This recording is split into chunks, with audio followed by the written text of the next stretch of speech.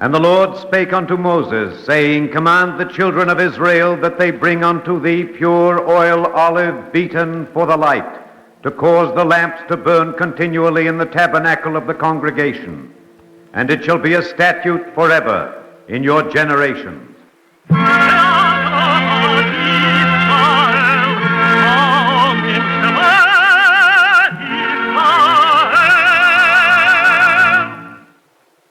The eternal light.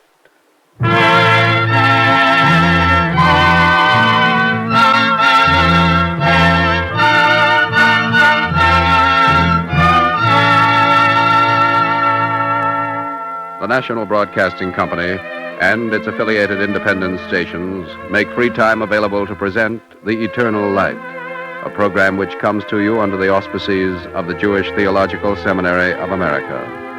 Our program today, It's a Long Walk to Jerusalem, was written by Mark Siegel. It is based on a story written by Miriam Bly Grotto entitled 1 Foot from Yemen to Israel. The program is presented in celebration of the 8th anniversary of the establishment of the State of Israel.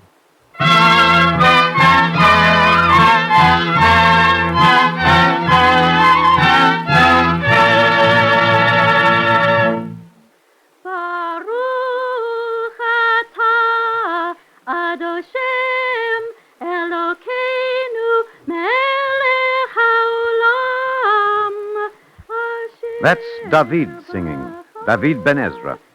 When I hear his voice, something happens to me, something indescribable.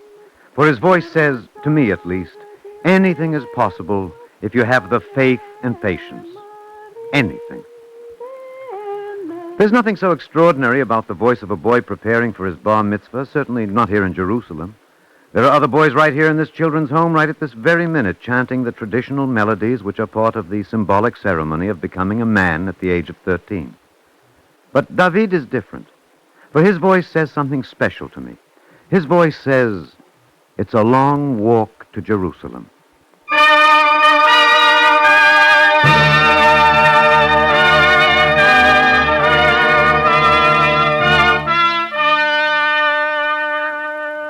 Until one night 8 months ago, David Ben Ezra was not known as David Ben Ezra. He was Daoud Damari, one of 6 sons and daughters of an Arab family living in the city of Damar in the feudal land of Yemen.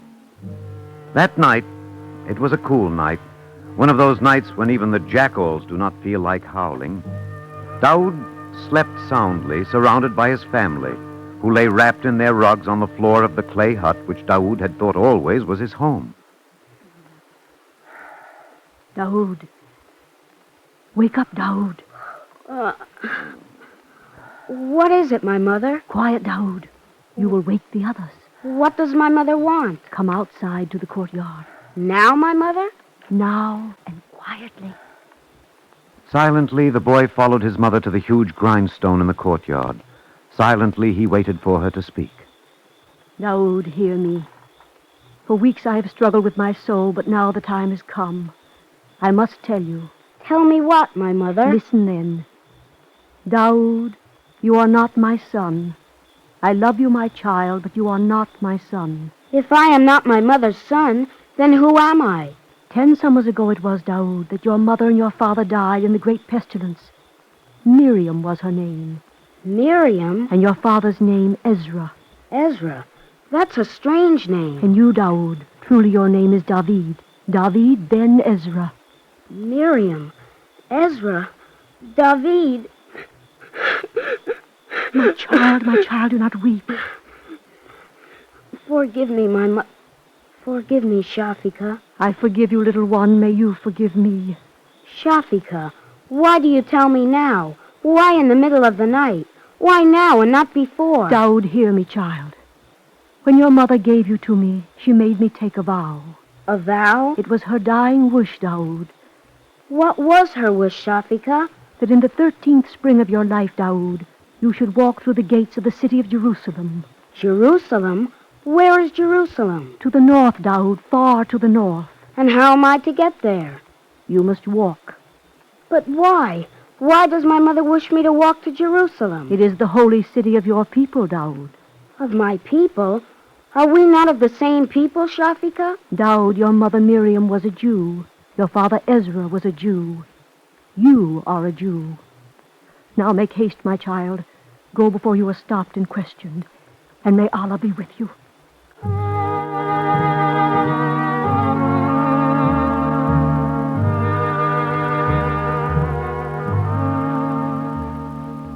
"8 months ago it was in the city of Damar in Yemen that the woman Shafika, weeping silently, pressed a few denarii, all that she had, into the palm of David ben Ezra and sent him forth into the night. In his arms she placed a sack of food she had prepared, and across his shoulders the only shawl she owned. And around his neck she fastened a small chain, and from the chain there hung a little six-pointed star of gold, the only legacy of David's mother Miriam.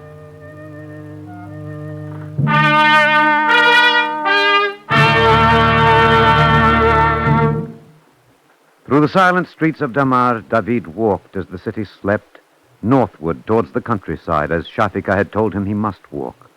Northwards, fingering the six-pointed star which Shafika had told him would protect him. Northwards, a 12-year-old child thrust abruptly into a new and frightening world, struggling with questions he could not answer. What was my mother like? Was she beautiful? Why did she want me to go to Jerusalem in the 13th spring of my life?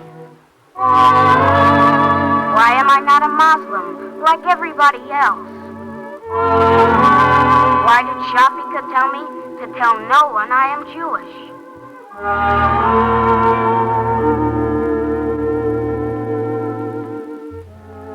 A 12-year-old boy in Yemen must have lived as a Jew to know why it is unsafe to say he is Jewish. David did not know that in his native Yemen, Jews must live below the level of the streets, so that under no circumstance may a Jew look down upon an Arab. All that David knew was that Shafika had told him he must fulfill his mother's dying wish. He must walk to Jerusalem. At first, he asked those he met, How far is it to Jerusalem? but no one seemed to know. Soon, David's question changed. Which way is it to Jerusalem? Still, he found no one who could answer. And finally, his question became more general. Which road goes north?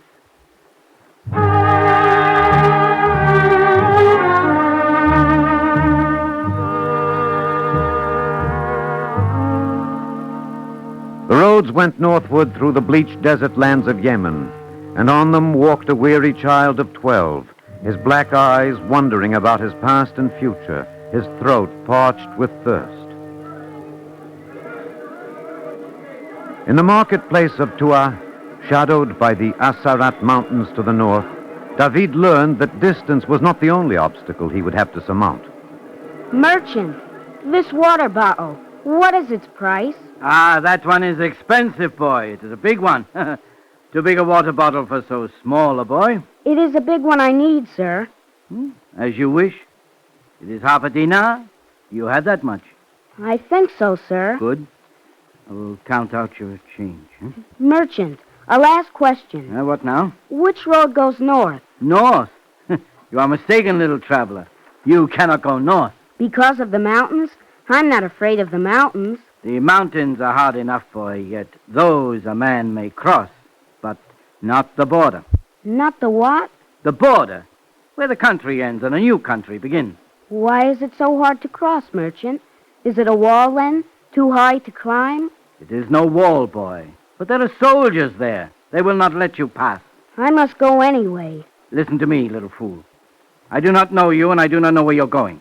But do not try to cross the border. If you will give me my change, sir. Do you know what is done to those who are caught trying to smuggle themselves across the border? No, sir, I don't. But if I may have my The change... punishment is chopping off. Chopping off? Of what? A hand, an ear, a head, what does it matter? That is the punishment. Hey, boy, wait a minute. Where are you going? Come back, boy! Come back! Come back!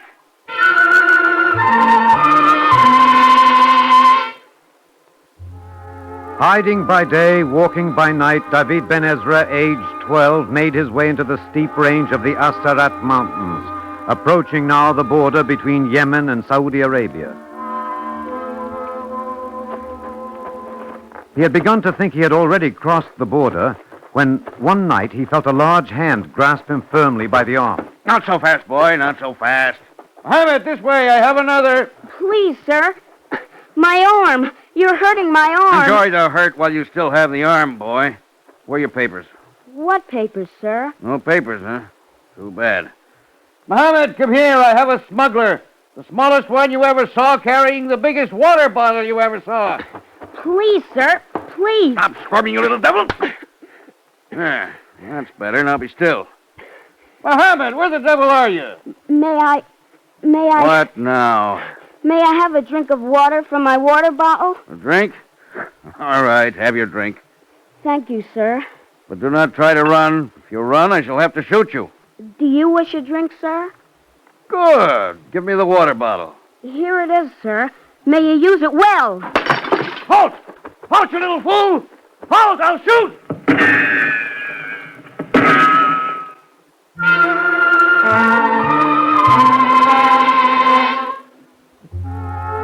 He was not wounded. He had crossed a border. He had learned that he must use guile if necessary to survive. Again, he turned his face northward towards Jerusalem. It was 3 months after he had left Yemen that David Ben Ezra stood begging on a street in Taif in the kingdom of Hejaz, his hair long and matted, his feet raw and bleeding, his clothes in tatters.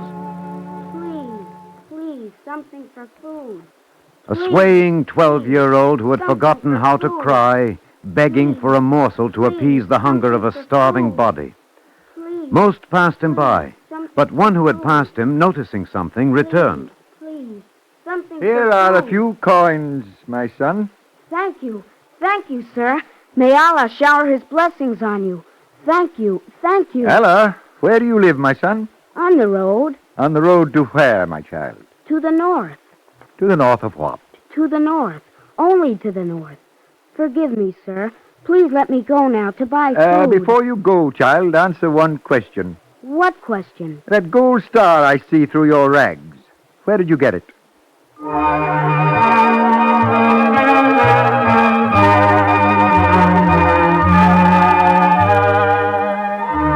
The stranger took David to his house. With his wife, he nursed the boy back to health, and with his wife, he taught David about his people.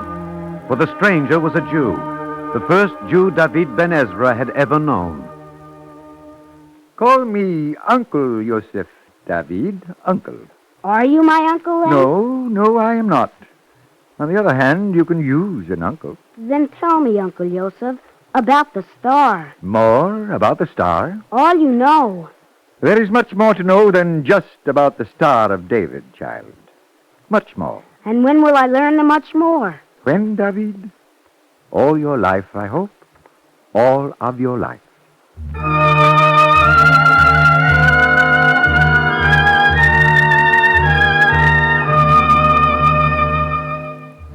The days passed, and the child grew strong again. And a day came when he stood before the stranger who was no longer a stranger, and said, It is time for me to go, Uncle Yosef. and the stranger who was no longer a stranger, who was 6 times David's age, sat down and tried to reason with him. David, we aren't going to let you go. It would be better for you to stay with us. But I promised Shafika, and soon it will be spring, and my mother... I know, child, I know, but it is still far to Jerusalem. It can't be very far now. It can't. It is, David. Very far? How far? Can you remember how far you have come, David? Yes, I remember. Then listen to me, son. From here to Jerusalem, it is farther than the distance you have already walked.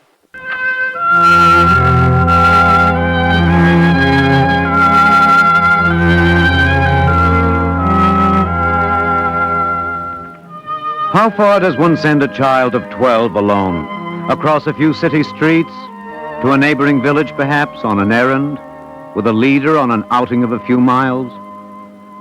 David Ben Ezra had walked alone 600 miles. Between him and the city of Jerusalem were still 850 miles of desert and mountainous terrain.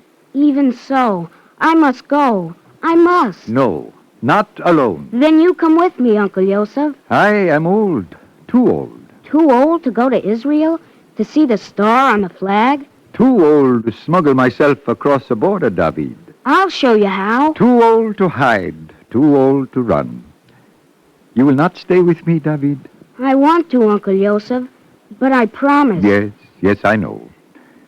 If you will not stay, David, let me think how you are to get to Jerusalem. Let me think and make a plan.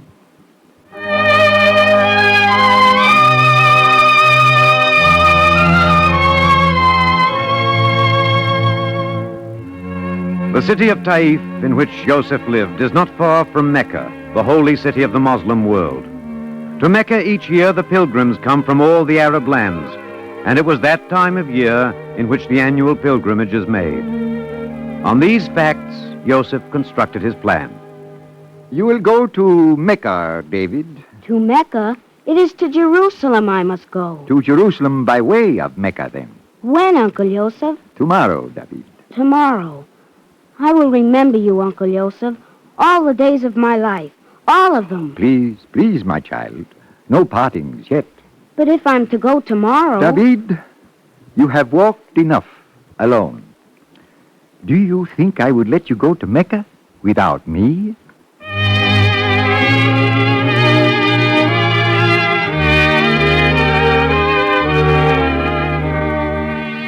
Together they walked from Taif to Mecca. Mecca, crowded by Muslim pilgrims from all of Jordan and Arabia, from Iraq and Iran, but more important for the plan, also from Lebanon and Syria. To a part of the city where the Syrian pilgrims hawked their goods upon the streets, Joseph the Jew led the 12-year-old boy David, looking for one who would fit his plan. Knives of steel, good knives of steel, cheap knives of Peace, steel. good pilgrim, peace. Peace unto you, my brother. Feel the blade, my brother. I'll let you have it cheap. It is a good blade, but I do not need one. Then why do you stop me? To ask from what land you come to our holy Mecca. From Syria, my friend, from the city of Damascus. From Damascus? Then you are the very one. The very one. My brother, it is fate that leads me to you. Fate? It may be so, but for what purpose? This boy, whom I hold by the hand, is also from Damascus. And what has that to do with me? Go, old man, and leave me in peace. Knives of steel. My brother, listen to me. I will pay you well. Pay me for what? For the act of mercy you will perform. This boy, his parents perished in the fire which swept the mosque but yesterday. Will you take him back to Damascus with you? It is enough for me to care for my wives and my many children. I will pay you well. More than you need to feed him. Is he strong? Are you a strong boy? You're not sick? I am not sick, sir. Can you care for a camel? Oh, yes. Yes, I can care for a camel. That's a long way to Damascus, boy, and the camels are for the women. Are you sure you're strong enough to walk? Strong enough to walk? Oh, yes. Yes, I'm sure I'm strong enough to walk.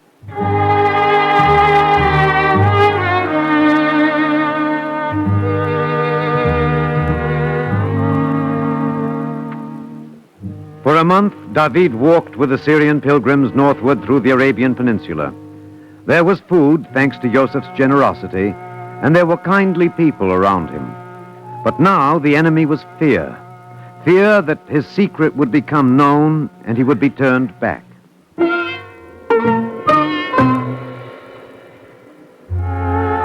In the 6th month of his journey, David Ben Ezra crossed the border of the Kingdom of Jordan with thousands of Muslim pilgrims.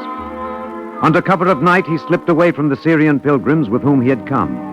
Under cover of night, he began to walk the width of Jordan. And now the words he spoke to himself were words of hope.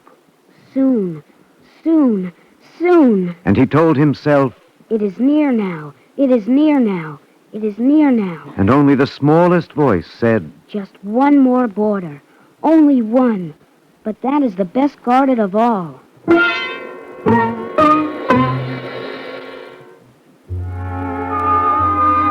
It was to the city of Aqaba that he went, as Joseph had told him he must. And one night in the 7th month since he had left the land of Yemen, he crouched on the rim of the Gulf of Aqaba and looked across the dark waters to the lights of Eilat in the land of Israel. Oh, Mother. Oh, my mother. Help me now. Silently he waited till the last lights of Eilat were gone. And then David Ben Ezra began to run, as fast and as silently as he could. His mouth went dry and his heart pounded inside his small chest, and he clutched the gold star at his throat, and his voice raised itself in a prayer. Not the last border. Please, not the last border. And as he ran, he remembered to whom he prayed. He remembered the words the old man Joseph had taught him. Please, not the last border. Lord God of Israel, not the last border. For more than an hour he ran, until he was almost sure he had reached the land of his fathers. No. Oh, no. Oh, no. Please, please, Almighty God. Not to that moment did he see who pursued him. Not to that moment did he see the flag flying from the guard tower. A flag with the Star of David. Here! I am here! This way! This way! This way!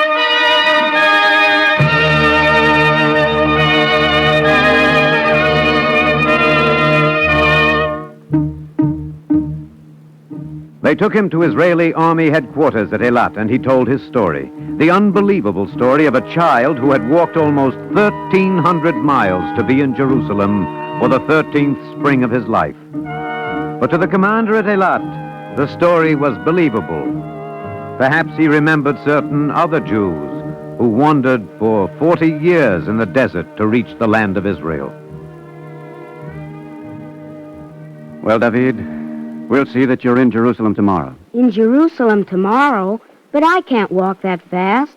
Your little walk is over, son. We'll send you there by jeep. Jeep? An automobile, David. You'll ride to Jerusalem. But I don't want to ride to Jerusalem. I must walk to Jerusalem. You must... Why? Because that was my mother's wish, that I walk to Jerusalem. David, your mother didn't mean that you had to walk. She meant that she wanted you to be there. Shafika told me. She said walk. I want to walk the rest of the way.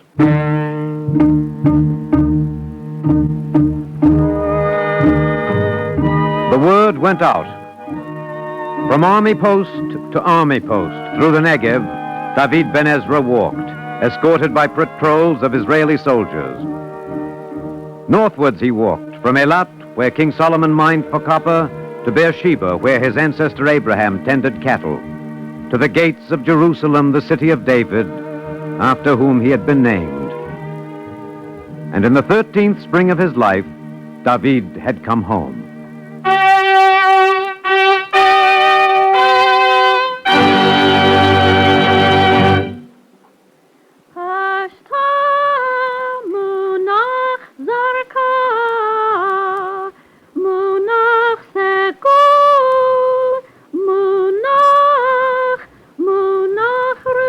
It is a true story, and when I hear his voice, I think always it's a long walk to Jerusalem.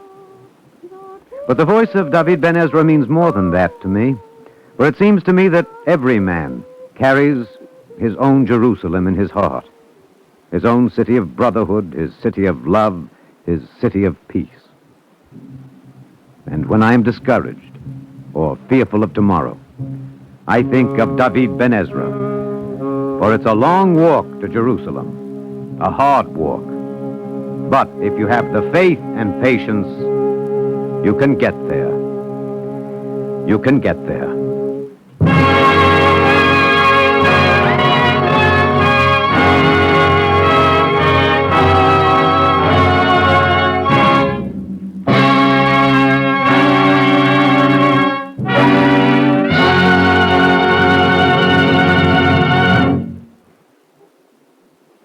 And now we take great pleasure in presenting Dr. Harry Orlinsky, Professor of Bible at Hebrew Union College, Jewish Institute of Religion in New York City. Dr. Orlinsky. It was indeed a long walk for David from Yemen to Jerusalem. Yet to those who have studied the Bible and Jewish history, little David's walk is not really surprising or unique. As David's story was unfolding, I was reminded of another walk that the pitiful but proud remnants of a once great sovereign people made just about 2,500 years ago, the trek of a few thousand Jews in Babylonian captivity. Unable to contain themselves in a prosperous and sophisticated land, now set free by the Persian government of Cyrus the Great, they set forth along the Fertile Crescent from the land of their Babylonian exile to the land of their Judean fathers. For them, too, there were barren mountains and parched valleys, birds of prey and thirst. But faith and patience can surmount much. The prophet Isaiah knew this when he exhorted his fellow Judean exiles in the famous chapter of consolation to prepare for the return to Jerusalem. He said, "A voice calls out in the wilderness, prepare the Lord's highway, make straight in the desert a road to our God. Every valley shall be lifted up, and every mountain and hill shall be made low." This was the first time in history that a conquered and uprooted people regained its sovereignty. And the long walk to Jerusalem was not to be achieved again by anyone until the Jews of Poland and Lithuania, of Russia and Romania, of the concentration camps, and the very doors of the crematoria accomplished once again this fabulous feat of faith and patience, this determined denial that they were but a fossil of an extinct society. On the eve of this 8th year of Yom Ha'atzmaut, Israel Independence Day, let all the peoples of the Near East understand that the long walk from Yemen to Jerusalem signifies literally also the long walk from feudalism to democracy, from slavery to freedom. Thank you, Dr. Orlinsky.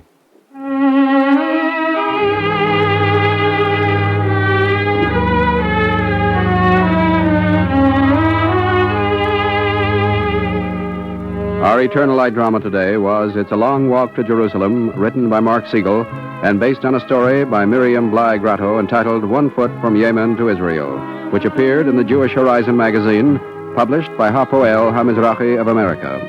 Today's broadcast was presented in celebration of the 8th anniversary of the establishment of the State of Israel. The music was composed by Morris Momorsky and conducted by Roy Shield. Cantor David Putterman sang the liturgical introduction. Featured in the cast were David Pfeffer, Abby Lewis, Burford Hampton, Louis Van Ruten, Edward Jerome, and Roger de Koven. The singer, Hannah Amsterdam Kligfeld, and the narrator, Alexander Scourby. This is Mel Brandt, and this has been an NBC Radio Network production, directed by Daniel Sutter. This weekly program is presented under the auspices of the Jewish Theological Seminary of America.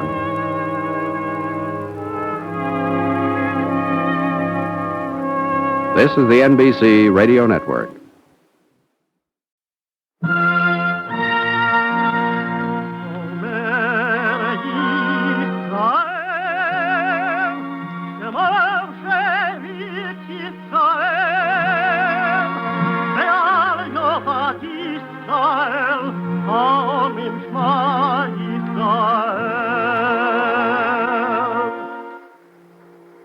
And the Lord spake unto Moses, saying, Command the children of Israel that they bring unto thee pure oil olive, beaten for the light, to cause the lamps to burn continually in the tabernacle of the congregation. And it shall be a statute forever in your generations.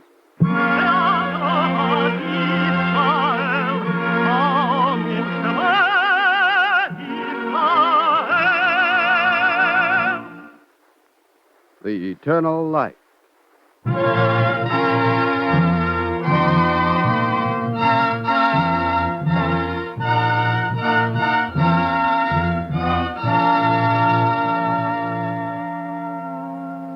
The National Broadcasting Company and its affiliated independent stations present The Eternal Light, a program which comes to you under the auspices of the Jewish Theological Seminary of America.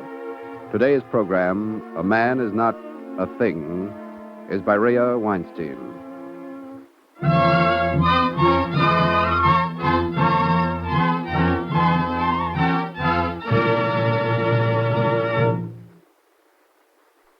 awoke, I knew the dawn had broken. Beyond the curtain and the blind and the shutter, I knew the sky was growing light. My wife was asleep beside me in the small, clean room of our hotel in Haifa. I don't know what woke me. It wasn't the heat. It would be cool for a few hours yet. Perhaps I was restless because I knew the ship was out there in the bay. It would dock in the morning. Yom Tov Shabbat was on that boat. Yom Tov and 740 more Moroccan Jews. From Casablanca by way of Marseille. I found his name on the passenger list at the offices of the Jewish agency. It was ironic that on the last day of our visit to Israel, I should finally find the man I'd been hoping to meet all along. I'd looked for him in every kibbutz, every settlement, every cafe we visited, and even on every bus we boarded. When we toured Jerusalem, I could hardly pay attention to what our guide was saying because I kept one eye open for Yom Tov. He had said he was going to Jerusalem, and I believed him.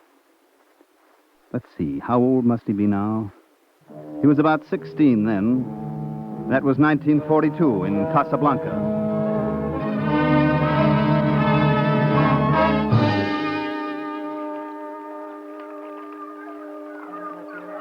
Casablanca, broiling in the sun, chilly in the shade. November 1942. The German army was expected. It was rumored in the ghetto that the Vichy French were preparing a welcome, a small courtesy that would endear them to the conqueror. A massacre of the Jews.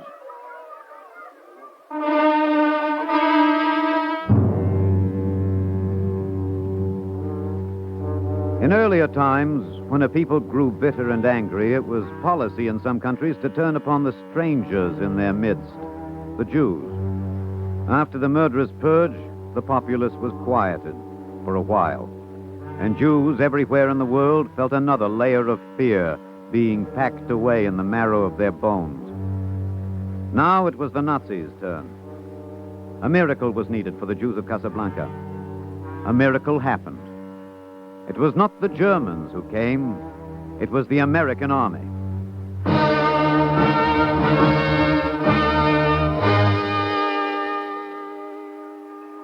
One day, some American boys went sightseeing. Look at that guy sitting cross-legged, playing his flute. Just like in the movies. He's selling something. What is that stuff, I wonder? Spices, I think. Look at him. A bundle of rags and bones. He's just a kid. Don't you wish we could talk to him? Maybe we can. How? Can you speak Arabic? What makes you think he's an Arab? This is the Mellah, the ghetto. You mean he's a Jew? I don't know, but they say when you're in a foreign country and you don't know the language, try Yiddish. Johnny, you're a genius. Let's try it. Hey, boy. Fella? Hey, mister. What do you call these guys, anyway? Search me. Try, hey, you. Okay. Hey, you. Good? Comment? Comment? Hey, that's French. How's your French, Al? Terrible, like my Yiddish. You try, Johnny. Wait a minute. Yiddish isn't their language. These are Sephardic Jews. Well, what then? Maybe Hebrew, French, Arabic, I don't know. Well, let's try. Sholem Aleichem. Shalom. Shalom. Shalom. Hey, we're getting someplace, Johnny. Ami Yehudi. Yehudi. That's it. He understands. Israelite? American? You bet your life.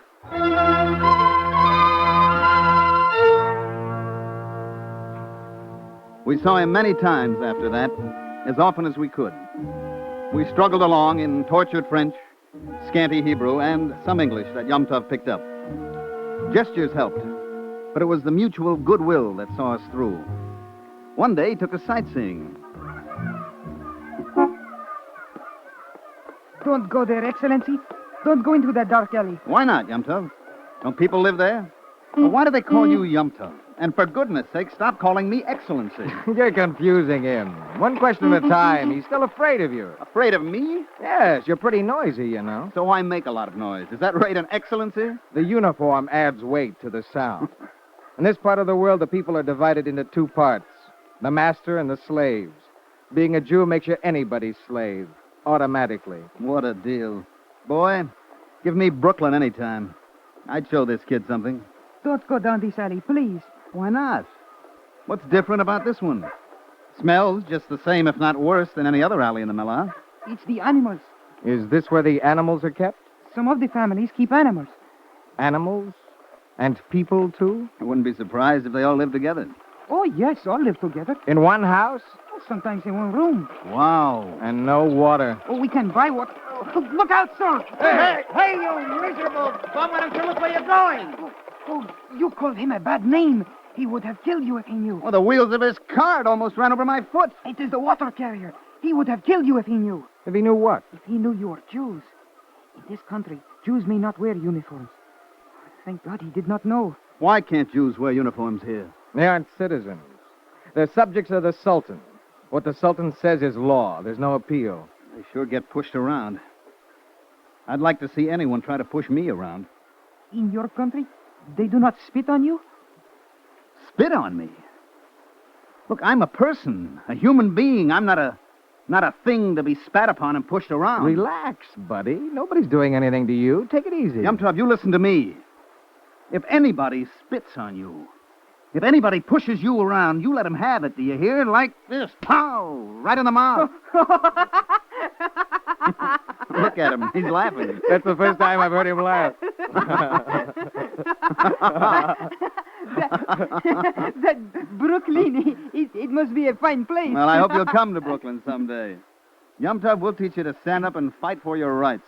Fight? With a gun? No. No gun. Maybe with a vote. A voice and how things should be run for your own benefit. Yom Tov doesn't have to go to Brooklyn. He can go to Palestine if he's looking to stand up and fight. There's plenty of fight there. I don't care where he goes, so long as he doesn't get pushed around as if he were a thing. He's got to learn that he's a man. A man is not a thing. Look, the water carrier has sold all the water. You mean you have to buy it? Yes, by the skinful. No plumbing, no sanitation. Don't remind me. Let's get out of here. Does it cost a lot for the family? Not so much. We are fewer since my father died. He was older than 30 years when he died. We use the water first for drinking and cooking, then for hand washing and prayers. Then the dishes are washed in it. Then my mother washes the clothes in it. Then she scrubs with it. Let's get out of here. Come on, this place must be hundreds of years old. Hundreds? You mean thousands. Jews have been in these parts since the time of the Second Temple. Fine. But this Jew is getting out right now. Yom Tov, can you take us to the newer part? There are new buildings on the other side. They say not more than 300 years old. Johnny, come on, will you? Let's get out of here. Wait! I want to ask Yom Tov something. Yes? Listen, Yom Tov. Have you ever heard of a stone, a rock, a big rock with carving on it, about a captain in King David's army? King David's army? The King David of the Bible. You read about him in Chumash. That's Palestine, isn't it, Johnny? No. I'm talking about Morocco, right here. There's a boulder somewhere in these parts with an inscription showing the Jews were a conquering army a couple of thousand years ago. There was a Jewish Berber queen, too. Oh, come off it, Johnny. Let's go. Yom Tov, would you like to come with us to see that rock? Aren't you forgetting something? We're fighting a war, you know. Don't you know there's a war on, fella? I know. Well, what are you going to do? Go to the general and say, please, sir, may I go off on a safari? If you don't make a big noise about it, maybe something can be done. We don't have to go by camel, you know. A jeep would bring us there in no time. Oh, no, you don't. You're not getting me mixed up in this. I won't go. Al, listen. We'll go to the chaplain, to Rabbi Mahler. I talked with him yesterday. Maybe he can make a pilgrimage. or something.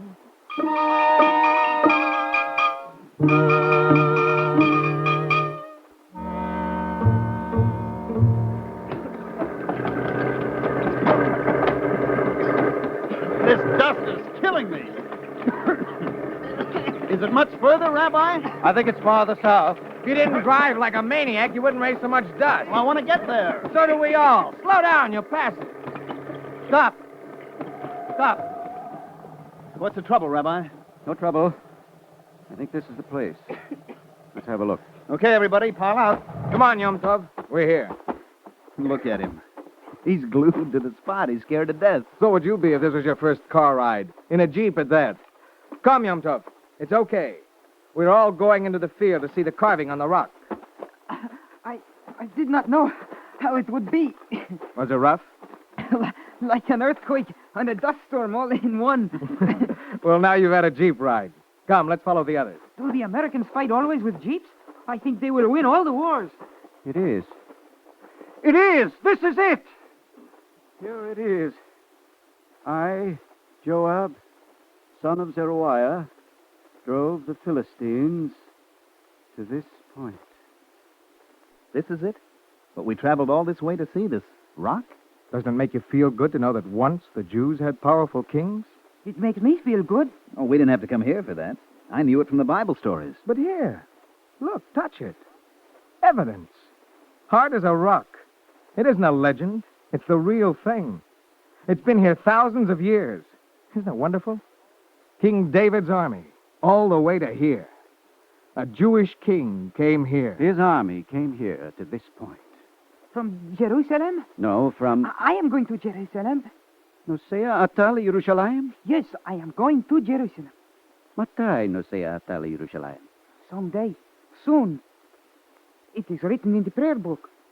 Every morning I say it. And my father said it. And all our grandfathers. What does it say in the prayer book, Yom Tov? Tell us. Sound the great shofar for our liberation. Raise thou the banner for the ingathering of the exiles, and assemble them from the four corners of the earth. Praised be thou, O Lord, who gathereth in the dispersed. You're probably right, Yom Tov. Someday you may go to Jerusalem. There is a Jewish king there? Not a king exactly, but perhaps someday a Jewish president. And that is even better. I will fall on my knees and kiss his hand. That will not be necessary, Yom Tov. You can stand up. The time is fast coming when a Jew can stand up in Israel. And the land will be flowing with milk and honey. Milk and honey. Milk and honey.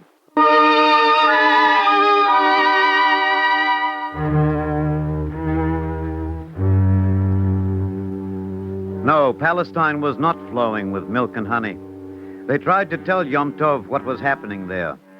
The Jewish men and women had thrown themselves into the war against Hitler with maniacal fervor.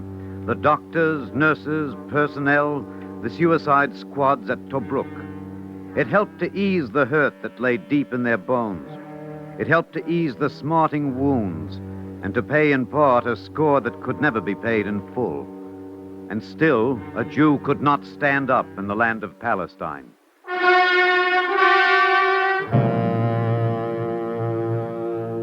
At last, the terrible war was over. The war was won. The Redeemer saw the face of the redeemed.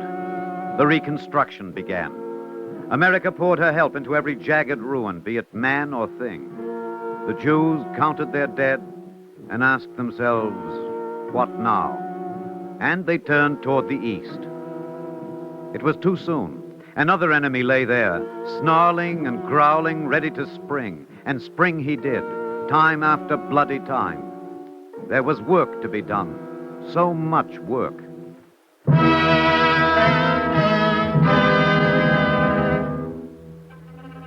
The years of bitter struggle bore sweet fruit.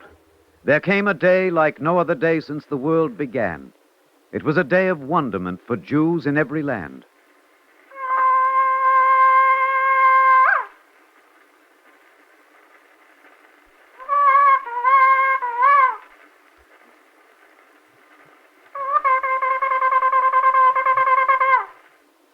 Tel Aviv, Friday, the 5th day of Iyar, 5708. May 14th, 1948, at 4:06 p.m. The Republic of Israel is born.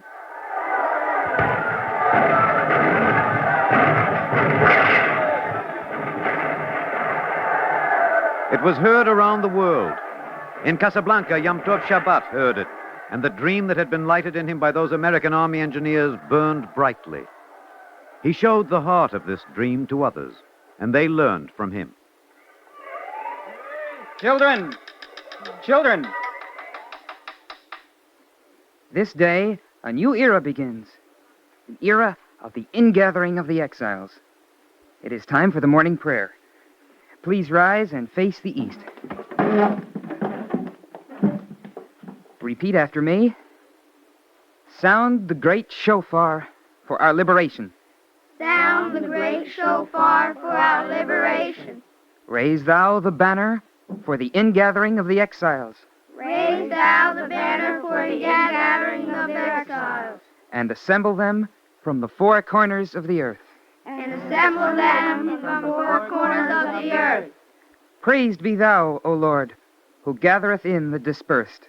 Praised be thou, O Lord, who gathereth in the dispersed.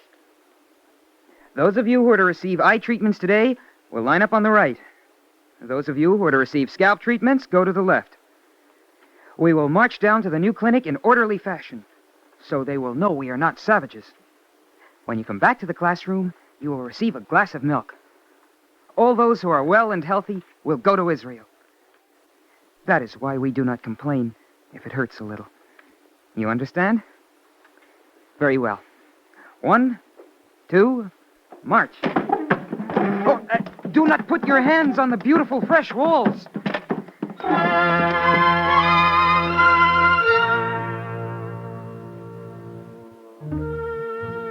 The American Joint Distribution Committee had established a health and welfare program.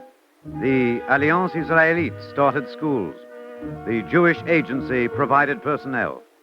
The Jews of North Africa were bridging a gap of 2,000 years. It was not an easy thing to do. A nurse in white uniform with a hypodermic needle in her hand was so very different from the native doctor in the hills who slit a baby's skin to let the malady escape. Had these people known what the years held in store for them, they would have learned faster, studied harder.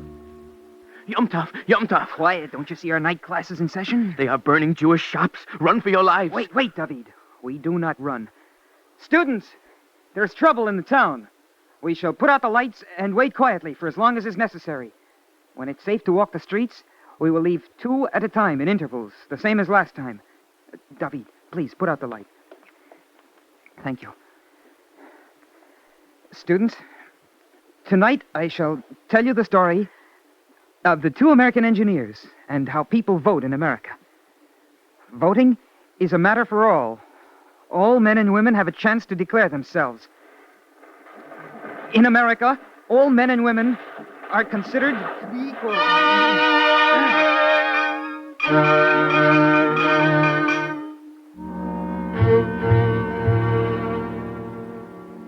When a Muslim and a Frenchman fight, a Jewish head gets broken. Naturally.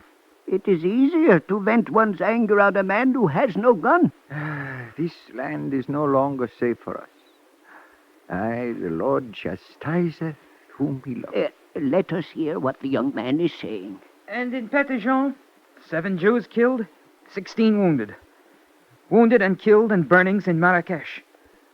In Masagan, 26 Jewish houses burnt.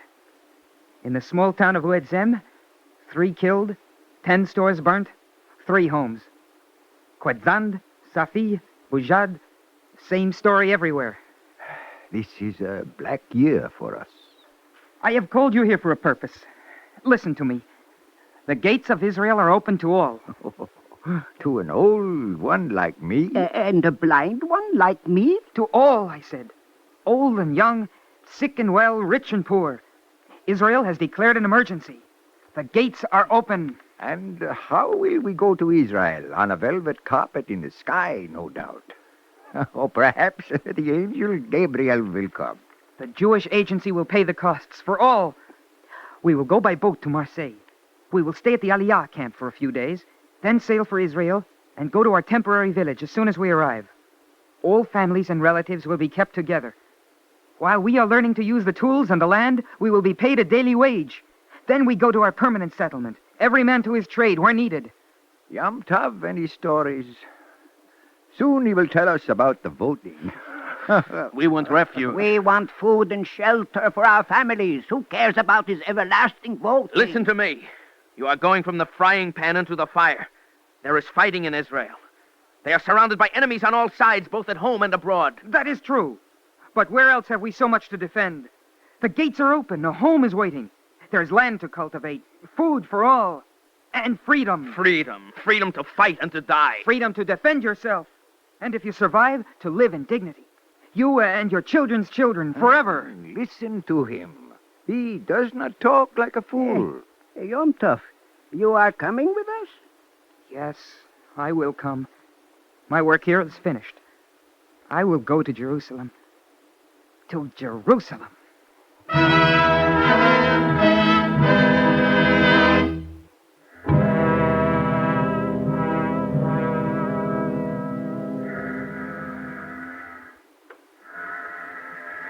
Darling, wake up. It's late. Hmm? Ruth? What time is it? Nearly 7 o'clock. The boat's coming in. There goes the construction crew. Off to the suburbs. Don't they ever stop building? Open the shutters, dear, please. Ruth, I mustn't miss Yom Tov. Hurry, honey, please. The ship will be there all day. No, today's Friday. They'll probably hurry the people through and load them into the trucks so they can get to Lahish early in time to get settled before the Sabbath. 50,000 North African Jews arrive in 1 year, and you're concerned with one refugee you hardly know. Yom Tov is not just a refugee. He's a pilgrim. And I feel I know him well. I know the heart of a pilgrim. Yes, I think you do. Oh, what a heavenly day. Look at Mount Carmel out there, shining in the sun. You'll look at it later. Come on. I wonder what your pilgrim will do here. Work? Fight? Let's ask him. Come on. I'm leaving. Goodbye. Meet me at the dock. Well, how'll you find him? I'll find him. I'll have him paged.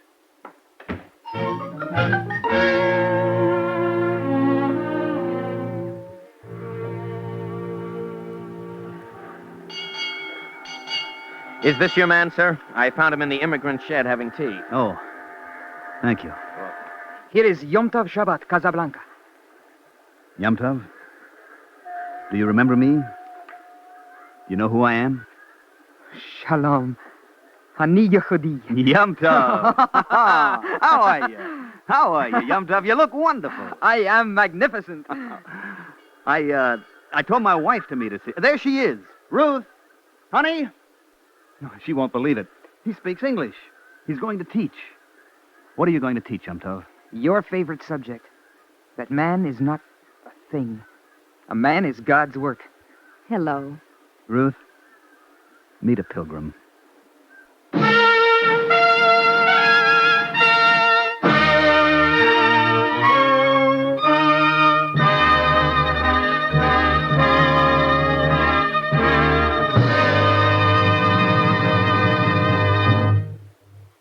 If you would like a copy of today's script, please send your name and address with 10 cents to cover the cost of postage to the Jewish Theological Seminary of America, 3080 Broadway, New York, 27, New York.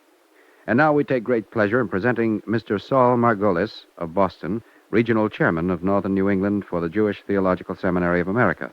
Mr. Margolis. A man is not a thing. Man is God's work. This line at the end of our Eternal Light story today points out so simply, yet so strongly, the fundamental fact which forms the basis of all human aspiration. Man is unique in God's creation. Each man on this earth was created with a purpose. We are part of a cosmic plan. This idea of the ultimate was discussed in the first book of the Bible, in the book of Genesis. And God created man in his own image. In the image of God, created he him. Man, then, is not an item, a commodity, a piece of goods which can be bought, sold, or otherwise possessed. We are unique. We are created in the image of God. This very concept is at the foundation of American law and action. In our history, we have evolved a way of life which directs us as individuals and as a people to translate this idea into a daily pattern of life. The central question today for Americans is this: how can we best transmit to the peoples of other lands that which we have developed in our own? The two soldiers in our drama today stand out as products of our way of life. Through talking, exchanging ideas, and just knowing the young lad in Casablanca, they pointed out the uniqueness of being a man, not a thing.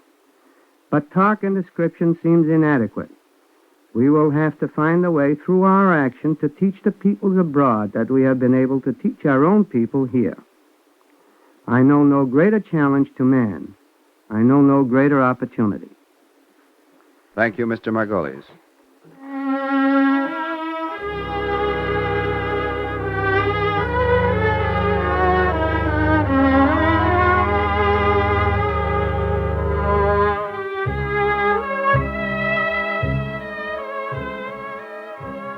Our Eternal Light drama today, A Man Is Not a Thing, was written by Ria Weinstein. The music was written by Morris Momorsky and conducted by Roy Shield. Cantor David Putterman sang the liturgical introduction. Featured in the cast were Mandel Kramer, Edward Asner, Ronald Liss, Roger DeKoven, Bob Hastings, Edwin Jerome, Guy Rep, Billy and Bert Harris, and Rita Lloyd. The narrator, Alexander Scorby. This is Mel Brandt. This has been an NBC Radio Network production, directed by Daniel Sutter.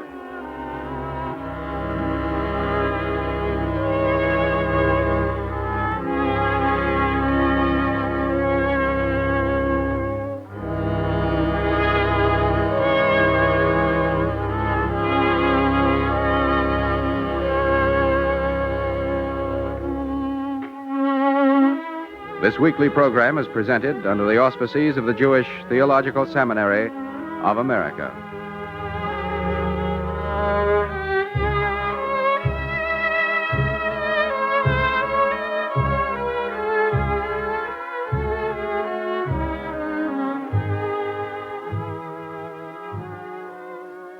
This is the NBC Radio Network.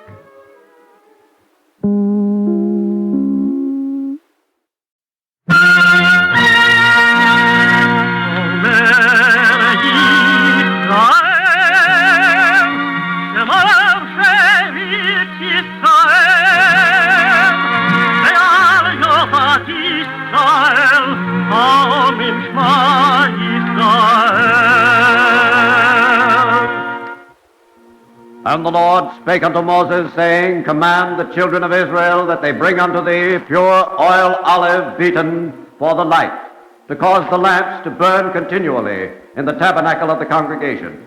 And it shall be a statute forever in your generation.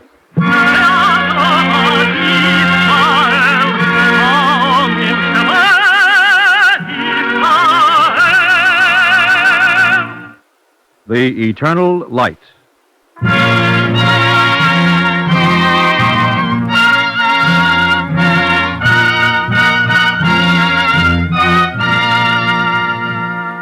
The National Broadcasting Company and its affiliated independent stations present The Eternal Light, the program which comes to you under the auspices of the Jewish Theological Seminary of America. Our program today, The Ceder and the Reed, was written by Peter Barry.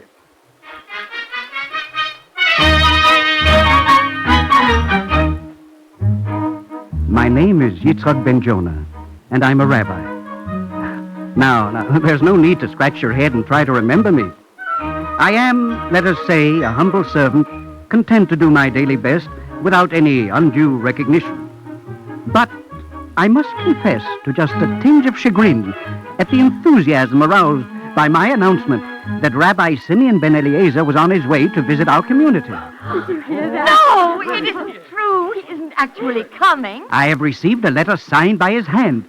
He arrives tomorrow. Oh, blessed day. How we shall be honored. I. He is a rabbi of the highest renown. At last, a truly great man shall walk amongst us. You will instruct us in our manners, will you not, Yitzchak Ben Jonah? I'm quite sure he will expect no more of you than that you conduct yourself with seemly and reverent deportment. Rabbi. Yes? Is there something the matter? No. There's nothing the matter at all.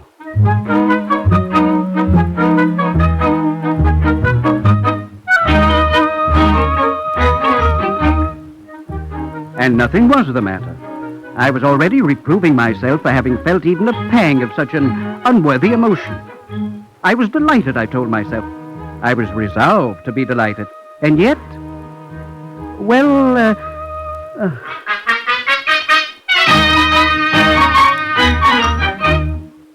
At all events, the village bestirred itself with desperate haste to make ready for the celebrated visitor. The next day was beautiful, as Rabbi Eliezer and his scribe, Judah ben Gamaliel, had slowed their donkeys to an ambling walk as they skirted the road leading to the village. Could anything be less than lovely on such a morn, Judah? Alms, good sirs, and Lord and masters. What was that? Give alms to the poor ere you journey forth hence, and heaven will reward you with youngsters and friends. It is a baker yonder at the roadside, Ben Eliezer. See him raising his hat? I see. Alms, good sirs, and Lord and masters. Your question is answered, master. There can be unlovely things on the fairest of mornings. Verily in truth. Amazing how ugly the children of our father Abraham can be. What have I said? Rabbi, what ails you? Need you ask? Well, you've gone pale as death. I pale at the callousness of my own tongue. Well, you have said nothing untrue. Heaven knows he's not a pretty sight to look upon. And heaven knows as well that he is a man, created in the image of the eternal goodness. Help me down, Judah. Down? Wherefore? Is it not apparent? I must beg this poor soul's pardon for my heedless words. But he heard them not. It is enough that I have heard them. But Ben Eliezer... Judah, help me down. Alms, my lord, alms, good sirs, alms for a poor but honest... My friend. Huh? Forgive me. What say you? I say, forgive me. Upon what cause do you say to a perfect stranger, forgive me? I have wronged you greatly. You have wronged me. I never laid eyes on you before. Nay, but when I laid eyes on you just now, I spoke to my companion yonder, saying, amazing how ugly the children of our father Abraham can be. Well, so what of it? What of it? Perhaps you heard not what I said. I heard, and what of it, say I? Think you it's news to me that I'm ugly? The world has scarcely made a secret of my ugliness. I do not truly think you ugly. Well, then you must be blind, or mad, or both. See here, old man, I'm well known round about as Mesha, the homely one. You are known as such? Aye. By whom? Why, by all the people of my village. As another man is Udal the shoemaker, or Mihoel the baker, I am Mesha the homely. And you tell me this without resentment? Resentment? Why should I resent it? Is it not true on the face of things? Truth, my brother, lies rarely on the face of things. I don't know what you mean. Is it possible that human dignity can be so buried? I'll be gone now, will you, and let there be an end to this. I will go when you forgive me, Mesha. There's nothing to forgive. But there is, and I humbly beg your mercy. If you'll put a few coins in my hat, then I may see my way clear to do whatever you want of me. My purse is yours, Mesha, but what I want cannot be bought or sold. Forgiveness of man by man is a thing that is freely given. So, all that I get from you is talk, is that it? Please. On your way. Hearken. I've hearkened enough. Now, go and leave me be. Say that you forgive me. Look, I'll say to you that you have not wronged me, so let that suffice. How can it suffice when I know that I have? It cannot be that you have. If you wrong me, why, then I'm wronged by everyone, every day I live. And that may well be true. No, I'll hear no more from you. What right have you to come interrupting a man in an honest day's begging? Out of my sight, say I. Forgive me first for my foul transgression. If it be so foul, I'll not forgive you until you go to the artist who made me and say, how ugly is the implement you've made. Mesha. And furthermore, if you won't move, I will. Oh, wait, brother, wait. Rabbi! Tell me I'm forgiven. Oh, will nothing discourage him? How far will you go with this, Ben Eliezer? As far as I must. Peace, let him go his way. He has gone his way too long. I beg you, my son, forgive me. Not to save your life. I urge you. Put the hope from your mind. I plead. I beseech. Is it not enough that you have wronged me as you have? Will you not at least stop hounding me? Not save you pardon me.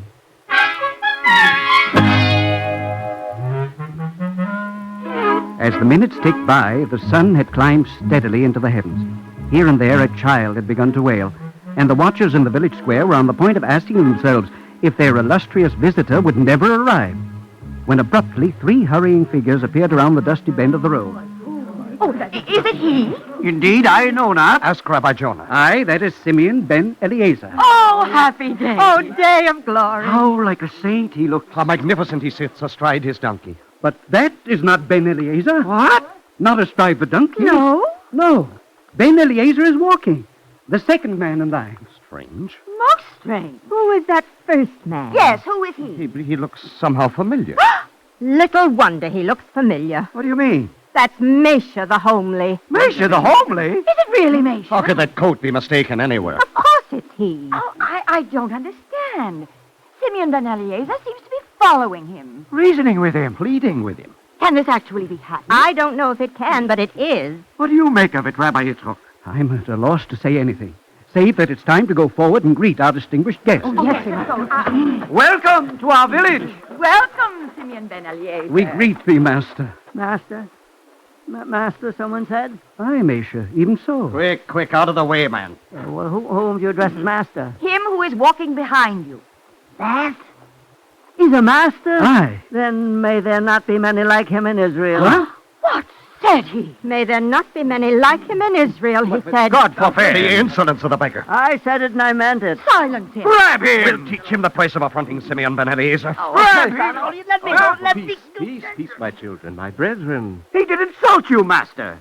If you would serve me, let him go. But he... Oblige me in this, my good brother. Well, now, maybe you're the ones with ought to learn. Shall he utter such evil and go unpunished? If there be evil here, 'tis of my doing. Yours.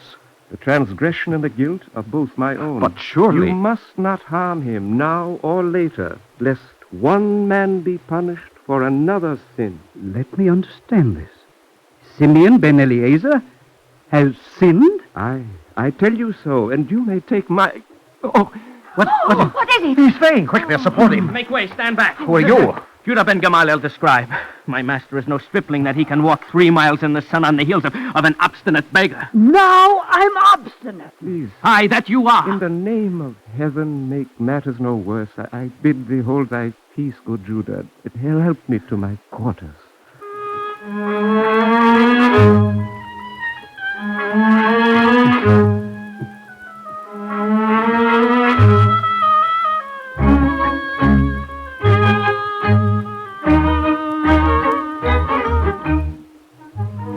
It was scarcely the arrival we'd envisioned.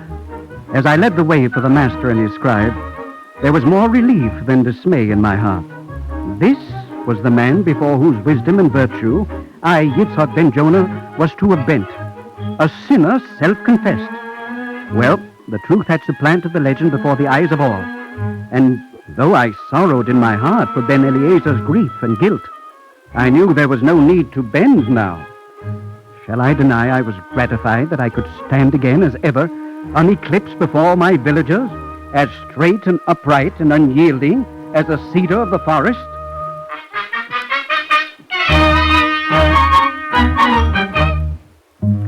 Such were my thoughts as I saw Ben Eliezer safely disposed on a couch in his quarters, and turned to take my leave.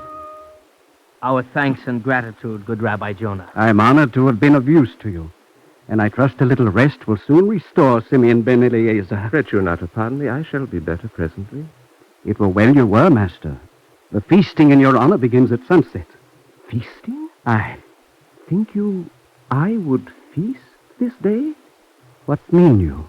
Surely you would not turn away from the hospitality of these good people. Surely a man shall not feast when his lips are bitter with the salt of unworthiness. I say you err in this. Say you so, Judah? I say you forget yourself and your bounden duty. My duty? To go amongst the people and to teach them. Is this not your sacred task? Aye, it is. And do I not teach them better this way, by precept of my penitence? If I may say so, the villagers anticipate with much pleasure the honor of breaking bread with you. And I can think of one villager who would find little pleasure in breaking bread with me, brother. Who? Your neighbor, Mesha. Mesha? Aye. He would not break bread with you in any case. Oh, would he not? He is not invited to our gatherings. Nay? Nay. Therefore, will you not reconsider and sit amongst my flock? My thanks, but no. Consider the example I would set by exhorting them to virtue, while I, the teacher, feast myself unforgiven. Unforgiven? Aye. You are still intent that beggars shall forgive you? There shall be no feast for me unless he does, Judah, son of Gamaliel.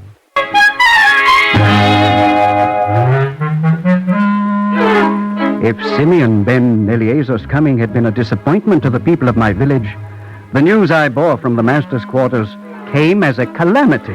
He will not feast with us, say you? Nay, he will not, says he, unless Mesha the homely forgive him this transgression he's committed. Why then let him forgive it, and at once? He is not so disposed. How dare he be disposed or undisposed, that squint-eyed, potato-nosed monster? Peace, my children. Were Mesha twice as ugly as he is, if such a thought is possible, he still would have the right, when deeply injured, to grant forgiveness or withhold it. But does he not know that by his obstinacy he deprives us of an honor that may not come again? What does he care about our honors?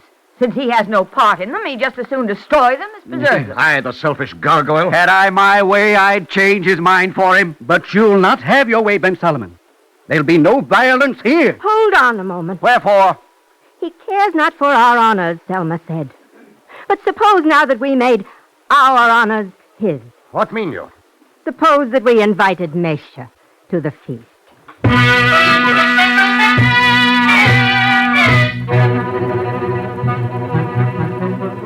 At first there was only silence.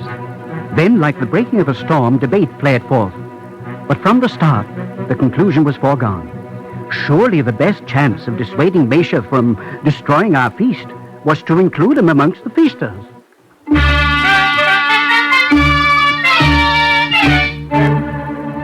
When the delegation approached, he was sitting in the doorway of his hovel, sorting rags. But he looked up with sharp-eyed distrust as I issued the invitation. And what's your purpose, friends? Purpose? What do you mean, Mesha? You know what I mean. What do you want in return? Why, nothing at all. Nothing. Of course not. We like you, Mesha. You like me. There'll be sweet fresh figs and a cask of wine, and we want you to enjoy them with us. Oh. And, by the way, we'd be pleased if you'd forgive Simeon ben Eliezer. Oh, by the way, that's your cause and your reason. Of course, I should have known. Well, I'll tell you now, and I tell you clear, I'll forgive him when I get ready. But, Mesha... Your feast, you can take your feast with my blessing. Do you think I'm a creature who's to be bought for a handful of figs and a cup of wine? Now, see here. Hold your impudent tongue. Don't offend us too far, I warn you. In the name of mercy, stop this thing. Mesha does not offend us. It is we who have offended him.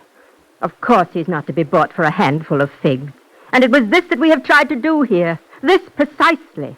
As if he were not a man with a right to make choices of his own. If he's a man, then let him act like one and forgive Ben Eliezer. Let him act like one, you say.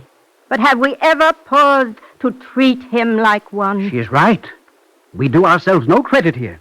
Besides, Mesha has made it clear that he will not forgive Ben Eliezer.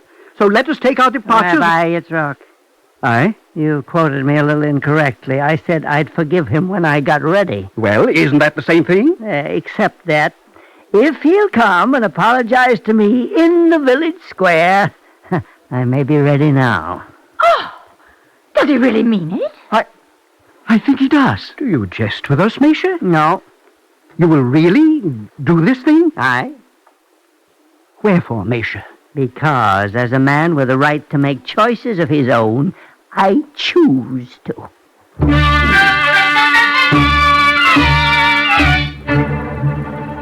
And Simeon ben Eliezer apologized to Mesha the beggar.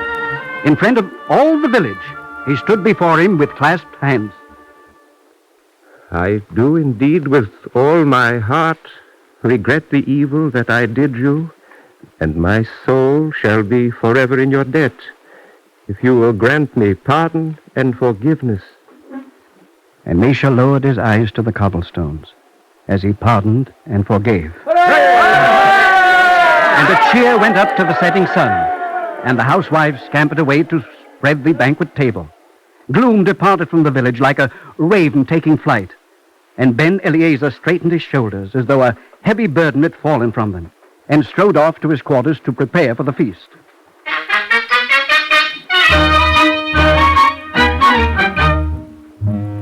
It was then that I noted Mesha standing apart and by himself, and suddenly the need to know the truth laid an irresistible hand on me.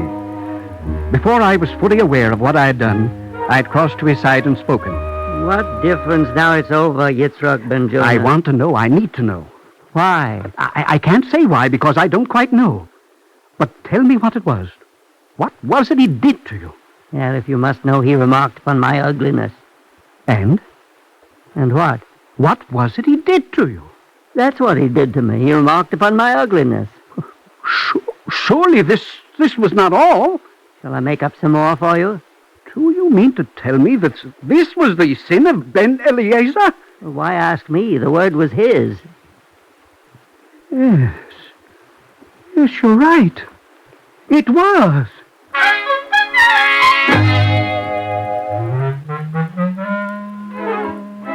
I turned away from him and hurried down the street to the master's quarters. When I entered, Simeon Ben Eliezer sat on the couch, studying a yellowed scroll. And at my words, he glanced up, his brows drawn together in a troubled furrow. So he told you of my transgression. Aye, but... And you have come to chide me for it. On the contrary, I've come to set your heart at rest. Oh? What you said of the man has been said 1,000 times and more. His nickname, Master, is Mesha the Homely. This I know. You know? Aye. But how shall it set my heart at rest? What I did was nonetheless an error, was it not? If every common man may say a thing, is it an error if the great and lofty Simeon Ben Eliezer says it also? Aye, it is. But wherefore? It is the burden of a man upon whom the people look as a leader to realize that the greater he grows in their eyes, the greater are the errors of his making. By reason of his own dimensions, he lends them stature. I see you clearly now. And I question that your virtue ever was or shall be much endangered. It shall be endangered, my good friend, in the instant that I cease to question it. The truly virtuous are truly vigilant, realizing the power of their words for evil as well as good, and the greater their wisdom, the less tolerant are they of their own departures from righteousness. But surely you are too intolerant of your own. How unrighteous can it be to repeat a thing all men say? Does an evil thing become less evil merely because it is a custom? Shall I condone a wickedness within myself on the grounds that it exists in other men? When I fall short of my own insight into life, then do I count myself a sinner. I could not, by any means, have done what you have done. I would have perished to have so humbled myself before a capricious beggar, to plead and bend before him. Have you a fear of bending, then, my son? I feared your coming, lest your brilliance should, by contrast, dim my little light. I feared you would eclipse me utterly in the eyes of my small flock. I feared to humble myself before you. Had you no fear of bending so low in the sight of all the world? I shall begin to fear, brother, only when I cease to bend. How mean you? I mean your fears are of the kind that lead a man into the endless wastes of fearing. My son, fear not to be as supple as the reed, but fear you like death, the rigidity of the lofty, upright cedar of the forest. Even though the four winds of the world ride forth, the reed bends with them and straightens when they have passed. And the end of the reed, it is considered worthy for the making of the pen that writes the Torah. But the cedar, in the wind's full blast, is uprooted, hurled upon its face, to lie in devastation until the coming of the woodsman and his axe. Bend you with the reed, then, and bless the Lord that you may do so. The feast, I think, is spread, Yitzhak ben Jonah.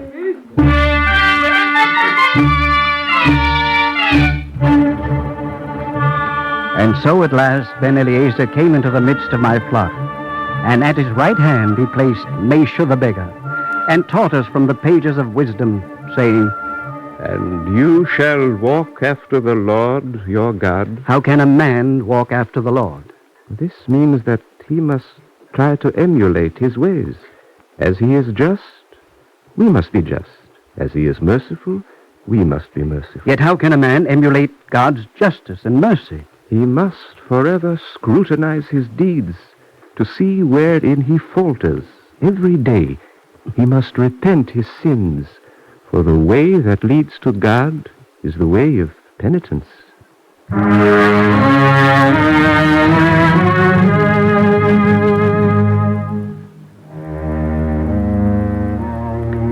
And Mesha listened like a child, bright and eagerly. And as I watched, I realized with a surge of my heart that Mesha's ugliness had all but disappeared.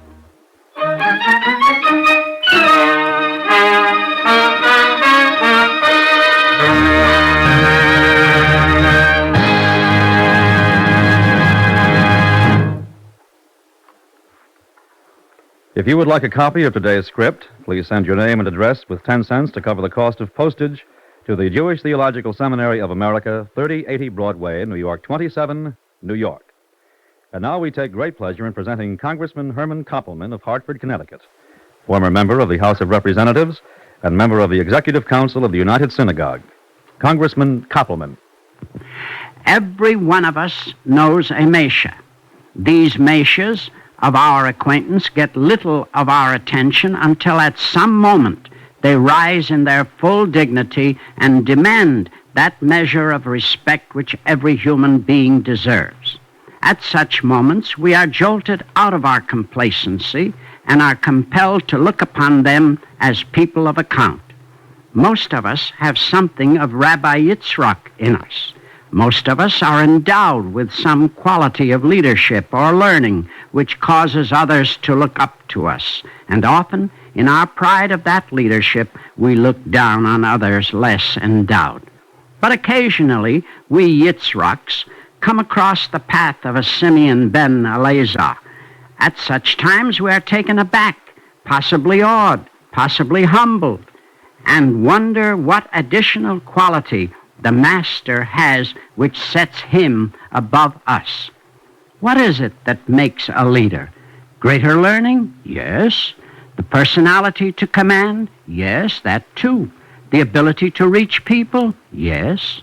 The capacity to take advantage of opportunity, to see ahead where opportunity leads? Yes. This also is a quality of great leadership. But there is something more. It is the acknowledgement that every person has dignity and is entitled to respect and love. Respect and love, not alone for what he does, but for what he is. It is not sufficient that a leader set an example by his conduct and his deeds. A leader must have the ability to analyze himself, to recognize wherein, within himself, he might fail to live up to the standards he would set for others. He must know that his thoughts and his intentions are as important as his words and his deeds. If a man would be a living image of God, he must be able to look inside himself, to answer to himself for every thought. His fellow men will judge him by his words and deeds, but only he himself knows whether his thoughts will stand the test that God would make. Thank you, Congressman Koppelman.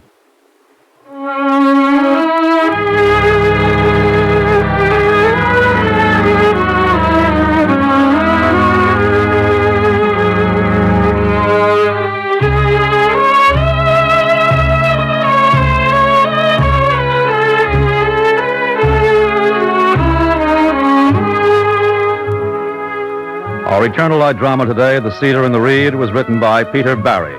The music was written by Morris Mamorsky and conducted by Roy Shield. Cantor David Putterman sang the liturgical introduction. Featured in the cast were Guy Repp, Gregory Morton, Edgar Staley, Vera Allen, Roger DeKoven, Eleanor Phelps, Robert Hastings, and Bert Cowler. This is Bill Hanrahan speaking.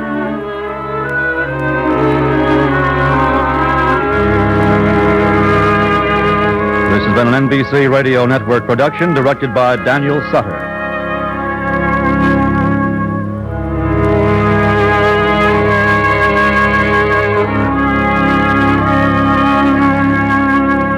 This weekly program is presented under the auspices of the Jewish Theological Seminary of America.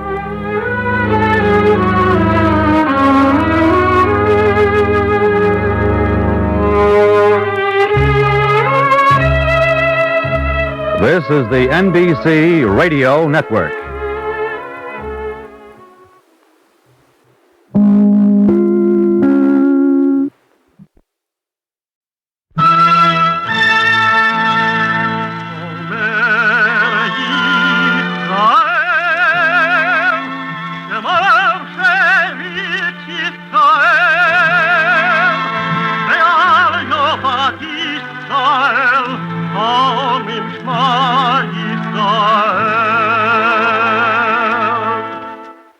And the Lord spake unto Moses, saying, Command the children of Israel that they bring unto thee pure oil olive, beaten for the light, to cause the lamps to burn continually in the tabernacle of the congregation. And it shall be a statute forever in your generations.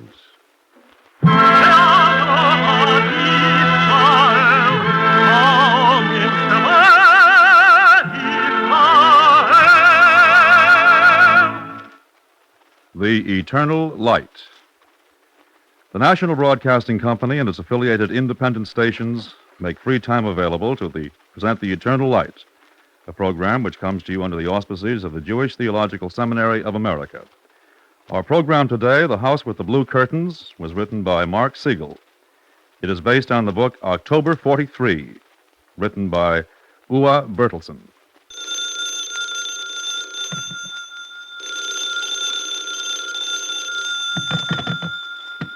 Hello. Mr. Bertelsen. Yes, Bertelsen here. Who's this? Wilson. The chief of police? Yes, I must see you immediately. At 5 o'clock in the morning? It's urgent, Mr. Bertelsen. Oh, well, all right. I'll be right there as soon as I get No, dressed. Mr. Bertelsen, I'll come to your house. To my house? Yes, right away. It's on Birding Lane, isn't it? Yes, 33A. You won't miss it. It's the house with the blue curtains.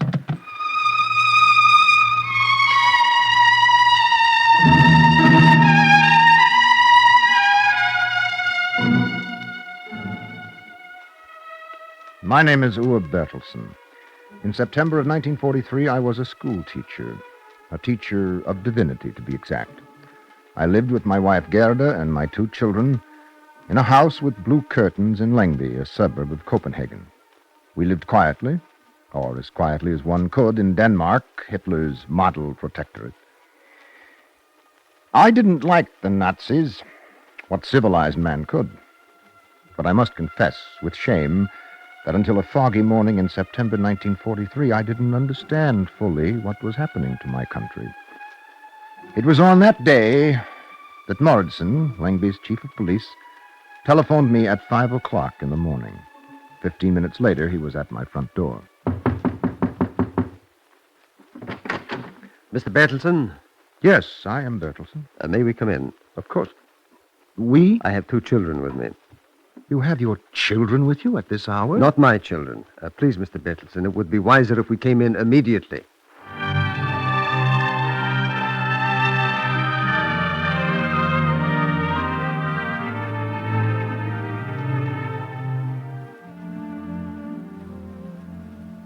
The chief of police walked into my house out of the fog, followed by 2 children, a boy of 8, a girl of 10. He left them sitting in our entrance hall, then motioned me to our living room. Before sitting down, he closed the curtains, the blue curtains which hang in every window of our house. Mr. Bertelsen, you must forgive my strange behavior. I forgive it, but I don't understand it. What do you want of me? Why are you here? Those 2 children. I want you to hide them for a few days. Hide them? Mm-hmm. Why?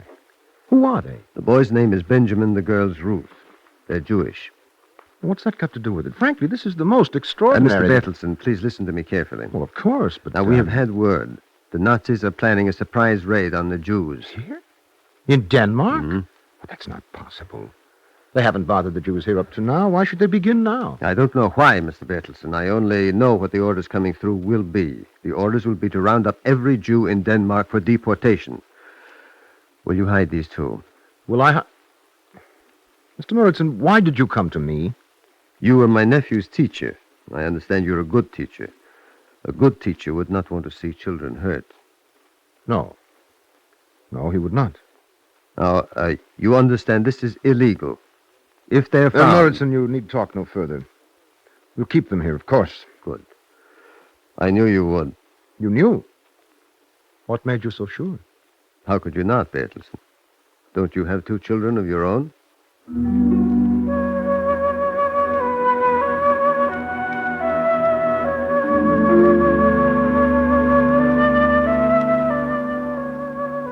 It was the beginning of the strangest time of my life. A time in which only dishonest men could afford to be legal. For almost a week, Benjamin and Ruth stayed with us. And then for the second time, early in the morning, we had a visitor. My wife, Gerda. answered the door. Ah, Mr. Muritzen, come right in. Mrs. Bertelsen, is your husband here? Yes, I am here, Mr. Muritzen. Well, it started. The roundup? No, perhaps worse. What do you mean, Muritzen? Well, in the last few days, several hundred Jews went up to the coast to try to get across to Sweden. Yes, we had heard about that. Well, last night the Germans found them up there, hiding in the boat sheds and bathhouses. And they were taken prisoner? Many, yes. Those who tried to escape were hunted down and shot. They shot them? Those defenseless people? I haven't finished, Mrs. Bertelsen. I've come here to tell you something else. There are prairie schooners all over the neighborhood. Prairie schooners? It's what they call German army trucks, Gerda. Well, where are they here? What does it mean? Well, it means that the rumor of a raid is almost certainly not a rumor. Now, you'd better do something about the 2 children that you have hiding here. And whatever you're going to do, you better do it fast.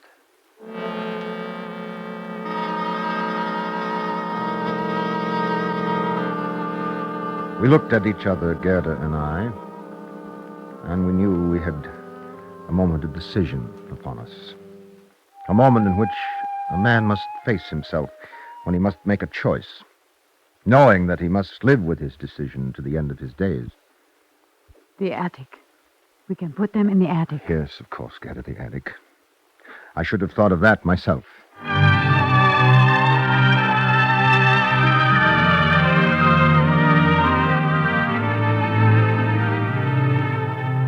That is how it began, with 2 children and a chief of police who understood that a man, to be a man, must enforce the highest law, the law of compassion and humanity.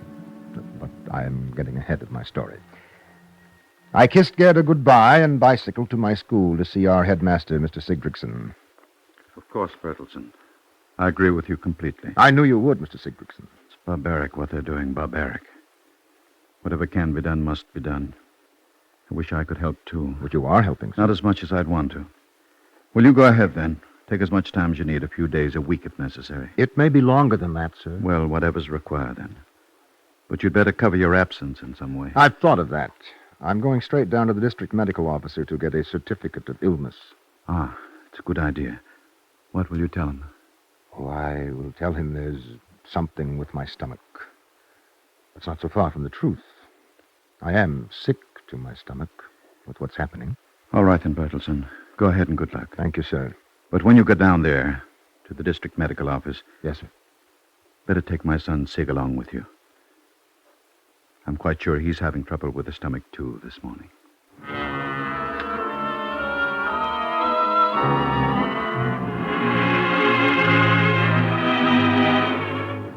It was the 2nd of October when we met for the first time in our house with the blue curtains. My wife, Gerda, Sig, Mr. Muritzen, half a dozen others. There were a remarkably large number of Danes who developed stomach trouble in the first days of October 1943. Then it's decided? Then it's decided, yes? This house will be our headquarters. You're quite sure you want to do this, Mrs. Bertelsen? Yes, Mr. Muritzen. We have sent Hans and Inga off to the country, to my sisters, so there's nothing to stop us. Gerda. Yes, Sig. What do we do first? First, I think we'd better get up a list. Just where the Jews of Langby are, how many there are, and where they're being sheltered. The police can help with that, Mrs. Bertelsen. I was counting on your help, Mr. Muritzen. Sig, you can help me with the records here. Records? Is that wise? We'll find a way of keeping them so that no one else will be able to read them. Oh, good. But what use will a list be? I am not sure yet, Sig, but we'll see. Ua is in Copenhagen now, seeing some friends in the government.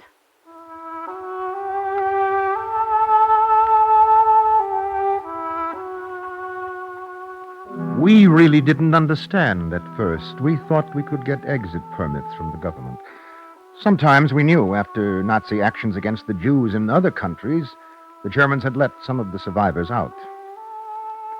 In our Danish government offices, there was shock at the sudden turn of events, but our government officials were helpless. Our government was captive to the Nazis.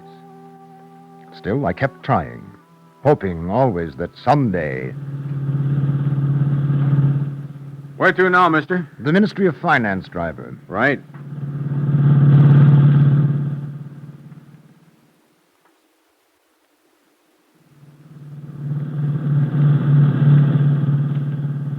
didn't take long, mister. Now where? The Ministry of Education this time. Yes, sir.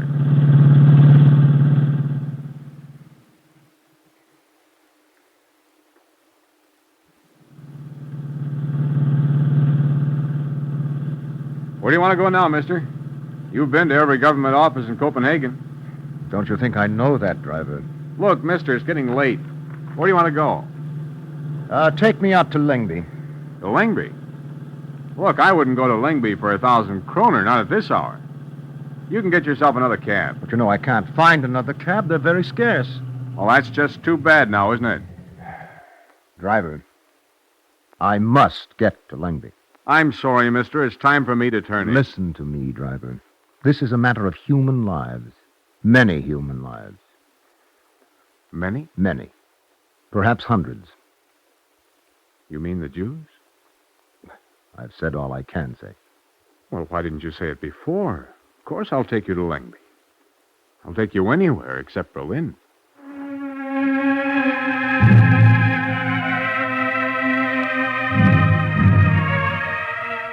Kelson, the taxi driver, became a member of our group.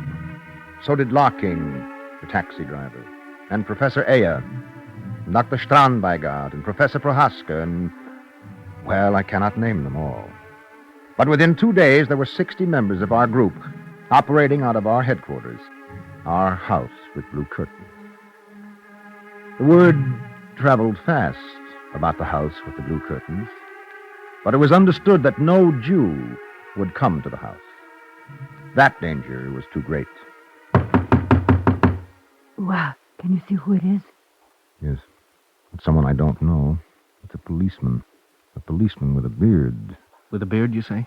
Yes, Sig. Then it's David. There's only one policeman in Lyngby with a beard. But you are sure it's all right to let him in, Sig? All right. You bet it's all right. David's a one-man rescue operation.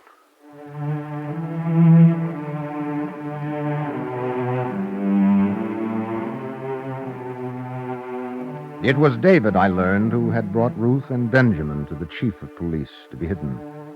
David, who, day and night, completely disregarding danger to himself, had walked the streets of Lyngby, moving Jewish families from hiding place to hiding place. And it was David who helped us make our most important plans in the house with the blue curtains. We called each other by our first names from the very beginning. Oh, I understand you've been in Copenhagen all day. Yes, that's right, David. How did you know? It doesn't matter, I know. You haven't been able to get any exit permits, have you? No. Everyone wants to help, but... Well, it was worth a try. But I could have told you before you started it was hopeless. You could have told me. How would you know? How would I know? You haven't had much to do with the Nazis up to now, have you? No. That is, not directly. Well, neither have I directly. But when you feel for others, when your brothers are being hunted and persecuted and slaughtered, then it's almost the same. Almost the same as if they were hunting you. I'm beginning to learn that. I've been learning it for 7 years, Ua. I'm Jewish. It's time to plan some other way. We're not going to get exit permits for the Jews of Denmark.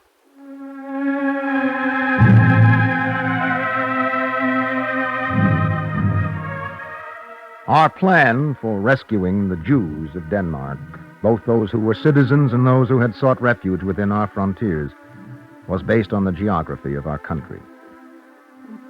The coastline of Zeeland is long and difficult to patrol, and the sound which lies between Zeeland and Sweden, though deep and with strong currents, is narrow.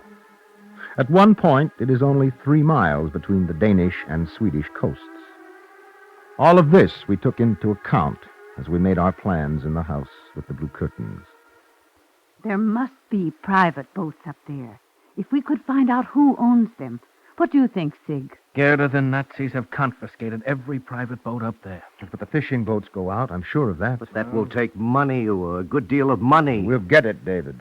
We spread the word about, we'll get it. And the captains of the fishing boats, will they take the chance? Most of them probably have never even seen a Jew. David, you were right before when you said, I haven't had much to do with the Nazis. I don't know Nazis, but I do know Danes. And you think they'll help? We have an old saying in Denmark, David. It's a simple Danish declaration of human rights. What saying, Ua? It's this. A man is a man, even if he is not bigger than a mouse. You'll see. The fisherman will help.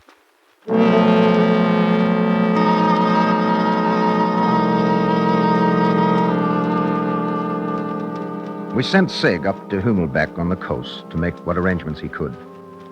In our house with the blue curtains, meanwhile, Gerda and the others carried forward a somewhat unusual business. Hello?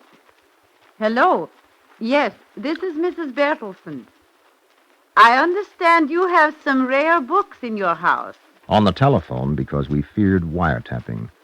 Jews were books. Can you tell me how many you'd be willing to part with?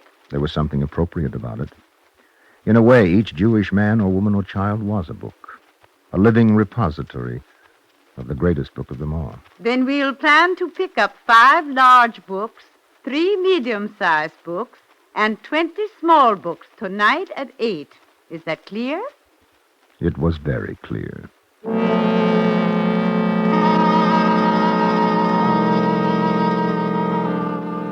In the first days of October 1943, we managed to ship scores of books to the coast of Zeeland. The money for the job came almost without our asking for it. 20,000 kroner from Mr. Fogg. Oh, thanks, Mordson. But I asked him for only 10,000. Yes, he says he knows you by now. He says it's more convenient to give you 20,000 at once. He's right. Also, 7,000 kroner from Mr. Henrique, and 20,000 from Mr. Reardam, and 6,000 from Mr. Buell. It's remarkable. Absolutely remarkable. What's remarkable, Moritzen? The sudden interest, the sudden literary interest of the Danish people in rare books.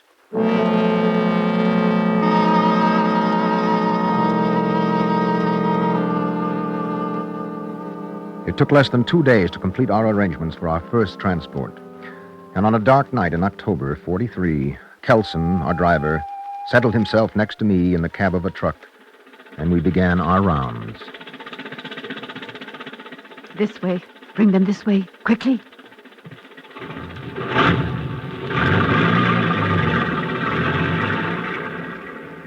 From one part of Lyngby to another we went, picking up Jews who had been sheltered by our friends and neighbors. Are they all injured? Yes, all for tonight. Good. Then I'll lock up. Friends, can you hear me? I'm going to close the back of the truck now. Please forgive me. I don't like to lock you up this way. But if we don't lock you up, we can't get you to some place where you'll be free.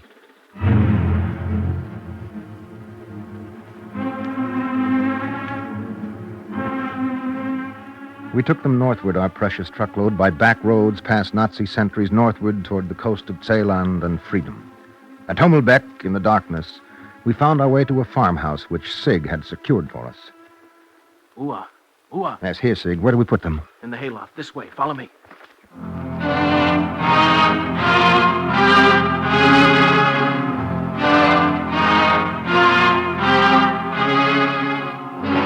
It was the first time. There would be other times, many of them, but this was the first time. They settled down in the hayloft, our precious charges, and I lay down, too, to wait for word that a fishing boat had been found that was ready to make the run to Sweden. I looked around me at my fellow human beings, the aged, the women, the babies. My thoughts went beyond them to their oppressors. David was lying next to me, and he turned to me, reading the emotion in my eyes. Don't hate them. Is my face that transparent, David? Oh, I know the look, I've seen it before. How can I not hate them, David? Not only did they persecute you, all of these helpless human beings, but... But what, Ua? But they forced me and Gerda and the rest of us who were not persecuted into the degradation of smuggling Danish fellow citizens out of our own country as if they were criminals. They make us treat people as if they were cattle or sacks of produce. You could never treat people as if they were cattle. I know you only a few days, but that much I know. There's too much love in you to do that. There isn't much love in me at the moment, David. You're a teacher of divinity, aren't you? I was, David, until a few days ago. Then you know it is better to love than to hate? I know it. But just now, I don't feel it. Oh, every man doubts, every man struggles. But a man who has faith does not yield to hate. I know that, David. I know it, but... But you wonder why. Why God let this happen? Yes, I wonder. Like Job, I wonder. Will a teacher of divinity let me tell him something? Of course, David. I will tell you what I have been taught since I was a little boy. You must think of God's almighty power. Compared to him who a human being is but dust and ashes. High above all rulers he exists. He alone rules. He alone controls the stars, the world, the atoms, everything. Oh, in his sphere, suffering is not suffering. Misfortune is not misfortune. It is part of the divine process of creation. And his noblest gem, is the man who stamps his picture with his work. Do not hate, Accept. Yet as you accept, battle against this misery and persecution. For that is part of our duty to God.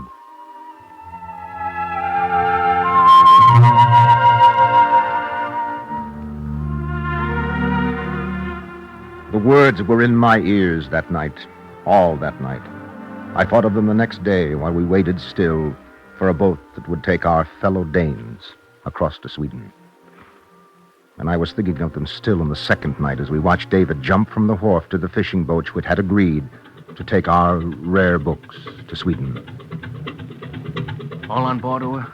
Yes, all on board. David. Yes, Sig? Tell the captain to cast off. Right, I'll do that now. For all of us, I thank you. Please, David, no thanks now. I will not forget what you have taught me. What is that? Ua, what is that? The Germans. Captain, cast off! Gerda, Sid, quickly, this way. There's a place on the beach where we can hide.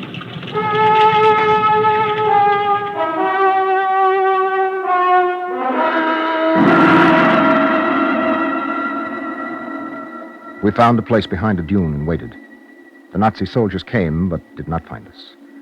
And within an hour, all was quiet once again. Only a soft wind blew from the Swedish coast, carrying a distant sound of the humming of a fishing boat's engines. Gerda, my wife, turned her face toward me, and her eyes were as radiant as the night. Ua, it is so strange. That we should be hiding here in the sand, Gerda? Yes, very strange. No, I don't mean that. That I should feel so grateful. In my head, I have been saying thank you. Thank you. Just thank you over and over. Yes, I know. I've been saying it, too. It is as if we never realized before what it means to live. What's that, Ua? What is that? Do you hear it? Yes. They're singing. They're singing on the boat, Gerda. They've crossed into Swedish waters. Do you know what it means? Yes, I do. David told me. It means, hear, O Israel, the Lord our God, the Lord is one. And it is so, Gerda. He is one.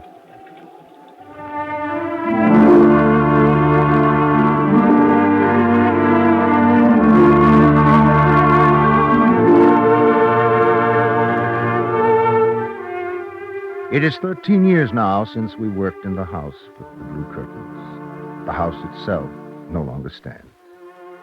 But we who remember October 1943 are proud that we, with other Danes, had a part in saving almost all of Denmark's 7,000 Jewish citizens. But it is not only that I think of when I think of October 1943. It is of David that I think and what I learned from him. It is better to love than to hate. To love God is to love his children, all his children. And this is true not only in Denmark, my country, but in every land on the face of the earth. If we but see it, each one of us, all our lives, lives in a house with blue curtains. A house from which can pour forth compassion and brotherhood and concern for all our fellow men.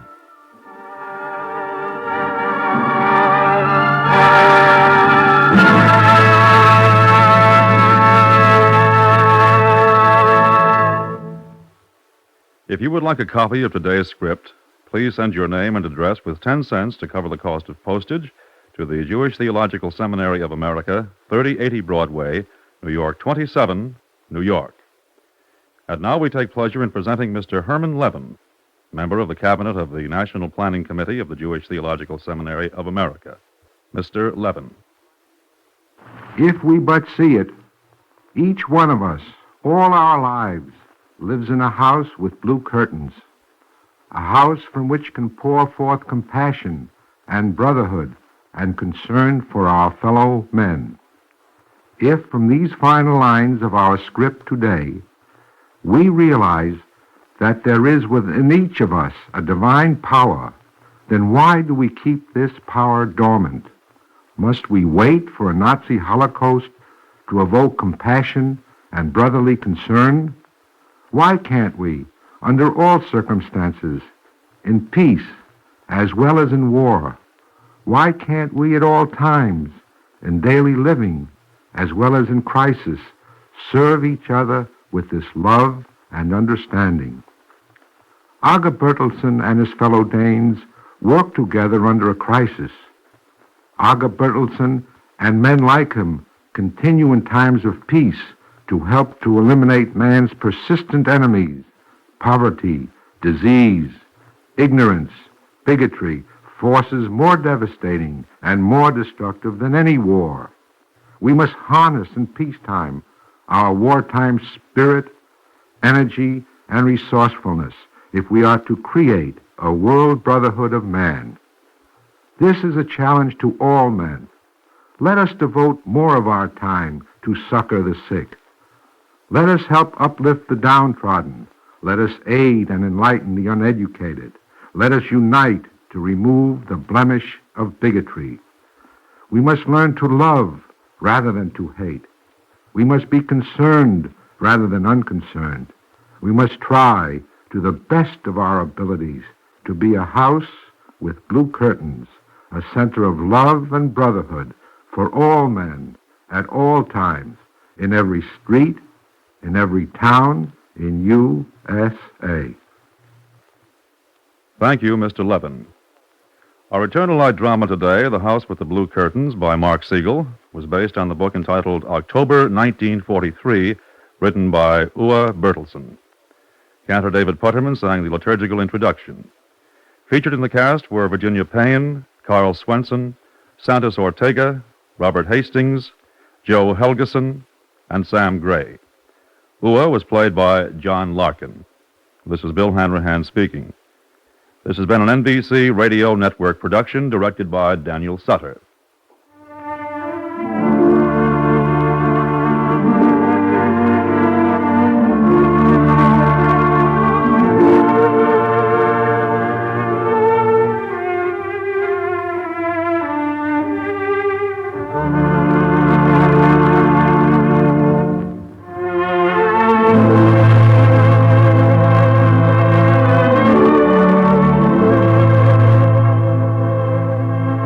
This weekly program is presented under the auspices of the Jewish Theological Seminary of America.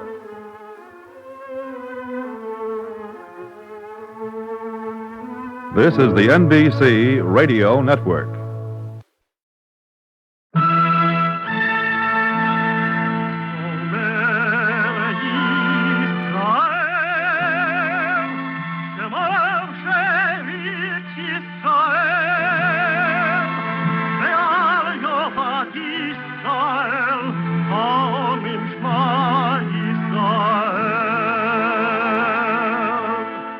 And the Lord spake unto Moses, saying, Command the children of Israel that they bring unto thee pure oil olive beaten for the light, to cause the lamps to burn continually in the tabernacle of the congregation.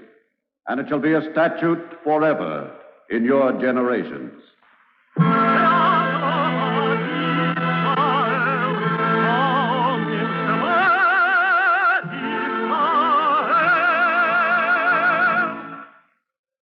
The Eternal Light. The National Broadcasting Company and its affiliated independent stations present The Eternal Light, a program which comes to you under the auspices of the Jewish Theological Seminary of America. Our drama today, The Ordination, was written by Mark Siegel. It is based on an episode from the novel Festival at Meron by Harry Sackler and is presented in commemoration of the 75th anniversary of the New York Board of Rabbis. I am called Simeon, Rabbi Simeon, and my voice comes to you across a distance of 1,800 years. Yet I ask a question. How far is your time from mine? Do not men still seek to give a meaning to their lives? Do they not suffer in your time as in mine for the truths in which they believe?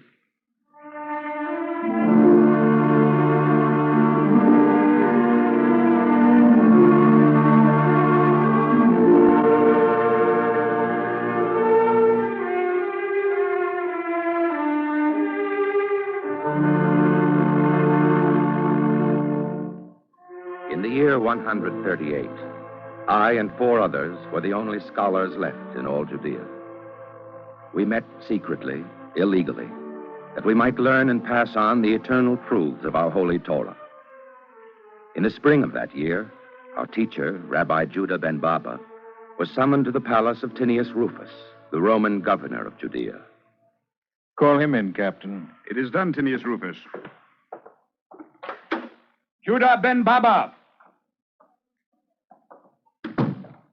Captain, you are certain this is the man? Certain, Your Excellency. What surprises you, Tinius Rufus? That I am old and bent? It is unimportant. Do you know why I've called you here? When the governor of Judea summons, it profits little to speculate on his reasons. One comes. A good reply. Let us see if you can answer other questions as well. I am listening, Tinius Rufus. You are familiar with the imperial edict? The edict of the Emperor Hadrian? Who is not? What does the edict forbid, Rabbi? Why do you force me to recite the prohibitions against the practice of my religion? What purpose does it serve? A rebellious people must be taught respect for law. It is a little lesson in overcoming stubbornness. I do not need your lesson, Tinius Rufus. I believe in law. I believe also in the freedom of the human spirit. Enough, Rabbi. Name the prohibitions. If you insist. The covenant of Abraham is forbidden. It is forbidden to circumcise our sons. Correct. Continue. Observance of the Sabbath is forbidden, also of our festivals. And? The study of our holy Torah is forbidden. To teach or to learn is forbidden. You have listed the provisions like a scholar, Judah ben Baba. Too much like a scholar. One does not put aside the habits of a lifetime easily, Tinius Rufus. Precisely. And the edict is therefore provided to help you in the process, to help you become a loyal citizen of Rome. Loyalty comes from inside men, not from outside, Governor. Death comes from the outside, Rabbi. The penalty for violation of the edict is death. And is it to tell me this that you have summoned me? This and a little more, Rabbi. Where are the others? What others? You know full well the followers of Rabbi Akiba. Where are they? Throughout the land, Tinius Rufus. My whole people follow the teachings of our blessed Akiba ben Joseph. May he rest in peace. Let us not play with words, Rabbi. Where are his disciples, his students? Why are you so afraid of students, Tinius Rufus? Do a few students threaten the power of mighty Rome? That is for me to judge. Where are the students? Under God's protection, Tinius Rufus. Rabbi Judah, if you wish to escape the fate of Akiba, listen well. By sundown tomorrow, you will produce the remaining scholars of the underground academy. Tinius Rufus, do you really think I will give them up to you? Do you expect me to fear you more than I fear my God?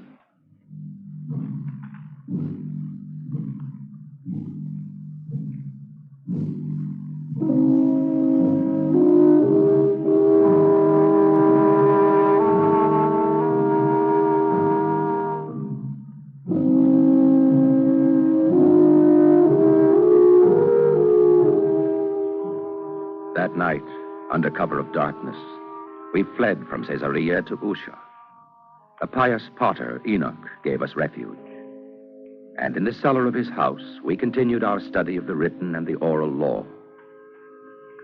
Month after month, the spies of Tinius Rufus combed the land, searching for us. Yet they did not find us. Still, in his own way, Tinius Rufus communicated with our underground academy.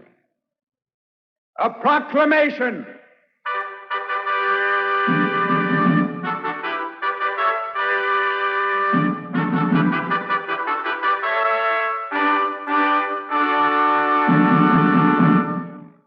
By order of the Emperor Hadrian and Tinius Rufus, governor of Judea, henceforth all Jews found harboring rabbis or scholars shall be put to death.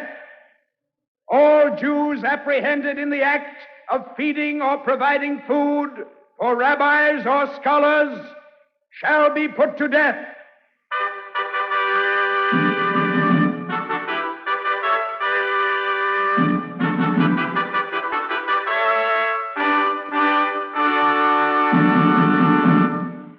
The ordination of rabbis is strictly forbidden.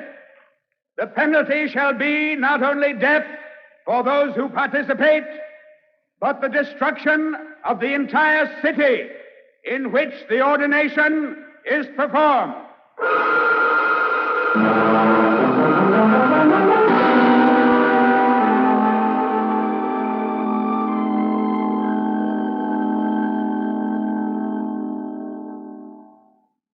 My sons, we have reached the end of the lesson. Are there any questions? Eliezer? I have no questions, Master. Mayor? No, Rabbi Judah. It is plain to understand. So be it. Go in peace. Until tomorrow at the same time, Rabbi. No, Simeon. No. Do we not meet to study tomorrow? My sons, I have waited to the end of the lesson to tell you this, for I refuse to waste the precious time of study. Tell us what, Rabbi? That this shall be our last lesson together, Eliezer. But why? What has happened, Rabbi? Enoch believes we are being observed by the spies of Tinius Rufus. Can we not find another place of study? There are others who will aid us, Rabbi. Simeon, Eliezer, all of you, I bid you listen to me. This shall be our last lesson. But it is not only because of the word that Enoch brings. There is another reason, Rabbi? Yes, Mayor. I have been guilty of the sin of procrastination. You, Rabbi Judah, guilty? You are stainless above all men. No, Mayor. Do you not remember? The Lord seeth not as man seeth. For man looketh on the outward appearance, but the Lord looketh on the heart. How long is it you have studied the law in hiding? 3 years, Master. 3 years. First with Akiba ben Joseph of blessed memory, and then with me. I am satisfied that you are fully prepared to be teachers and judges in Israel. Why have I not ordained you? Is it not because the penalty is so great, Master? No, Eliezer. That obstacle, with God's help, we will overcome. I think I have delayed for a smaller reason. I do not understand. Perhaps, my sons, I was selfish in not wanting to part from you. But that is over now. We must concern ourselves with your ordination. Rabbi, if we are to be ordained, would it not be best to ordain us now? There is still the penalty to consider, Simeon. Have we the right to jeopardize all Usha because of our own ardor? Well, is there not some small hamlet, some place of only 1 or 2 souls willing to endure the risk? Eliezer, is the destruction of 1 innocent soul less than the destruction of a city? Then there is no answer, Master. With the help of God, we will find a way, Eliezer. And now, my sons, go to your lodgings. Enoch the potter will bring you word. Rabbi, before I go, may I ask a question? Of course, Simeon. Of what use is our ordination, Master, if we are forbidden to teach and to judge? Simeon, I will answer you with a parable. If a farmer shivering in the winter cold stands in a frozen field full of dry brown trees, all stumps and twigs and branches, looking all alike and lifeless, shall he doubt that 6 months hence the bare field will be a blooming orchard?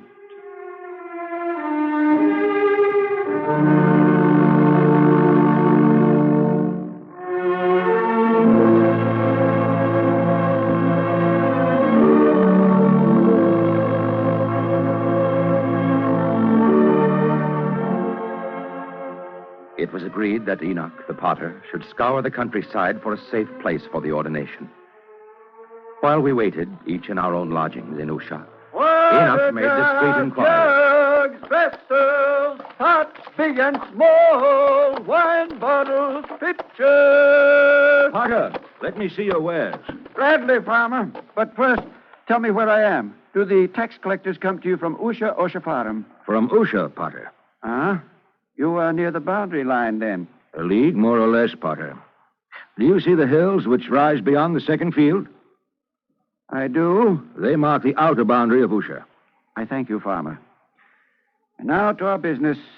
I think you'll find my price low.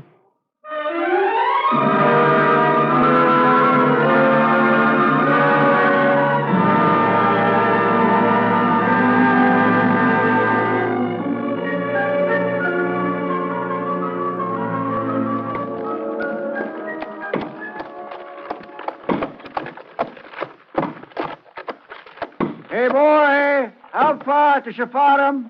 A good way, Potter. Can you take me? Yes, I have a place for you, lad. Thank you, Potter. May I put my firewood in the cart? Well, take care you do not harm my water jars. I'll be careful. There.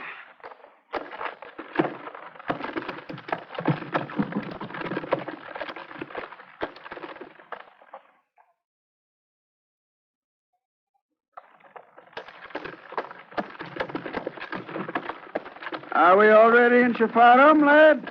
No, Potter. Shepharim begins on the other side of this ravine. How can that be? The farmer told me the boundary was back at those hills, the hills behind us. That's the boundary of Usha. But if we are not in Usha, we must be in Shepharim. No, Potter. We're in neither. Not in one or the other? Did I hear you right? These are public lands, Potter. No one lives here. This land belongs to no one. Potter! Potter, why do you go so fast? You will smash your jugs to smithereens.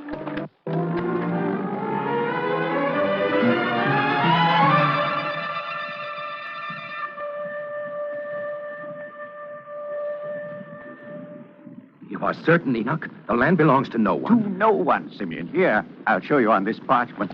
Here, Usha ends. And here, Shepharim begins. And what lies between? A great ravine, Simeon. I went back and explored it. It is strewn with boulders and covered with trees. Is there a place for concealment? There is a clearing beneath a ledge, hidden from the road above. It is as if the Lord's hand created the spot for this special purpose. It is surely his hand which guided you to it, Enoch. Go now. Instruct the others how to get there. Yes, Simeon. Each shall go separately, on foot. Let each scholar take a different path, starting at a different time. I shall tell them. Above all, instruct them to take pains lest they be observed or followed. Before the sun has set, all will be instructed. We can go on foot, Enoch. But the master, how will he get there? Rabbi Judah will ride there on my donkey, Simeon. I will awaken him before dawn and lead the way.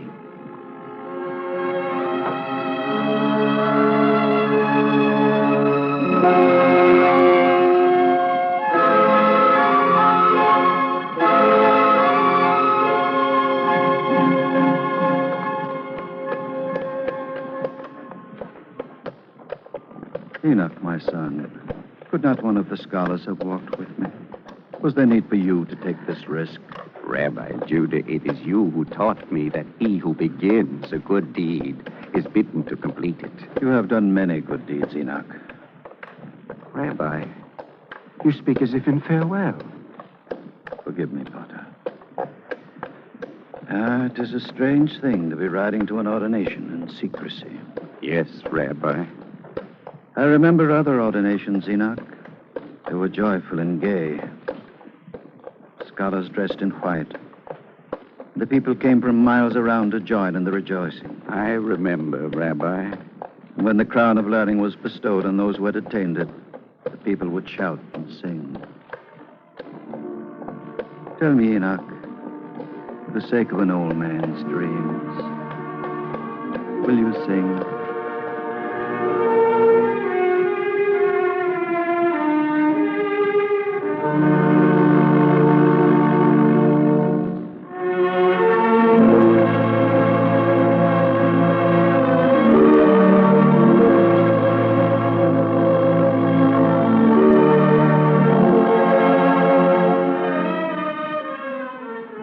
Stood in the clearing, all five of us. Meir and Yossi, Eliezer, Yehuda, and I, waiting for Rabbi Judah. The sun was rising as Enoch helped the master down the steep slope of the ravine. This way, Rabbi Judah. Here they are.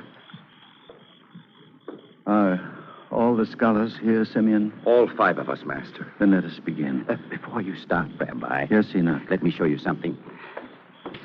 Here, behind this underbrush, a passageway. It leads to the next hollow where there are caves. If the ordination should be interrupted. Do you think that will happen, Enoch? No, Rabbi. I think we have been undetected, but in case... Yes, Enoch, we understand. I will stand guard above, near the road. If anyone approaches, I shall call. But if there is danger, I shall make the sound of the nightingale, like this. May you have no need to, Enoch. I hope not, Simeon. But if you hear the bird call, take to the caves at once. So be it, Enoch. Beloved sons, I ask you to stand close that I may begin the ceremony. I'm about to confer upon you the authority which you have long since earned. Now, need I tell you that the beginning of all wisdom is the fear of God? You know it. Or need I caution you not to make your learning a spade to dig with? You know that, too. Therefore, let us proceed with the ordination itself. We are ready, Rabbi.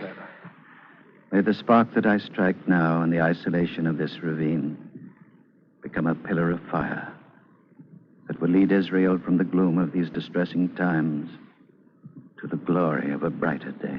Amen. May my son come forward.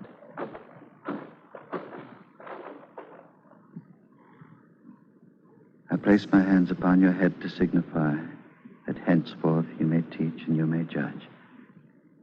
Simeon, come forward. Henceforth you may teach and you may judge. Do you hear it, Eliezer? Yes, Mayor. Yehuda ben Eli, by this token henceforth you may teach and you may judge. Rabbi Judah. Yes, Enoch. Please stop for just a moment.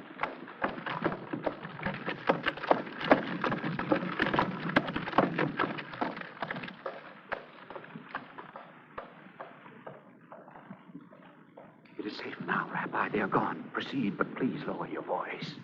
Eliezer, I place my hands upon your head, signifying that henceforth you may teach and you may judge. Thank you, Master. Master, that is Enoch. Yosef, come quickly. Bow your head.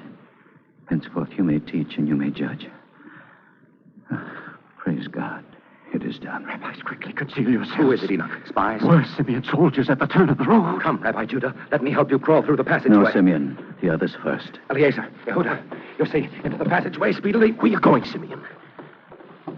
Meyer, help me. We will carry the master in our arms. No, Simeon. I am too old to be carried in arms. Hurry, they're coming. Master, I beg of you, please. Someone must stay the Roman, Simeon, so that the others may escape. But let it be I, Rabbi. All right. No, Mayor. Go now, both of you. I wish it so. But, Rabbi, we shall be scorned by all the generations to come. They will say they left their master to the mercy of the Romans. I am not thinking of you now, Maya. If you persist, you will destroy what I have built. But, Rabbi, you are so old. With the ancient is wisdom, Simeon. I have less of life to yield. We cannot do without you, Rabbi. You are a sage in Israel. Shall my learning be the reason for cowardice, Simeon? Master, I entreat you. Is not the commandment that thou shalt choose life? Simeon, my son, you must complete the quotation. The commandment is that thou shalt choose life so that you may live, you and your seed. If I yield my life, it is that the seed of our people may live, that they may be saved from destruction. No more time for talking, Rabbi. Into the passageway. Simeon, Mayor, I command you to go. May the Lord protect you, Master. Fear not, Simeon. He is my shield and my protection. Farewell, Master. Farewell, my sons. May the Lord bless you and keep you and make his countenance to shine upon you. Rabbi Judah, there is a commandment. Let me help you. No, Enoch. I know what I must do. Then I will stay with you. No, Enoch. They need you. Guard them and keep them, for in all Judea they are the only repositories of our holy Torah. Now go. At least be still, Rabbi Judah. You may pass undetected. It will be as God wills it, Enoch. Goodbye, my son.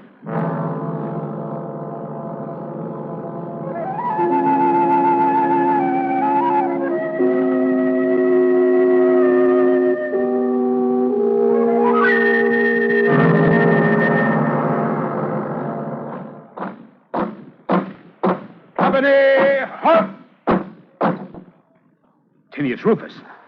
I don't see them anywhere. Captain, I have not journeyed from Caesarea post-haste for nothing. My informant said they would be here in this ravine.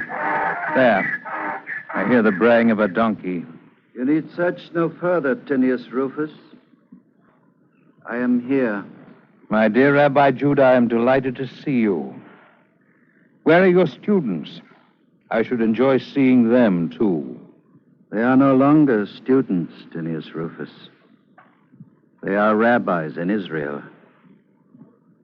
And you shall not find them. Ah, Rabbi, I regret their escape. I'd planned to spare you for your age. Why have you forced this unpleasant duty on me? Each one has a duty, Tinius Rufus. Mine is to my God and to my people. I must confess I understand neither. I forgive your lack of understanding. You forgive me. It is the conqueror who forgives, not the vanquished. Nonetheless, I forgive you. Old man, do you not understand? You are about to die. I know it well. And you are not afraid? Yes. I am afraid, Tinius Rufus. But life itself is not the greatest triumph. And death need not be the greatest indignity. And these are your only words before you perish. You may put me to death, Tinius Rufus. But that which gives meaning to my life is beyond your reach. It shall live and it shall grow. The time will come when the bridges and aqueducts of Rome will molder in the dust. They shall be as nothing. But out of Zion shall still go forth the Torah and the word of the Lord from Jerusalem.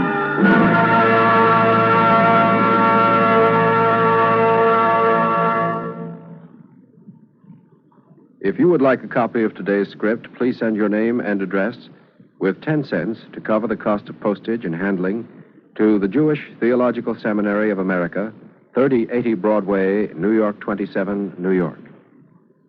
And now we take great pleasure in presenting Dr. Israel Goldstein, chairman of the New York Board of Rabbis' 75th Anniversary Jubilee. Dr. Goldstein. Judaism has had to face two kinds of tests in the course of its checkered history. One was the kind of test described in the dramatic episode you have just heard, religious persecution. And it has withstood that test heroically. The other kind of test is the exact opposite, the ability of Judaism to retain its identity in the face of freedom, tolerance, and the forces of assimilation. It is this second test which faces Judaism in America. The New York Board of Rabbis now observing its 75th anniversary jubilee, has witnessed and has participated in the growth and development of Judaism in this, the largest Jewish community in the world. It has watched over the religious interests of this community, religious education, Sabbath observance, pastoral ministry, and chaplaincy service.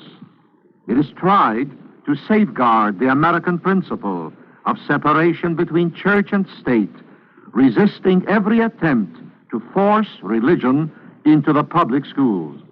And it has cooperated with the religious leaders of other denominations in the common endeavor for improving the civic and religious tone of our community as a whole. Numbering today 700 rabbis, Orthodox, Conservative, and Reform, the New York Board of Rabbis has been, from the beginning 75 years ago, a force for unity across the differences in Jewish religious life.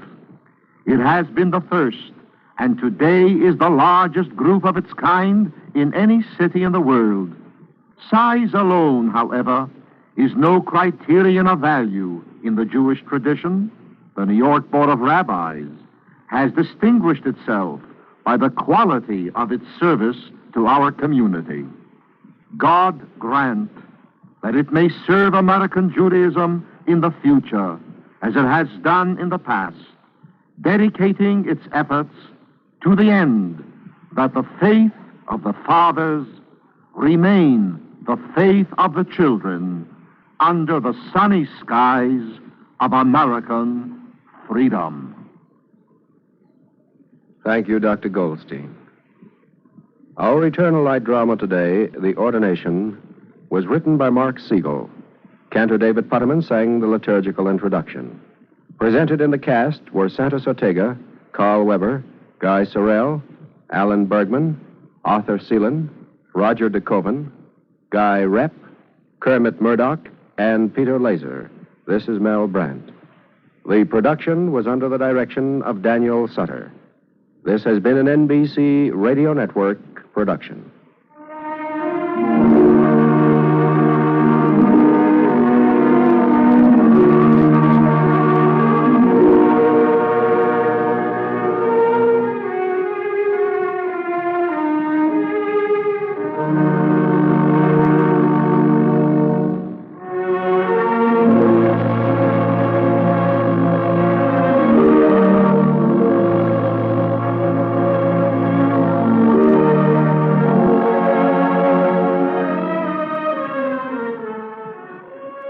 This weekly program is presented under the auspices of the Jewish Theological Seminary of America.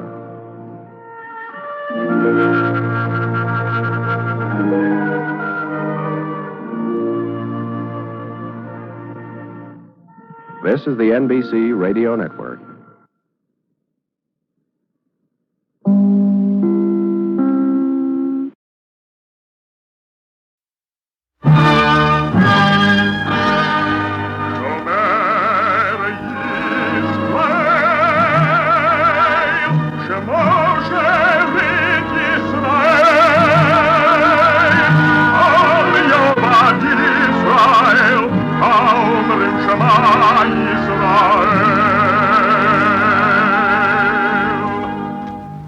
And the Lord spake unto Moses, saying, Command the children of Israel that they bring unto thee pure oil olive beaten for the light, to cause the lamps to burn continually in the tabernacle of the congregation, and it shall be a statute forever in your generations.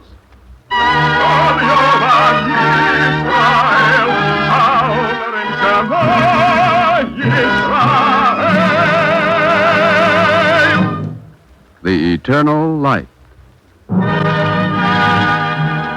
The National Broadcasting Company and its affiliated independent stations present The Eternal Light, a program which comes to you under the auspices of the Jewish Theological Seminary of America.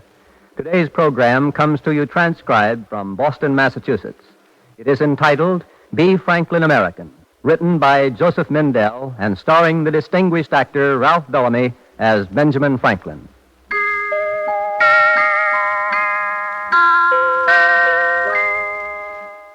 Picture me, if you will, an old man with a round face and eyes that peer over the tops of spectacles, rummaging through the years of my life, indulging in autobiography, a vanity common to the elderly. It may be that I will ramble a bit. I am not as methodical as I used to be. You will not mind that, I hope, for one does not dress for private company as for a public ball. And I speak to you privately, as to friends. I speak not as others have spoken of me, not of Benjamin Franklin, statesman, diplomat, scientist, philosopher, inventor, author. No. Let me speak of B. Franklin, American.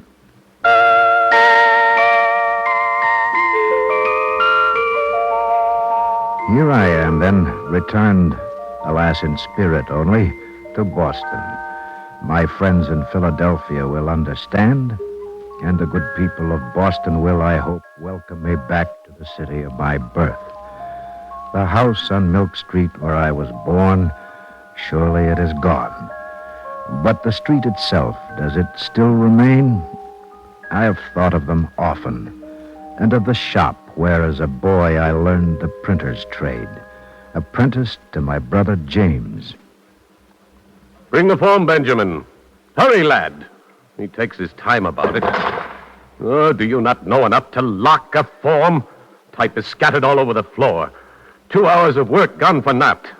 You good for nothing?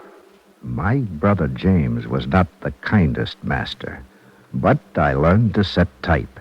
Yes, to lock a form, to run the press.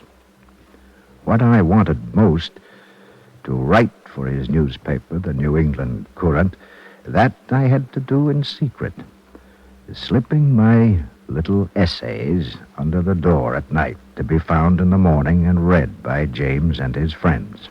Ah, another contribution from our unknown correspondent. From Silence Dogood? Aye, he writes with an edged pen. And listen. He? Silence Dogood claims to be a poor widow. Nonsense. These words are not a woman's wit. Yes, but the name has a female ring, if you know what I mean. Names. Look at the letter to the editor in the last issue.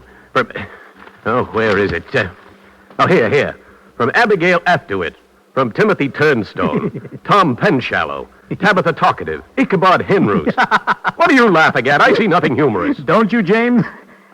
No, of course not. Ah, they copy the style of England. Never mind his name. Listen to what he writes, this Silence Dogood. And Benjamin, don't stand there like a carved pew bench. Get to work. Let the boy listen. Perhaps he will learn something. Oh, he already has an opinion on every subject. James, Silence Dogood? Yes. Oh, well, this is what he writes. Without freedom of thought, there can be no such thing as wisdom, and no such thing as public liberty without freedom of speech, which is the right of every man, as far as by it he does not hurt or control the right of another. Hear. Whoever would overthrow the liberty of a nation must begin by subduing the freeness of speech. Well written and well thought out. Benjamin. Hey, heed, lad, I'm calling you. Did you ever see a more fatuous smirk on a boy's face? Here, Benjamin, here, set this in type just as it is. You're not going to print this. Why not? It's what I believe. The council will not be pleased. Cotton Mather. You should know that I do not publish my newspaper to please the council or Cotton Mather. But they have already given you warning. This article will inflame them further against you. I am a printer, my friend. I print what I believe, so long as, how does Silence Dogood say it? As long as by it I do not hurt or control the right of another. And as for this article, if a pretext is needed, sooner or later the council will find one.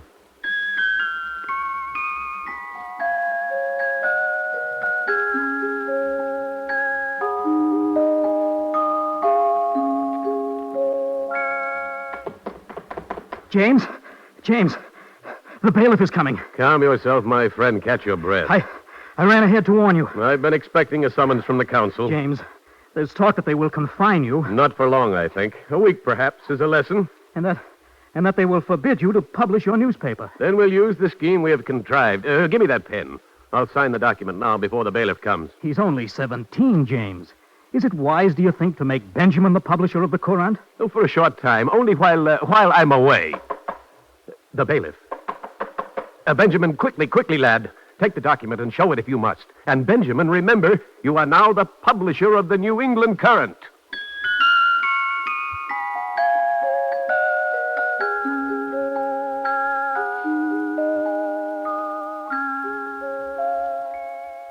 Have you seen the Courant?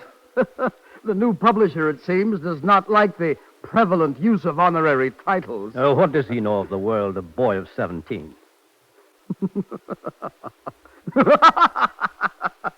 Well, read it. Read it aloud. I thought you weren't interested. Who said I was? It's only that I... Never mind. I'll read it. In old times, he writes, it was no disrespect for men and women to be called by their own names. Adam was never called Master Adam. Master Adam. Well, go on, go on. We never read of Noah, Esquire, nor the Right Honorable Abraham, Viscount of Mesopotamia, Baron of Canaan, nor do we see... I'll tell you something about this Benjamin Franklin of yours. If he continues in this way, he's very likely to go to jail. You're wrong, my dear sir. If he continues in this way, he is likely to go very far indeed.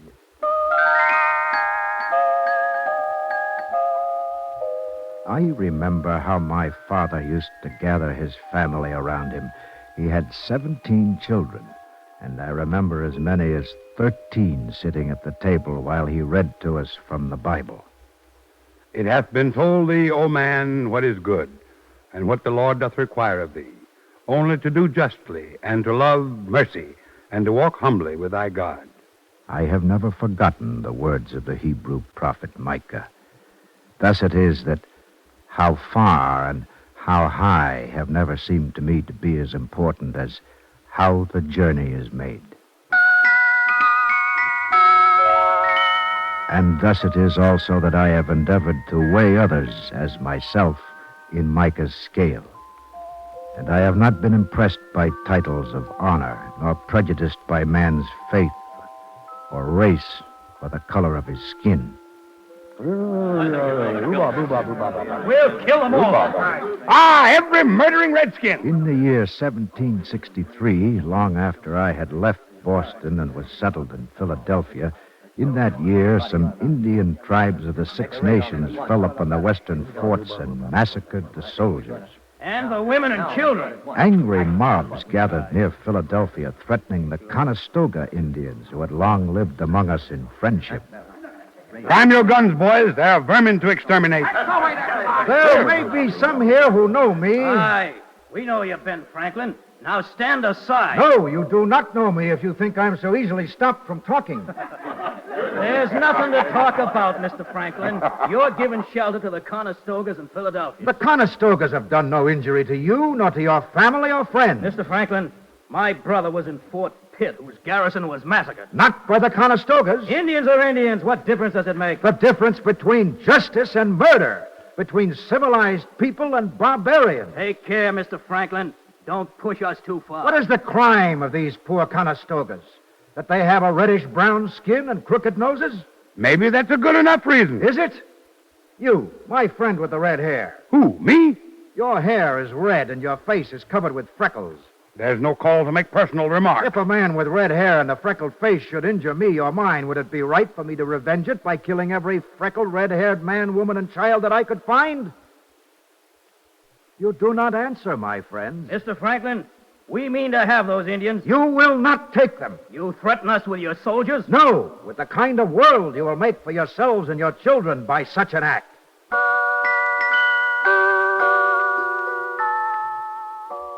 The mob was dispersed and an evil deed was averted. But the matter was not ended, for while I condemned the Western Indians for the massacre, I advocated equally that the murder of innocent Indians be punished. I think I made as many enemies as friends that day. There will never be any prospect of ease and happiness while that villain Franklin has the liberty of spreading about the poison of that inveterate malice and ill nature which is deeply implanted in his own black heart. Ah, well, it is not always possible to do justly and to love mercy and be liked by everyone.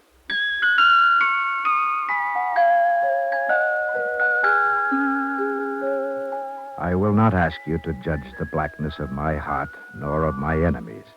Rather will I remind you that if man can on occasion match the devil, It is also true that they were made but little lower than the angels. We must take them as they are, fluttering all their lives between the depths and the heights. Is it not then the part of wisdom to so arrange the world in which men live that they will soar higher rather than descend?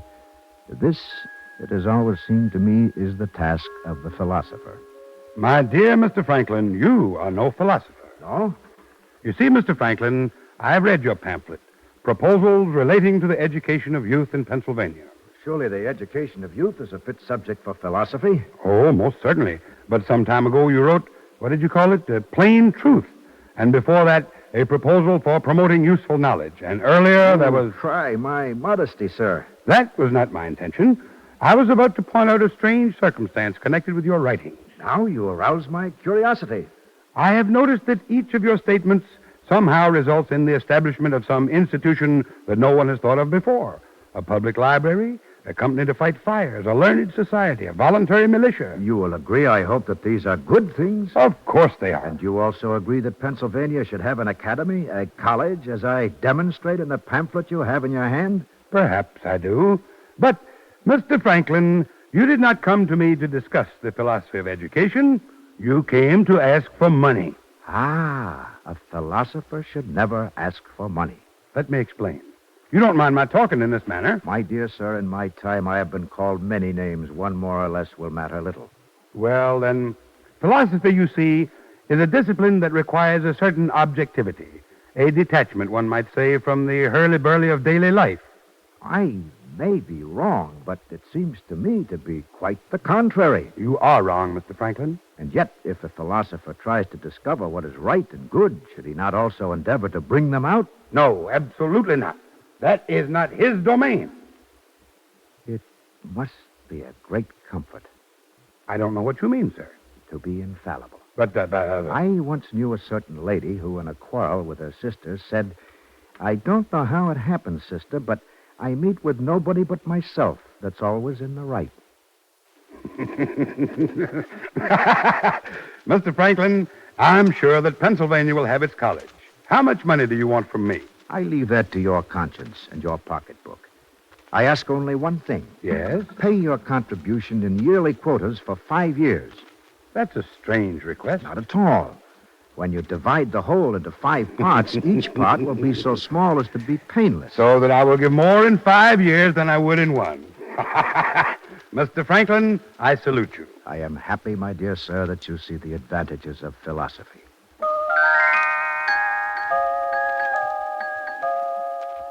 The most exquisite folly is made of wisdom spun too fine and withdrawn too far from the hurly-burly of life. I would like all men to be free, to do justly and love truth and mercy. But, alas, they will not do so by my urging them. Thus it is that I have devoted myself to furthering schools and hospitals and a more abundant way of living. For if men are sick and hungry and ignorant, how can they comprehend freedom?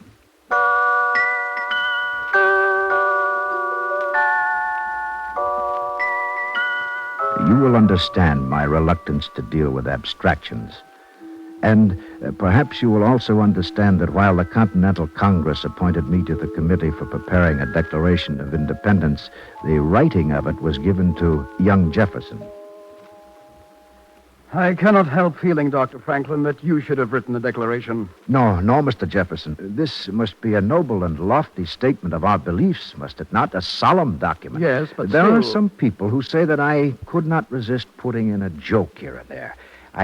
I'll tell you something, Mr. Jefferson. I think maybe they're right. Dr. Franklin, you have read the first draft of the Declaration. I have, and it has my complete approval. If I may make a small suggestion. Of course, Dr. Franklin. You have written, we hold these truths to be sacred and undeniable. I would have it, we hold these truths to be self-evident. For Mr. Jefferson, the equal right of all people to life and liberty is an obligation that every man must recognize he owes to his brother. On the day the Declaration of Independence was adopted by Congress, I was appointed to another committee with John Adams and Thomas Jefferson. a committee to devise a seal for the United States of America. Well, then, so far we agree. On the face of the seal will be the motto, E pluribus unum, out of many, one. As to the reverse side, I've sketched a suggestion, if you don't mind moving closer to the table. Now, it shows Pharaoh in a chariot, sword in hand, pursuing the Israelites through the divided waters of the Red Sea. Is my drawing clear enough? Perfectly, Dr. Franklin. Good. On the other shore, in the rays of the divine presence, stands Moses, arm uplifted over the sea, as the waters are about to engulf Pharaoh. Well, gentlemen? It's a very elaborate design. The symbolism seems to me to be very appropriate. Perhaps a little too biblical. Consider, Mr. Jefferson, are we not like the children of Israel threatened by a tyrant, by King George? Yes. Are we not like the children of Israel, few and weak against the many and the strong? I will not deny it. And do we not also have confidence in divine assistance for a just cause? I'm convinced, Dr. Franklin. I will vote for your design. I am pleased. This is not a very important matter, and one design may turn out to be as good as another. Yet, even in small things, I have the need to express what I believe. Therefore, Mr. Jefferson, I propose a motto. Rebellion to tyrants is obedience to God.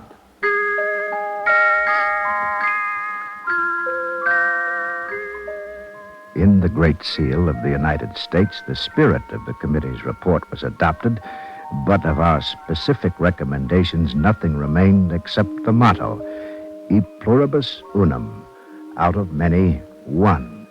And in 1776, the motto of our original suggestion was yet to be transformed into reality. There was much to be done. There was a revolution to make. I was 70 years old, and old men do not make revolutions. Congress sent me to France as a special minister to do what I could do, raise money, gain allies, make friends. It is the carriage of the American, Franklin. A personage of distinguished appearance. Vive l'Américain! Wherever I traveled in Paris, in the provinces, the people greeted me with enthusiasm and friendship. From noblemen of the court to the coachman who drove me, they paid such honors that my head was in danger of being turned, until I realized that the respects they offered were for the new nation across the sea, struggling for liberty. I remember a peasant who came to me cap in hand. Excuse me, monsieur. I have wondered a long time. Maybe you can tell me. Yes? What is it like there in America? I'm not sure that I know what you mean. I will explain it, monsieur. I work on the estate of the Sieur de Polignac. 8 sous a day. 8 sous? Oh, I am not complaining. A person learns not to be hungry. It is a bitter lesson. But there is a corvée working on the roads. Hard work and no pay. Tell me, monsieur, is the corvée hard there in America? There is no corvée. No? And if the man for whom you work does not pay you what you deserve, then you leave and find work elsewhere. It is permitted? Why, certainly, my Of course, if you say so. That is what you mean by freedom, n'est-ce pas? It is not easy to say everything that freedom means. It is not a very good answer. It is a good answer. Monsieur, do you think there is something for me for a stranger in America? Listen, my friend.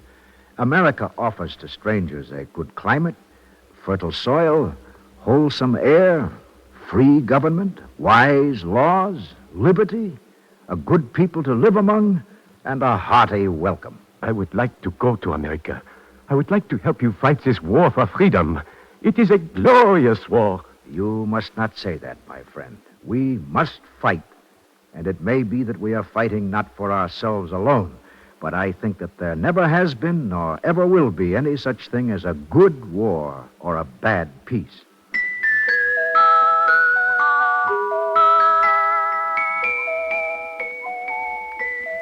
When will nations learn to settle their disputes without first cutting one another's throats? It is a question I can ask but not answer. When the war was over and my work in France was finished, I counted up the years and found that I was 79, and that of the last 28, I had spent 25 in Europe. It was time to go home. Now I returned, in my thoughts at least, to the city of my birth, to Boston. 100 pounds, Dr. Franklin? Yes, to the free schools of Boston. The interest of the money to be used for silver medals to be awarded to the best scholars. Do you have that down? Yes, sir. I have it. Now, the next clause in the will deals with... Why, such a long face, young man. After all, I'm the one who... Please, Dr. Franklin. It distresses me even to hear you joke about it. You must forgive me. It is an old weakness of mine. Well, I wish to leave several £1,000,000 each to the cities of Philadelphia and Boston. Why? Young man, your mouth is open. I didn't know that you were so wealthy. Oh, I don't have the money. That is, not yet. We'll start with £1,000. Write it down. £1,000 to each of the cities. I don't understand, sir. It's really simple.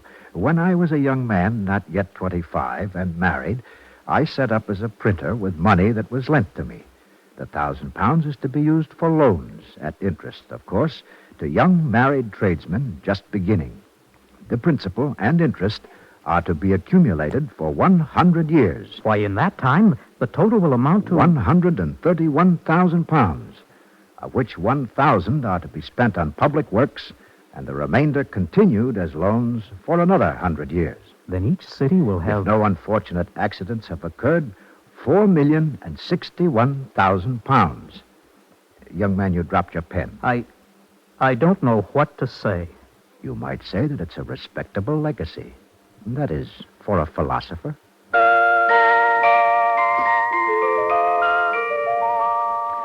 But the coin of philosophy is truth, and I would be pleased if in all the words and thoughts that I have lived there were found a small legacy of truth. Yet, if such truth be found, I do not claim it as a discovery, for it has been told us what is good and what the Lord does require of us. Only to do justly and to love mercy and to walk humbly with our God. This is our common inheritance, to be understood by pursuit of learning and cherished by furthering the institutions of learning that are at the foundation of all society. Here I am, then, an old man, reflecting, as I said, on the years of my life. If I were given the choice, I would have no objection to repeating the same life, only asking the opportunity that authors have in a second edition to correct some faults of the first. May it be the same, my friends, with you.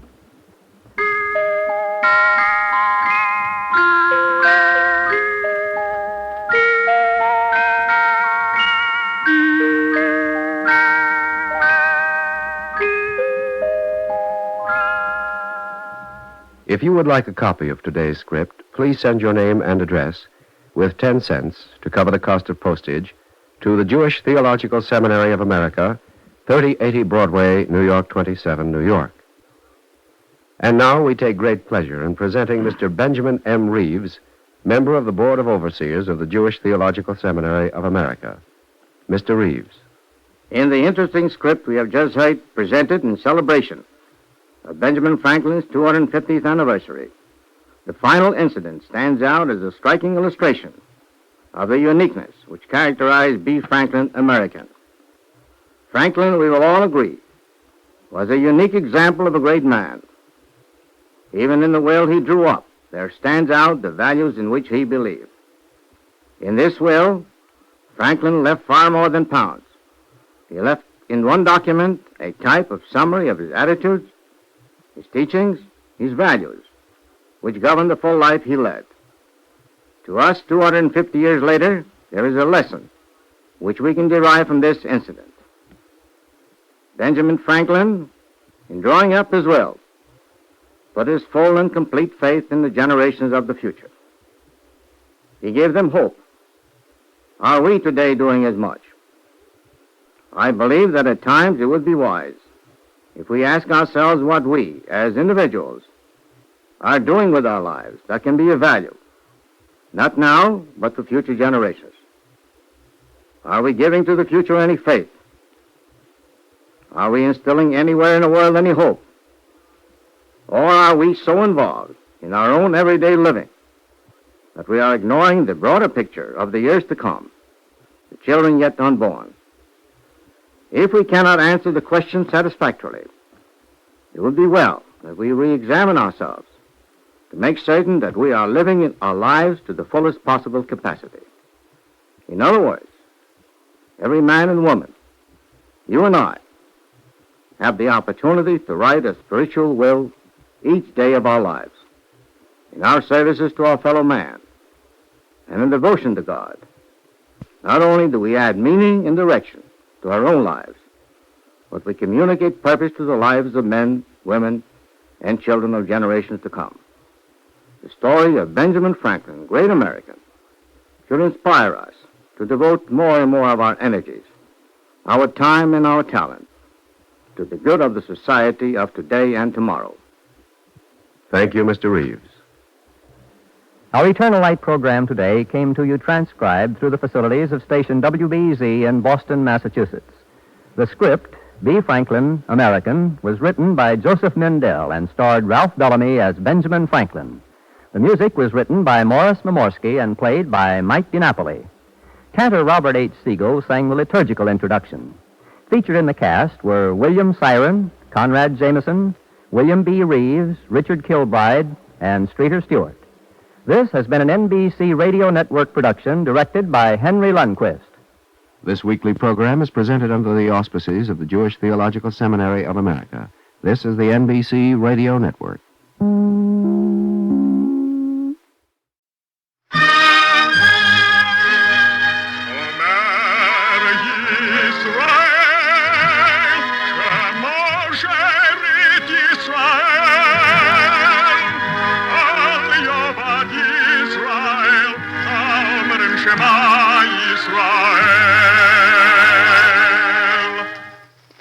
And the Lord spake unto Moses, saying, Command the children of Israel that they bring unto thee pure oil olive beaten for the light, to cause the lamps to burn continually in the tabernacle of the congregation. And it shall be a statute forever in your generations.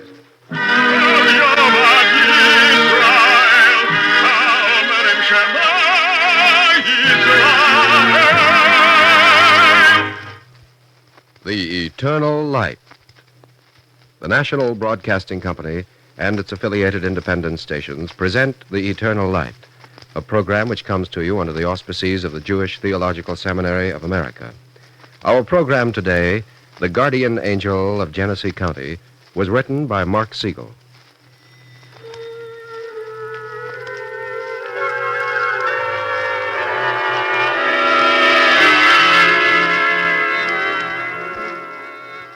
I don't like to gossip about another angel. But that Gabriel, really, there's a limit. Threatening to clip my wings and demote me to angel junior grade just for a thing like this. Well, all I can say is Dr. Gale? Yes, Gabriel? Silence. I'm considering your case. There, you see? An angel can't even think anymore, not even to himself. Next thing you know, there won't be any freedom of thought in heaven. It's undemocratic, that's what it is. It's just... Dr. Gale, for the last time, stop that earthly grumbling. Yes, sir. As I was saying, it was just a little thing, really. And now there's all this hubbub and commotion up here just because Dr. Gale. Yes, sir. Can't you stop complaining? Well, frankly, no, I can't. Well, that's truthful at any rate. I think you'd better fly over here. I'm in the northeast quadrant. It's time for you to stand up and take your punishment like an angel.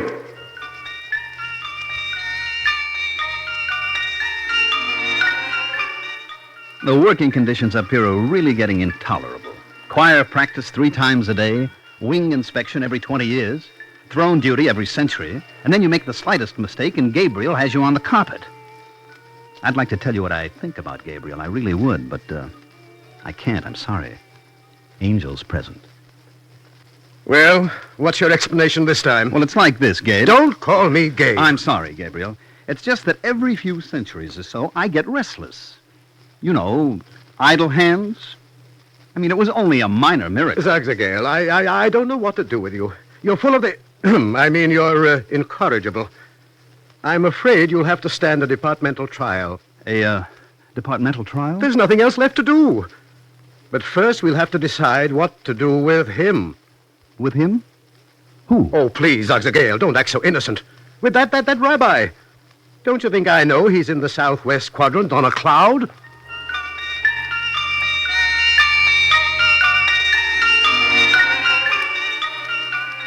Gabriel knows all about it, of course. But he just has to have his little game. He knows perfectly well that I was assigned as guardian to this rabbi 45 years ago. He ought to. He assigned me to the job. It was quite a demotion, too, an assignment in Genessee County. Who ever heard of Genessee County? I could tell you the name of the rabbi and the community, but I'm not going to. There's absolutely no privacy in heaven. The least I can do as a self-respecting guardian angel is to see to it that there's a little privacy on earth. All right, Gale. Now let's review the facts. But you know them all already. Please, there are procedures. You take it on yourself to bring a live rabbi to heaven. No authorization, no coordination with the Department of Heavenly Records. No precedence for the case. Now, what's your defense? There are mitigating circumstances. Name them. Oh, do I have to go into all that, Gabriel? I mean, really? Gale, this is a pre-trial examination. Now, don't test my infinite patience. Recite the facts.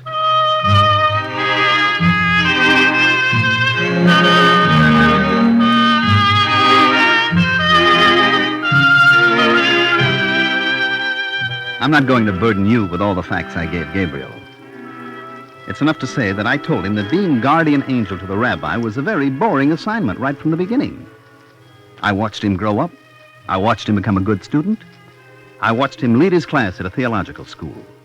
Oh, I admit I had a flicker of pride the day he was ordained.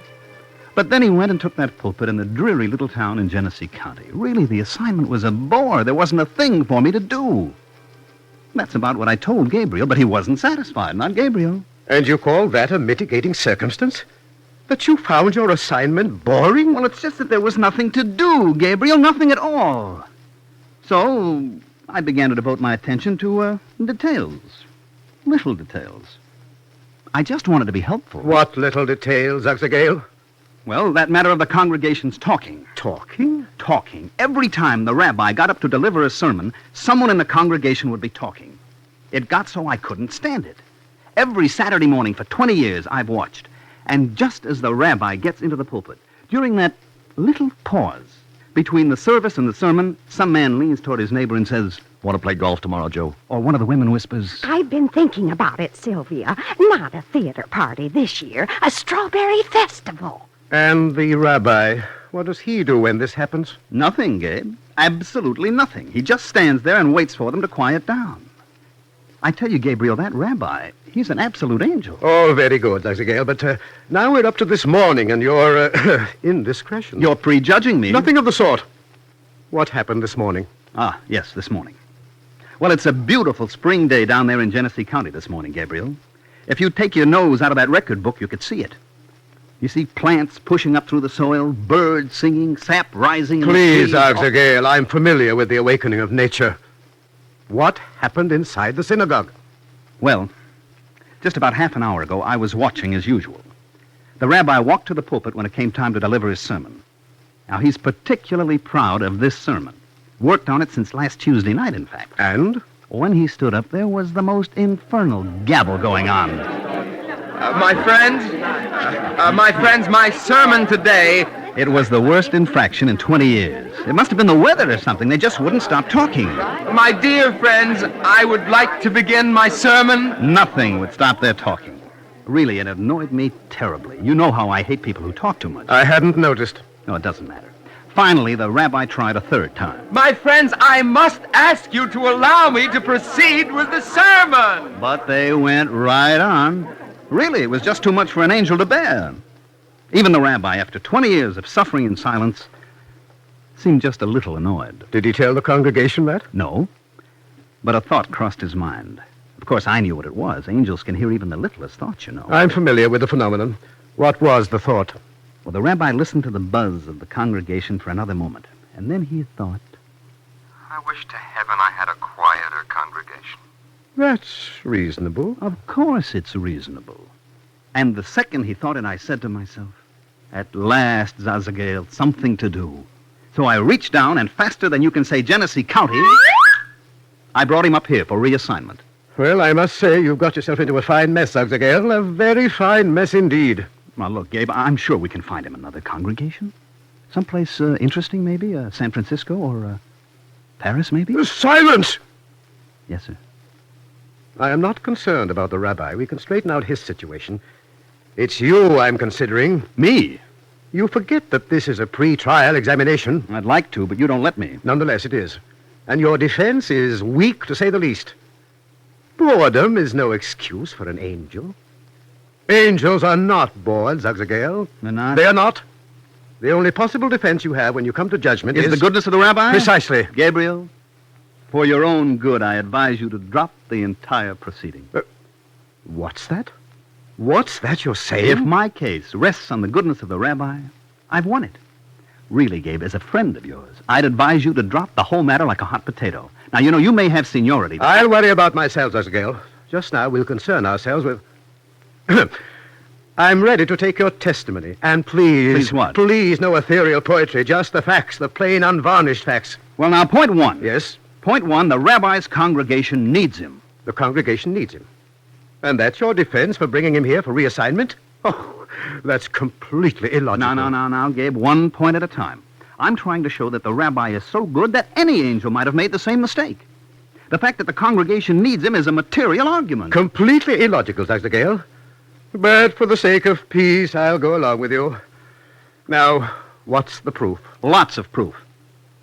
May I use your special events receiver? Oh, if necessary. I'll just tune back to the minute I snatched him. That is, the minute I brought him up here.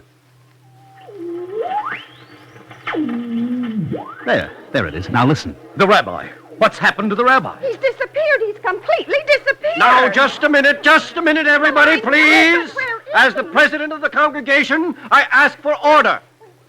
Now, did anyone see the rabbi leave? Leave? He didn't leave. He evaporated. Now, just 1 minute, please. Well, I know. Let me have a look at the pulpit. There's not a sign of him here, except his shoes. His shoes?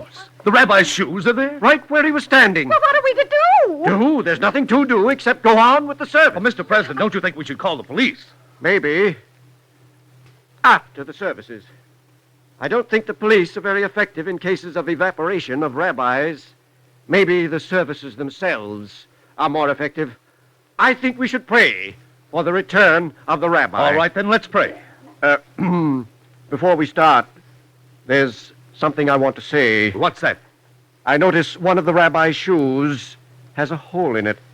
When he gets back, maybe we should consider a raise in his salary.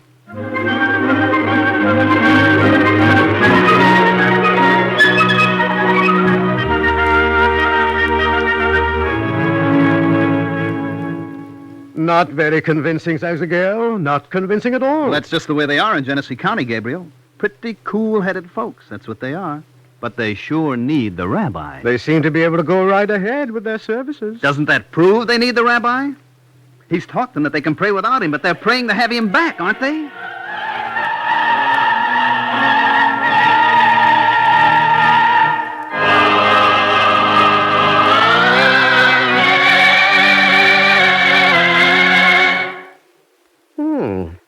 They sing very nicely in Genessee County. Better than some folks I know up here, in fact. Oh, please, Gabriel, no personal remarks. Oh, but I don't think singing is admissible evidence. Now, if you look here at the code book... Never mind. I take your word for it. You want further proof that they need the rabbi? Anything you have to offer will be considered. That's as far as I can go. Do you mind if I borrow your thought receiver? Not at all. All facilities are available for your defense. All right, then. Listen. Aha, there. We're tuned in to Mrs. Zinman. At a time like this, he has to leave. Just when Marilyn finds a nice boy with the caterers ordered and everything. All the invitations out, too. This is terrible. Absolutely terrible. If the rabbi doesn't come back, who's going to marry my Marilyn? Here, Gabriel, here's the president. 2 bar mitzvahs scheduled for next week, 3 the week after. That rabbi is so undependable. And here's the president of the sisterhood, a very practical woman. Now, let's see. Who can we get to take the rabbi's place at our next Bible study class?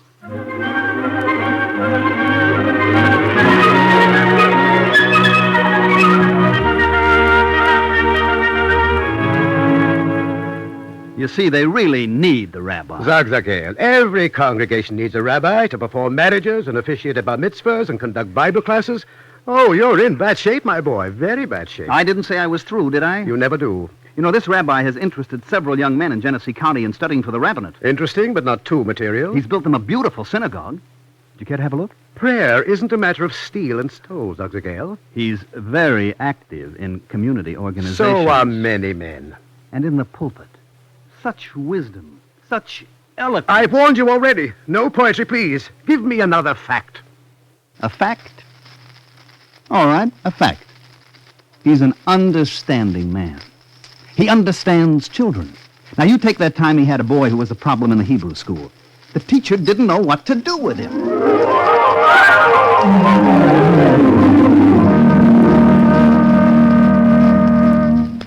Rabbi, he's impossible. No child is impossible, Miss Lerner. A child is a child. You don't have him in class. Yeah, that's true. But I expect to see him more often from now on. I've made him an offer. You're appeasing him? I've offered him a job. What kind of a job? As my special assistant. I think it'll give him a sense of importance. Fine, Rabbi, fine. What's he supposed to do? You know those back issues of study guides I have in my bookcase? Of course I know them. There are hundreds of them. I've asked him to file them for me. In order. But, Rabbi, I spent hours filing those guides. They're in perfect order. Don't you think I know that, Miss Lerner? Now hurry, get in there and mix them up.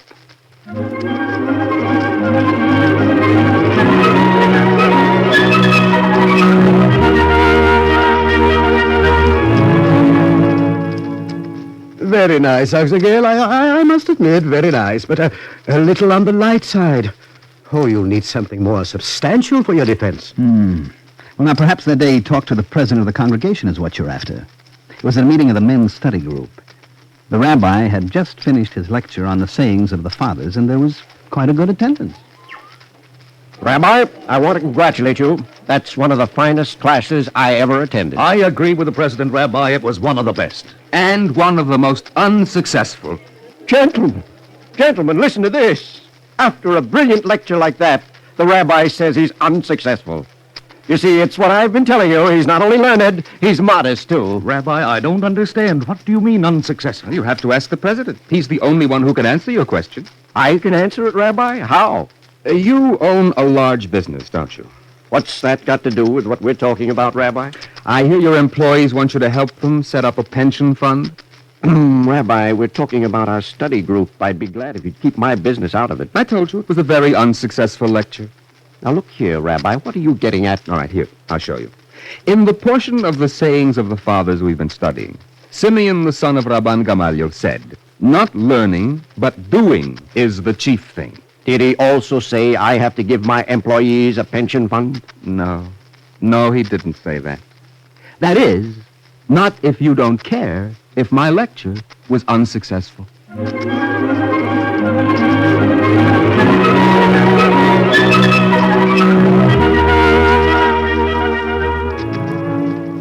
And the employees got their pension funds, Zagzagel? They got it, Gabriel. Oh. I shall make a note. Courage. But that's still not quite what I'm after. The young couple he persuaded not to get divorced? Noted. To try again. His appeal to the mayor for better schools. All very good, but not good enough. Now, look. I'm trying to do the best I can for you. Haven't you got something more dramatic? Something to capture the imagination of the court? As a matter of fact, Gabe, I do. And when you hear this one, old fellow, if you're any kind of an archangel at all, you should promote me to the ranks of the senior seraphim.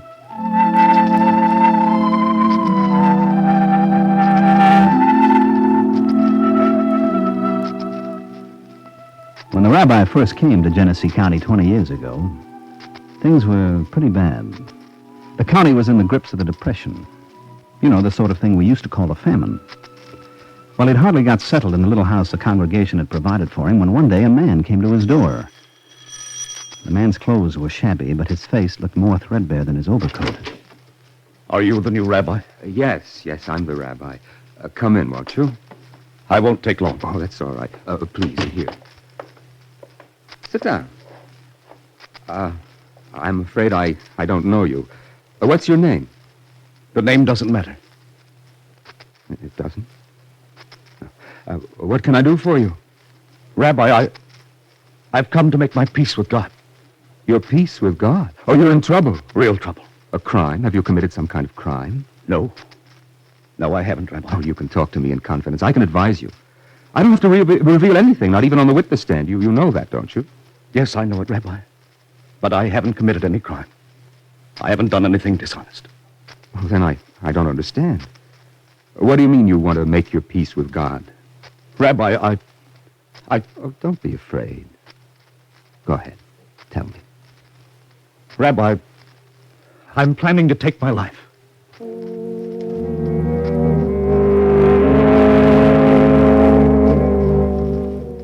The rabbi looked at the man that he'd never seen before. And the man looked at the rabbi he had never seen before, and for a moment, there was a silence between them. My friend, do you consider yourself a religious man? Rabbi, why do you think I came here? But you can't make peace with God for committing suicide. Why not? Won't he understand? Well, he understands everything, but to destroy a life, even your own, that's a violation of the very fundamentals of Jewish law. I can't help it. There's no other way.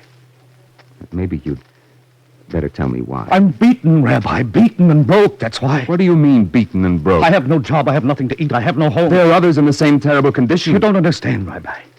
You haven't been here long enough. I had a big business here in this town until it failed. Well, that's no reason to take your life. I've gone on as long as I can. I can't stand it anymore. I sleep on a mattress on the floor in a friend's house. I and my wife on the floor. You and your wife? I can't stand it. I can't stand seeing her suffer anymore. You can't stand seeing her suffer. You're married and you can't stand seeing your wife suffer. Not another day. I'm sorry. I'm sorry for you and I'm sorry for your wife. But I'm sorrier for her. Why don't you love your wife? Don't love her. I adore her. How dare you say you love your wife? You hate her. You despise her. Don't say that, Rabbi. I'll say what's true. You're willing to expose your wife to further poverty. You're ready to let her bear what you can't take. That's not so. Now, I don't want to say this, but I have to. I've never put eyes on you before. But you're a coward. Nothing but a coward. I should have known better than to come here. If you were any kind of a man at all, you couldn't do this thing. I've told you the story. What do you expect me to do? What did you say? I said, what do you expect me to do? What can I do? Good. Good. That's what I wanted you to say. If you're ready to do something, everything will be all right.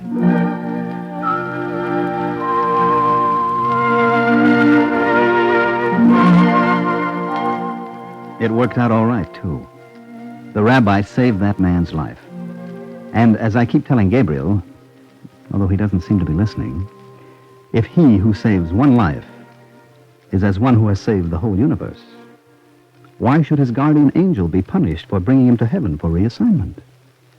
Because it's not done that way, Zagzagale. It's just not done that way. He wished for a quieter congregation, didn't he? I still think he deserves one. Perhaps he does and perhaps he doesn't. Why didn't you quiet the congregation then? Oh, Gabriel, you know better than that. I'm the rabbi's guardian angel, not the congregation's. Oh, true. Yes, that's true. Well, that's my defense. Noted. But there's just one other point I'd like to make. I'm listening. In that whole noisy congregation, in that whole gabbling group. Yes? The one who talks the most, the one who's always asking his neighbor about a golf date. Yes, I'm aware of that. Is the man whose life the rabbi saved. Oh.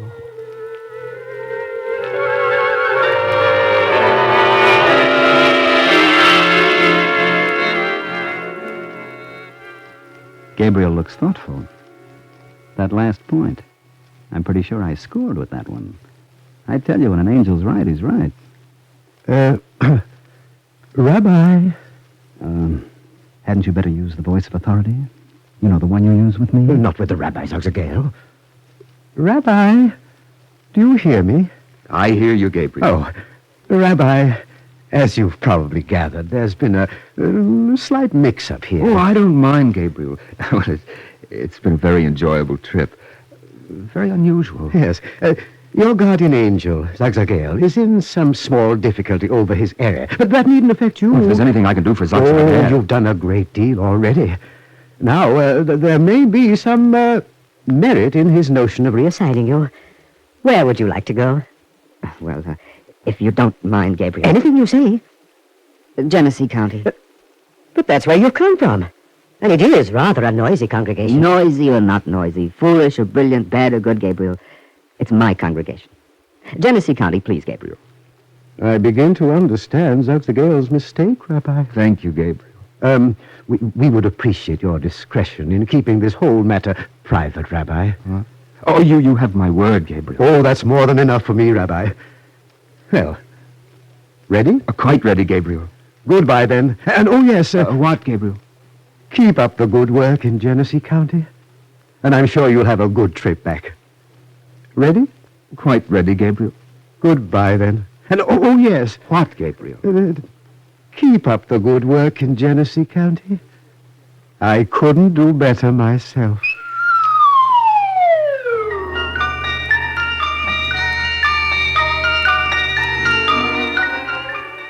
I can see that Gabriel agrees with me that I have a pretty strong defense.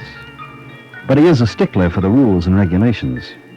All that I can try for now is a postponement of the trial. I'd like to get this thing put off for, 120 years. You see, that rabbi from Genessee County, he's a very effective witness, and by then, he's sure to be back.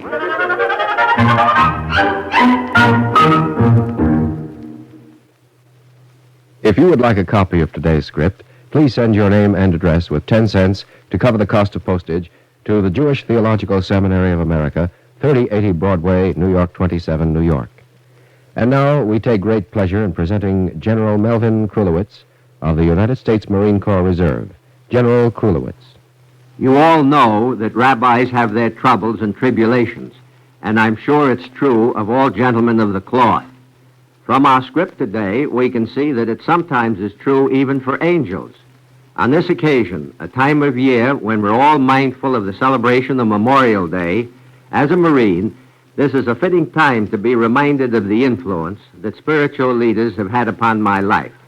I was brought up under the benign influence of the Jewish Theological Seminary and celebrated my bar mitzvah in that great American ecclesiastical institution. When I read the Bible portion on that fateful day of my confirmation, I had to run the gauntlet of the greatest minds in Judaism, all sitting in the pulpit and each one giving me the sergeant major look. There was Solomon Schechter, its president, who was called to the seminary from Cambridge University to become the great American leader of conservative Judaism, Louis Ginsburg, the world's greatest scholar in Talmud, Alexander Marx, under whose inspired leadership the library of the seminary grew to be the world-renowned repository of Semitic literatures, and their distinguished colleagues, all scholars of the highest standing. I was no angel, but to read my stint before them almost made me feel qualified.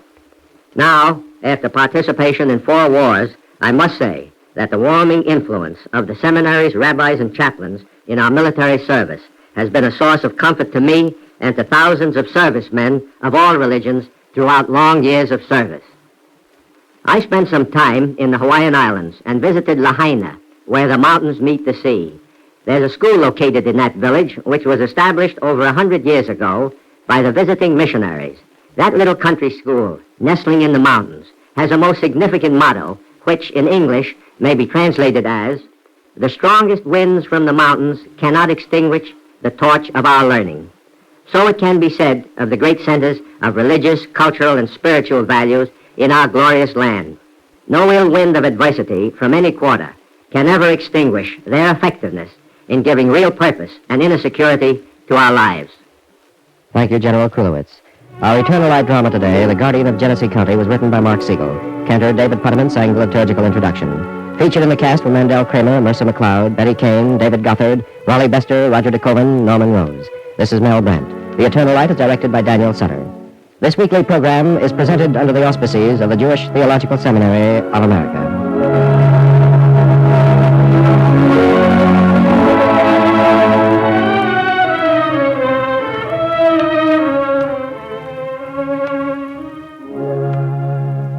This is the NBC Radio Network.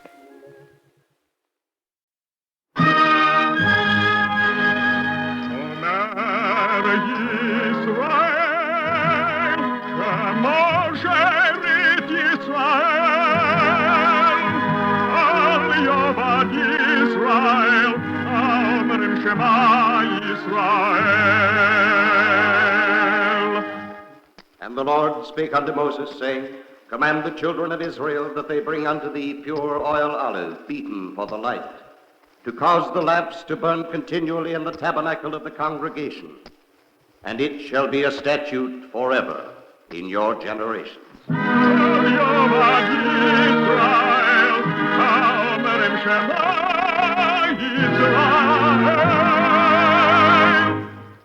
The Eternal Light. The National Broadcasting Company and its affiliated independent stations present The Eternal Light, a program which comes to you under the auspices of the Jewish Theological Seminary of America. Today's program, Another June 3rd, was written by Marion Voigt and is presented as a tribute to the work of the New York Herald Tribune Fresh Air Fund.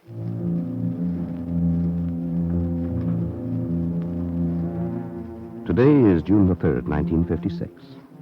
Many things have changed in New York City and everywhere since another June 3rd, the June 3rd, 1877, to which we return. But one thing is not too different from now. The slums, clustered then in the Lower East Side and along the Bowery. June 3rd, 1877. The crowded, reeking, clamorous Bowery is baking in an early heat wave. But the pushcart peddlers are out in full force, as always. Pots, pans, kettles, get in here. Cheapest on the Bowery. And the drunks. The Bowery. They say such things and they do such things. And the children. Joey! Hey, look out there, Sonny. You want a good kick, huh? Go on. Can't even walk. Joey! Ah, here you are. And Lottie. Jakey, you got ice. A great big piece. Where'd you get it? It's all off an ice wagon in front of Muller's Beer Garden. You should have been there, Joey. I had to fight Mikey and Tony for it. Didn't you hear me holler? Nope. Didn't hear a thing. Well, come on. Let's break the ice and all have a piece. There you are. One for you, one for Joey, one for me. Oh, don't it feel nice and cool on your tongue? Feels good just holding it. You know what it reminds me of? The country. The country? What country? Yeah, the country. It reminds me of the country, too. You two talk like you've been to the country sometime. You've never been no closer to the country than I have. I remember what that minister used to tell us about it. You know, that red-headed minister used to be at the mission house. That's right. Have you forgot the stories he told us, Jakey? All about how there's grass and flowers everywhere in the country in the summer. No, I ain't forgot. I remember. Trees, too.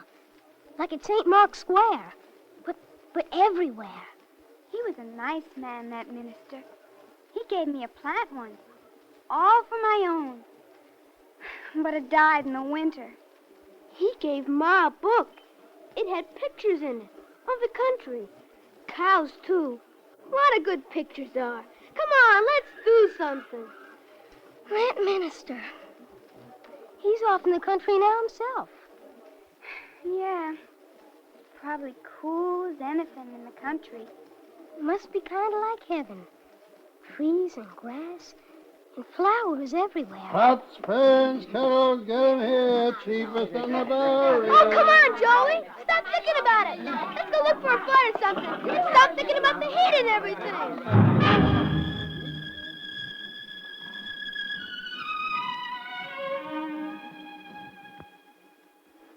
June 3rd, 1877. The young minister of whom the children spoke was off in the country, a long way off as distances went in those days. It was an all-day trip to Sherman, Pennsylvania. Population 50. It's warm even in Sherman this June 3rd, but Mrs. Babcock is bustling about her big kitchen as efficiently as ever, getting breakfast for the young minister who boards with her. Land sakes, I'd think it was August. Good morning, Mrs. Babcock. Oh, Reverend Parsons, good morning to you. Did you ever see such a day for June? It is rather warm, isn't it? We think it is, anyway, because we're not used to it. But anybody from the city would think this was wonderful. Especially down in the Bowery. I've been thinking of what it must be like there today. All the dirt, the crowding. That's bad enough any time. Oh, horrible, that's all. Well, New York and all its works could be banished off the face of the earth, and the earth would be a better place. Well, yes, the Bowery should be banished, but You sound as though the people should be, too. Drinking, thieving, killing night and day. Why, they're worse than Sodom and Gomorrah. And the Lord didn't have too much patience with them. Now, Mrs. Babcock, there are plenty of people, even in the Bowery, whose only crime is poverty. I'll wager there aren't many. New York's a wicked place, and it takes wicked people to make it like that. Well, oh, Oh, dear, my goodness. dear. Reverend Parsons, what's the matter? I never meant to say anything to make you feel bad. No, it's all right, Mrs. Babcock. It's just, well, I had what seemed like a wonderful idea when I woke up this morning, and I'm beginning to wonder if I wasn't taking too much for granted.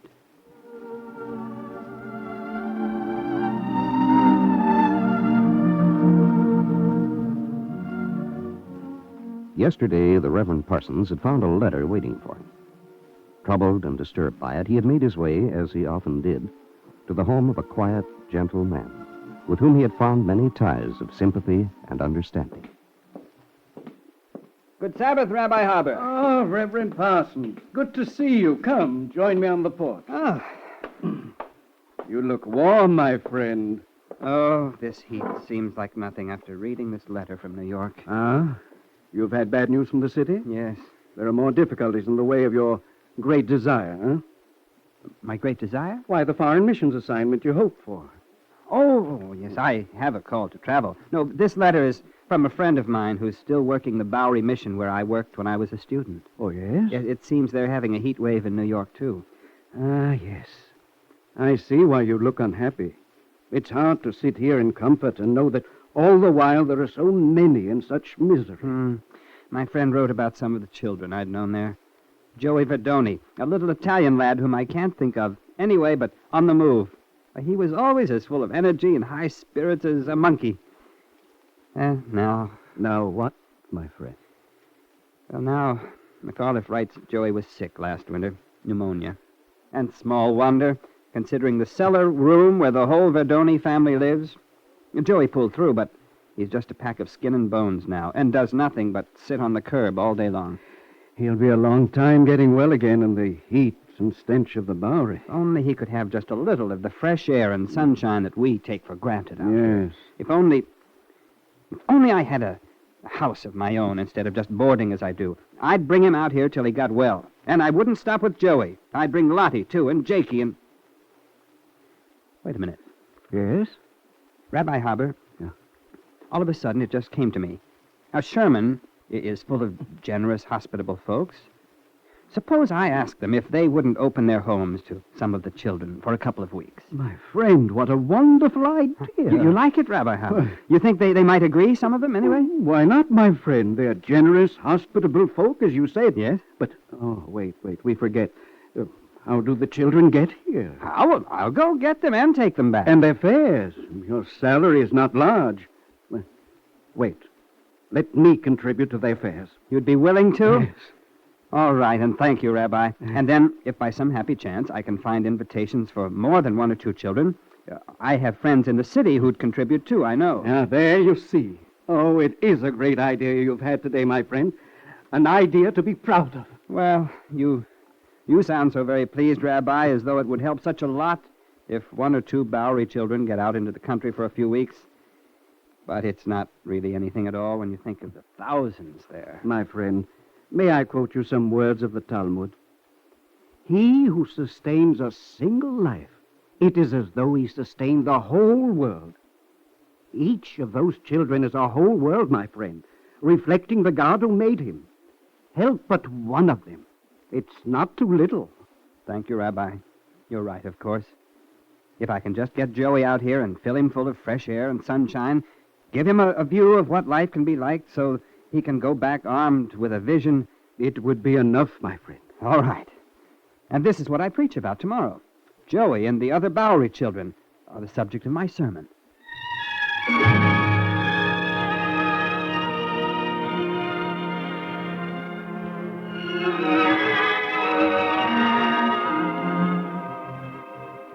But that had been yesterday. Now, June 3rd, 1877, the young minister sat in the Babcock kitchen, face to face with the old country distrust of cities, city folks, and city ways. He saw himself standing in the pulpit of the little Sherman church in an hour or so, eagerly expounding his idea, and then finding only blank hostility on all the faces of his congregation. Slowly, he finished his breakfast. Well, you didn't eat too much, Reverend. Thinking about your sermon? Oh, yes, I guess you'd say so. Mrs. Babcock, your feeling about city people, it doesn't extend to the children, too, does it? You know, children are children anywhere. Oh, they learn the ways of wickedness mighty young in the city, though. Well, yes, I know. The stories you read about the city make a lot out of all that. But I knew children in the Bowery who had been exposed to all sorts of evil influences without it touching them. Reverend Parsons, what is all this about New York and the Bowery this morning? You haven't talked about anything else since you came down to breakfast. I'm sorry, Mrs. Babcock. I was sort of testing out an idea, and now I guess it's just as well I did. Well, thank you for a good breakfast. I guess I'd better get ready for church myself.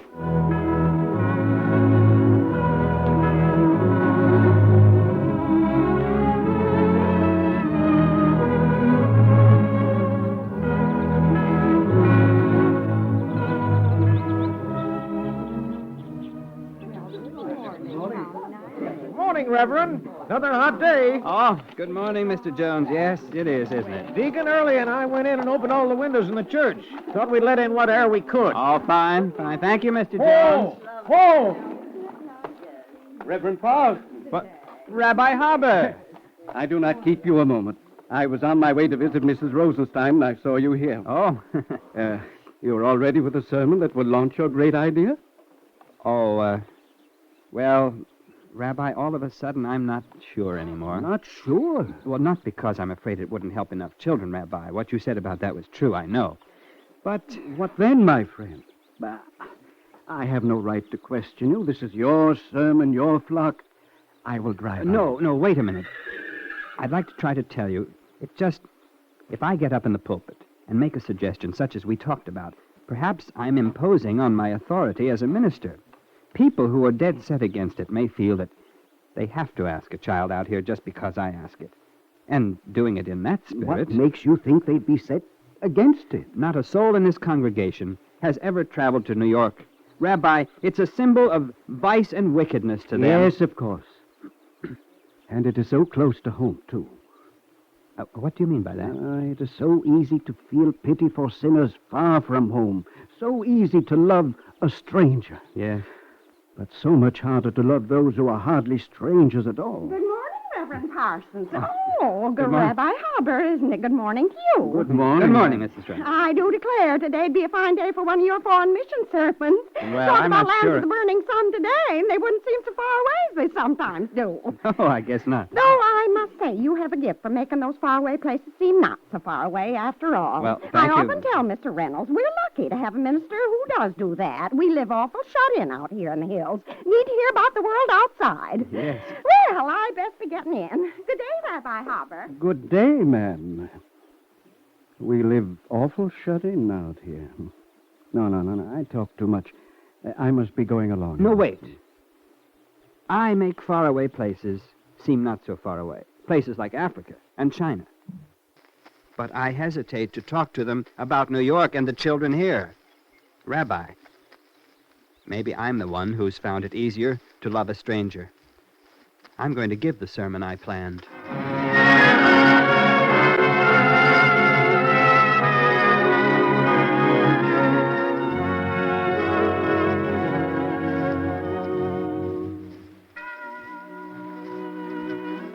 The church bell rang, and the rabbi smiled as he drove away. Inside the little church, the young minister stood in the pulpit to begin his sermon. Today, on this warm summer morning, I'd like to tell you about some children I know. Children who are seeing a very different summer than we are. To tell you about their summer, I have to take you to a very unpleasant street. New York's Bowery. Pots, ferns, killers, get here. The Bowery. Hey, look out there, Sonny. Stay out of my way, I'd like to tell you about Joey Verdoni now. Joey's manners may leave something to be desired. But Joey's courage and high spirits, no, never. Cry? 'Cause that big bully knocked me down? Not Joey Verdoni, Reverend. Besides, look. I fell into that cart there. And look what I found. A banana. A whole of fine banana. But, Joey, it's all squashed. I don't complain when I find a banana. Look, here's a place not brown at all. You want a bite there, Reverend? And then there's Lottie. Lottie, who loves flowers. Look, Reverend, it fell off a funeral car, and I got it. Is it a rose? A real rose? And Jake. Jake, who has never seen a cow in his life. That's a picture of a cow? I never knew they were so big. Do they bite?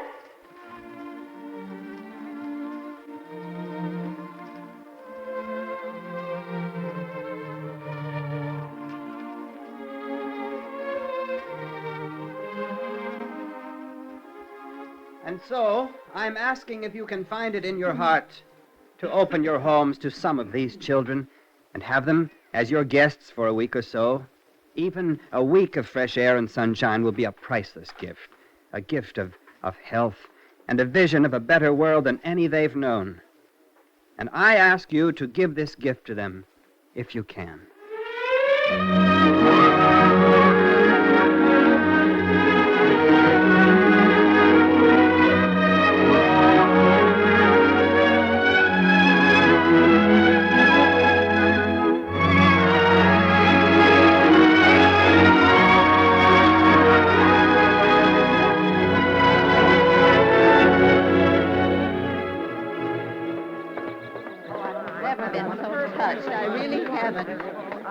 Oh, Reverend Parsons, when I think how I was talking only this morning, could you fix it so I could have that poor young Joey stay with me? It's that poor child Lottie who broke my heart. Me, with a yard full of flowers nobody even notices. Could I have Lottie, Reverend Parsons? That youngster you call Jake, Reverend. I've got some cows you could get acquainted with. Some of their milk might do him good, too. Reverend, we want Kevin. Could we have Mary stay with us, Reverend? Well, it sounds as though you want all of them. Well, of course we do. I'd take them all myself if I had the room. Not Lottie. I want Lottie. When can you go get her? And all the rest of them, Reverend. When? Well, I'll go tomorrow. Oh, good. And leaving time for arrangements in the city, I'll be back with all 9 of them by Wednesday. You're sure now, all of you? Sure, of course we are. Bless you for showing us how much we have that we can share.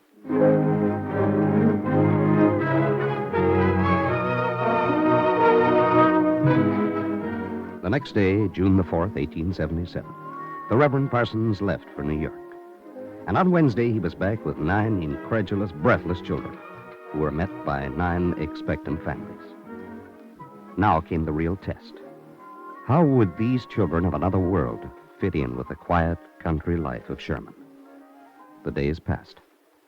Did you see the way Joey ate this morning, Reverend Parsons? And the color he has in his face. Yes, he's a changed boy since he got out here, Mrs. Babcock. Where is he now? Out with Jemmy? Oh, they're out berrying together.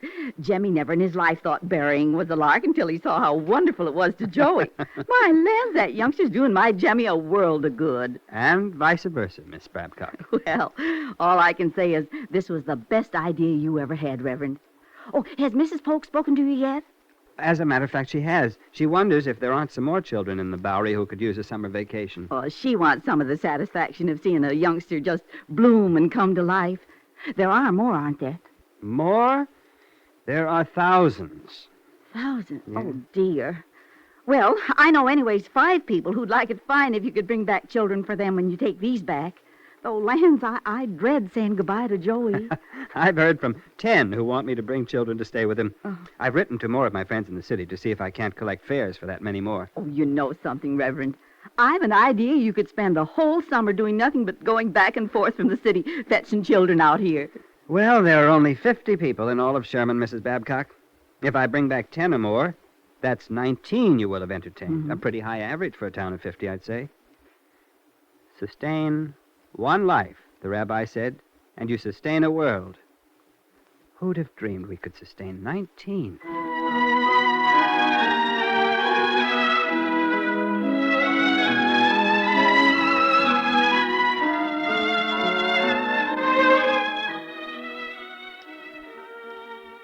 the young minister still had no idea of what he had begun on June 3rd, 1877. As it turned out, he did spend that summer going back and forth between Sherman and the city, till the tiny town in the hills had been host to 60 Bowery children. And this was still only the beginning. By the next summer, the word had spread, and families all over the countryside wanted to do their share of entertaining. So, how does the fundraising go, my friend? Fine, Rabbi, fine. I was frightened when I realized I'd already asked all my friends for money, but they spread the word to others, and now all sorts of people are contributing for railroad fare for the children this summer. It's taking a good bit of your time just the same, isn't it? Well, What is the latest word on your application for a foreign missions post? Actually, I haven't had time to check with the board for a month or so. This thing has become a full-time job for a while. Watch out, it does not become a life work. Oh, no danger. I'll be off to Africa one of these days, or China. I'm not so sure, my friend. I'm beginning to think your own heart answers our old argument about the need of traveling to far places to do good. Your own heart knows the first law of all. Love thy neighbor.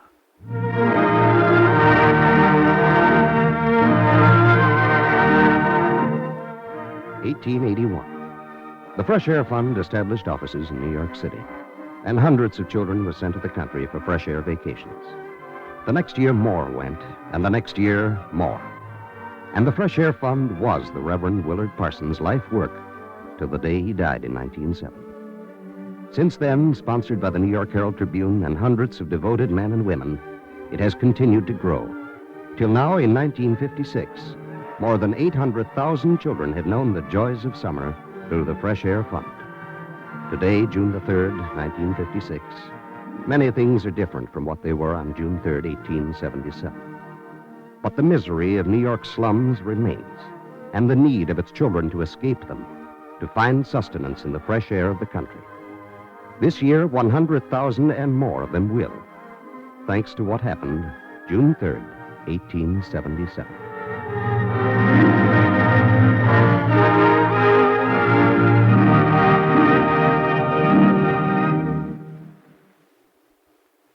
If you would like a copy of today's script, please send your name and address with 10 cents to cover the cost of postage to the Jewish Theological Seminary of America, 3080 Broadway, New York 27, New York.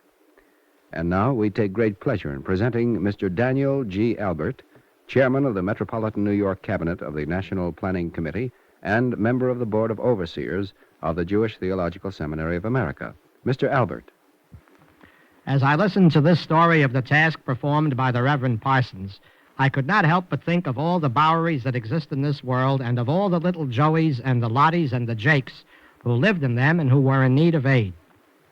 This story merely depicts the lack of understanding that exists today amongst people and nations alike. The lack of understanding undoubtedly due to a lack of knowledge amongst us. Knowledge and understanding are necessary partners. Given knowledge, we acquire understanding.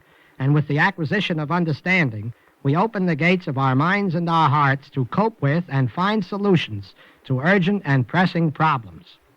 Mrs. Babcock, the country mother, although good at heart, classified the Bowery and all of New York City and its people as drunks, thieves, and killers, worse than Sodom and Gomorrah. So also must have been the feelings of the other good citizens of the country village of Sherman. But when Reverend Parsons educated these people to the problems of the underprivileged, whose only crime was poverty, knowledge led to understanding, and they soon opened their hearts and their homes to little Joey, Lottie, and Jake. John Donne, an English clergyman and poet, once wrote, "No man is an island entire of itself. Every man is a piece of the continent, a part of the main. If a clod be washed away by the sea, Europe is the less, as well as if a promontory were. Any man's death diminishes me, because I am involved in mankind, and therefore never send to know for whom the bell tolls. It tolls for thee." The prime movers of the Power Age have woven mankind far closer together than ever was the case when John Donne wrote his immortal lines 3 centuries ago. Now the atomic bomb and the promise or threat of atomic energy have made all of us our brother's keepers in a very special and terrible sense. Hitler, loose on the planet, could devastate half a continent. The next madman in control of a considerable nation could blow up the world. Mankind is now confronted with a common enemy, the ignorance and confusion in men's hearts. Hence the lack of understanding between men and nations alike and their common problems, and as long as there is no understanding, there can be no solution. Whether it be the segregation problem in the South, the Israeli-Arab dispute in the Middle East, or the many vexing problems between the Soviet and the Western world, there can be no solution until there is mutual understanding. And unless enough of us can realize that the bell tolls for all of us, some other race of animals will have to take over if there is any living environment to take. Reverend Parsons points the way to the solution.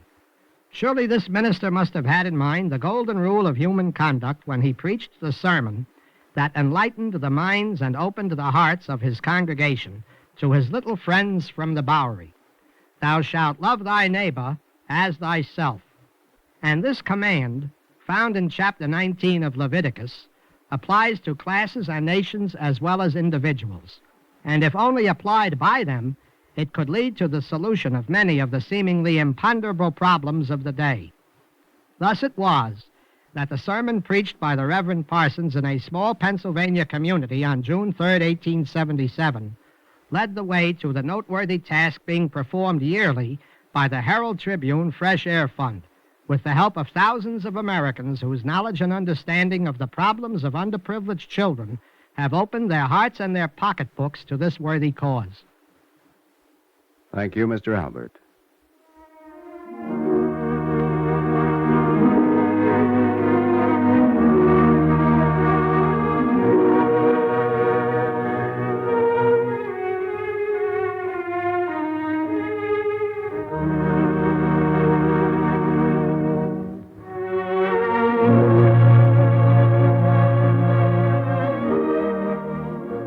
Our Eternal Light drama today, Another June 3rd, was written by Marion Voigt. Cantor Robert Siegel sang the liturgical introduction. Featured in the cast were Jack Manning, Alice Yeoman, and Guy Rep. Your narrator was Bert Keldon. This is Mel Brandt.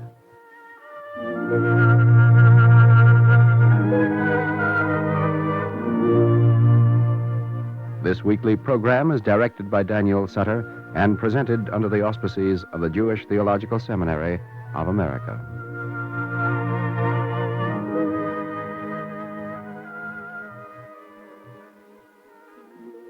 This is the NBC Radio Network.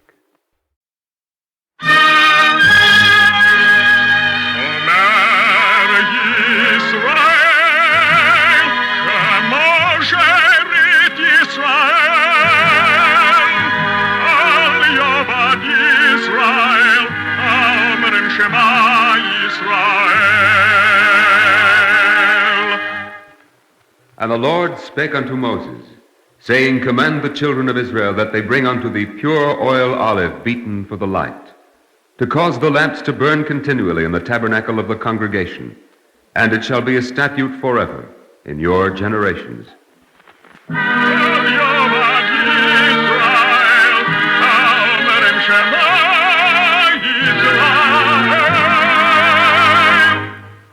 The Eternal Light. The National Broadcasting Company and its affiliated independent stations present The Eternal Light, a program which comes to you under the auspices of the Jewish Theological Seminary of America. Our drama today, A Garden Eastward, was written by Joseph Mindell.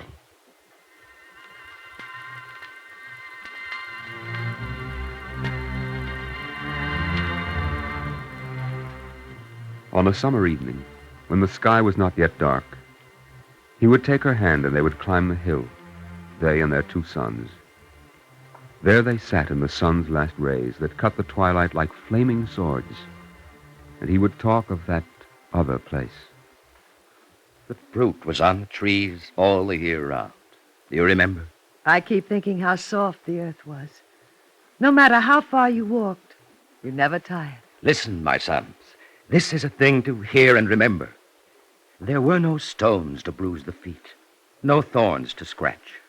It was never cold, even at night. And the wind was... Oh, I'm sorry, Father. Don't stop, Father. Tell us how it used to be. The wind, you said. Tell us how it was always gentle and filled with the smell of flowers and incense and made a sound like flowing water and the singing of the birds in the... One son falls asleep. Don't be angry with me. Did I say I was angry? It's just that it's getting late. Only for you, not for your brother. He? Why should he be tired? I get up in the morning no later than you. Yes, and then you take the sheep to graze and lie on your back and count the clouds. While I plant and dig in the earth and break my back to make things grow in this rock. What do you know Stop of it, my... both of you. Do you hear? Stop quarreling and listen to your father. Let them be. Tell them how it used to be, so they will know and remember. Let them be. One son falls asleep, and the other knows what I will say before I say it. You told us before, Father. Then listen again. Why, Mother? Why must we hear about a place we never saw and can never hope to see? I'm going to sleep. Let him listen. He can sleep in the afternoon tomorrow. What do you know about it? Have you ever searched the fields and the woods all night long for a lost lamb? Have you walked for a week with a flock to find good pasture? What do you know about how tired I am? I know that I didn't choose to be made a tiller of the soil. Did I have a choice? But I'm glad. I'm glad I'm not like you, stooped and coarse and dirty. Yes, you think you're better, don't you, with all your fine ways and Be still! Be still, my sons, and listen. You, Cain, and you, Abel. There were no stones and no thorns in this place you never saw. And there was no anger.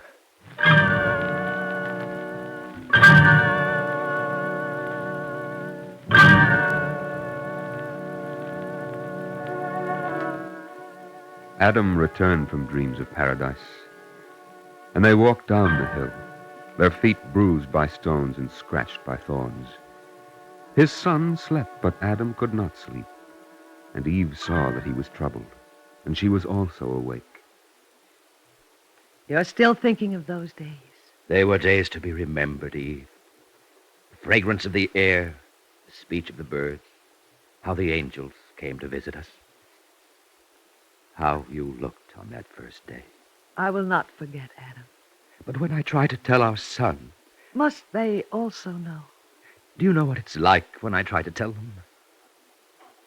Sometimes you would wander off by yourself there in the garden. And when you returned, you would tell me of the new birds you had seen, of the fruit of strange trees. Once I saw... It's over now. And gone. You would tell me, and I could comprehend so little. Pale shadows of your memory. Eve, I will not talk again to Cain and Abel of those days. You will do what you think is right. Are they to remember my memories? No, I will not talk of them again. Now, we'll sleep. Adam, will you sleep sitting up? And yet, Eve, maybe there is something more than my memories. Maybe there is something that must be told and remembered. I don't know, Adam. But it may also be that our sons must find their own Eden.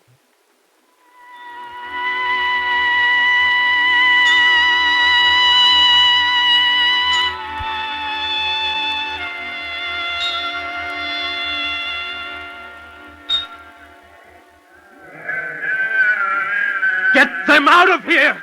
Abel, get your sheep out of my barley field. That's what I'm doing, can't you see? I'll kill them. They're trampling the grain. I'll kill them. What's the matter with you, Cain? Did I lead them here on purpose? I don't care why you did it. Get them out. Go. I warn you, Abel. I warn you, Abel. No, Cain. Cain, my son, do not speak such words. You want me to sing for joy? You saw what happened. I'm afraid of such words. Once spoken, they have a power of their own. Have no fear. Words cannot harm your son, Abel. I have 2 sons. Here. I brought you cheese for your midday meal.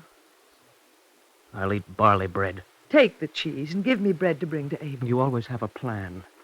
I don't know what you mean. Don't you? We will each of us eat the fruit of the other's labor, and we will be brothers, Abel and I. Is that it? You are brothers. Enough! Here's bread for Abel, and bring him the cheese as well. I won't eat it. You're still angry, Cain. What happened with the sheep was an accident. How do you know? And what difference does it make? It was an accident. Why should you be angry at Abel? Then I'm not angry at Abel. Enough, I say. Or at me for bringing you food. I'm not angry at you. Yet there's anger in your eyes and in your voice. You must have reasons, mustn't you? Here, let my hands be a reason. Look at them. Clods of earth calloused and crusted with dirt. Let my back be another reason. Touch it. Touch it, I say. Feel how bent it is, how twisted from digging in the ground. I'm angry. Yes, I am angry. And I have reason to be. For I am bound to the earth. And all the earth is cursed.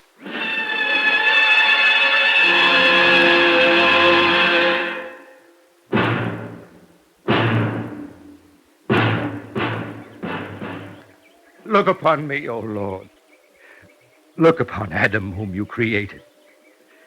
Here am I on your earth, filled with loneliness and confusion.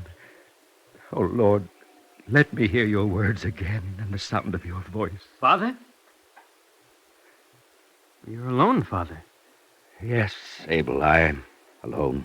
I heard a voice and I thought... For a time I was alone there, too, in that other place. But the angels used to come and walk beside me and talk of... Oh, such things I cannot describe. Sometimes I think I've heard an angel. But it's always a bird or a creature of the forest. And once, only once, Abel, I heard God's own voice. God's voice? What is the sound of it, Father? Like the sound of... Like... I do not know how to tell you. If he should speak to me, how will I know? You will know, Abel. I hope that you will know when God speaks to you.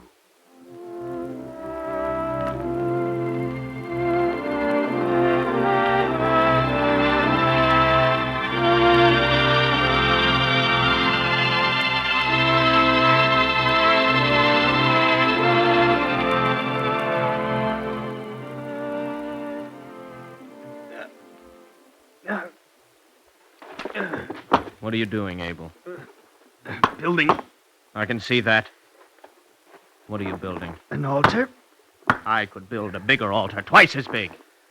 Then build it, Cain. By all means, build an altar. When you've finished it, what will you do? Why do you want to know? Tell me or not, but don't examine me. I'll tell you. When the altar is built, I'll bring roast meat, fat roast meat, and offer it to God. And then... Go on. Then what? Then maybe God will speak to me. And me? What about me? Abel, will you give me meat to roast? If you want it, Cain. Of course I want it. Why shouldn't I also make an offering to God? With my meat? What have I to offer? Dry wheat bread. Cakes of barley and oats. You planted the seed and ground the flour and baked the bread.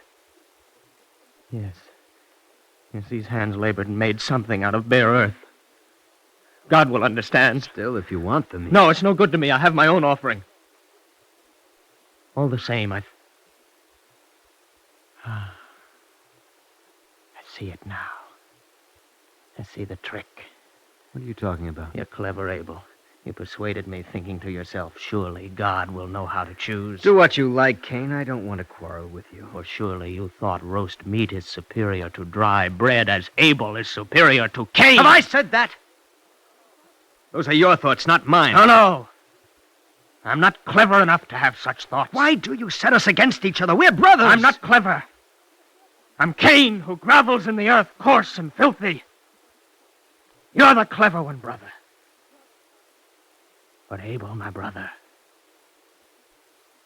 I'm strong.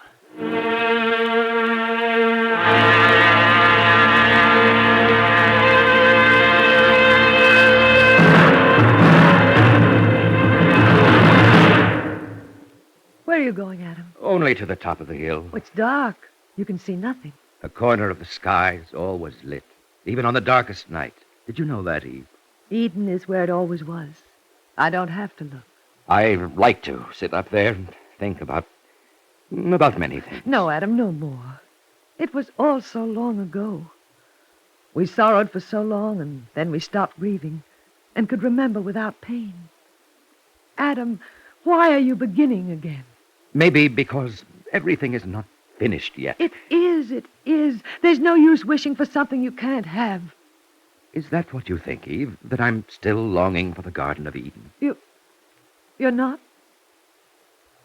Adam. It was good there, wasn't it? The ease, the quiet, the peace, and the beauty. You were beautiful then, Eve. Then? You were a child, and I was a child. And it was a child's beauty with a kind of emptiness. Was it, Adam? And now? Now, there are lines in your face. Your hands are rough and scratched. Oh. But don't hide your face, Eve. It's old and ugly. No. You were a child. Now, you're a woman. You're my wife, and we have 2 sons. And together, with rough, scratched hands, we've built a home in the wilderness and made the hard earth give nourishment. We did it together, Eve. And it is a beautiful thing. Why should I want to go back to Eden? And why should I, if you are here? But you keep looking westward, as if Eden was still in your thoughts. We have 2 sons. Eve, it isn't enough what I've done. It isn't enough to teach them how to snare wild animals, to plant seeds and care for sheep. How else could they live on the earth? They would learn that without me. They've already learned more of this earth than I can teach. But they were never in Eden. And if I don't tell them what Eden meant, they will never know. Then you will tell them. When I try, I don't know what to say. When I speak, I say the wrong things, and they still don't know. And all the time, Eden grows more distant. Maybe... Yes, maybe if... Abel, Cain, come, both of you. What is it, Father? Where is Abel? How should I know? Why do you ask me where my brother is? Whom should I ask? But never mind. Find him, Cain, and tell him to make ready, and prepare yourself as well. Well, what do you want us to do, Adam? Hurry. Get ready, Eve. We're starting on a journey.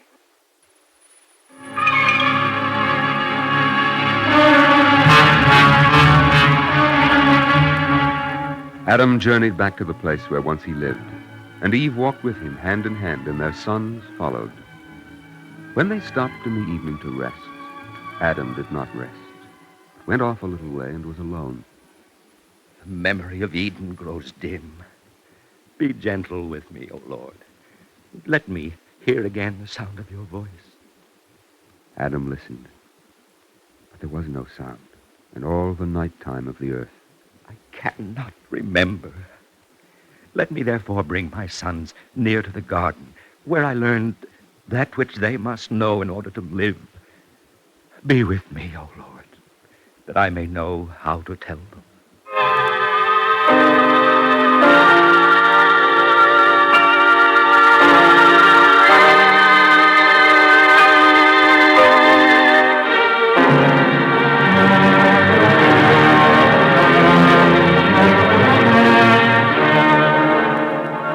In the morning, they journeyed again, and on the second night, half the sky was lit, and the sons of Adam were afraid.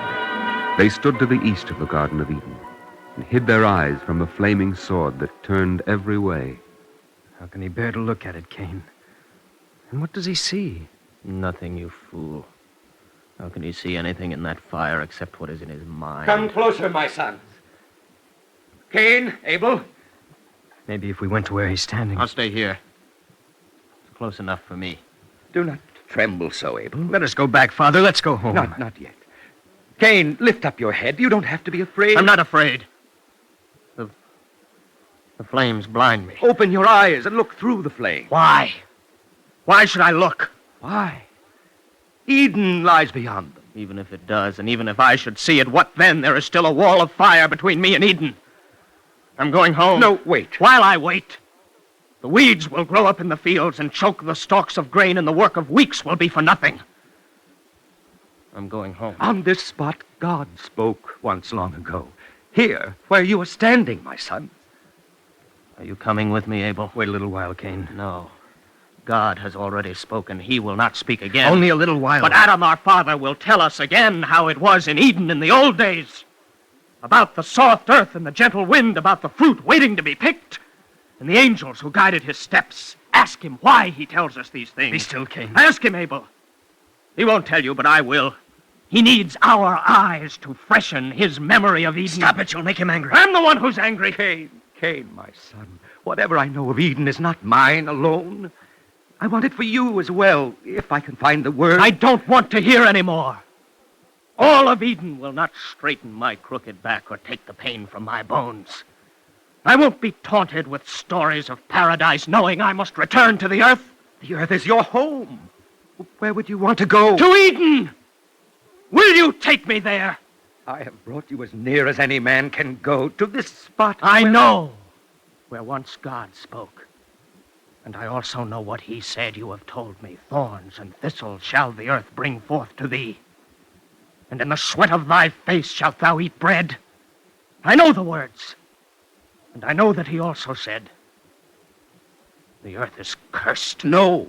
Yes! You told me long ago, but if no one had told me, I would still know it by every day that I have lived. The earth is cursed. That is not the whole meaning. It's enough meaning for me. Cain, I understand now what I must tell you. Listen, No, Cain. you listen. You offer me a glimpse of paradise, but I will not have it because I cannot enter. And I know why I cannot. I know on whose account. You said enough, Cain. Eden is denied to me because of what you did. I will not let you say such things. A slap is so little extra pain, Mother. I had to stop you, my son. You cannot stop me from saying what I know.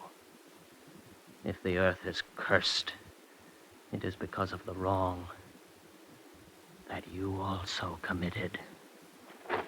Cain! I'll go after him, Mother. No, Abel. I'll talk some sense into him and bring him back. Stay here, Abel. Abel, don't go! They don't understand, Eve. I have 2 sons, and they are strangers. They don't know what Eden is, know what they are, or why. Adam, I'm afraid. I must talk to them. Hurry, Eve. I must find them and talk to them before it's too late. Or is it already too late?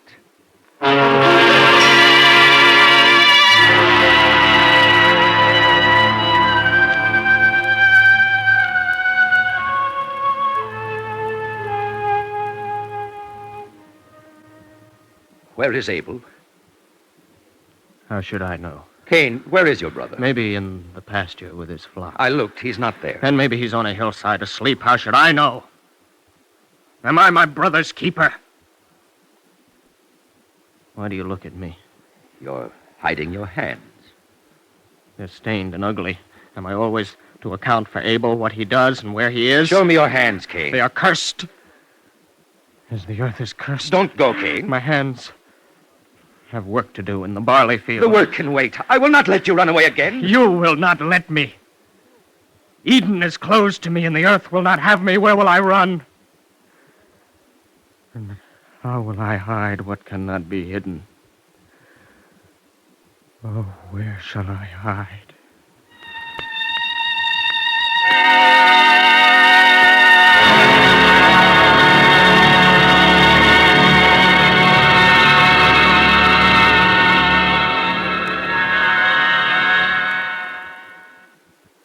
I'm afraid, Father.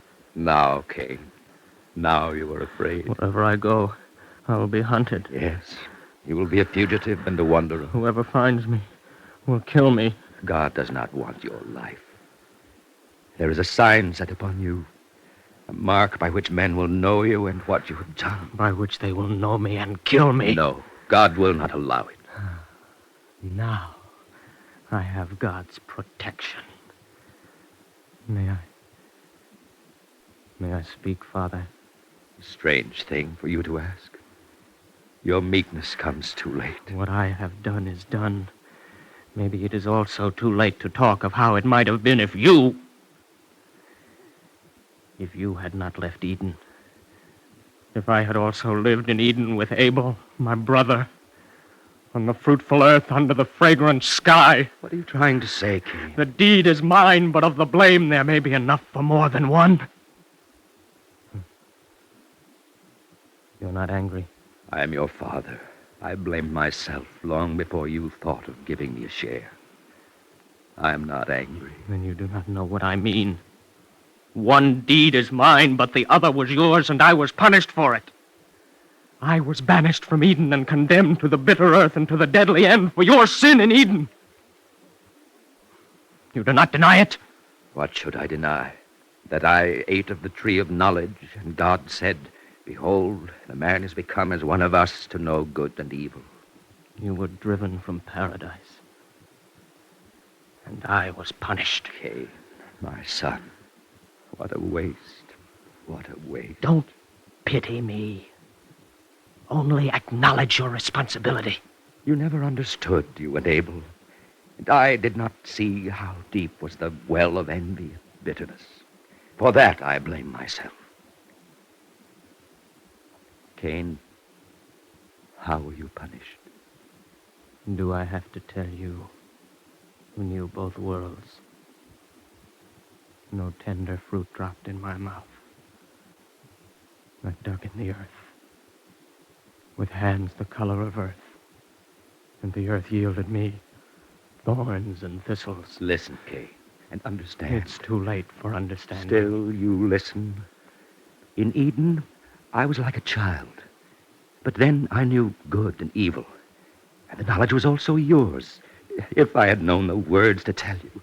Are you listening, my son? It is too late, but I am listening. We are no longer children, but men in God's image and free. Do you understand, Cain? Free to choose good or to choose evil, to live or to die, free to create something out of dust and rock and thorns. Eden was sweet, and the punishment was hard. What can man create in paradise? We were banished from Eden. But Cain, my son, God sent us out and gave us the whole earth in which to live as men.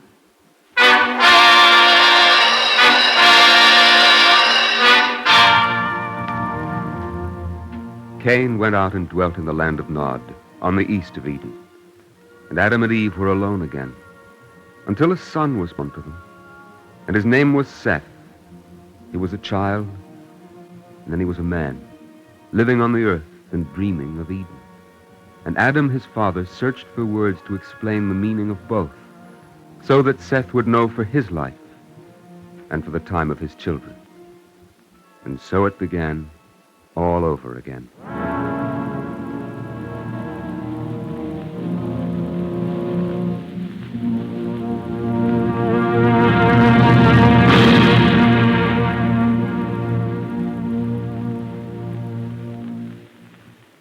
If you would like a copy of today's script, please send your name and address with 10 cents to cover the cost of postage to the Jewish Theological Seminary of America, 3080 Broadway, New York 27, New York. And now we take great pleasure in presenting Mr. Samuel Brockstein, chairman of the Nassau-Suffolk Cabinet of the National Planning Committee and member of the Board of Overseers of the Jewish Theological Seminary of America. Mr. Brockstein. In the eternal problem of handing down a way of life to children, we must realize that there is no ready-made Eden. One has to implant the seed, nurture and watch over it, so that the result will be a rich and fruitful life. In order to make life more meaningful, it is not sufficient to tell your children or bring them to the door of Eden. You must enter and live with them. It isn't enough to find the words, even if one is articulate. Deeds, as an example, are by far the true teacher. The good life must not be allowed to become a memory. Man must constantly live with God, else his memory grows dim, and he loses the ability to implant his faith in the generations to come. Man was born free and equal. He was given the ability to choose between good and evil. In order to remain free, he must utilize his God-given energy and strength, not on envy and greed, but to create out of dust and rock and thorns a place for himself and his brother. For I am my brother's keeper. The Midrash, which is the great ethical commentary on the Bible, tells us that Eve, after long deliberation, chose to give Adam the fruit of the tree of knowledge at the expense of eternal life. This June, as many Junes in the past, has witnessed the imparting of degrees to thousands who have tasted of the tree of knowledge and have enriched their lives culturally and scientifically.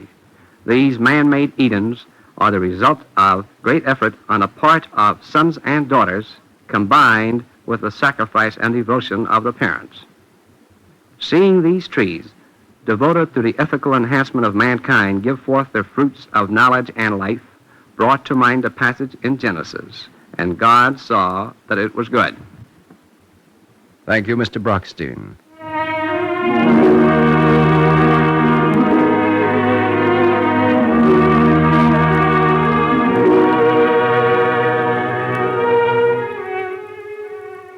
Our Eternal Light drama today, A Garden Eastward, was written by Joseph Mendel. Cantor Robert Siegel sang the liturgical introduction. Featured in the cast were Carl Weber, Ann Seymour, Bill Lifton, and William Redfield. The narrator was Norman Rose. This is Mel Brandt.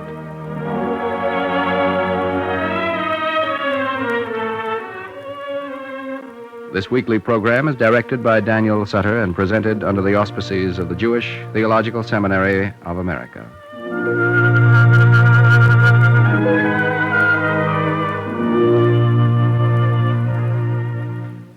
This is the NBC Radio Network.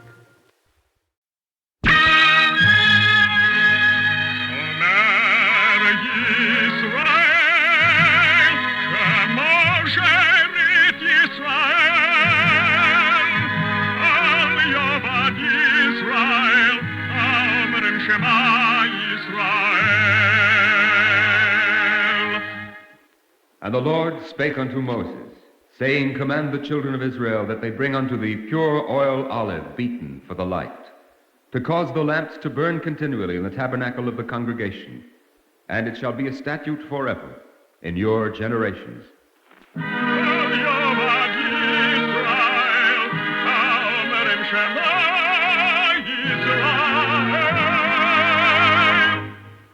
The Eternal Light. The National Broadcasting Company and its affiliated independent stations present The Eternal Light, a program which comes to you under the auspices of the Jewish Theological Seminary of America. Our program today, The Man Who Rode Like Revere, was written by William Wise.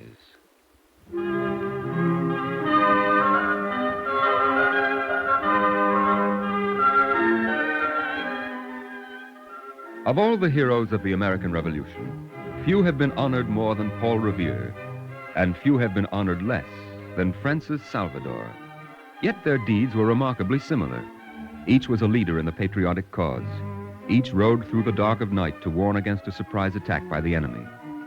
We know who Paul Revere was, but who was this other man, the one called Francis Salvador?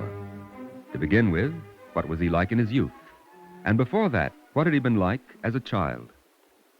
Francis? Yes, sir. You know that when your father died, as head of our family here in England, I became your guardian, Yes, Uncle Joseph. so that I am responsible for your behavior. Now then, I want the truth. You went out riding this morning, didn't you? Yes, sir. And you jumped several fences after I told you not to. Yes, sir. And then you came to a stone wall and boastfully said you could jump that too. I thought I could, sir. So you galloped across the field and you did jump it. A stone fence 3 feet high. Now, is that what happened? Not exactly, sir. Careful, Francis. I want the truth. Well, sir, I jumped the fence, but it wasn't 3 feet high. It was at least 5 feet high. And my heart was beating like a drum till I got over it. Restless, impatient. It was sometimes said that young Francis Salvador was both of these. Come in. Ah, Mr. Peterson, what brings our chief bookkeeper all the way over to my office? It's about your nephew, Mr. Salvador. Oh, about Francis? Yes, sir. Yes. Has there been any trouble? To be perfectly frank, sir, I don't think he's the right sort of man for a banking house. Is it his work? No, sir. It's his questions. Questions? Yes. He's always saying to me, why don't you do it like this, Mr. Peterson, instead of like that? Or why do you list foreign loans with domestic, Mr. Peterson? Doesn't that complicate things? Or else he's asking me... Of course. I see how you feel. Young men always want to improve things, don't they? Yeah. They want to turn everything upside down. Yes. They want to change the whole world around. Yes, and we can't let them do that. No, I'll have to talk with Francis. And I promise you, Mr. Peterson, he won't come bothering you like that again. Thank you, sir. He's a likable lad, except for those infernal questions of his.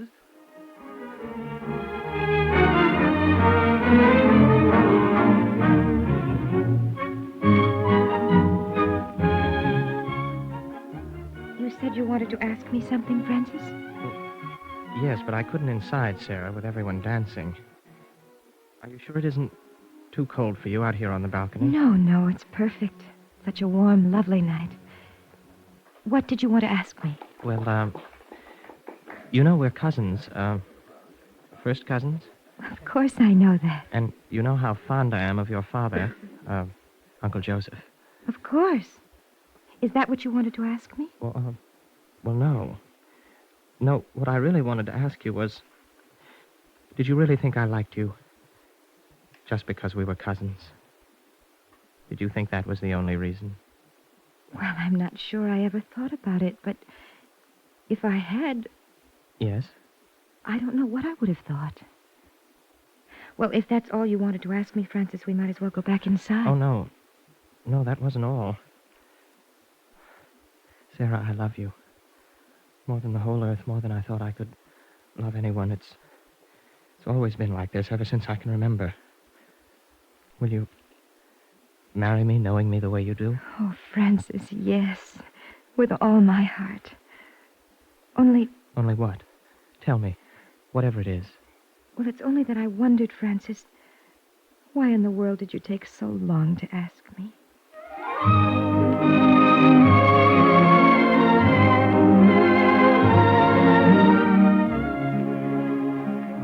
Several years of married life passed, and they were happy years for Francis Salvador and Sarah. They had 4 children, and they had each other. Then one night, the living room door swung open. Why, Father. Oh. Uncle Joseph, it's such an hour. Here, let me take your coat. Sit down. You look so... Father, is anything wrong? Is it the bank? Yes, the worst has happened. The East India Company has failed. We were heavily invested, as you know. I've been working all night trying to figure out what we should do. Is there nothing left? Oh, a little. Mostly in some land we own in South Carolina. In the colonies? Yes, I have title to 100,000 acres there, but someone must look after them. See if they can be sold or managed better for sale later.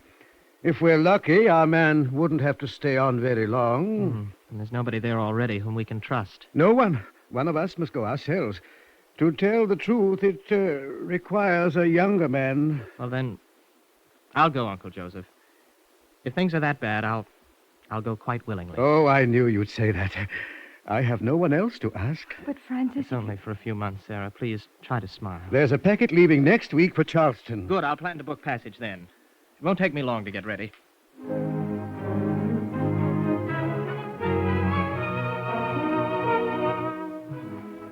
But Francis Salvador stayed more than just a few months. One night he was entertaining 2 of his neighbors, his friend Tom Morgan and a planter named Jack Henderson. Well, Jack, I can only say I'm sorry to hear you're leaving us. And I can only say, Francis, I'm glad to be going. I can hardly wait to get back to England. Oh, Jack, you'd better be careful what you say. Francis here is sold on life in the colonies. He's a regular fanatic. Well, I can't understand why. Weren't you only supposed to stay a couple of months, Francis, and then go back? Yes, and that's why right. Didn't you? I'd like to know what could make a man want to stay in a place like this. Jack, I want to stay because there's something stirring here. It's an ideal, a dream. It's something that has never happened before anywhere in the world. What? A rebellion? The world's seen lots of them. Oh, no, it's more than just that. It's a promise of freedom, not for one class, the way they mean freedom in England, or for one race or for one faith, but for all men equally. Listen, Jack, I've been talking with men like Drayton, Pinckney, Hammond, Rutledge. Oh, they're willing to fight if they have to, but for more than just their economic rights, more than merely to throw off the burden of unjust taxation. If it comes to a fight, and by God's will we hope to avoid it, then we will be fighting for a kind of freedom such as this earth has never seen before.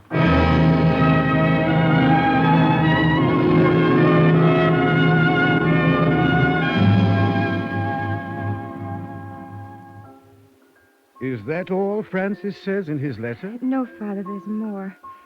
says now he wants to stay, not just because of the property, but for other reasons. And he wants me to come if there's no more trouble. Oh, but there will be, Sarah. I heard today. The Prime Minister won't back down. Neither side will. It gets worse and worse. And I won't be able to go, not for a while yet. Did Francis say anything else? Yes, he's been elected to something called the First Provincial Congress of South Carolina. Oh, Provincial Congress? It sounds like they mean to take matters in their own hands. Oh, I hope he doesn't do anything rash. Do you think he'll be sensible and keep out of things? Oh, of course, of course. He hasn't been there long enough to be important. Oh, they won't let him say very much. Mr. Chairman. Mr. Chairman, fellow delegates. Each time I have previously entered this debate, I have heard uneasy murmurs from a few of you. Who is this fellow Salvador? How can we trust someone so lately a citizen of England? Someone who is, in addition, a member of the Hebrew nation. Gentlemen, let me put your doubts to rest. You may trust me for many reasons, but the most important is simply this.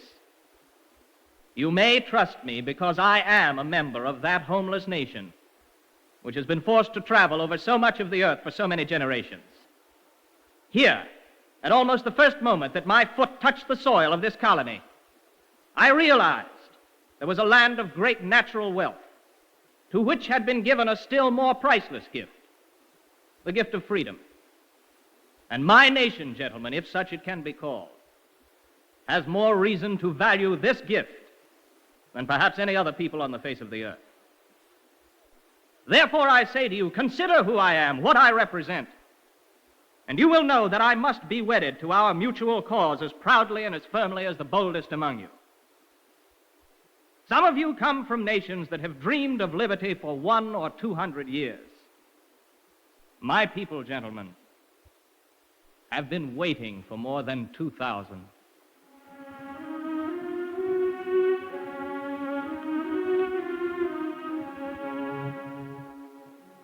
A year passed, then another.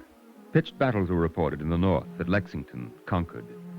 Now in South Carolina, the clouds of war were gathering too. Francis! Oh, here you are. Oh, hello, Tom. I didn't hear you come in. I was writing a letter back to England. Oh, but there's no time for letters now. Haven't you heard the news? No, what is it? The British fleet's only 50 miles from Charleston, and there's been a call from the militia. I've just seen Major Williamson and put my name down. Oh? So you're with us now? Did you ever have any doubts? Of course I'm with you. But I thought we were all hopeless fanatics. Oh, that was a long time ago, Francis. Forget all that. When I saw the Major, he said that you joined his staff.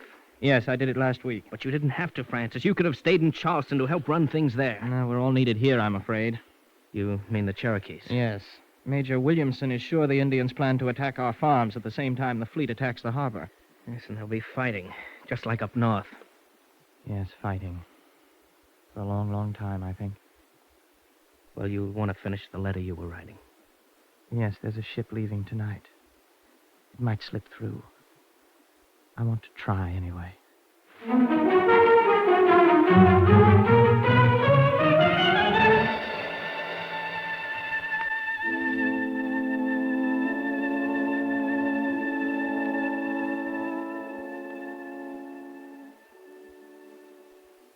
It's a very short letter. But all letters are short these days. Yes, Father, it's very short. Well, what does he say? He says by the time I read this, England and the colonies will be at war. Yes, we know all that ourselves. And he says he's joined the local militia. I thought he would. Francis didn't have to tell me that. Does he say anything else? He asks me to look after the children and to try and be patient. Of course. Be patient. That's what men always say to women when they go to war. And he says he loves me. That's all. Oh, Father, do you think he'll be safe? Oh, yes, I'm sure of it. Why, in that part of the country, there may not be any fighting at all.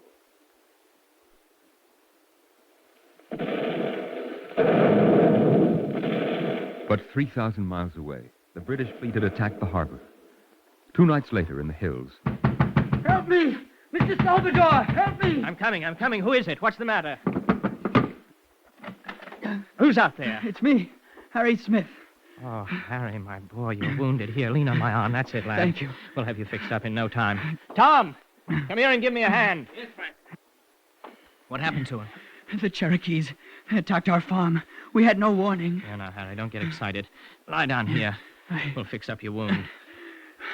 50 Cherokees at least, Mr. Salvador. Oh, Cherokees, you're sure? Of course I am. We fought them off as long as we could. I was in the back of the house. I looked around. They stormed in the front, killed my dad, my brothers. I got out the window and ran all the way here. All right, Harry. Mr. Morgan's going to take care of you. You're safe here with him. Where are you going, Francis? To Major Williamson. But you can't. His place is 30 miles away. I know. I have a horse. But the Cherokees, they might be anywhere along the road. Tom, I haven't got any time to argue. Look after the boy. If I don't get to Williamson, every planter and his family's in danger. There, get me my pistols, will you? While I pull on my boots. Francis, you can't go. It's foolhardy. Now, where are the pistols? All right, here. Thank you. Goodbye, Tom. See you in the morning. God willing. In the morning, Francis. God willing. I should have gone myself. But we don't all have that kind of courage.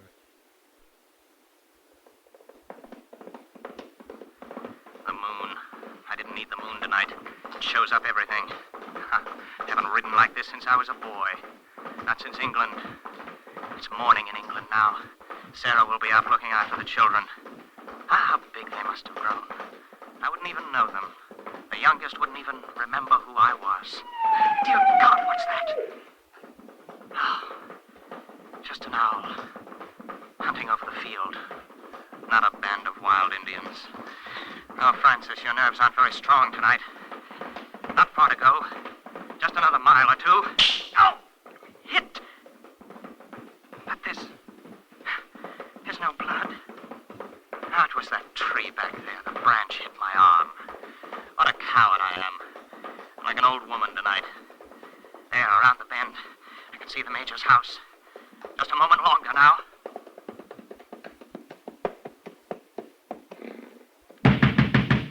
Major Williamson! Get up! Williamson! Who's down there? Is that you, Francis? Yes, I just rode over. What's the matter? The Cherokees, they've attacked Smith's place. Killed all but one of the boys. How long ago? Couple of hours. I think they mean to attack at full strength in the morning. Good. We still have time. We'll be ready for them.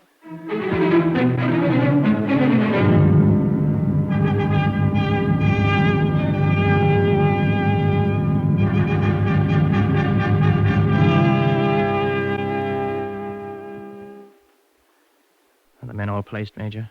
All placed and ready, Francis. I've got every man 50 miles around up in the line. There's so much mist. It's hard to see. We'll hear them once it starts. I wonder if... There's something over there in the underbrush. Be quiet now. Here they come. Hold your fire. All right. Fire left. Fire right. Fire on again.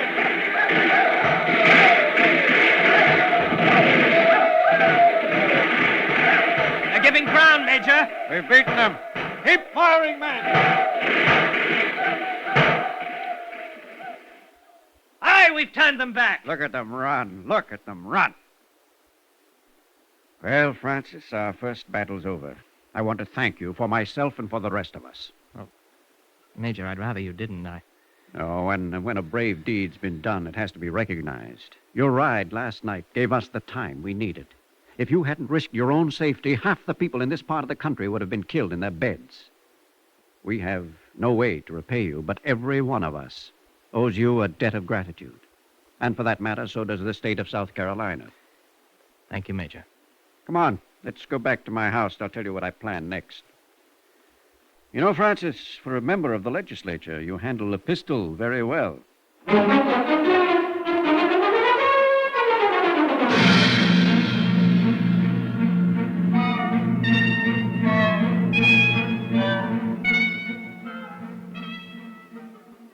So you see, Francis, we've won only the first engagement. The Indians are hurt, but not defeated. We must gather as many men as we can, try and get more rifles. You must go to Charleston for that. Then when we're strong enough, surprise them and cut up their forces. But, Major, they've gone back to their own territory, haven't they? Exactly. In another week or two, we'll attack them there before they get a chance to attack us again. I see. Now, look here at the map. This is my plan. March from here at night as far as the river. At night? Of course, surprise. Then we cross the river and attack their village at daybreak. I understand. At night, while we're on the march, you'll ride with me and the rest of my staff at the center of the column. Scouts out in front and security scouts out behind.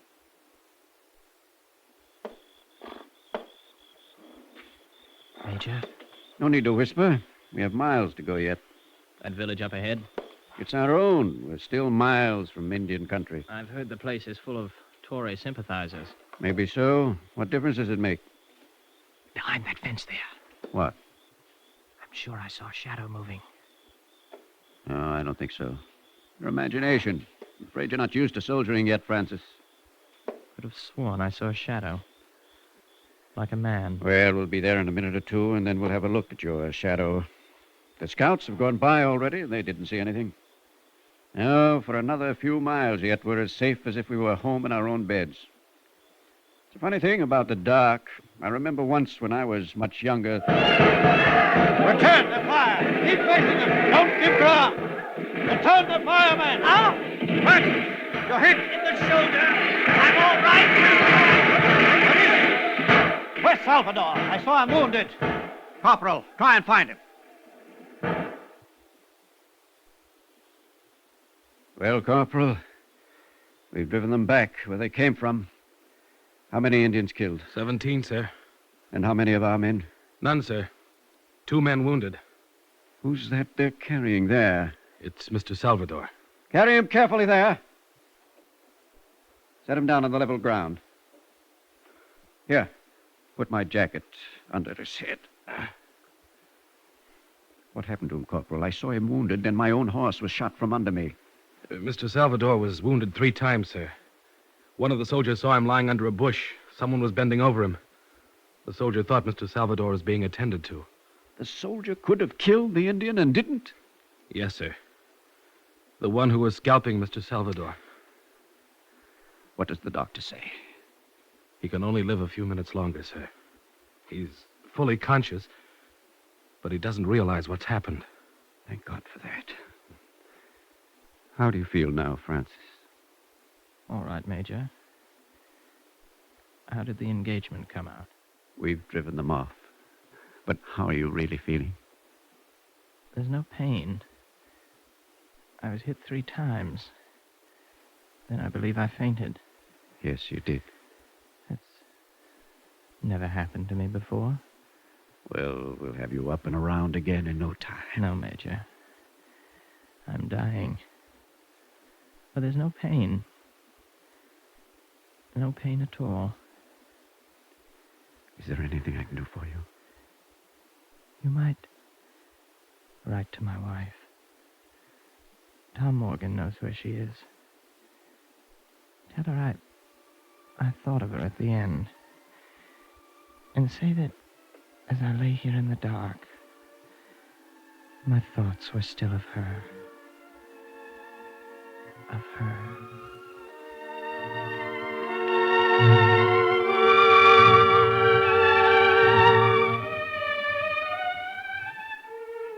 And then, Mrs. Salvador, your husband said, I feel no sorrow except the sorrow of losing my wife, the only woman I ever loved. Of losing her so many years before I thought we should part. And then your husband closed his eyes, and a moment afterwards died very peacefully. Sarah, are you all right? Yes?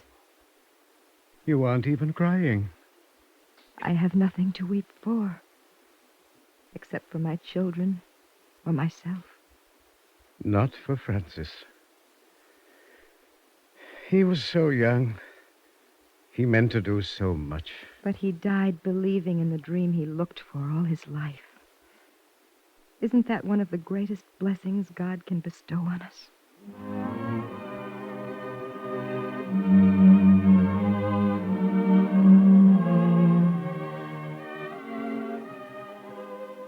So ends the story of Francis Salvador, patriot. A man only 3 years in the New World, and only 29 years old when they buried him in an unmarked grave by a lonely country road. Francis Salvador, the man who rode like Revere.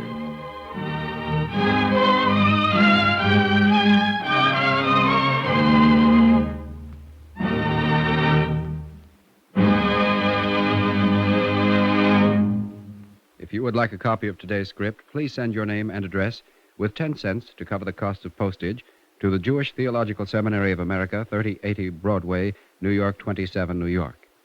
And now we take great pleasure in presenting Mr. Louis H. Weinstein, chairman of the Boston Armed Forces Advisory Committee and president of the Combined Jewish Appeal of Greater Boston. Speaking from Boston, Mr. Weinstein.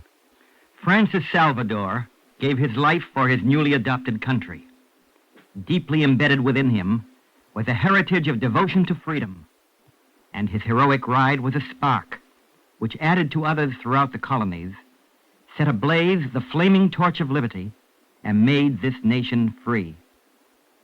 There are many unsung and unknown heroes who respond nobly in moments of crisis. I saw many an example on the battlefields of Europe and in military hospitals during World War II. But fully as courageous as those in uniform were the ordinary, everyday people who did whatever had to be done, no matter how difficult or dangerous the task. The firefighter in London during the terrifying Blitz, the factory worker whom bombs could not discourage or dismay, the housewife who led her little ones into the safety of an air raid shelter. All these were men and women of true valor. Only a few weeks ago in Israel, I was privileged to see other examples of courage. Near the Gaza Strip, I talked to a young farmer in a frontier colony as he laid irrigation pipe to change the desert into productive soil. On his shoulder, he carried a rifle to protect his land and his crops and his children. In Jerusalem, I watched a school teacher calm her pupils when carbine fire interrupted the quiet of her classroom. And on the Sea of Galilee, I observed fishermen who cast their nets under the guns and sharp eyes of enemy neighbors. It is fundamental to Jewish ideals, as it is to American democracy, that each individual has within him basic value and integrity, that all men and women possess the capacity and the greatness to act when a critical hour demands action. Like Francis Salvador, they are ready to fight and, if need be, die for their country and for freedom. Their deeds may remain unknown. Their heroism may never be enshrined in song or story. But within every man and woman is the divine spark of greatness to rise to the need of the moment, a spark which is nourished by and nourishes the eternal light. Thank you, Mr. Weinstein.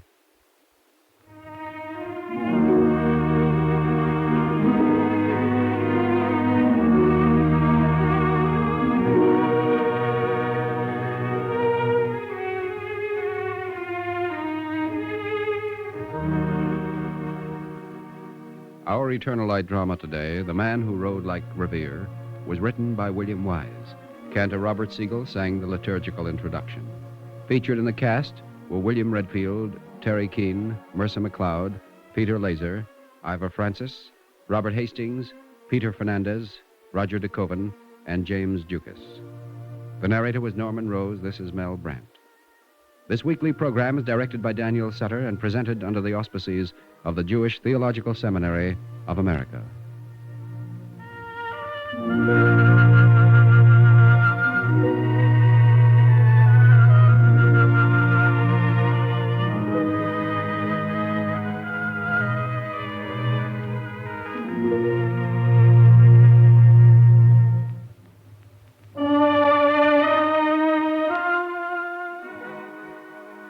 This is the NBC Radio Network.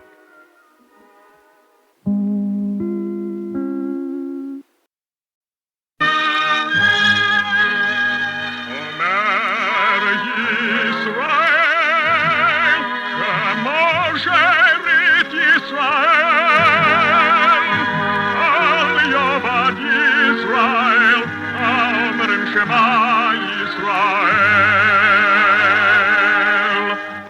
And the Lord spake unto Moses, saying, Command the children of Israel that they bring unto thee pure oil olive beaten for the light, to cause the lamps to burn continually in the tabernacle of the congregation. And it shall be a statute forever in your generations.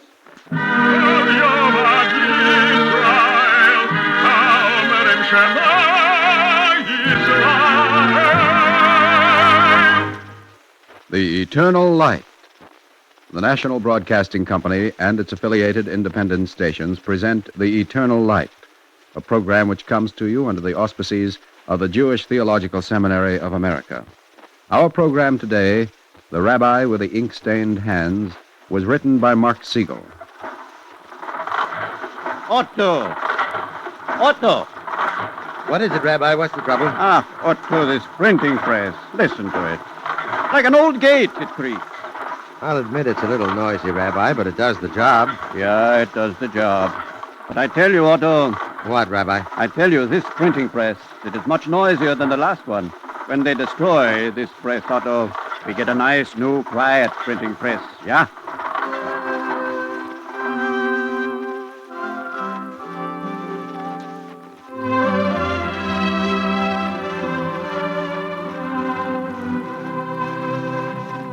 We never did get a new printing press. And that one, the last press on which we printed Sinai, the newspaper of our congregation, was the most stubborn machine I ever worked on. It creaked and groaned and screamed. Yet, out of all that noise, there came words which sang with beauty and conviction. The noise of our printing press was the sound of the birth of freedom. There were some who used to think that the Rabbi was like our printing press, just plain stubborn. Rabbi David Einhorn. They'd say he's the most stubborn man in Baltimore. And perhaps they were right. He was stubborn. As stubborn and courageous and single-minded as a Hebrew prophet. I know. I was his printer from the day we published the first issue of Sinai. That was in 1855, 6 years ago. And from the beginning, there were some people who questioned his right to be stubborn. Rabbi, it's very difficult to talk. Wait, I stopped the machine. Now, what was it you say, Mr. Schoenberg? I was saying, Rabbi Einhorn, that it's impossible to talk over the clatter of that machine. So. We go into my office, then. Otto. Yes, Rabbi Einhorn. Otto, you go on printing, yeah? I take Mr. Schoenberg into my office. Right, Rabbi. You follow me, Mr. Schoenberg, yeah? Be careful of your clothes. It's a little dusty in this cellar. Dusty? Dust doesn't form in layers 2 inches thick, Rabbi. Oh, a little dirty, then. Here, I clean a chair for you. Sit down, Mr. Schoenberg. Thank you, Rabbi. Now, you were saying, Mr. Schoenberg? I was saying, Rabbi, that some of the members of the synagogue have asked me to talk to you. They're afraid to talk to me themselves? Not at all, Rabbi, but it seems simpler this way. Simpler, Mr. Schoenberg? It is so important, then? No, Rabbi. It's just that... Please, Mr. Schoenberg, you say it, yeah? Well, I'll try, Rabbi. It's just that a good many of us in the congregation feel that working in a dirty cellar doesn't befit the dignity of the rabbi of the Har Sinai Synagogue. The dignity? That I print a newspaper? This manual labor, Rabbi, it's just not suitable to your position. Mr. Schoenberg. Labor, no matter how humble it seems, that is always fitting. To labor with one's hands, that is even a form of worship. And perhaps our concept of the rabbinate is not in complete agreement with yours, Rabbi. No, Mr. Schoenberg? No, Rabbi Einhorn.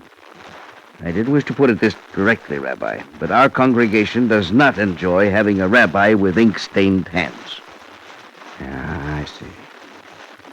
Mr. Schoenberg, you have been direct with me. I will be direct with you, yeah? Good. I'm listening. I will ask you a question. Is it the printer's ink on my hands you object to, or is it what I write with ink that you do not like?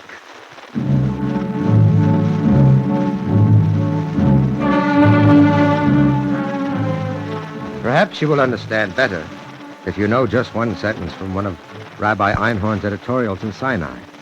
I remember thinking as I set the type that it was a sentence which might not be received too kindly in Baltimore in that year of 1855. All right, Otto, you ready? Yes, Rabbi. The last sentence, then. Is it anything else, then, but a deed of rebellion against God? You have that, Otto? Yes, Rabbi. Go right ahead. Is it anything else, then, but a deed of rebellion against God to enslave human beings created in his image and to degrade them to a state of beasts, having no will of their own?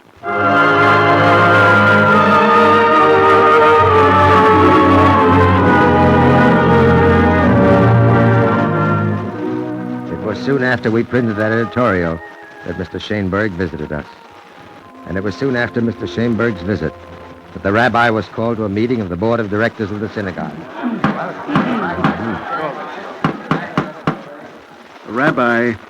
Rabbi, this is a serious matter. Yeah, that I can see, Mr. Leventhal. The meetings of the board, they're not often so well attended. Please, gentlemen. Rabbi, I hope you will understand.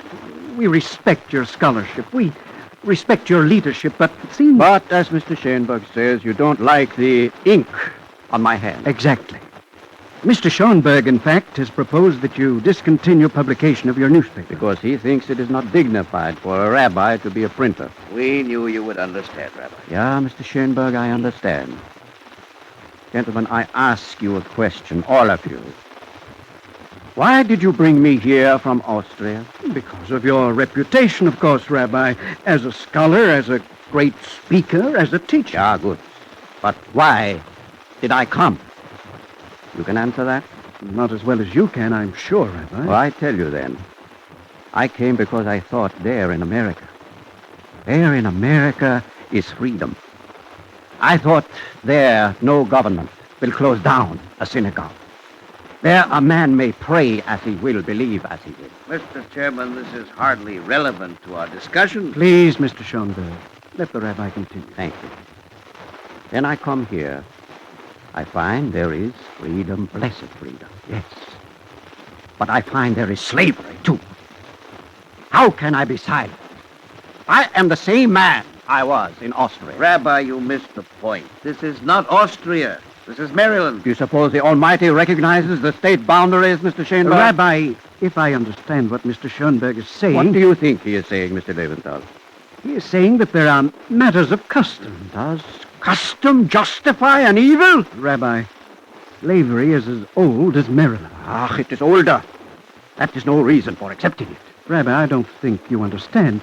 We don't support slavery. Please, Mr. Chairman, please. You think I don't understand? I understand. The pro-slavery forces in Maryland, they're very strong. Yeah, very powerful. Exactly, Rabbi. And you, Mr. Schoenberg, perhaps you don't support slavery. But you don't want to antagonize your neighbors. Well, I'm glad to see you're taking a practical view of the matter at last, Rabbi. Yeah, I take a practical view, I take a moral view, and a practical view. You know my moral view already. Yes, I would say we do, Rabbi. Now, I tell you, I will be bound by what you decide. But before you vote on whether you want a rabbi with ink-stained hands, I tell you my practical view. We're listening, Rabbi. I tell you something I have learned in Austria, in Germany, too. While one minority is oppressed, any minority... Yes, Rabbi? What are you getting at? While one man is oppressed, no other man is free. No, I go further. While any minority is in slavery, not even the majority is free. Please, you will let me know how you vote.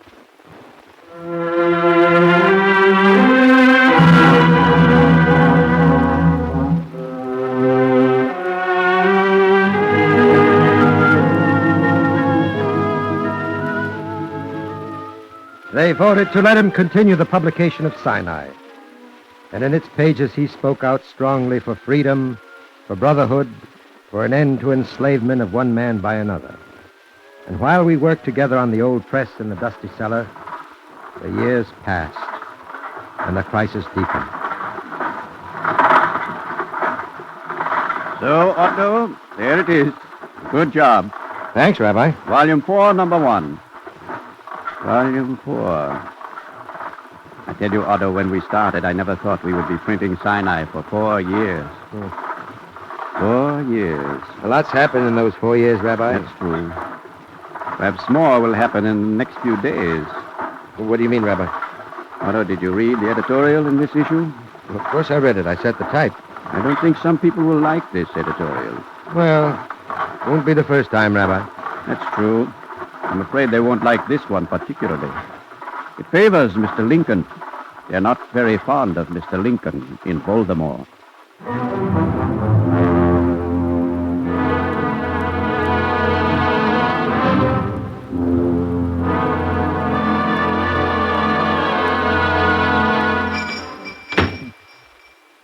Rabbi Einhorn? Yes, that is my name.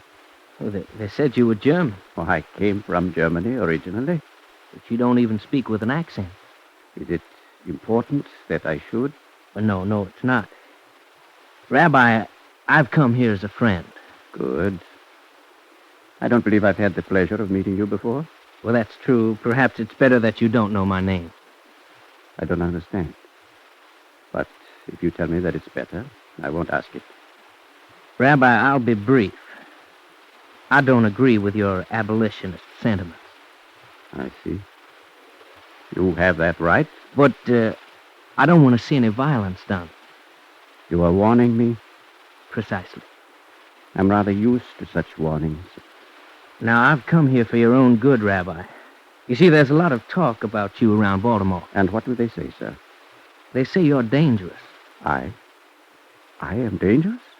There are some folks who are tired of what you've been printing in your paper, Rabbi. Do they say what I print is untruthful? They don't bother. But you'd be wise to stop writing what you've been writing. That's what they say, your friends? They don't say it quite that gently, Rabbi. But that is what they say. I see. What else do they say, my friend? Well, a great many other things, Rabbi, and I'd rather not repeat them. Such as? You really want to know? It might prove educational. Glad to oblige. What they say mostly, Rabbi, is why don't you go back where you came from?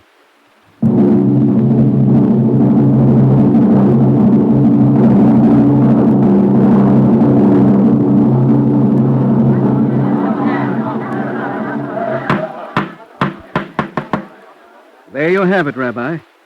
I've had a visitor. Mr. Schoenberg has had a visitor. Every member of the board has had a visitor. Was he a soft-spoken gentleman, Mr. Lowenthal? He was, Rabbi. Quite polite? In his language, Rabbi. But not in his sentiments. Exactly. Rabbi Einhorn. Yes, Mr. Schoenberg. I don't think it matters very much who the man who visited us was. Mr. Schoenberg, did he ask you if you were a native American? Was he surprised when you spoke without an accent? Of course, Rabbi. He was a know-nothing. We're all aware of that. And that is not to the point? We're here to discuss the newspaper, Rabbi. I think Mr. Schoenberg's right, Rabbi. You would desert your principles because they are attacked? I don't understand. Rabbi, we've all been warned. 4 years ago, when you first came to us, you taught us that custom doesn't justify evil.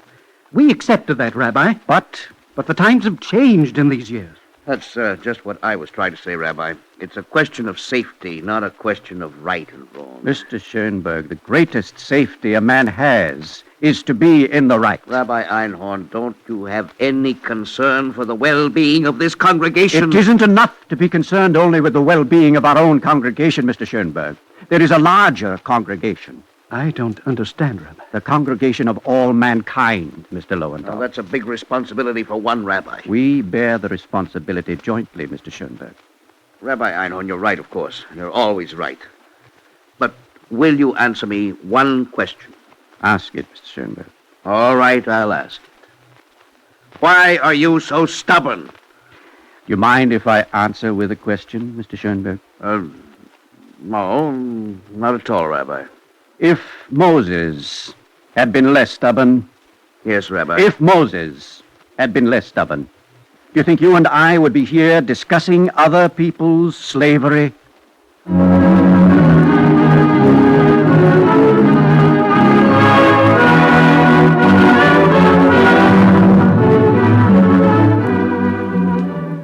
It would be easy to say that all the leaders of the congregation agreed with Rabbi Einhorn, but they did not. Some considered him foolhardy. Some considered him heroic. But all, even those who opposed the publication of our newspaper, had come to respect his integrity and the force of his conviction. Yes, come in, please. Good morning, Rabbi. Ah, Mr. Schoenberg, I'm glad you could come. You expected me? I hoped you would come after yesterday's meeting. If you hadn't, I would have visited you. I wanted to apologize. But, Rabbi, that's why I've come here, to apologize. It was I who spoke sharply. If you have forgiven me, I'm grateful. And I realized afterwards, Rabbi, that you should speak. But you still think we should not publish Sinai?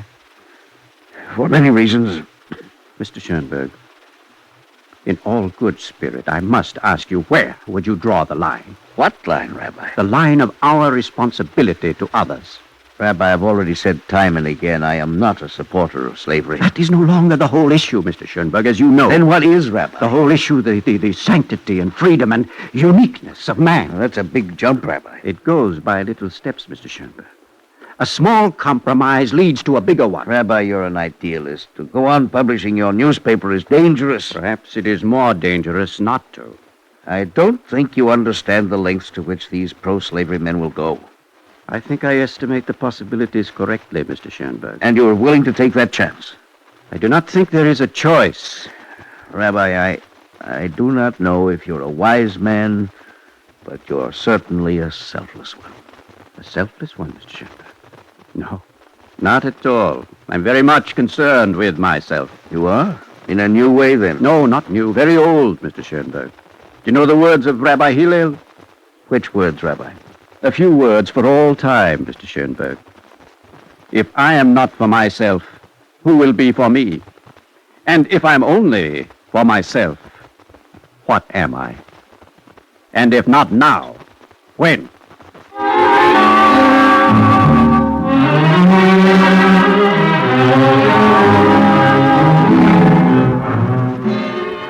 If not now, when? They were words which took on a different meaning for me. For if there were members of the congregation like Mr. Schoenberg who came slowly to see Rabbi Einhorn's point of view, there were others like me who wondered as the months went on whether there would ever be an end to slavery. Otto, what is troubling you all the time lately? There are mistakes in the typesetting. I don't know, Rabbi. Are you worried? Is that it? Worried? Yes, Rabbi, maybe that's it. About what, Otto? We don't seem to be getting anywhere, Rabbi. It moves slowly, Otto. A struggle for the right always moves slowly. But why, Rabbi? Why must it go so slowly? It goes faster than you think. You will see, Otto. What, Rabbi? You'll see. First it goes slowly. Then suddenly it goes fast. Perhaps too fast for comfort. You will see.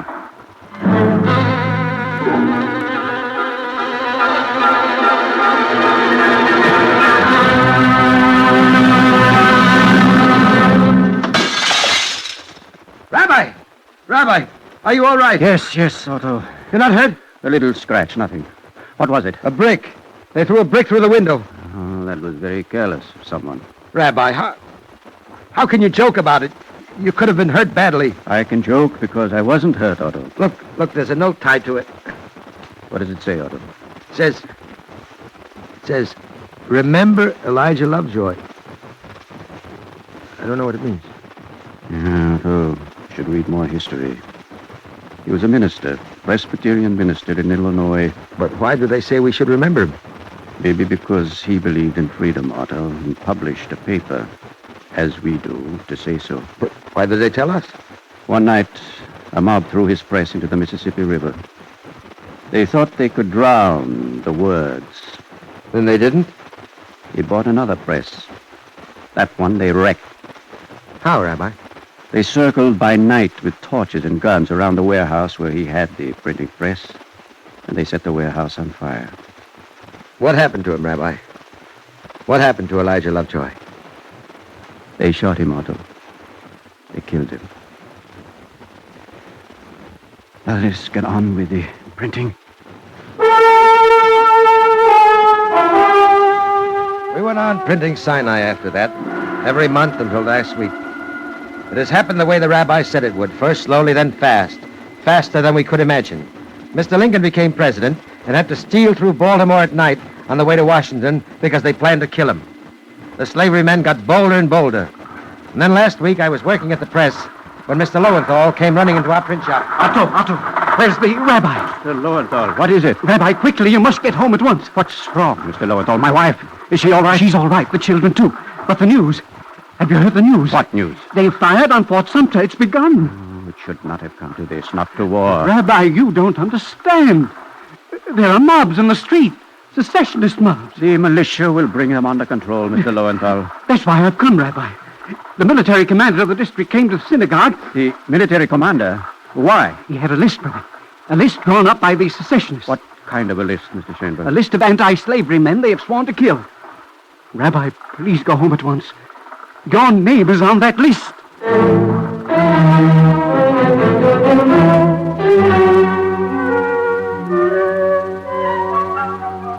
We took the rabbi home, and we had hardly shut the door when someone was at it.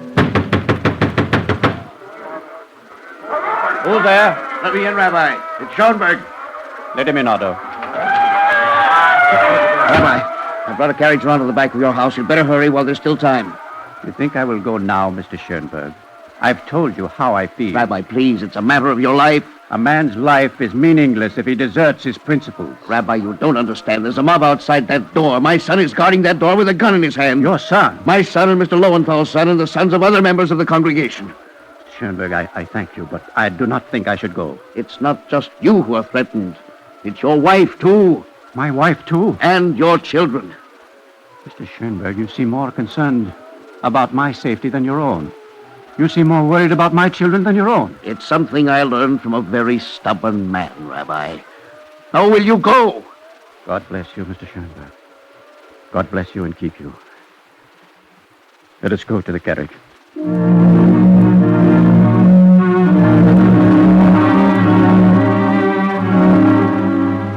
I took the rabbi and his family to the waiting carriage. My eyes were wet with tears as I shut the carriage door. Goodbye, Otto. It will not be forever. Do not be sad, my son. We're defeated, Rabbi. No, Otto, it is no defeat. There is not defeat while men struggle for justice and freedom. Will we ever win, Rabbi? Will there be an end to slavery? There will be an end to it, Otto, with God's help. If we make an end to it.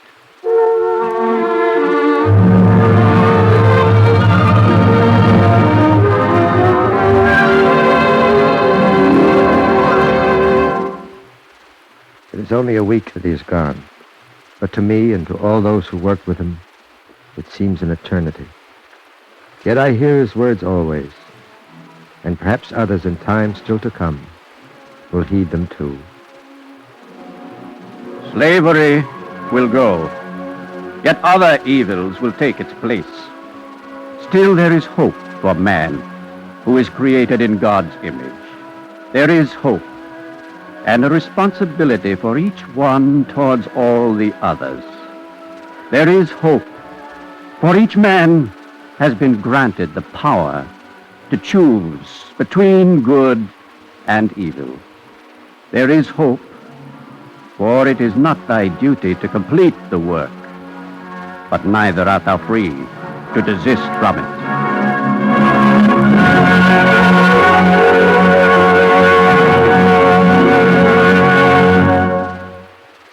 If you would like a copy of today's script, please send your name and address with 10 cents to cover the cost of postage to the Jewish Theological Seminary of America, 3080 Broadway, New York 27, New York.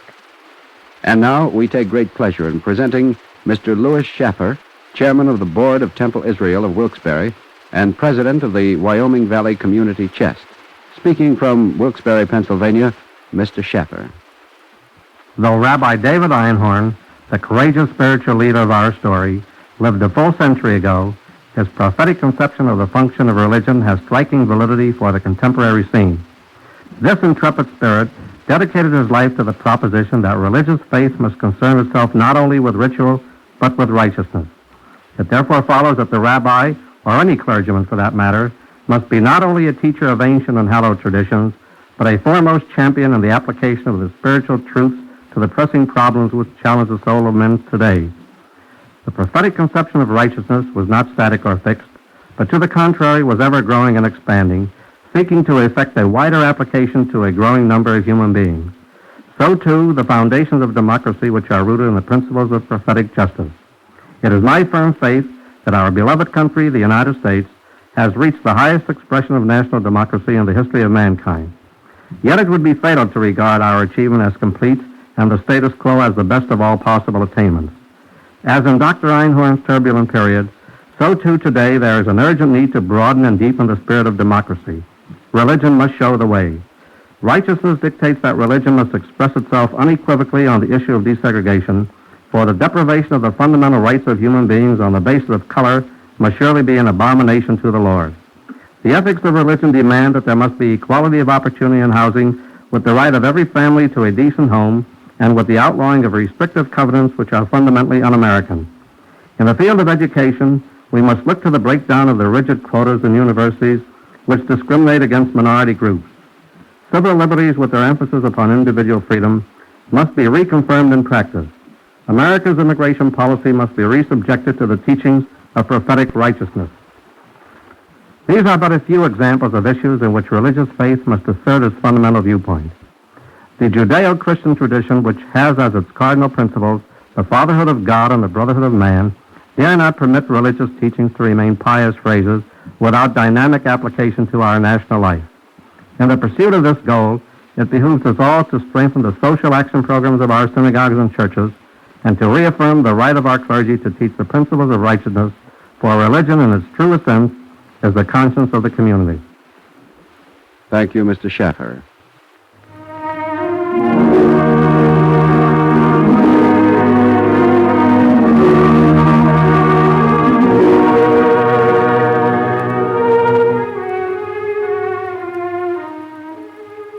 Our Eternal Light drama today, The Rabbi with the Ink-Stained Hands, was written by Mark Siegel.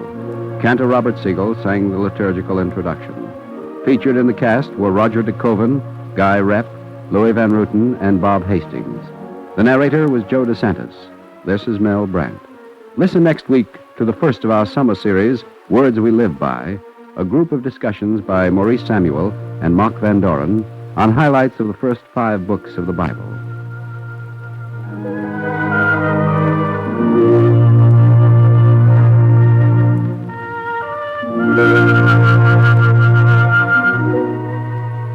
This weekly program is directed by Daniel Sutter and presented under the auspices of the Jewish Theological Seminary of America.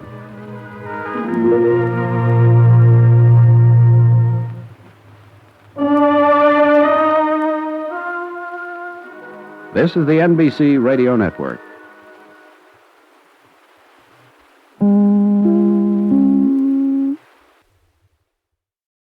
The Eternal Light.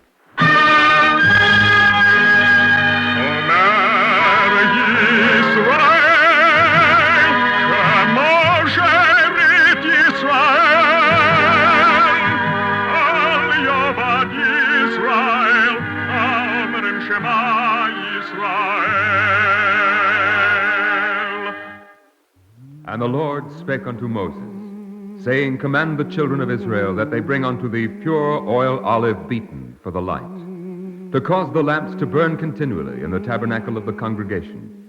And it shall be a statute forever in your generations.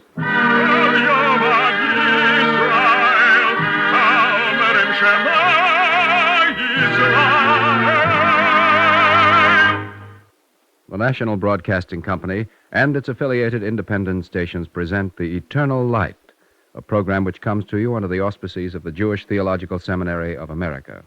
Our program today, Synagogue on Wheels, was written by Mark Siegel and is based on an article, Tabernacle on Wheels, by Edith Brodsky, which appeared in the Congress Weekly.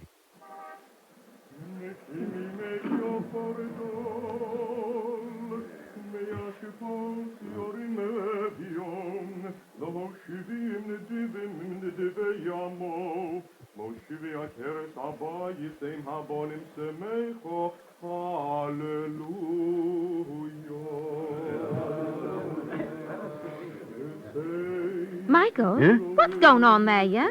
Across the street, they're reopening the temple. Reopening the temple? Well, I declare. Didn't you read about it? It's been in all the papers. Well, sure, I read about it, but I didn't think it was that temple. Why, that temple's been closed ever since I was a little girl. And that's for 35 years if it's a day.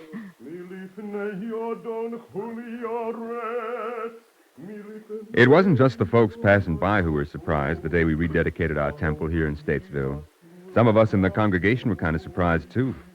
Found ourselves wondering how it had finally happened. The way it happened, well, that's our story. And to understand it, I think you have to know a little bit about our state. The prettiest state in the country, I'd say. The state of North Carolina.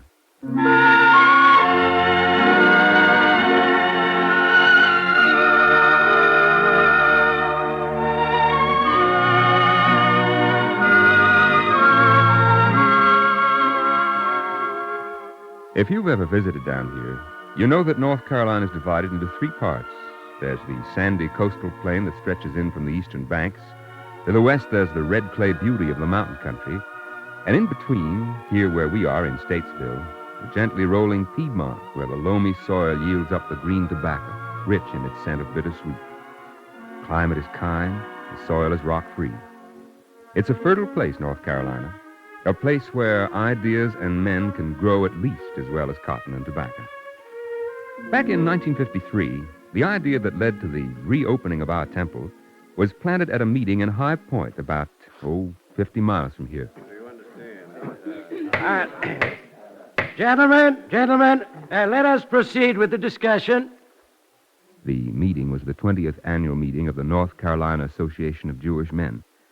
Mr. I.D. Blumenthal of Charlotte had just completed a brief speech. All right, gentlemen, let's take the questions one at a time. I recognize the delegate from Raleigh. Mr. Blumenthal, it is a very unusual idea, I'll say that for it. All new ideas are, my friend. That is, until they've been put into practice. The delegate from Greensboro. But can we support such a project, sir? Isn't that the real question? Well, I think that's up to us. We'll find the support, I'm sure. Mr. Blumenthal, where do you think we'll find such a man? We won't find him at all if we don't look for him. Mr. Blumenthal, I'm for this plan. I think it's a great plan. Good, I'm glad to hear you say so. But there's just one question I'd like to ask before we vote. I'll try to answer it, of course. This association, we've been in existence for 20 years. That's right, just 20. We've never undertaken anything as big as this before. That's very true. In fact, we haven't done a great deal altogether. Now, just a minute. That's not quite so. I'm afraid it is. Why, we've done a very important job every year. Well, what important job? Well, we've driven our wives to the annual meeting of the North Carolina Association of Jewish Women, haven't we? Gentlemen, please. Mr. Blumenthal. My friends, I don't think the question is what this association has or hasn't done in the past. The question is this: shall we undertake this new project, or shall we content ourselves with a total future function of serving as chauffeurs to our much more active wives?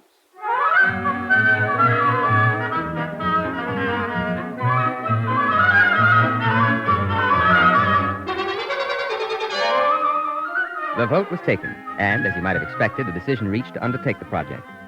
Soon thereafter, a committee met to take first steps. Well, let's go over the list again. All right, Mr. Blumenthal. First of all, he must be a rabbi who's acquainted with all branches of American Judaism. Right. An inspiring speaker. Naturally. A good teacher, Mr. Blumenthal. He has to be a good teacher. Yes, that's essential. He should be an experienced group worker. Right. Good at community organization. Yes, that's very important. And familiar with the use of audio-visual equipment. That's a big order. It sure is. Well, if that's it, I'll start writing letters tomorrow. Good, but you've forgotten one of the most important things. I have? Of course you have. This rabbi we're trying to find, he has to have a safe driving record, too.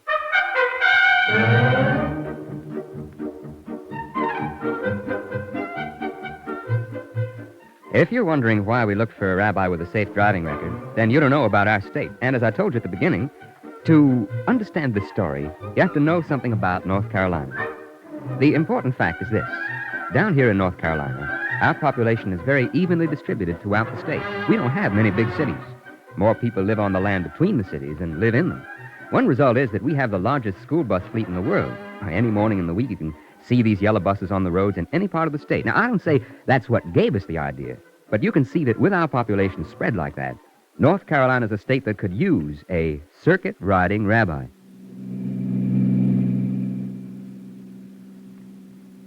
How far is it to Mount Gilead, Miriam? About 70 miles, Harold. Well, I guess we'll make it in time. They expect a big crowd for services, they said. Much larger than last time. Good, good. I hope so. Miriam, Yes, dear?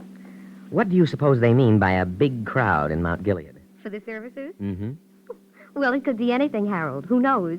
Maybe 12, maybe even 14 people.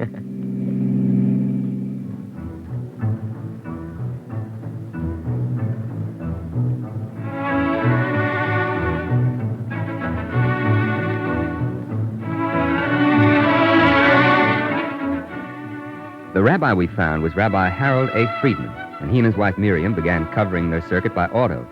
First it was Statesville, then it was Hendersonville, and slowly but surely the circuit began to build. Hello? Hello. Is Rabbi Freudman there? Well, he's teaching a class at the moment. This is Mrs. Freudman. Can I help? Well, yes, ma'am. Could you ask the rabbi if he could be with us here in Whiteville on the 13th? The 13th. We're supposed to be in Lumberton on the 13th, I'm afraid. We'd sure appreciate it, Mrs. Freudman, if the rabbi could get here on the 13th. Is there some special reason? A very special reason. It wouldn't take too much of the rabbi's time, just about an hour, I guess. Just about an hour? Yes, ma'am. Our daughter's planning to get married on that day. That is, if the rabbi can make it. Oh, he'll make it. For an hour at least. After all, we'll be in Lumberton. Back and forth to Whiteville, that's a short trip. Only 70 miles.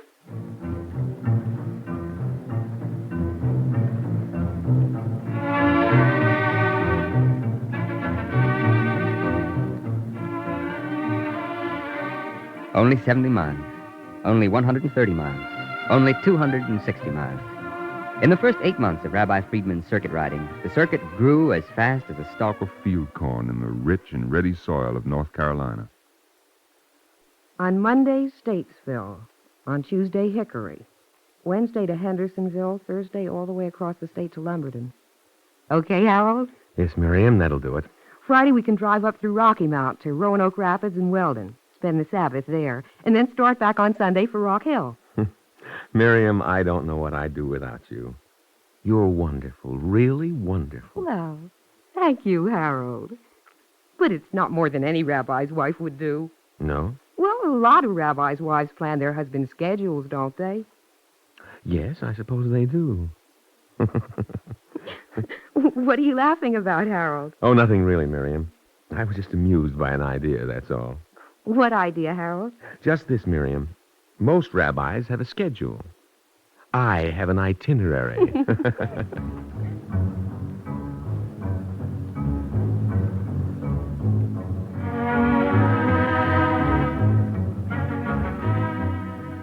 The rabbi's itinerary grew until it covered a score of small North Carolina communities from the mountains to the sea. Meanwhile, the association was working on the second phase of the circuit-riding rabbi project. Well, Rabbi, you've been on the job for several months. How's it going? The response has been tremendous, Mr. Blumenthal. Absolutely tremendous. We knew it would be. You've been doing an extraordinary piece of work. Thank you, Mr. Blumenthal. Are there any problems you'd care to discuss? Problems? No, not really. Only what, Rabbi? Well, it's just the same old problem. By the time I load the prayer books and the textbooks, projector, record player, and screen into the car... Yes, Rabbi?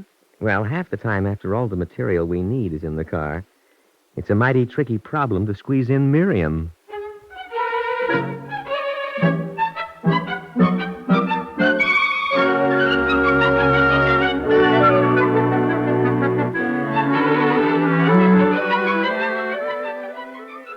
On a winter day in 1955, Rabbi and Mrs. Freudman were asked to attend a meeting which would carry the circuit-riding rabbi project one step forward.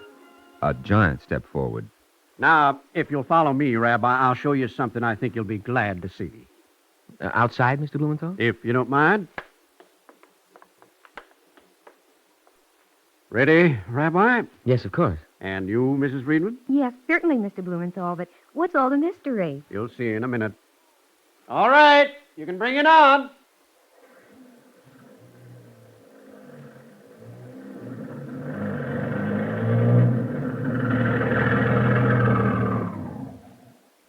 Why, it's the bus, Harold. It's the bus at last.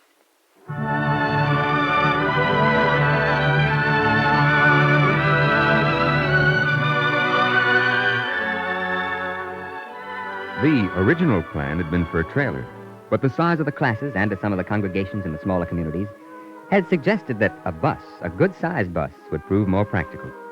Rabbi and Mrs. Freudman lost no time in checking the details of their new rolling headquarters with Mr. Blumenthal, who had planned the interior of the synagogue on wheels. Mr. Blumenthal, it's perfect. Thank you, Mrs. Freudman. Miriam, it's not just perfect. It's unique. Look, chairs, maps, bookshelves, everything we need. And the ark. Look at the ark. Yes, they've followed the plans exactly as far as I can see. We'll be able to conduct services either here in the bus, or we can carry the Torah into a home if there's a larger congregation.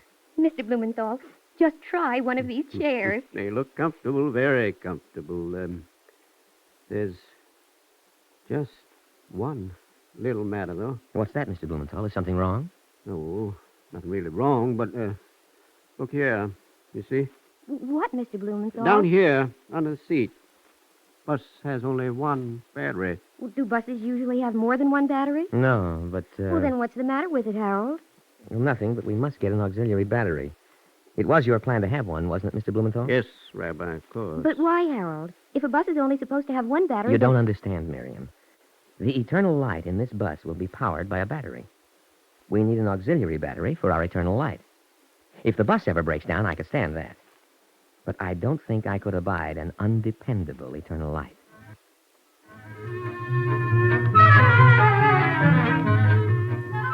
In March of 1955, the circuit riding rabbi's bus was dedicated in Charlotte. Then the project began to operate, if you'll forgive the reference, in high gear. The big bus, driven by Rabbi Freudman and his wife, began a circuit that covered almost 30 communities. Now, you can't drive a big bus like that 1,200 miles every 2 weeks without beginning to become a familiar sight on the picturesque roads of the North Carolina countryside. I'll give you a clue. Harold. Yes, Miriam? Aren't you driving pretty fast? As fast as I can, under the speed limit. You're sure? Well, look at the speedometer. I'm not looking at the speedometer. I'm looking in the rear view mirror. There's a state trooper following us. Well, I'm sure I wasn't speeding, Miriam. I'm absolutely sure of it. But I'll slow down and let him catch up with us.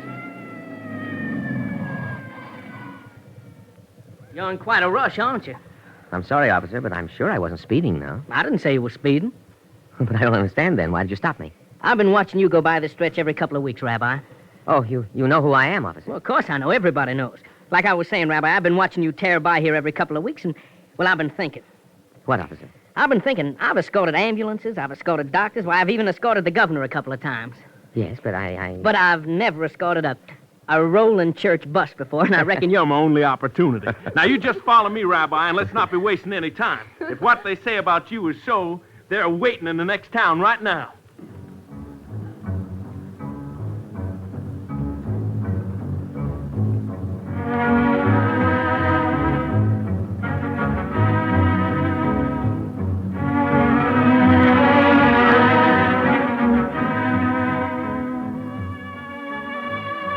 It was true.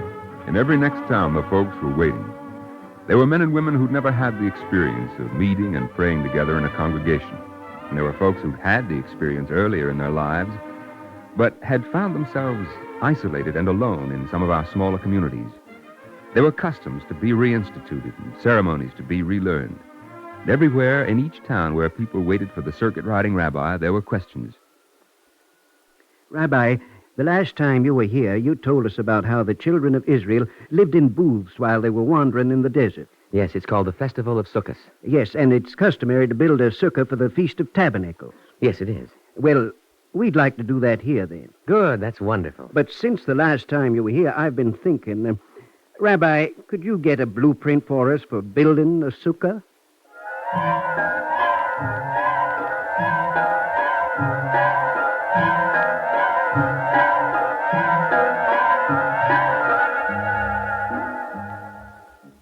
Rabbi, I'm in real trouble. Trouble? Can I help? Well, I've been teaching the 4 children here in between your visits. I know, and you're doing wonderfully. Each time you and your wife come, your wife covers the material I'm supposed to teach the children for the next 2 weeks. Yes, of course, but what's the trouble you're in? I'm only one lesson ahead of the children. Well, I know that's difficult, but being one lesson ahead is enough, isn't it? Well, sure, it's enough, Rabbi, but they've caught up with me. Those children are just too smart. Rabbi, couldn't I have 2 lessons this time?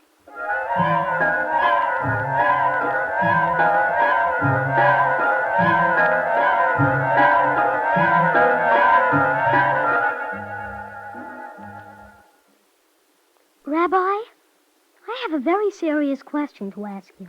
What is it, son? Rabbi, we've been studying for our bar mitzvah, Joel and I, for 3 months with you now. Yes. But what's the question? Well, we've been in the bus 6 times now to study. Naturally.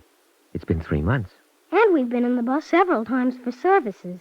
Yes, I know. Well, what Joel and I want to know, Rabbi, is, well...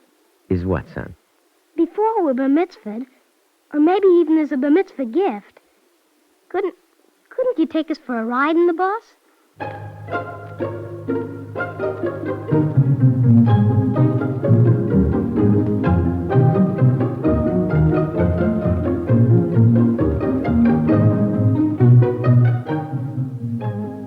From time to time, the rabbi did take children for a ride in his bus. One day, it was about a year ago, I guess, when he was here in Statesville, I asked him why he did it. Well, they enjoy it, of course. But that's not the only reason. Well, there's another reason? Yes, I think so. I think when they ride around the block in that bus, they feel... Well, I imagine they feel... What, Rabbi? I imagine they feel that they belong to something bigger than themselves. I imagine they can feel that they're part of a congregation that stretches through the whole state and further.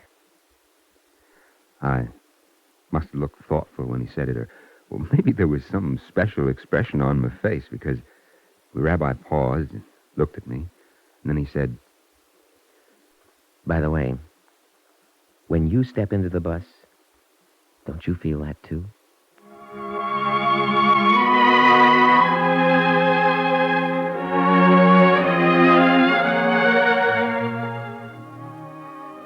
It was true. That was the feeling I'd had from the first time I stepped into the bus. It was the feeling my neighbors shared with me as we joined in services in the circuit-riding rabbi's bus.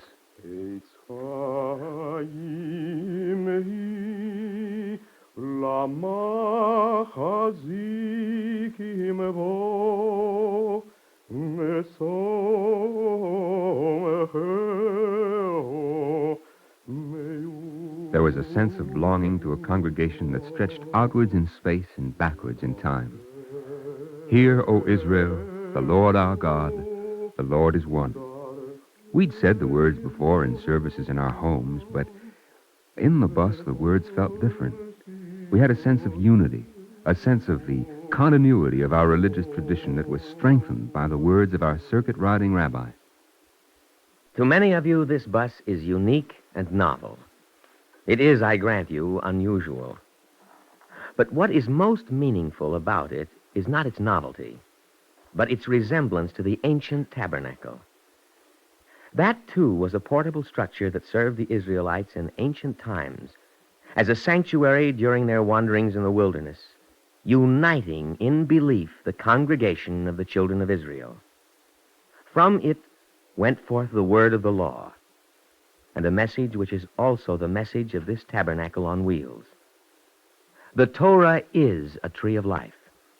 Happy are they who understand its teachings and fulfill God's commandments.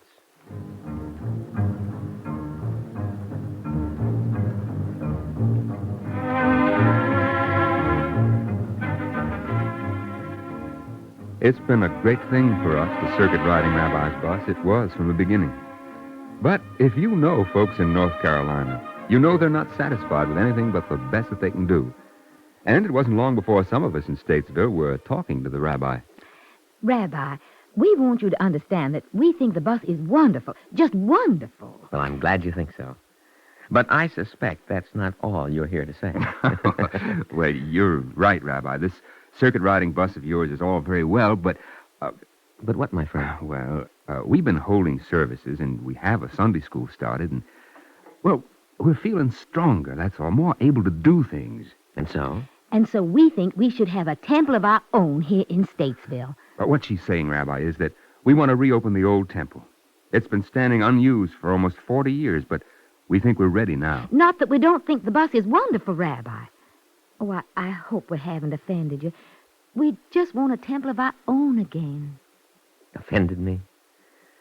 My friends, I've been looking at that boarded-up old temple for months, just hoping for the day you talk about it. Now, let's not do any more talking. Let's start doing.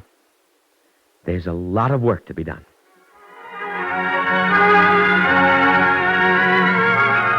That's how it began. We repaired the old temple and redecorated it and refurnished it. And now, after almost 40 years, Statesville has a temple once again.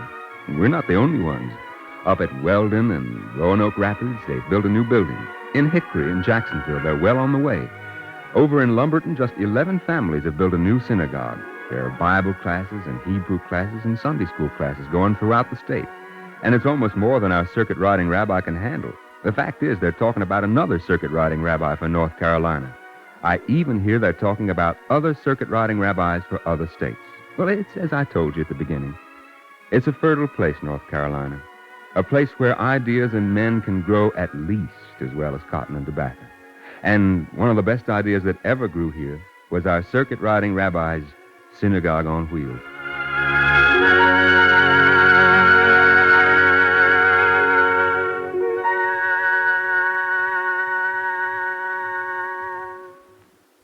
If you would like a copy of today's script, please send your name and address with 10 cents to cover the cost of postage to the Jewish Theological Seminary of America, 3080 Broadway, New York.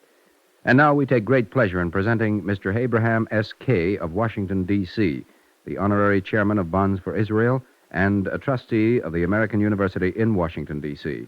Mr. Kay. Today's script, Synagogue on Wheels, dramatically represents a trend which is evident throughout the United States today, among Jews and non-Jews alike. The recognition of the need for spiritual guidance in our modern world and the active search for new means of satisfying the need. Its most exciting manifestation is in the small, isolated communities where, through group effort and ingenuity, the services of a spiritual leader are now available to a congregation where a few years before no congregation existed. While a synagogue on wheels is perhaps the most dramatic evidence of this new and encouraging trend, there are also instances of communities building places of worship with their own bare hands in order to have a place where they can gather as a congregation and sharing the services of a rabbi or minister with other small communities in a similar situation in order to have a leader to whom they can turn for guidance. New congregations are springing up throughout the United States in answer to this deeply felt need for moral and spiritual answers to the disturbing problems posed by mid-20th century life. The response to this need can be seen, on the other hand, by growth in rabbinical institutions, where the spiritual leaders of this new congregation are being trained. This development is inseparable from and an outgrowth of the search for answers to present-day perplexities beyond scientific explanation. In one leading training institution, a young man now studying for the rabbinate is one of those whose community was serviced by the synagogue on wheels. To me, this is telling evidence of the fact that not only is there a felt need for spiritual guidance today, but also that the correct responses to this need are being developed in order that people, no matter how small the community in which they live, can receive the blessing of a spiritual guide to modern living. Thank you, Mr. Kay.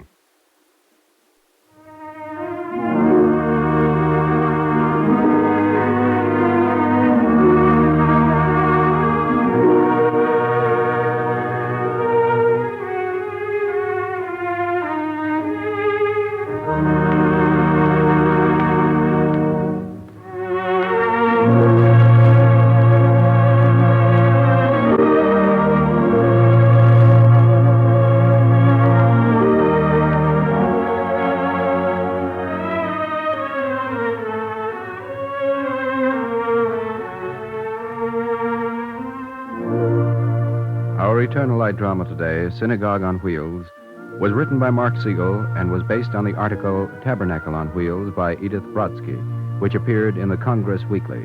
Cantor Robert H. Siegel sang the liturgical music. In the cast were Leon Janney, Ruth Last, Roger DeKoven, Guy Rep, Maurice Tarplin, Peter Laser, Beatrice Pons, Ann Seymour, Robert Hastings, Joseph Bell, and Clark Gordon. Norman Rose was the narrator. This is Mel Brandt. This weekly program is presented under the auspices of the Jewish Theological Seminary of America and is directed by Daniel Sutter.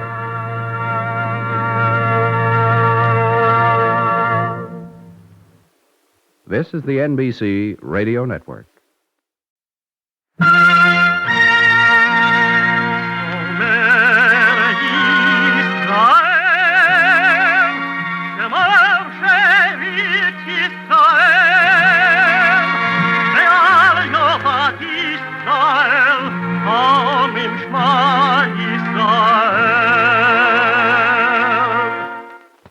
And the Lord spake unto Moses, saying, Command the children of Israel that they bring unto thee pure oil olive beaten for the light, to cause the lamps to burn continually in the tabernacle of the congregation.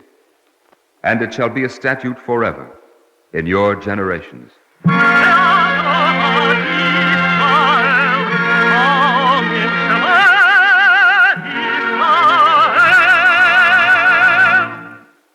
The Eternal Light.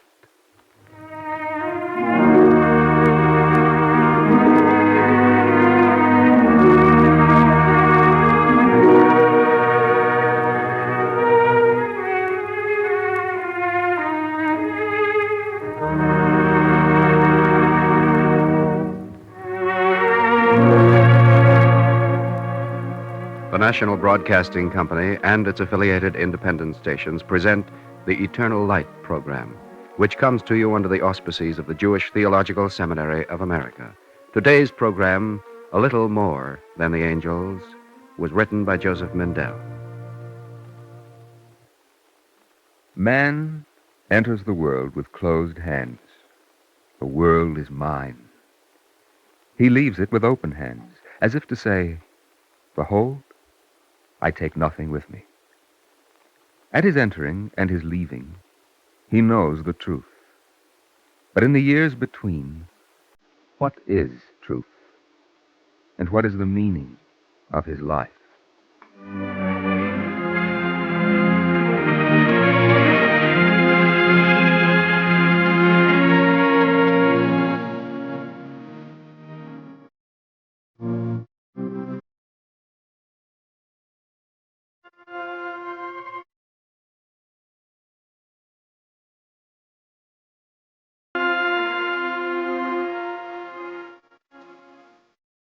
The Word is the meaning, and the search to find it.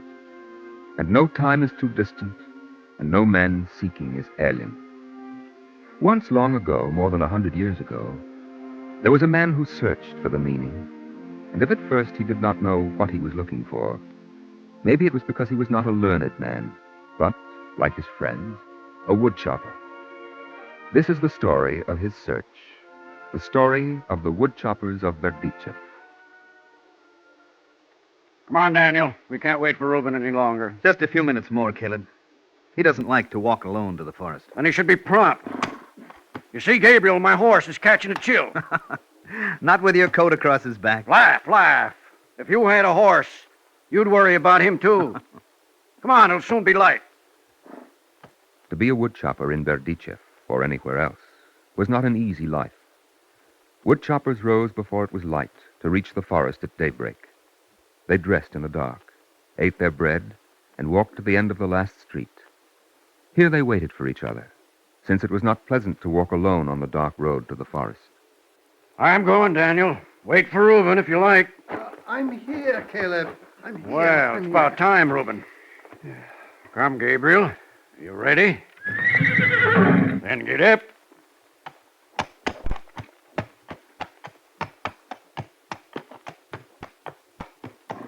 You're more tender with your horse than you are with me. Could you carry 500 pounds of wood on your back? I'm not a horse. Then don't put on airs. What's the matter with you today, Reuben? Matter, Daniel? It's gonna rain, that's what. It'll be a wet day in the forest. The sky is clear, Reuben. The sky has nothing to do with it. I know in my bones. You said that yesterday, too. Well, my bones ache every day, but especially on rainy days. Give me your axe, Reuben. I'll carry it for you. No, I'll carry it myself. I'm not an old invalid. You talk like one. Daniel, the trouble with you is that you're young. That's a trouble that will be cured in time.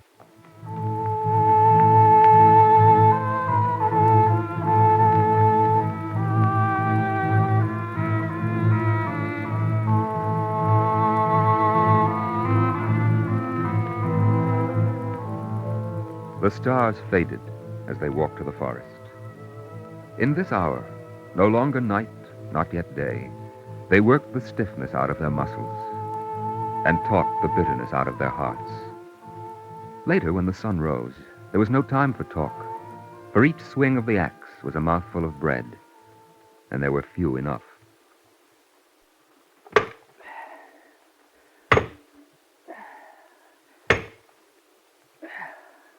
Daniel. Work now, Reuben. We'll talk later. Well, you work, I'll talk. What's the matter? Well, don't stop. I don't want to take you from your work. No, I can use a rest. Are you sick, Reuben? Well, I have been thinking, Daniel. I have been a wood chopper for 30 years. That's not a sickness. My joints are stiff. The axe is heavy in my hand. You're tired, Reuben. Sit down. Rest for a while. But when I can no longer lift the axe, Daniel, what then? Tell me, what then? Reuben, you... I'll help you gather the wood you've cut. No. I'll do it myself. I only wanted to help. Well, I'm sorry, Daniel. I'll take my wood to the market now. You couldn't even buy half a loaf of bread with it. So I'll try not to be hungry. You're bitter, Reuben. No, Daniel, no. I'm frightened.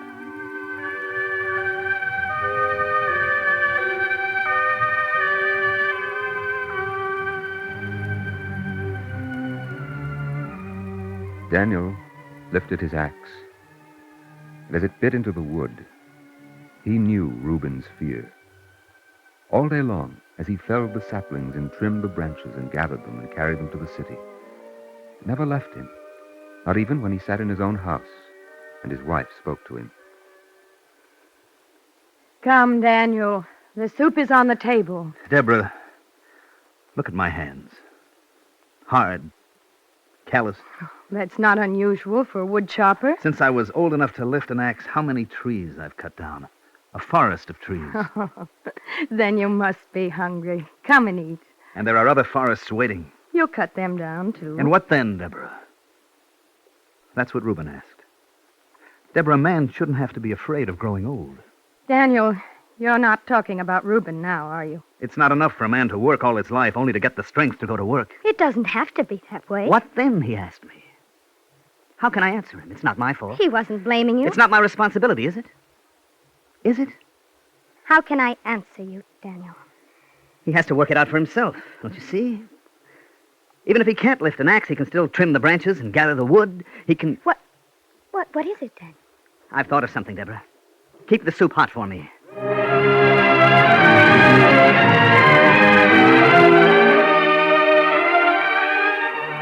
Come on, Abner. But I just took off my boots. Then put them on again.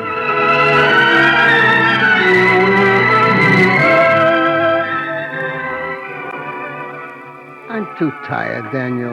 I'll stay home. No, Reuben. I have a plan to cure tiredness. Come along. Where? To Caleb's house.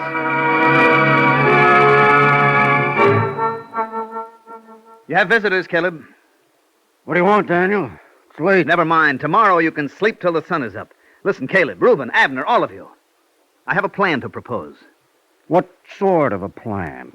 A plan to end weariness and uncertainty and fear. Daniel, what's in your mind? We'll form an association. An association of all the wood choppers in Berdichev. Excuse me, Daniel, but what for? Don't you see? Instead of working alone, each man for himself, we'll all work together for our common good.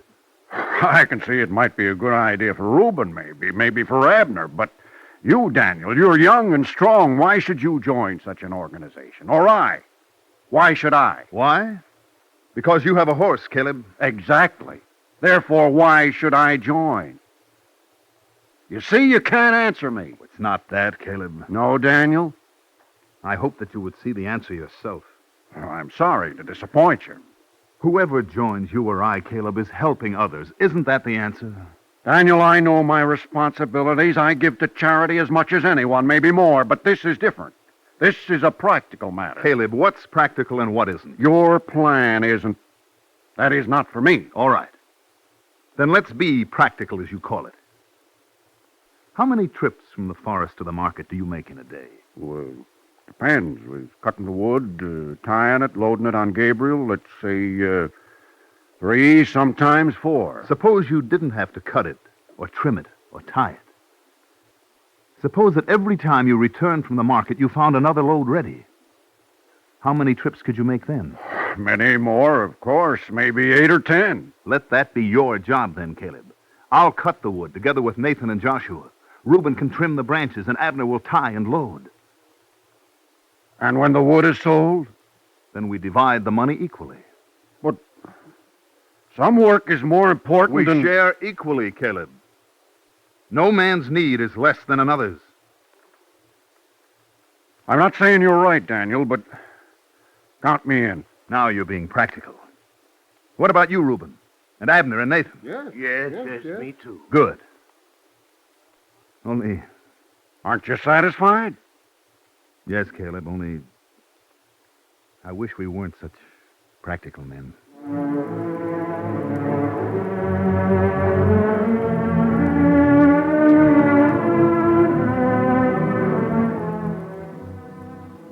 And Daniel returned to his house, sat down at the table, and said the blessing. Blessed art thou, O Lord our God, King of the universe, who bringest forth bread from the earth.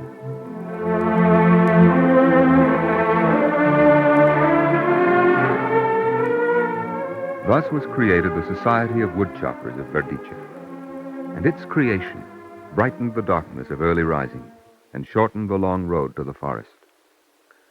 Fine morning, Daniel. No aching bones, Reuben? Of course they ache, but what's that got to do with it? Daniel, I have been thinking about Caleb's horse. So have I. It's on the agenda for tonight's meeting.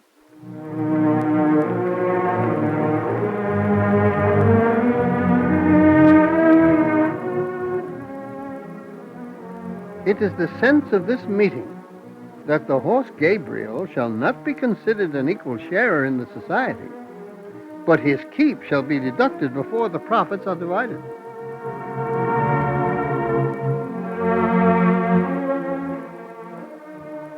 There shall be a period of rest in the afternoon of each day when no work shall be done.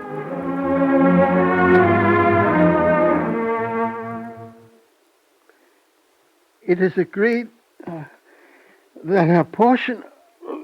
Reuben. Abner, quickly, bring some water. What is it, agreed, Reuben? I can't breathe. Here.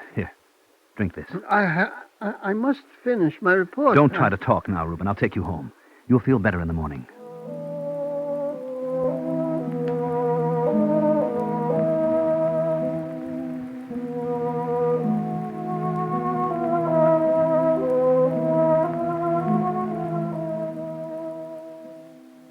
But Reuben was not better in the morning.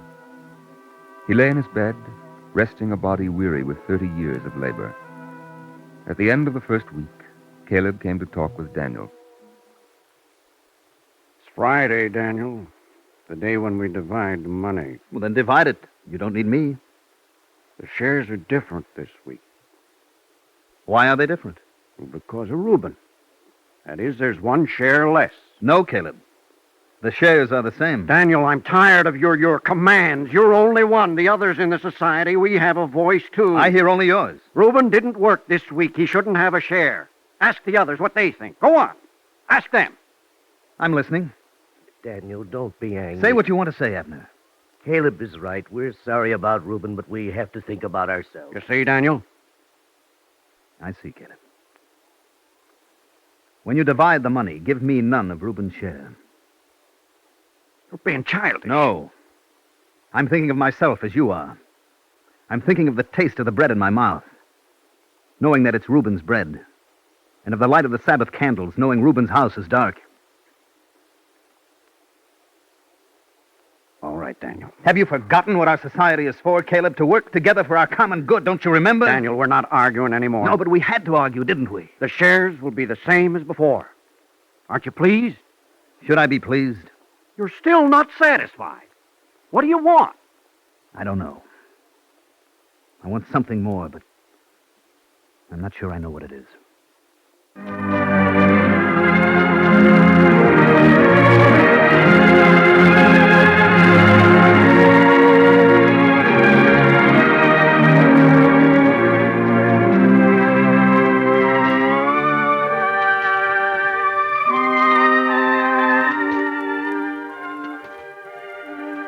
I have been young, sang the psalmist, and now am old. Yet have I not seen the righteous forsaken. Maybe what a man wants is to believe, to see the righteous and the wicked, and yet not be shaken. Yet have I not seen the righteous forsaken. It's a beautiful thing to believe, Daniel. How can you believe it, Deborah? The world isn't like that. Berdichev isn't the world. It's my world. Maybe it's true, even in your world. I'm not a child, Deborah. And if it isn't true, I want to know why. And what I must do. And how I must live, being Daniel the woodchopper. Daniel the woodchopper is one and alone. But if you say being a man, like other men who asked questions and maybe found an answer... But where, Deborah? Where? I don't know. Maybe you just have to know the answer. Maybe you can find it in books. Deborah, it's so long since I've opened a book.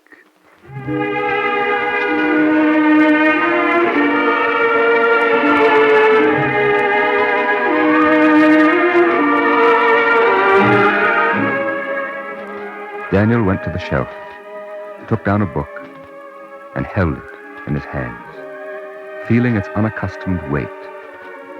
Then he opened it and turned the pages.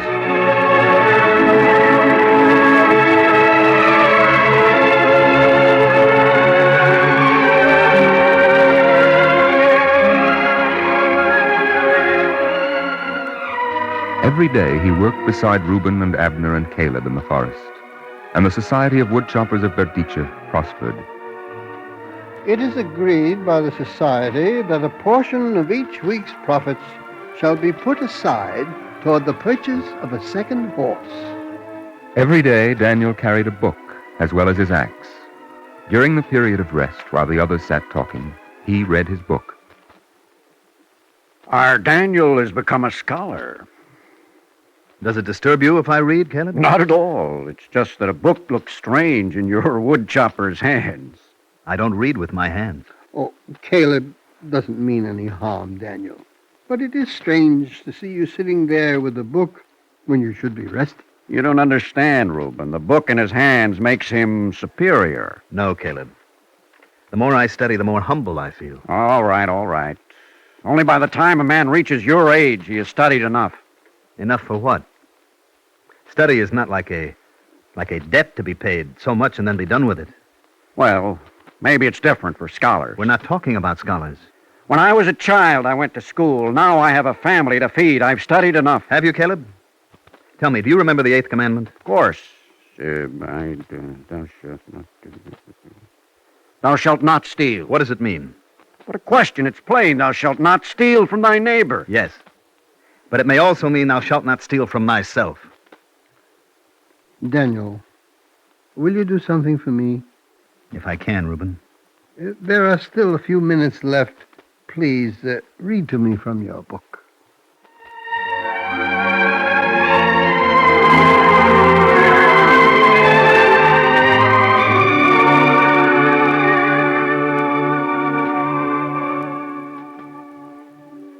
In the forest, among the trees felled and standing, Daniel read from his book. Man doth not live by bread alone, but by everything that proceedeth out of the mouth of the Lord doth man live. Then he put aside the book and took up his axe.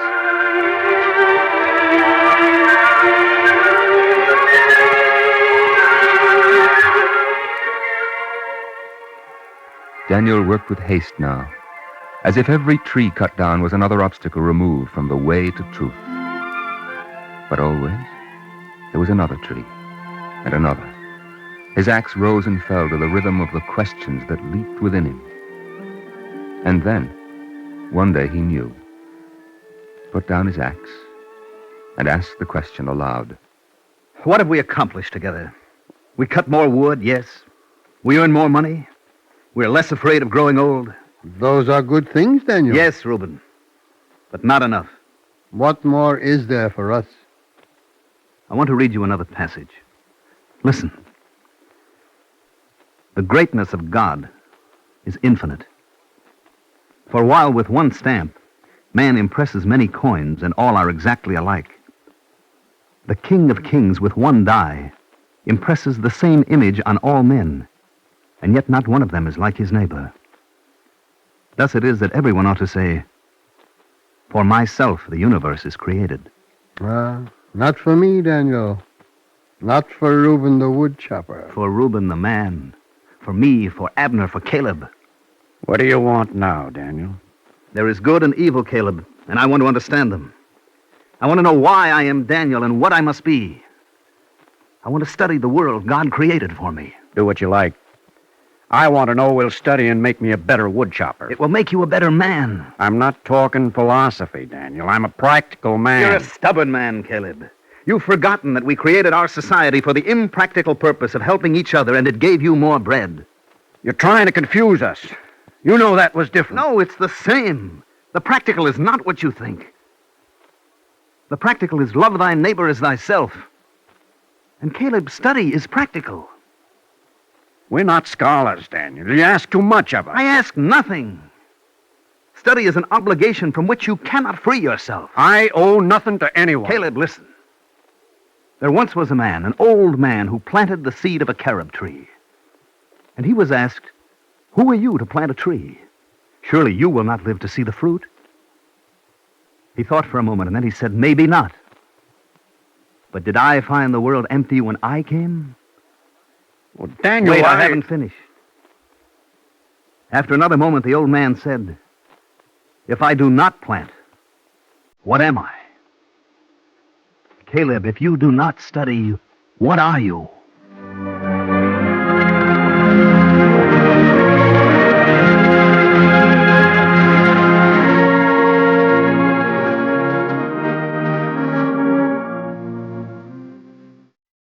If ever a time should come when the Torah is no longer studied, says the Zohar, the tree of life will depart from the earth and leave behind the world that is dead. There shall be put aside by the society each week a portion of money for the purchase of books and a portion of time for study. Thus it was that men whose work it was to cut down trees in the forest, nevertheless in their own way, watered the roots of the tree of life. The woodchoppers of Berdichev are dead, and their descendants were lost in the hideous cloud that settled over their world. But one book was saved.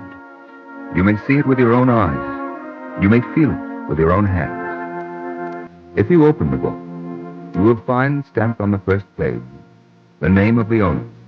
The Society of Woodchoppers of Berdichev, for the study of Talmud.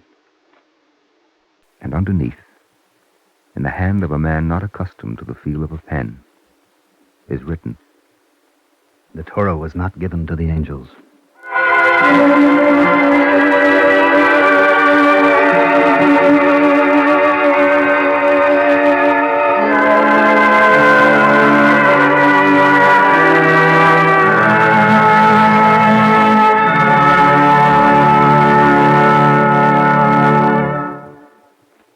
If you would like a copy of today's script, please send your name and address with 10 cents to cover the cost of postage and handling to the Jewish Theological Seminary of America, 3080 Broadway, New York 27, New York. And now we take great pleasure in presenting Mr. Philip Lown, President of the American Association for Jewish Education, and chairman of the United Jewish Appeal in Greater Boston. Mr. Lown. All through the ages, Jews have given great zeal and religious devotion to the pursuit of knowledge. Education was considered a lifelong process.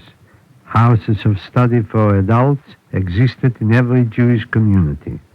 Many Jews would attend the academies each day, either in the morning before work or in the evening after the daily toil. For many centuries in Eastern Europe, Jews used to congregate daily for an hour or two in the houses of study. Scholarship was admired and revered. Judaism has always insisted on the education of all its adherents because, as our sages have put it, ignorant men cannot be God-fearing men. The marvelous dramatization we've just heard is an excellent illustration of our people's quest for Torah. It validates the truism of the biblical adage that man does not live by bread alone. We realize more and more that if our greatness is to consist merely of material matters and not of the things of the spirit and the intellect, we cannot remain a great community. The American Association for Jewish Education, which is the national coordinating agency for Jewish education, has annually sponsored Jewish Education Month. The association urges our people to give undivided attention to the need for the study of Judaism by all age groups in the community, children, youth, and adults. Just as long as Jewish schools will continue to teach the basic tenets of Judaism, there is hope to develop a spiritually healthy Jewish community in America. It is, therefore, our task to staff our schools with competent teachers, because the heart of all education is the teacher. There is unfortunately a critical shortage of qualified personnel. Hence, the American Association for Jewish Education is calling a special conference in Washington on November the 1st to explore ways and means of coping with the problem. Thank you, Mr. Lown.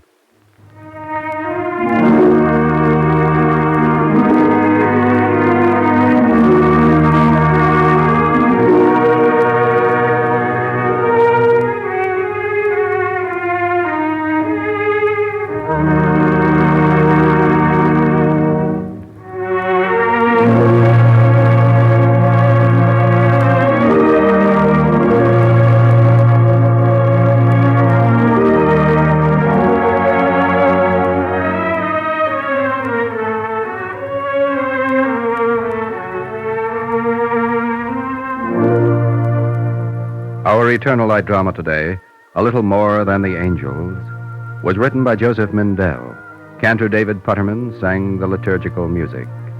Featured in the cast were Mandel Kramer, Mary Patton, Roger DeKoven, Louis Sorin, and Sam Gray. Your narrator was Norman Rose. This is Mel Brandt.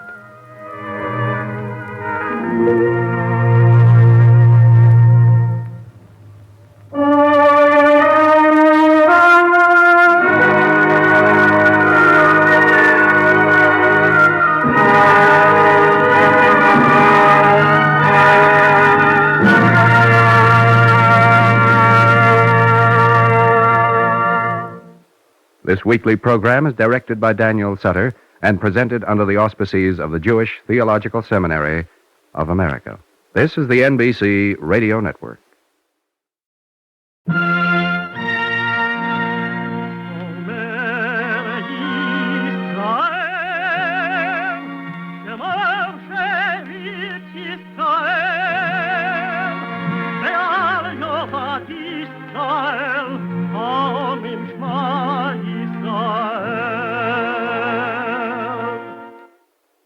And the Lord spake unto Moses, saying, Command the children of Israel that they bring unto thee pure oil olive, beaten for the light, to cause the lamps to burn continually in the tabernacle of the congregation.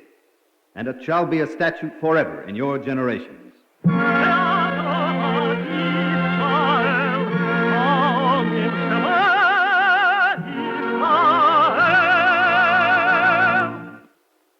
The Eternal Light.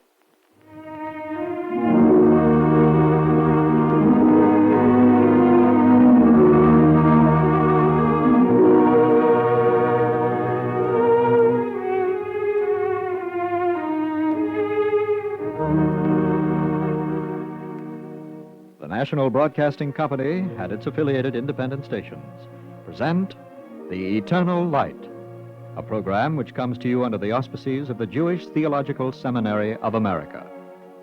Our program today, Candle in the Heart, was written by Mark Siegel.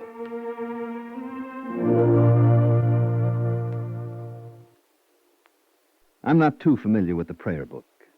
Maybe I should know it better. And perhaps soon I will. But there are a couple of sentences I noticed in it one Saturday. Somehow they stay with me. Thy children shall be thy builders, it says. And then it says, great peace have they who love thy law, and there is no stumbling for them. There is no stumbling for them. I think of the words often. Every time I look at Joe.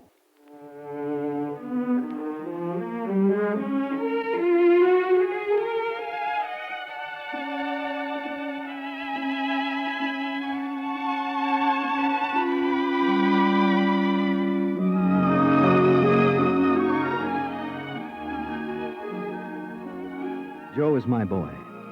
He's 12 now, a wonderful kid, warm and sensitive, intelligent. There I go, just like any father. But I think I have more reason than most fathers to be proud of him. Vivian agrees. That is, she agrees now. But when Joe was born back in 1944, she didn't. It seems an eternity away, 1944.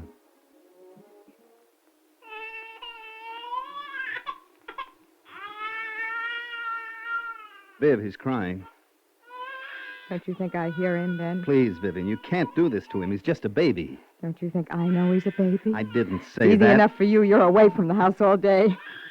I have to be with him. Vivian, please, let's not go through it all again. All right, Joe. All right, baby, I'm coming.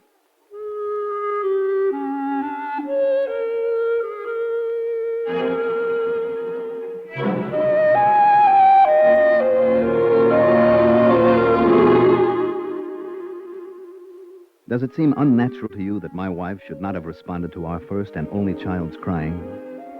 A mother is supposed to feel a child's crying, isn't she? I don't mean that Viv didn't feel for Joe. She felt, well, maybe she felt too much. But it was a time, those first few months after Joe was born, it was a time when Viv wasn't herself. It seemed as if anything, just anything, could throw her into a panic. I'll get it, Viv. Hello, Ben. Hi, Beatrice, come on in. Who's there, Ben? It's Beatrice, Viv, to see you. I don't want to see her. What? It's all right, Ben. I'll come by another time. No, wait a minute, Bea. No, Ben. It's better if I go. Believe me. She's very upset, Bea. She doesn't know what she's saying half the time. I'm sorry. Forget it, Ben. I'll stop by another time.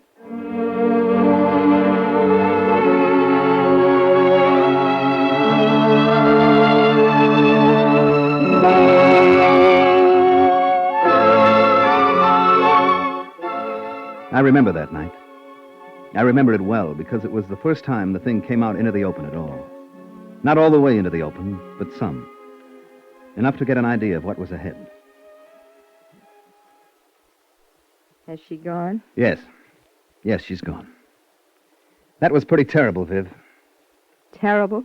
What was terrible about it? She's a good friend, Viv. You can't treat a friend that way. How about the way she's treating me? What do you mean? I mean the way she's been coming around ever since Joe was born. With that professional social work look in her eyes. She can't help it if she's a social worker, Let her Viv. be a social worker somewhere else, not here, not in my Viv, house. she's your friend. Don't you understand that? If your she's friend? my friend, she can stop looking at me that way with that pity in her face. She doesn't look that way, believe Well, that's me. the way she looks to me. As if I were a case, not a person. I'm not going to have people coming around here pitying me. I'm not going to let them, that's all. No one said I don't you should. care if I never see her again, her or the neighbors or your mother or my family or anyone. I don't want to see any of them, you understand? Yes, Viv, I I'm understand. not going to have them pitying me, none of them. Not anybody in the whole world. There's nothing wrong with my baby. There's nothing wrong. Nothing wrong with her, baby. All right, Viv. All right. All right. Now. All right. All right.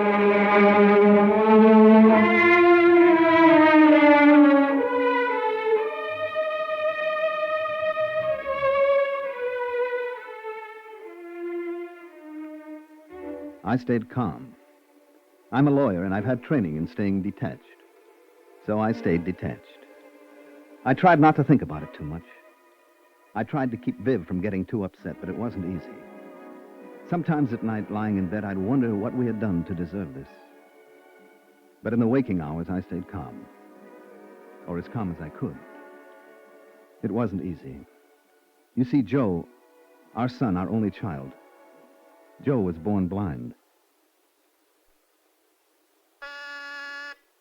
Yes, Miss Wilding. There's someone here to see you, Mr. Levine, and Mrs. Kaufman. Oh, Beatrice Kaufman? Yes, sir. Oh, send her in, please.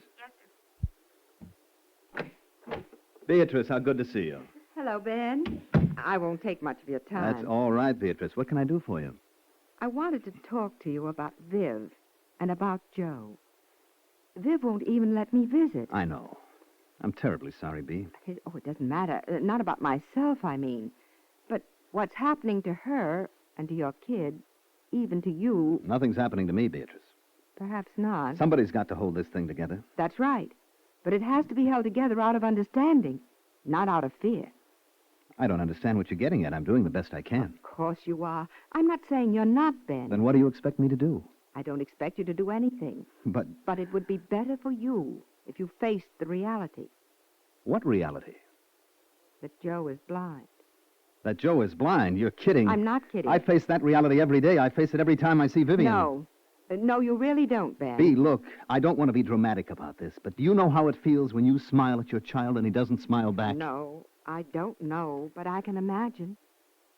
I'm sorry. I didn't mean to get excited. It'd be better if you got excited more often, Ben. Better? I don't understand you. I really don't understand you. You will in time, Ben. I'm sure you will. And when you do, you'll really start to help Joe. Yes. When you do, you'll really start to help Joe. And yourself, too.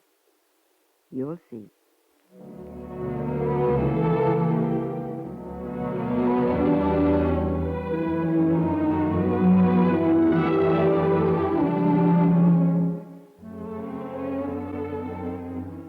The first few years of Joe's life I didn't see. We struggled together, Viv and I, each in our own way. It was difficult, but it wasn't all pain. You know, sometimes I think that tragedy of any kind, is like war. It seems worse to the people who are far away reading the news reports than it does to the people who are in the battle itself. And we made our little compromises as we went along. Vivian would say, Ben, I don't know what to do. If I take him to the park, I have to run after him all the time for fear he'll run into something. and I'd suggest that you keep Joe alone in our backyard. Viv would report, He keeps his head down all the time. Ben, why does he keep his head down? and I'd tell her that it was all right, that it was nothing. He'd outgrow it. And that's the way it went. We became, well, almost used to it. 1945 came, and 1946, and 1947. Joe was 4 years old, and I was detached. So detached. Then one night I came home from the office, and Viv said, Ben, Yes, Viv? Joe wants to know something, and I don't know what to tell him. What does he want to know?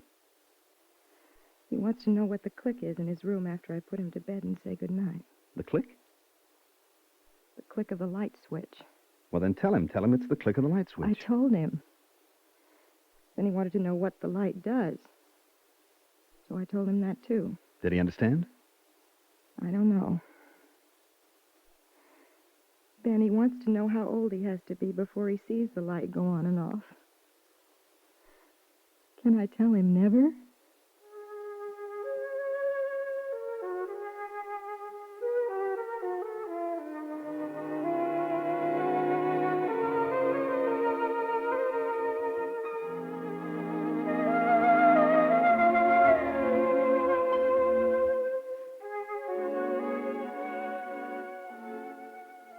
How do you tell a child that he's blind? How do you explain to someone who has never seen the green fields of spring or the riotous colors of autumn's leaves or the glistening brilliance of snow on the ground what it is to see? How do you tell him? Knowing that you must then tell him that all of this is for him forever barred. How do you tell your child to accept his blindness if you yourself have never accepted it? Viv didn't know and I didn't know. But we knew where to turn. We called Beatrice. It was the beginning of Joe's life and the renewal of our own. The first thing is to get Joe into a school, a place where he can be with other children. You mean a school for the blind, Bee? To start with, yes. I don't want him to feel different, Beatrice. I don't want him... Segregated? Yes, that's the word. Ben, I hope you won't be angry with me, but it's not yourself you're afraid of segregating. Not Joe.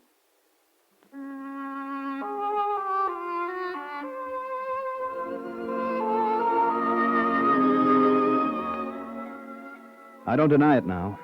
She was right. At the beginning, I had been the self-possessed one, and Viv had been... well, Viv had been hysterical. Then after Joe started to go to the nursery school for the blind, it was Viv who understood what was happening, who began before I did, to understand that a blind child is still a child, that he may have special needs, but that those needs can be met if grown-ups around him understand and accept him. I'd hear Viv in the kitchen when I got home from the office. On the water faucet, Joe. Doing it to wash the potatoes for Daddy's dinner and for yours. Now I'm picking up the knife and peeling the potatoes. I'd listen to her, and I realized that for the first few years, right up to the time Joe had started at nursery school, and Viv had begun to learn what to do, that we'd hardly even talk to our son. We hadn't taken him anywhere. Not to the zoo, not to the park, not to the circus, not anywhere. We hadn't let him have playmates. We'd done, in short, all the wrong things. Just how wrong I discovered one night from Vivian. We had the little boy from next door in this afternoon, Ben. The little redhead? Mm-hmm. Name's Alan. How'd they play together, Joey and Alan? Beautifully. Yeah, did he ask any questions? Alan, I mean? He certainly did. What'd you tell him? What they said at Joe's school, I should. Very simply, that Joe is blind. And what'd Alan say? Alan? He said, oh, is that so? I'm not blind. I'm a redhead.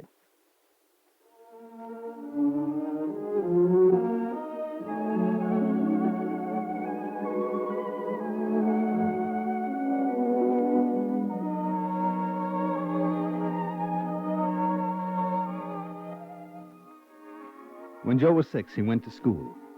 A regular public school, except that there were special classes for children who couldn't see. Classes in what they called Braille. Hey, see, Ben, they start them off with this. Just these little raised dots? Mm-hmm.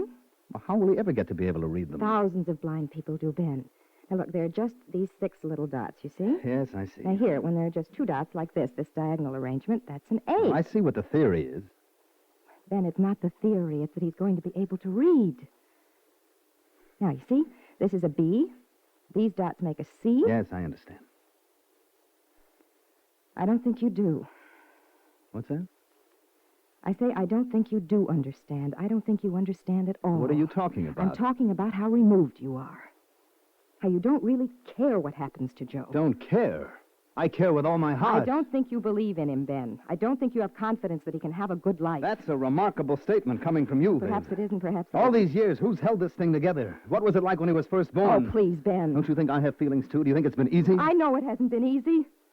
But you haven't tried. You really haven't tried to understand. And you have? Yes, lately. Since I met some of the other mothers at school. Well, I'm glad. I'm glad that you can find some consolation in that pathetic little alphabet of dots. I can't. I know you can't. That's why I'm talking to you. I have to work out my own way of meeting this situation. I know you do, and I'm sorry. Sorry? You don't have to be sorry for me, Viv. I'm just doing the best I can. That's what I used to say at the beginning. It's still true, Viv. Don't you think I love Joe? You talk as if you think I don't love him. I know you love Joe. That's why you're suffering, but I'm not sure... Not sure of what? I'm not sure that you love yourself.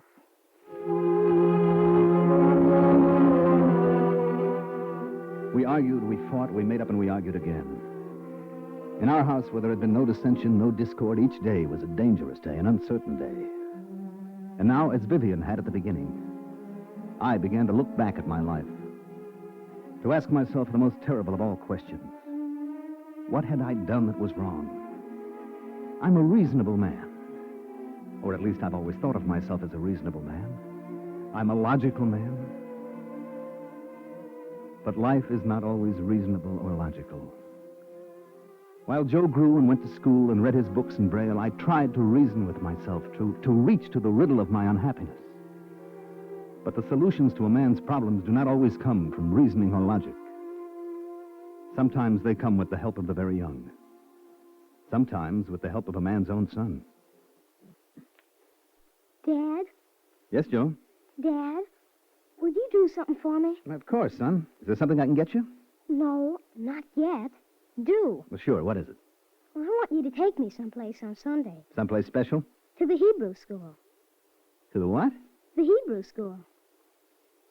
Well, if you want me to, Joey, I'll do it, but I don't know what you're going to do there. I'm going to study Hebrew, Dad. That's what I'm going to do there. Look, Joey, I don't think you understand, son. You see, you've got so used to reading things in Braille that you think everything's in Braille. Now, I don't see how you... There are Hebrew books in Braille, Dad. There are? There's some society makes them. Oh, I didn't know. Will you take me? All right, sure. Joey... Yes, Dad? Why do you want to go to Hebrew school? I mean, we haven't been much for that kind of thing in our family, and... I know, Dad. Well, then why do you want to go? Well, most of the Jewish kids in my class do go. That's the reason? Sure. I'd feel kind of lonely if I didn't go.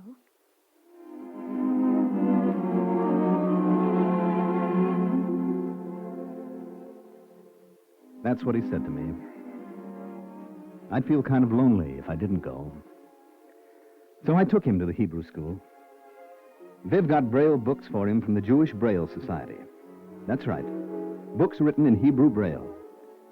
And I watched my son, my blind son, do something that I had never done. Begin to study the Bible and the prayer book. Begin to learn the traditions of his people and his religion. Dad? Yes, Joe? Dad? There's something here I don't understand. Well, I don't know if I can help you, Joey. I don't know very much Hebrew. Hardly any at all, in fact. It's not the Hebrew, Dad. I have this translation of it here. But I'm not sure what it means. What means? This sentence, Dad, it's our memory verse for the week. Separate not thyself from the congregation. Do you understand what it means, Dad?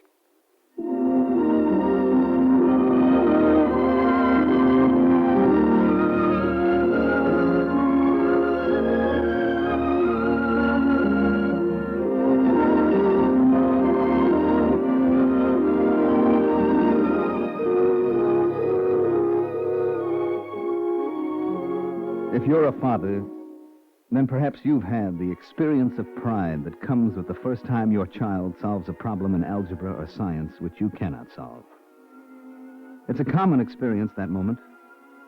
The moment in which you recognize that your child has outstripped you in his capacity for learning or for growth.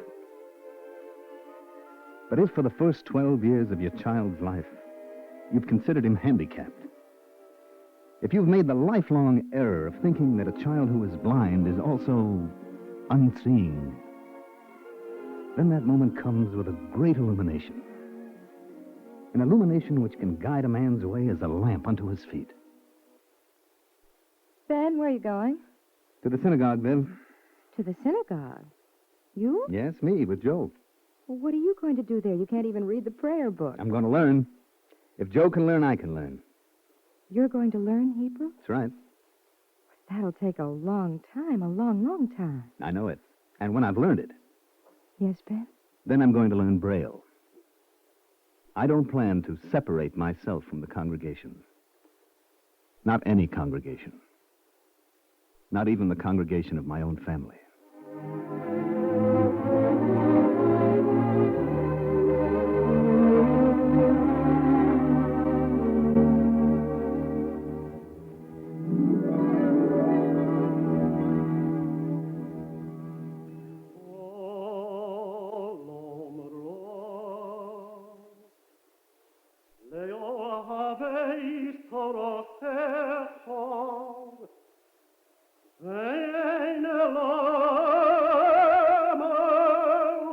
Me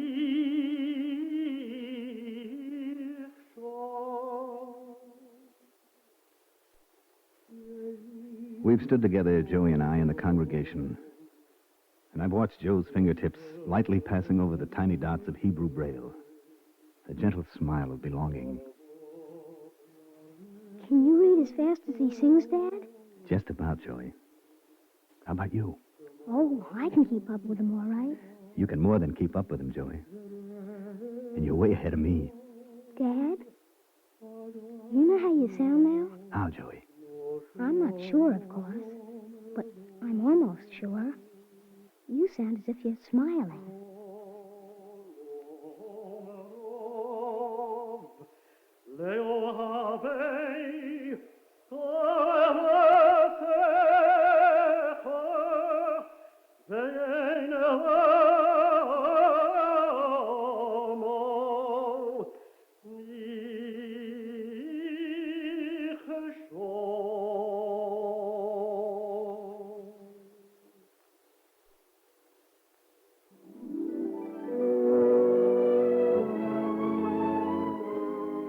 I don't know the prayer book very well, but there are a couple of sentences.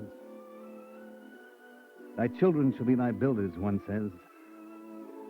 And then it says, great peace have they who love thy law, and there is no stumbling for them. When I think of the words, I think of Joe, but I think also of myself and others. My son is blind, yet the power of his spirit to see has been greater than my own. My son who cannot see has kindled a bright candle of understanding in my heart. And I ask you humbly, you who live with me in the light-filled world, who is really blind? Only those who waste God's gift of life and spirit. Only those who do not live in a well-lighted universe within. If you would like a copy of today's script, please send your name and address with 10 cents to cover the cost of postage and handling to the Jewish Theological Seminary of America, 3080 Broadway, New York 27, New York. Now we take great pleasure in presenting Mr. Joseph Wool, a distinguished community leader and a member of the Board of Directors of the Jewish Theological Seminary of America. Mr. Wool. Yes, we can rightfully ask ourselves, who is really blind? Certainly it's not little Joe. Though he cannot see the faces of his mother and father and the world about him, he can imagine, he can have faith, he can perceive, he can feel, and thereby he is able to light the candle of understanding in the hearts of his parents. Today's play tells us that life must be held together out of understanding, not out of fear and frustration. Sight itself does not automatically endow man with these powers. This is the province of vision. Vision is available to all who are ready and willing to ponder the meaning and the problems of life, to face them not as threats, but as challenges. In this way, our lives become creative sources of constant wonder and delight, lighting up the blind alleys and stumbling blocks in order that we may see beyond them. Last month, there was published a widely acclaimed high holiday message entitled, Who Takes Delight in Life? This message, dedicated to people of all faiths everywhere, points out that everyone has been given the gift of life, the power of vision, and the power to serve, and that those who fail to appreciate and use these gifts to the fullest will find no meaning in life. Little Joe of our story knows this instinctively. His parents had to learn it the hard way. In our efforts to give meaning to our lives, we must learn to do two things, both of which are very difficult. We must learn to build on the blessings we have so that they may enrich our lives and the lives of those around us. And we must learn the hard job of overcoming the problems that face us in our personal lives, to grow in the process of solving these problems. What is true of each of us as individuals is also true of America as a nation. Our country must maintain the vision to which it has been dedicated from the beginning of its history, to use the abundant blessings of our land both for the benefit of ourselves as well as for the benefit of all mankind. At the same time, we must honestly face the problems which still remain, one of which is the serious challenge to full equality for people regardless of race, religion, or national origin.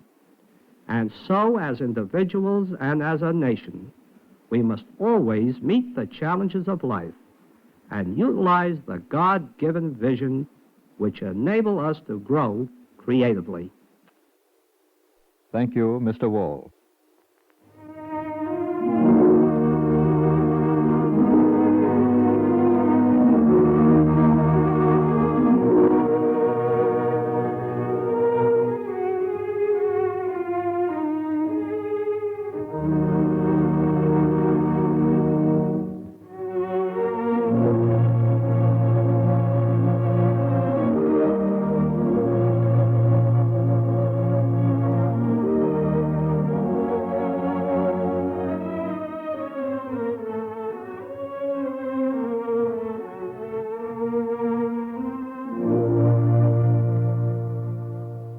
Our Eternal Light drama today, Candle in the Heart, was written by Mark Siegel.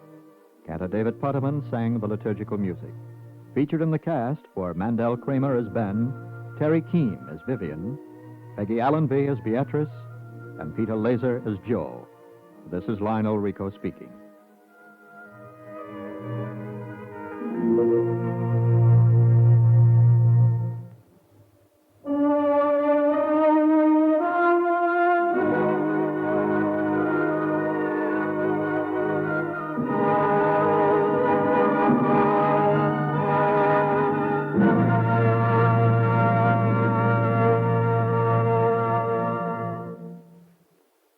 This weekly program is presented under the auspices of the Jewish Theological Seminary of America and is directed by Daniel Sutter.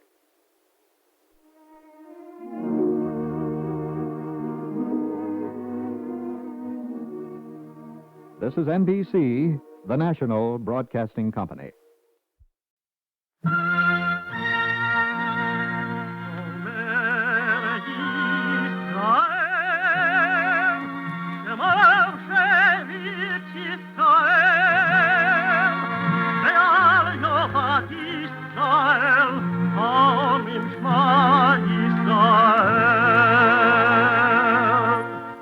And the Lord spake unto Moses, saying, Command the children of Israel that they bring unto thee pure oil olive beaten for the light, to cause the lamps to burn continually in the tabernacle of the congregation. And it shall be a statute forever in your generations.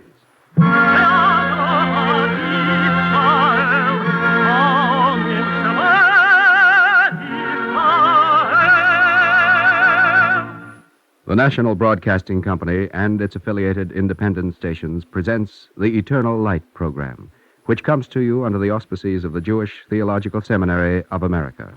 Today's program, A New Beginning, was written by Rhea Weinstein.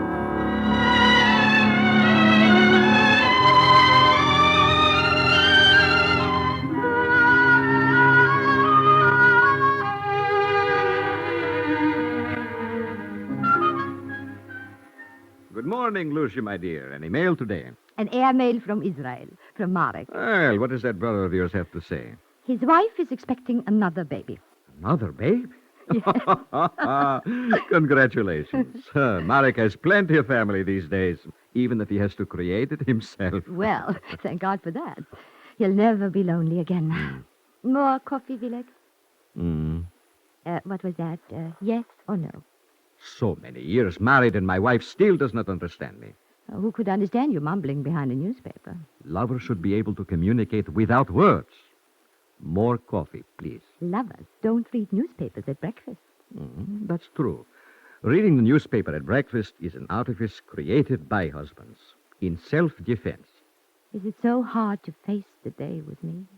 Lucia, darling, are you serious about this? Well, a little. Then I won't read any more. I'll put it away right now. And listen to this. Fernwald is closing. Camp Fernwald is closing? Yes, here it is. The American Joint Distribution Committee announces that the last remaining camp for Jewish displaced persons is about to be closed by the Bavarian government. I didn't realize that there were any camps still in existence. Only 10 years, and it sounds like ancient history. Some people have forgotten that whole era of DP camps. The purpose they served, the people they saved and healed and fed and clothed and educated. Hundreds of thousands of them. Where did they all go, I wonder?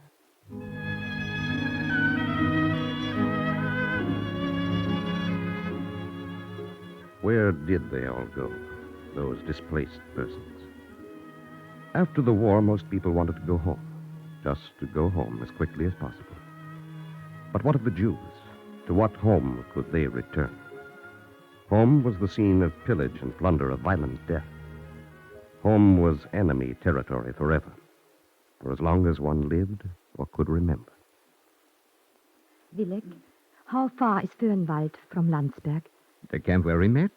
Not far, I would say 20 or 30 miles. Marek walked it. Yes, he did walk it, didn't he? Well, it was worth it. He found what he was looking for. Oh, we were lucky. All three of us. He found his sister, and he found me, a wonderful wife. You were so good to him. You and Abrasha. He was only a boy in desperate need of a family. Very emotional. Yes, he was always emotional. More than once, I had to wake him out of nightmares. One in particular kept repeating.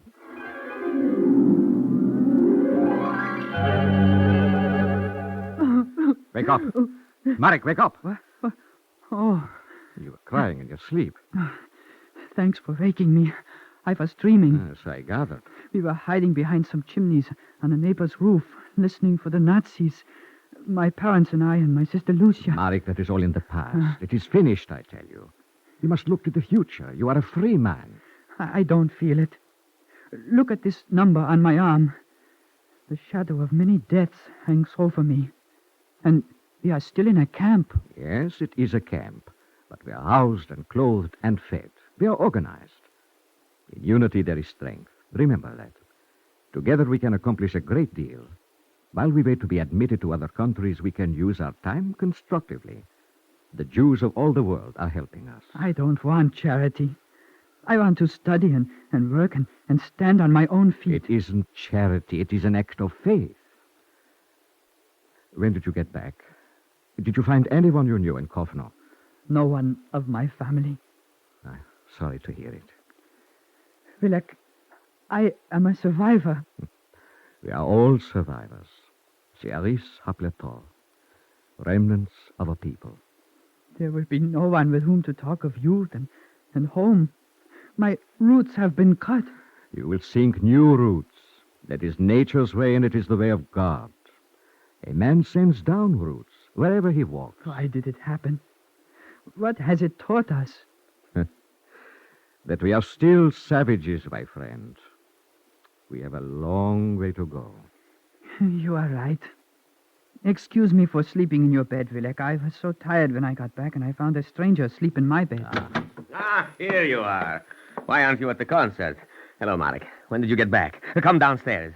There is a girl from Lvov with a most beautiful voice. Well, it must be something special. Abrasa is really excited. I have some good news. We found some type. Some Hebrew type in an attic in Munich. Wonderful. What about newsprint? We have a promise from an UNRWA official. We will have newsprint. Don't worry about that. Meanwhile, we will handprint a bulletin and put it on the wall. Why don't you write one of your poems for us, Marek, eh? For your newspaper? Oh, you are joking. Poetry is for educated people. Poems are for the heart, not for the intellect, my friend. I am not even sure I speak correctly. Sometimes those who cannot speak can sing. Of what can I sing, Wilek? Of spring, man, of spring. Of home, Marek. Of the future. Brasha, you sound like a man with a full stomach. Oh, you are hungry. We'll get something at the canteen. But I have no money left. Who needs money? You are among friends. Come, let's go.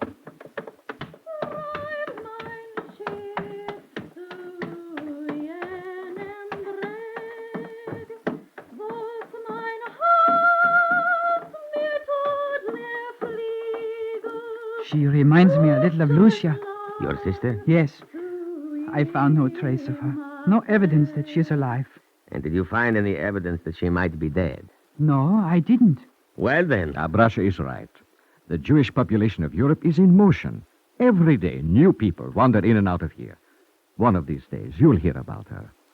Now, come, let's find you something to eat. Wait, she's going to sing again.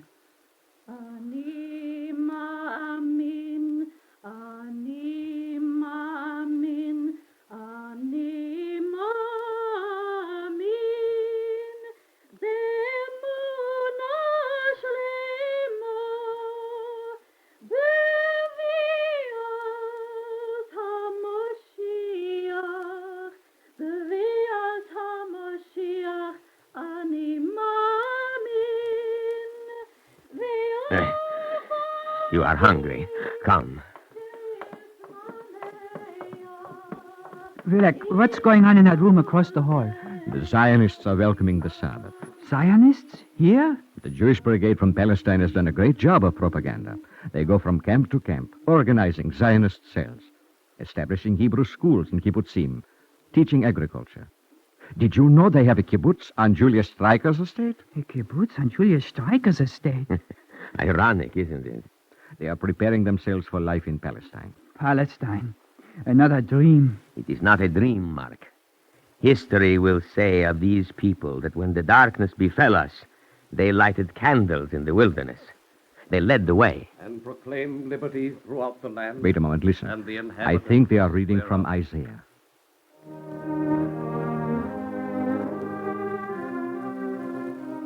Prepare ye in the wilderness the way of the Lord. Make straight in the desert a highway for our God. Every valley shall be exalted, and every mountain and hill shall be made low. And the crooked shall be made straight, and the rough places plain. O thou that tellest good tidings to Zion, get thee up into the high mountain. O thou that tellest good tidings to Jerusalem, lift up thy voice with strength. I will make darkness light before them, and crooked places straight. I will bring the blind by a way that they know not. I have never read Isaiah. It's beautiful. Nobody in that wilderness prepared harder than Abrasha. In his heart, he knew there would be an Israel someday. What a man. What a dear, wonderful man. Be careful. Everything you say will be held against you. I prefer to believe the best man won. Abrasha was not just a man. He was an experience. I can't be jealous of Abrasha. I loved him, too. He was the moving spirit of the camp.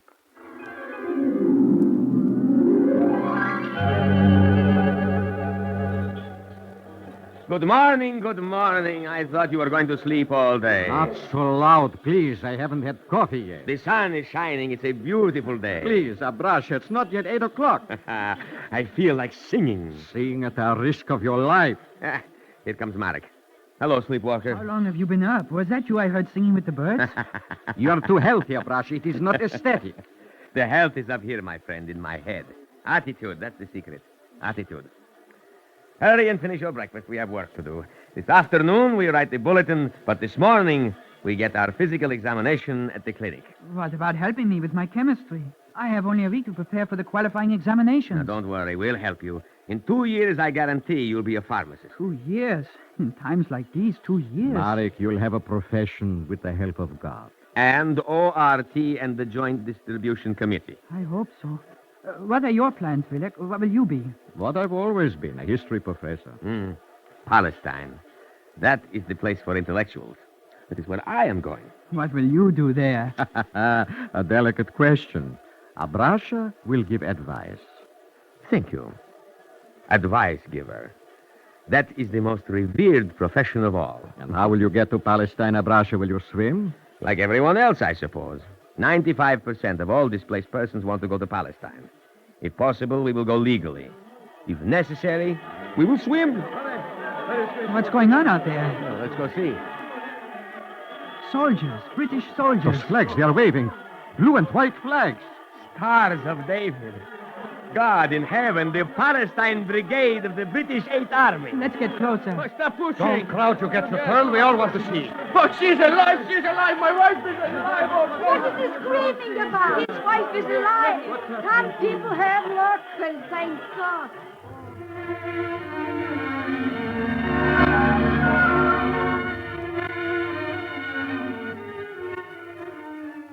The British reconnaissance cars of the Jewish Brigade had become a mobile post office, a lost and found department. Inmates of various camps and hospitals across Europe had written their names and addresses on the cars. In a matter of seconds, hundreds of people swooped down upon the cars, searching feverishly with nervous fingers among the many languages for that familiar name that would spell the resurrection of a loved one. Oh, my father, my father. Officer, please. This name here, Lucia Weiss, Geretsried. Where is that? That's a hospital. We were there last week. How does one go there? Perhaps the Central Committee will help you. I doubt it. This whole camp will soon be on the move, looking for relatives. Oh, don't worry. Start your journey. Help will come. It's not for me. I'm asking for a young friend. No one is young who has gone through this. He will find his way.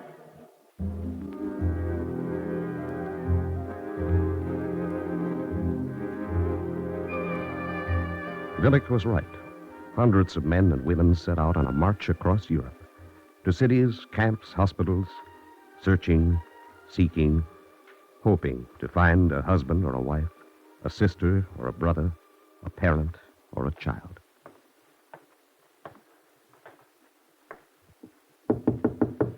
Kommen Sie herein. Bitte, I am looking for my... Sit down and wait your turn. Next.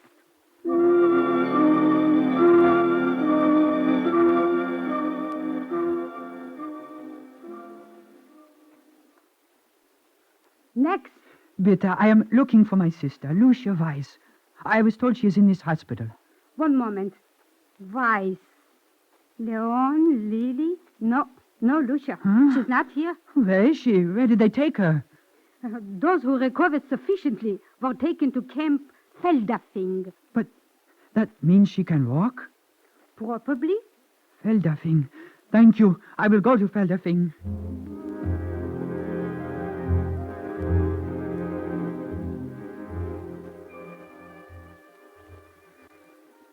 Bitte, where is the office of the registrar? In the Russian barracks, those buildings over there. Russian barracks? Oh, the Russian prisoners of war were housed there. This is a beautiful place. The drive through the mountains was magnificent. Where are you from? I come from Landsberg. Oh, from Landsberg. That is a good place, I hear. They are organized with committees by the dozen. One of our girls went to Landsberg just yesterday. She found a brother there. Maybe you know him. Weiss, Marek Weiss? Lucia. She left. When did she leave? Oh, this morning. Thank you. Thank you. Hey, where are you running? Come and have some soup with me. 250 calories. Hey, calories from UNRWA.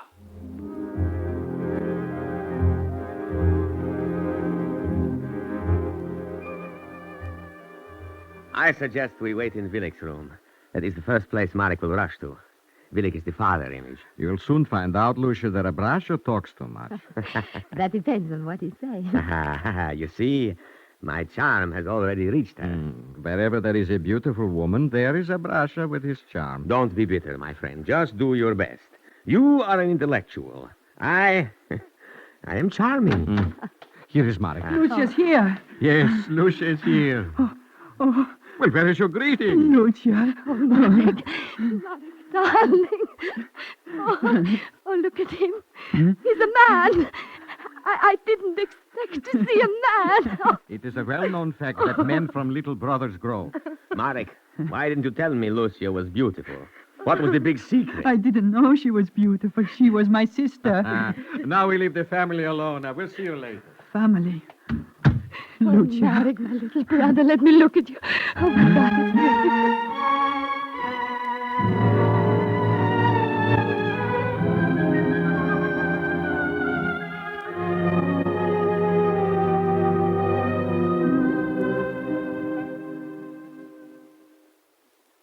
Lucia, promise me you won't get upset. Bad news again? What did they tell you at the American consulate? Nothing we did not know before. With tuberculosis, they won't take us in anywhere. Oh, but I'm so much better. I can even work. Marek, please don't stay here because of me. Go to America. Lucia, I have been thinking. Suppose we try to go to Palestine after all. That's what you really want, isn't it? Let me try to explain how I feel. I used to think I was a Pole. So did you. 6 million people who thought of themselves as Poles, Germans, Czechs, Frenchmen, discovered one terrible day that they were just Jews. That's why we need Palestine. We must build a refuge there for the handful that are left. We must save the plants that bear the seed for a continued Jewish life. But it isn't as though we can go there. Palestine is not yet a Jewish state. We'd get there somehow. You're an optimist like Abrasha. Suppose we get caught. That's possible. We might get separated again. That's a terrible thing to say. But it could happen. I'll ask Abrasha to talk to you about it. If he isn't too busy talking to you about other things. Oh. You know what I mean. Oh, he enjoys being kind to me, that's all. He'll never convince me about Palestine, however. Why not? Please, Lucia, why not? Because I feel I just can't struggle anymore. I've had enough of turmoil. Oh, I need peace and quiet. That's because you're so weak. When you get stronger, you'll feel differently. Lucia, I feel I must speak to you about something. Yes, what is it? You know that Abrasha is married? Oh, yes, he told me. He hasn't heard of his wife in years. But the news may still come. Yes, I know. Oh, don't look so solemn. It's a serious thing. No, not yet. It's not serious yet. I am your brother. I must protect you. I appreciate it. But if you protect me too well, you may be left with an unmarried sister on your hands. Lucia, is that brother of yours giving you trouble? You look serious. No, not at all. Where have you been? Yeah. What have you got there? I brought you something. Be careful Let me now. see. Gently. Now, what is it? What? Oh, an egg. An egg. Oh, thank you. What did you have to give for it? Only my birthright and my second best pants. You're so kind, Abrasha. Well, we have to make her strong. Palestine needs strong women. Lucia isn't going to Palestine. What's that? Where else can she go? We'll go to America when Lucia is cured. And Marek will be a pharmacist. All of a sudden, one becomes a pharmacist in America? He will have to go to school there. There are organizations who will help us get started. Lucia, are you serious about going to America? Yes, I am. I hope you will come with us. Thank you, but it is out of the question. I feel I must help to establish a land where our people are not the minority, to be cut to pieces at the will of every madman. We need a nation who can speak for us among other nations. I can't see that far ahead, Abrasha. It's not so far as you think. The nation of Israel is being born right now, here in these camps, by the will and the spirit of the people who cannot be crushed. Apparently, Mark feels the same way. Perhaps we'll go to Palestine after all. Impossible. Even if we got there alive, Lucia couldn't stand the frontier life. Right so. Lucia is very, very delicate. Where did you come from? What's the matter? What are you hiding under your coat? Not so loud, please. The professor has been to town. Keep your voices down. I have liberated a bottle of wine. Tonight we celebrate. Yes, I have news. Good news. Tell us quickly. New schools of higher learning are being organized by the Joint Committee and UNRWA. There is an opening for me in Italy. Italy? Oh, how marvelous. You aren't going to Italy? I will if Lucia and Marek will come with me. Marek will continue his studies there. The Joint Committee will subsidize him. Lucia could take the cure. I would teach. And we would wait for visas to America. You too to America? While we are dreaming, my friend, we might as well be flexible. If we had a choice and had to make a decision, there are arguments on both sides. Please, no philosophy. No. Let's hear what Vilek has to say. The mood has passed. I'm too sober. Go on, talk. Well, I was just going to say that we don't know what faces us in Palestine. It may be more sensible to go where you know you can make out, where each man can make his contribution in his own way. Please, Abrasha, come with us. No. I go to Palestine and make a safe place for all of you. There is no such thing as a safe place for a special group. Wherever we are, we must work toward making the whole world a safe place for everyone. You have made your point, Professor. You are a smart man. And you are a brave one. And you're both right. Don't worry, Abrasha. Wherever we are, we will never stop working to make Palestine a Jewish state.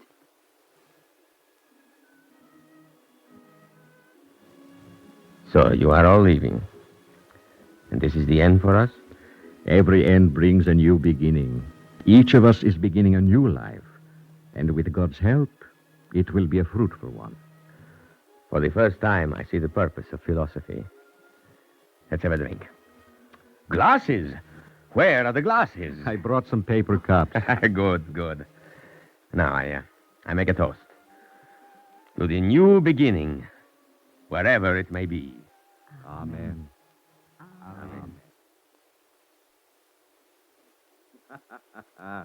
Yes, it was a new beginning, all right. Abrasha had news of his wife the following day. And Marek suddenly fell in love, got married, and started a family of his own. And he hasn't stopped yet. And see what happened to us. Ah, yes. In a fit of springtime insanity, I gave up my glorious bachelorhood. And lived happily ever after. Would you like some more coffee? Yes.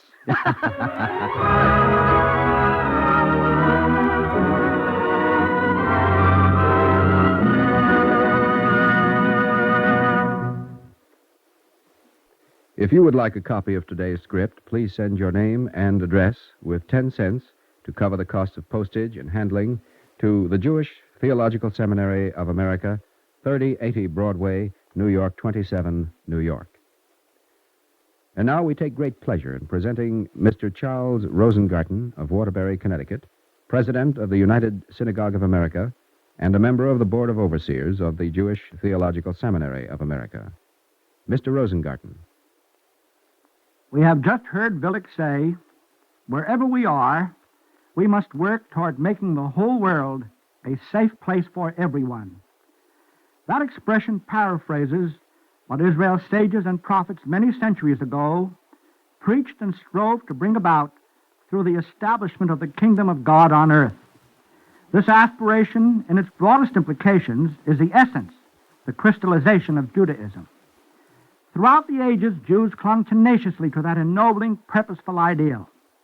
Despite the Hitlers of our day and all the cruel vicissitudes other inhuman minds during the past 2 millennia could contrive to displace, to torture, and slaughter countless millions of them, yet their faith, their sense of mission was ever deep and strong. It was that faith that enabled at least remnants of Jewry to withstand all the barbarities inflicted upon most of their generations. Because of the willingness of our forebears to suffer martyrdom rather than surrender their beliefs, and surely because it must be God's will, Am Yisrael Chai, the people of Israel, lives. We in these free and blessed lands of the United States and Canada are equally determined that the people of Israel shall survive. We here, in the very building of Jewish educational institutions and houses of God, are making our contributions to the cultural and spiritual enrichment of these, our beloved countries. And simultaneously, with steadfastness and solidarity, we are and shall maintain a spiritual oneness and kinship with our brothers in Israel's ancient land.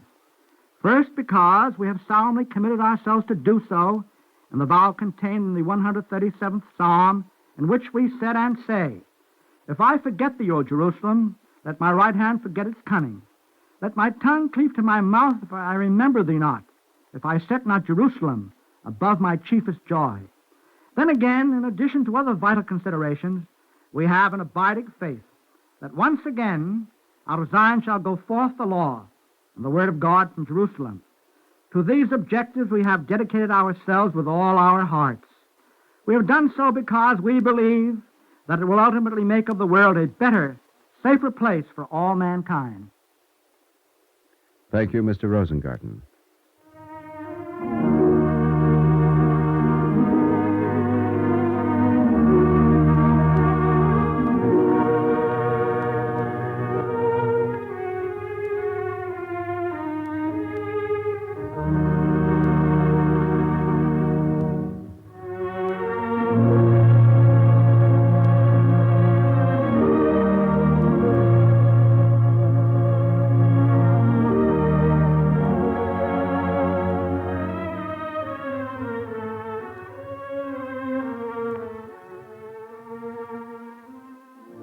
Our Eternal Light drama today, A New Beginning by Rhea Weinstein, Cantor David Putterman sang the liturgical music.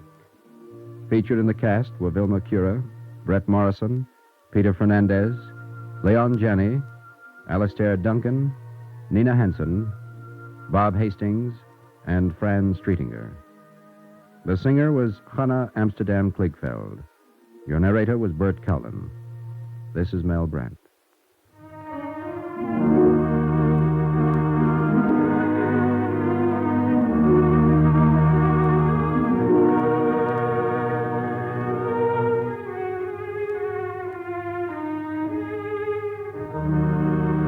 This program is directed by Daniel Sutter and presented under the auspices of the Jewish Theological Seminary of America.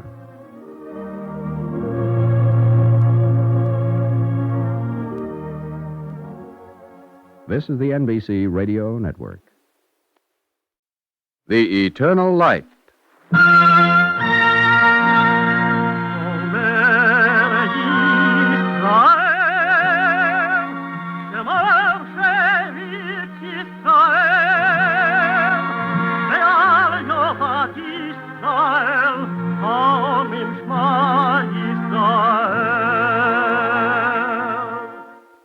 And the Lord spake unto Moses, saying, Command the children of Israel that they bring unto thee pure oil olive beaten for the light, to cause the lamps to burn continually in the tabernacle of the congregation, and it shall be a statute forever in your generations.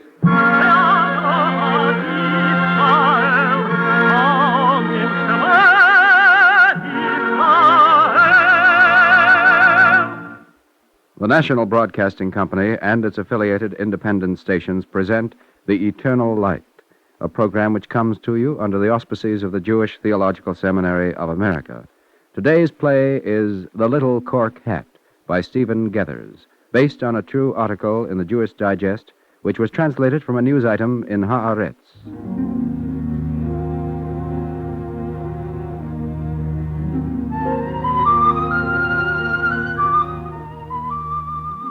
Perhaps my wife was right. I should be happy, not cross. For my son David cannot know at his age what that funny little cork hat means to me, what it should mean to him when he grows tall. Papa? You were still angry with me, Papa? Answer him, Sholem. The child did not mean anything. I told him not once, many times, that he is not to play with the hat. I could not help it, Papa. My friends asked to see it. When I showed it to them, they laughed. So did you. I could not help it. Why not? Because they laughed. A ridiculous reason. Oh, Sholem, please, my dear, you make the child unhappy. He is too young to understand. I suppose. Run and play, Doolittle. Thank you, Papa. You know what really bothers me, Rachel? More than anything? What? David said he laughed because they did. Oh, Sholem. No. I am no longer angry. I just cannot help but reflect that... That what? That at first, I did the same.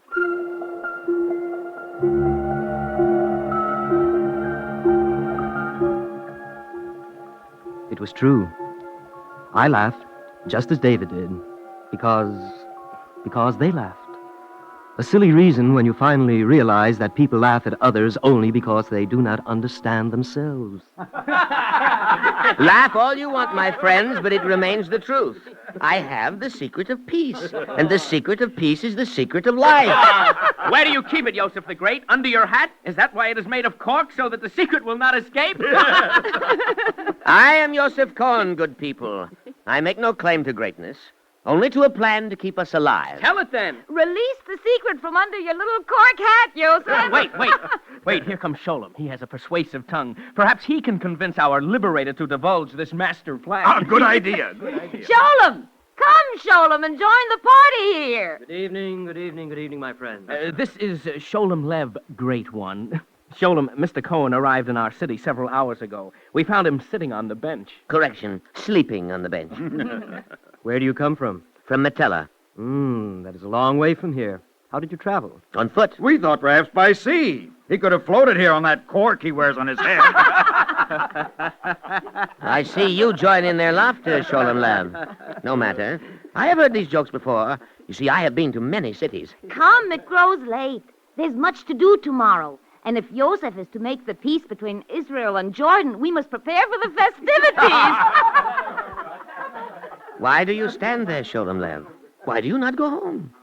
I can't say exactly. I didn't mean to hurt your feelings, stranger. I was amused.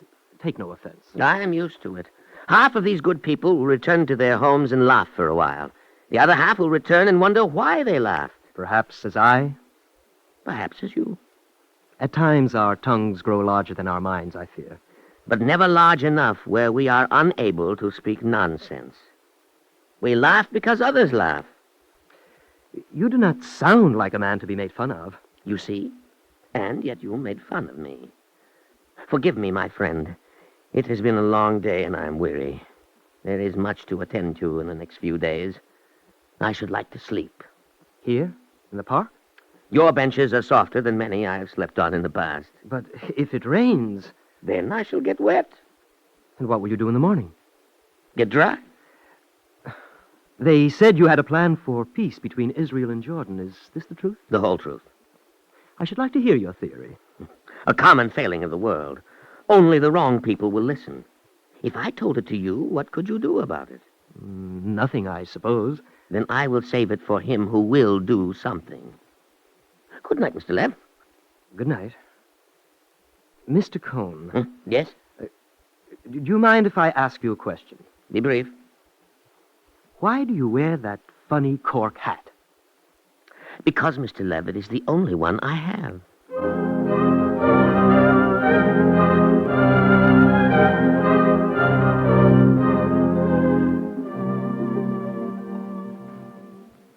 We laugh because others laugh.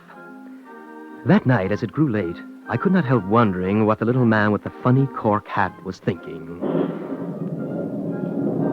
It would rain in a very few minutes, and I wanted him to sleep where it was dry. I almost ran all the way to the park.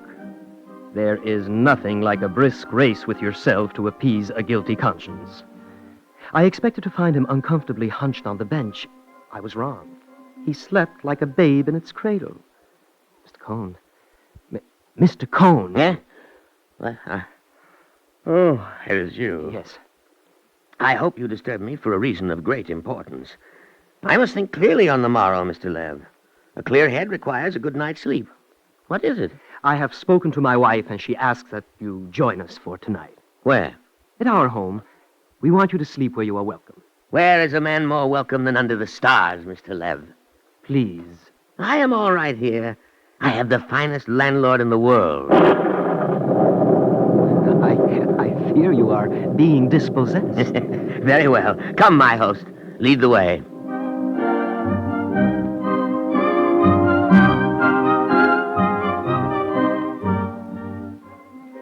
Joseph stayed with us for 3 days. Each night he asked that we give him leave to go, but we would not hear of it. He was peculiar, true, but a most likable little man. And David adored him. His tricks, his games. You see, David, right before your eyes, a coin. Watch closely. I am watching. And now the magic words. Say them.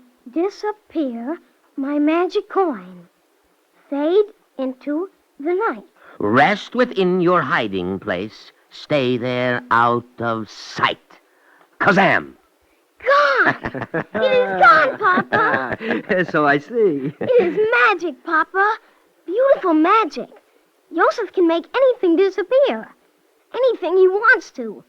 He's a genius. No, Duvidul, it is a trick. Just a trick.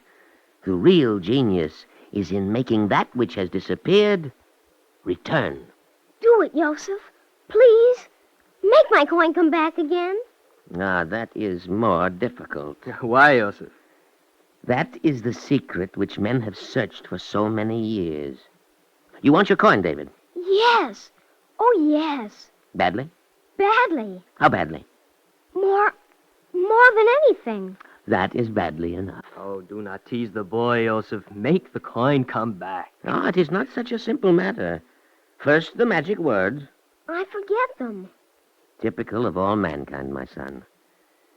You remembered the words to make what you wanted disappear. And now it has fallen so far out of reach that you no longer can have it back. Tell me, Joseph. Only if you promise to remember. I will study the words. Excellent. I did not mean to let you go. I ask that you return. For we must cherish what we have. This all men must learn. Kazam! It is here. He's made the coin come back, Papa. You see? Yes, I see. Go and wash your hands, Dodo. It's time for dinner. All right. You are wonderful, Joseph. Not at all. Everyone can do the same trick. Mama, let me show you what Joseph has taught me. The boy's become quite fond of you. And I of him.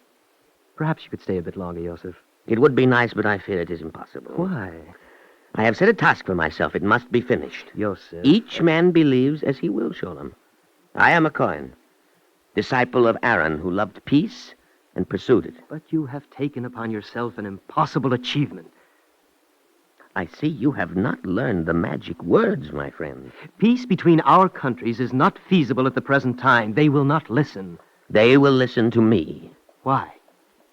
The night I asked you here, Joseph, my wife wanted to know your qualifications as a peacemaker. I ask you that now. Why do you think you are able to bring about that which our statesmen have not been able to accomplish? I have a secret method. Then tell it, for heaven's sake. I shall. Tomorrow. What? Tomorrow. To whom, Joseph? Tomorrow I shall cross the border into Jordan. There I will speak with King Hussein. King Hussein? I have sent a telegram to our president and to our prime minister asking them to meet me in the village. Thereupon we will obtain an armed guard across the lines, and then I will deliver my plan for peace to the proper authorities. Soon, Sholem, there will be dancing in the streets of Jerusalem. There will be peace, and all men will walk again unafraid. I have never met anyone like you. A man who searches for peace is unusual. A sad commentary. Do you really think that our heads of state will pay attention to your cable? Why not? They are busy men. Busy with what? With problems of great importance. Greater than the search for peace? But they do not know you. I will introduce myself. But they are experts at this sort of thing. And yet, we fight. They will not come, Joseph. Then I shall go alone. Alone? You will cross no man's land into enemy territory alone? When I return across the same line, it will no longer be enemy territory.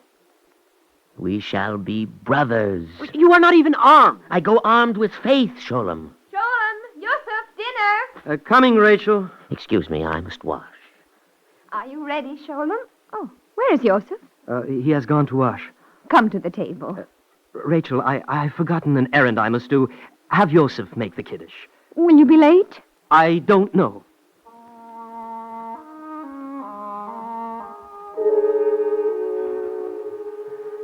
Had we not known Joseph's remarkable qualities as a man, I admit I would have been tempted to call the local police and have him committed. I could not heap mistake upon mistake, however, so I went to the telegraph office, partly from curiosity as to whether he had actually sent the wires, and partly because I couldn't believe him, and yet it was difficult for me to doubt him. Good evening, Moshe. Hello, Sholem. What are you doing here? It's dinner time. I know. You want to send a telegram? No. Yes? Moshe, was Joseph in here today? Who? Joseph Cohen. You mean the fool with the little cork hat? Honestly, Sholem, the whole town is laughing at you. Let them. How can you keep a crazy man like that in your house? Aren't you afraid for your boy? Please, Moshe, I have come for information. Information I'll give you, but first let me ask you something. Do you know anything about this fool? What's there to know? Some people from out of town saw him wandering about this afternoon, and did they laugh? He's known throughout the land, the fool in the cork hat who will bring peace to our nations. Is that something to laugh at? He's only after a bed and 3 meals a day. Soon he'll move on to another city and beg the hospitality of another soft-hearted fool. He begged nothing. I offered. Do you know that he once actually wrote a letter to the chief of the United Nations here in Jerusalem and requested an interview? He claimed he had this secret plan for peace. Did he get it? The interview? Don't be ridiculous. Do you know what his qualifications are? He's peddled newspapers, been a sanitary worker. Are these to be held against him? Well, certainly not, but they're hardly recommendations for a diplomat.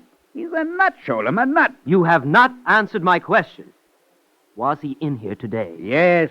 Why? You wouldn't believe it. Why, Moshe? Very well. Your great peacemaker wanted to send a couple of telegrams. To whom? To the President and the Prime Minister of Israel. Then it is true. You heard. Perhaps you'd like to read them. You have copies? Copies? I've the originals. You don't think I sent them to you? Why not? Send a telegram to our two highest officials from a nut? It is your duty to send them. Only if they're paid for. He didn't have a penny. You know how he expected them to go through? Build a state. That's what he said. Build a state. They should be willing to pay such an infinitesimal sum as a price for peace. I see. Good night, Moshe. Go home, Sholem. You've been taken in, my friend. Good night.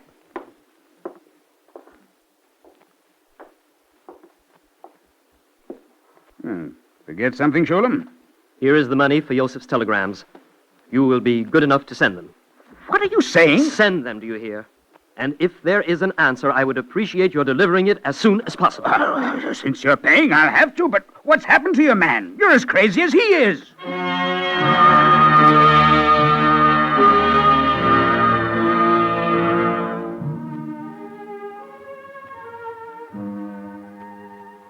Perhaps I was as crazy as Yosef, and yet I felt that he had to have his chance. Don't ask me why. I don't know.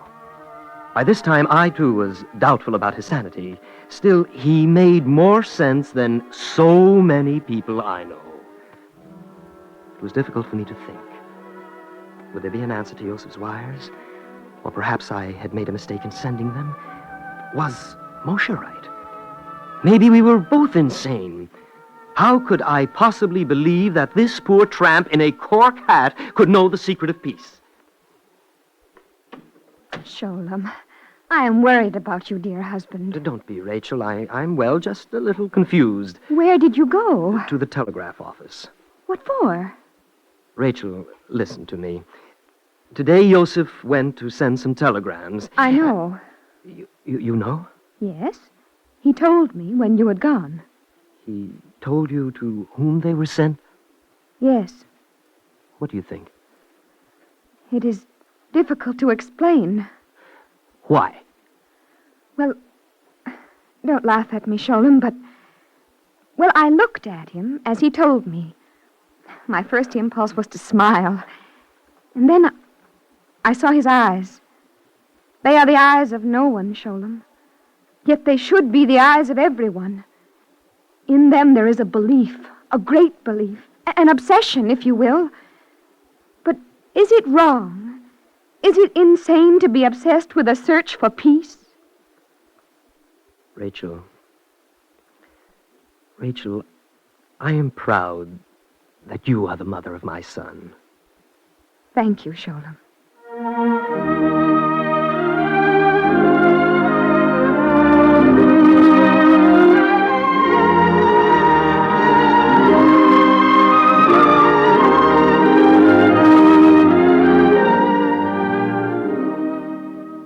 That night, I went to sleep a well man.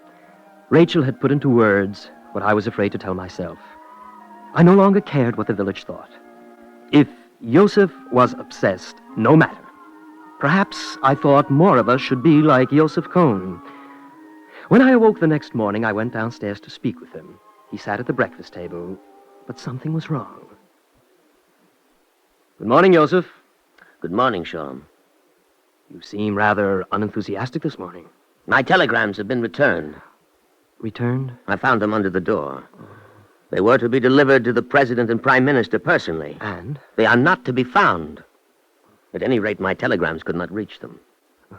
What will you do now? I will go alone. You do not try to stop me, Sholem? Why not?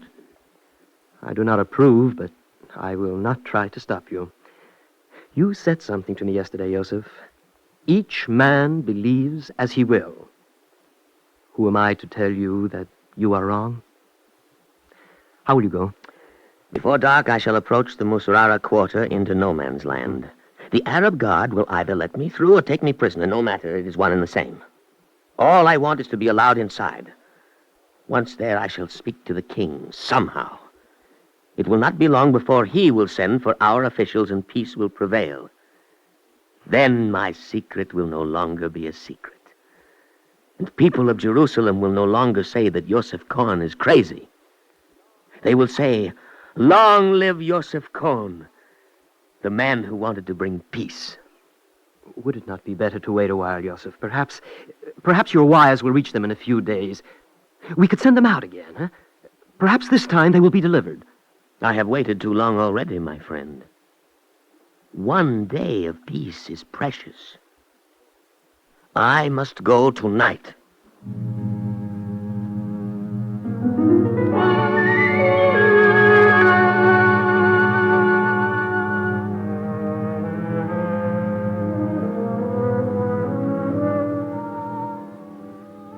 And he did go that night, an hour before dark. The house seemed strange without him, although he had lived with us such a short time. We sat around after dinner, Rachel, David, and I, as if part of us had gone off. He promised to return as soon as he could, perhaps tomorrow. But still, we missed him. Why do you sit there, David? Isn't there something you would like to listen to on the radio? No. You look so lost there in the corner. Will Yosef come back, Papa? Well, you heard what he said when he kissed you goodbye. He said he would, did he not? Yes. Still, I am afraid for him. Afraid? For Yosef? Why? Because he is so strange, Papa. I love him, but he is strange. Strange, Dovido? How? I don't know. I asked him where he was going, and he said to say the magic words. I asked why he couldn't say them here. And what did he say to that? He said he didn't have to anymore. We learned them, you and Mama and I. We learned them. I did not mean to let you go. I ask that you return, for we must cherish what we have. This all men must learn.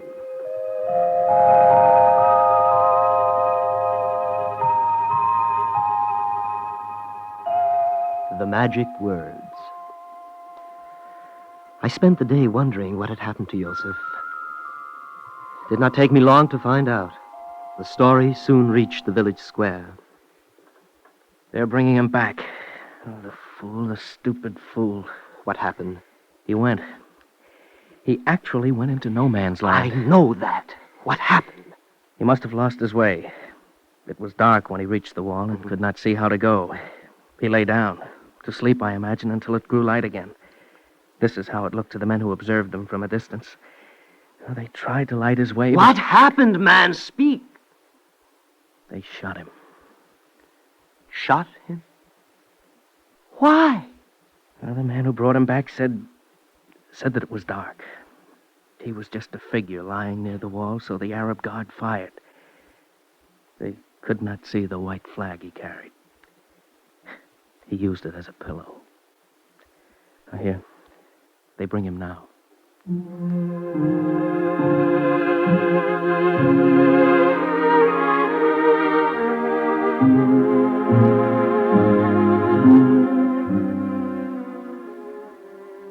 I watched as they carried him into the square and set him down.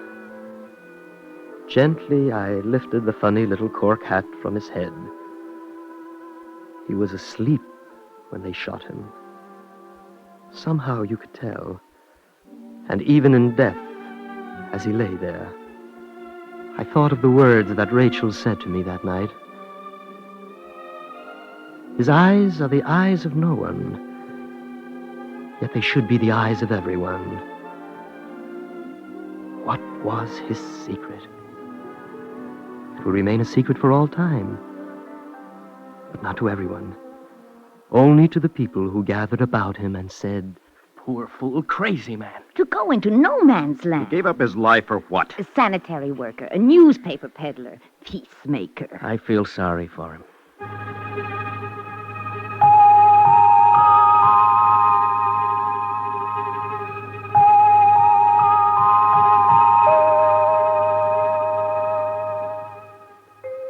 To them, a secret. To us, to David, and Rachel and to me. Perhaps we know it. Perhaps he taught it to us, hoping we'd learn it by ourselves. Perhaps it was all he would have said to the Jordan king. I did not mean to let you go. I ask that you return, for we must cherish what we have. This all men must learn. Kazam.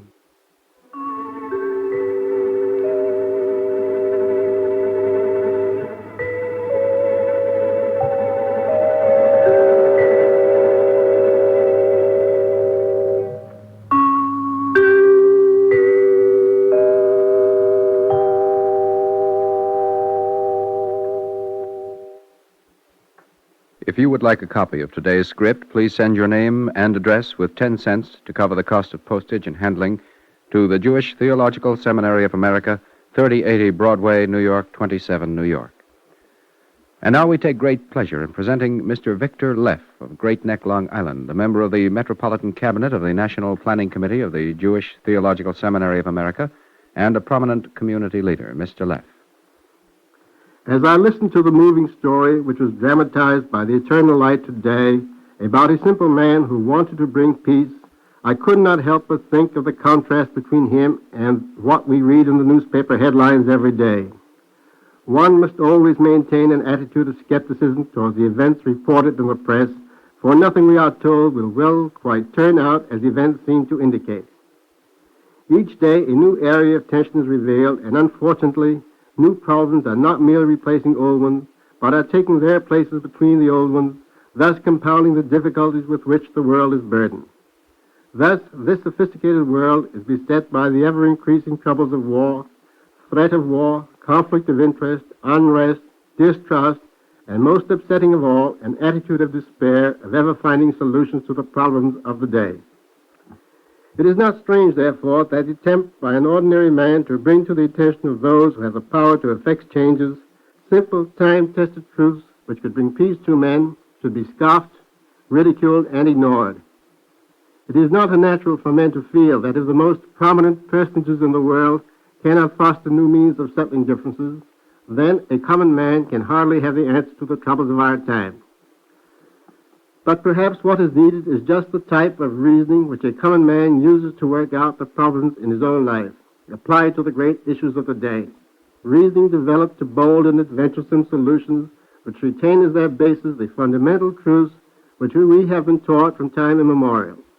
The truths of the Bible and the Talmud, which teaches us to love our neighbors as ourselves, to cherish what we have without coveting the possessions of our neighbors, to believe in God, and to work to realize His will on earth.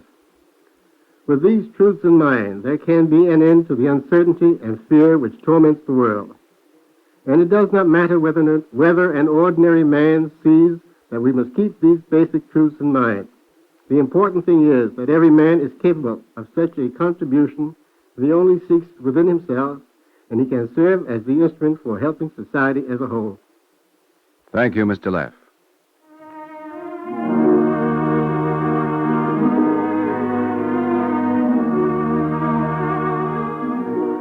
Our Eternal Light drama today, The Little Cork Hat by Stephen Gethers, is based on a true story in the Jewish Digest, which was translated from a news item in Haaretz.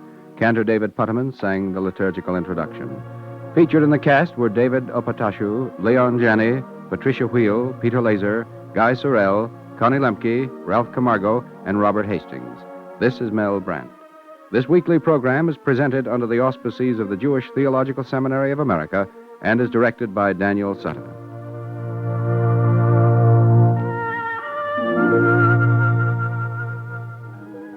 This is the NBC Radio Network.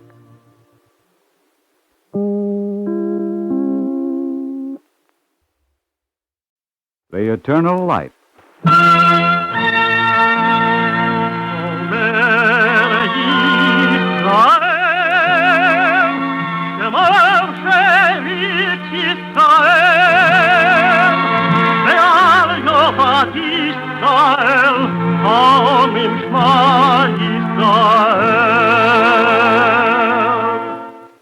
And the Lord spake unto Moses, saying, Command the children of Israel that they bring unto thee pure oil olive beaten for the light, to cause the lamps to burn continually in the tabernacle of the congregation. And it shall be a statute forever in your generations.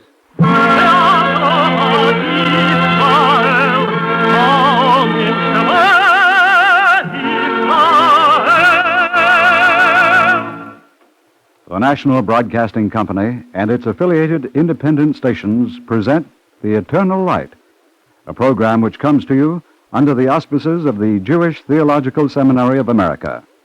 Our program today, Rosenblatt's Reply, was written by Mark Siegel and is presented in observance of Veterans Day.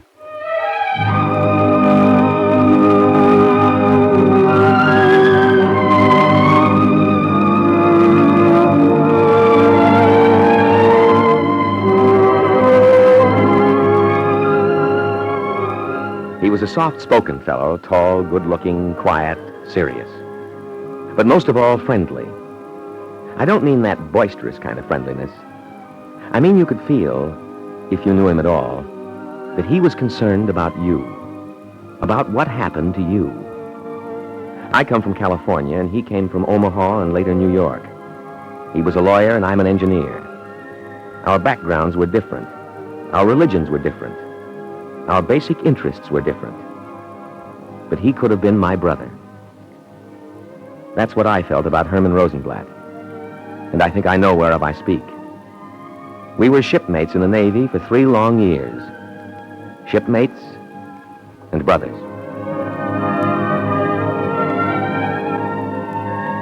The first time I ever even heard of Herman Rosenblatt, it was in a big way. We were on the USS Swanee, and we steamed into Bermuda to take on our fighter aircraft. It was in October of 1942. And though we didn't know it, we were on the way to the invasion of North Africa. I was officer of the deck that day, and I stood on the bridge next to our skipper, Captain Jocko Clark, as the planes came aboard. Now hear this. Now hear this. Clear the flight deck. Clear the flight deck. Prepare to land planes at 1320. Repeat, 1320. Officer of the deck. Yes, Captain Clark. Hand me my binoculars, will you? Yes, sir. I want to watch the planes approach. There's the first one now, sir. Well, she's coming in nicely. Good. It's a good landing. Here comes number 2, sir. Yeah, there's something painted on its side, Ensign. Can you make it out? Not yet, sir. Oh, just a moment, sir. It says Rosenblatt's reply. Rosenblatt's reply? Ensign. Yes, sir. Who is Rosenblatt, do you know? Why, no, sir, I don't. Well, make it your business to find out. Aye, aye, sir. And when you do, send him to the bridge. Rosenblatt's reply.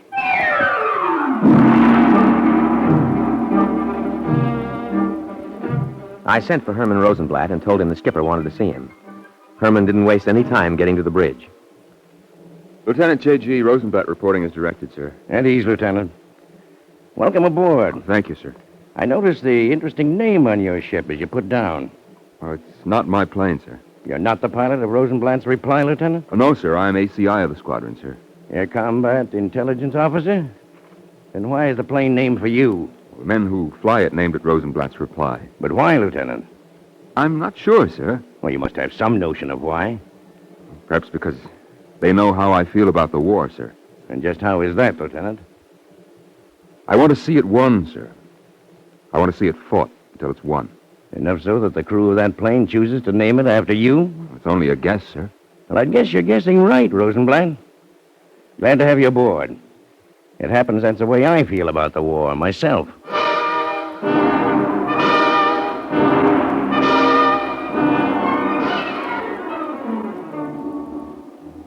Anyone who served under Jocko Clark knows how he felt about the war. The fighting Indian, they called him. And for good reason.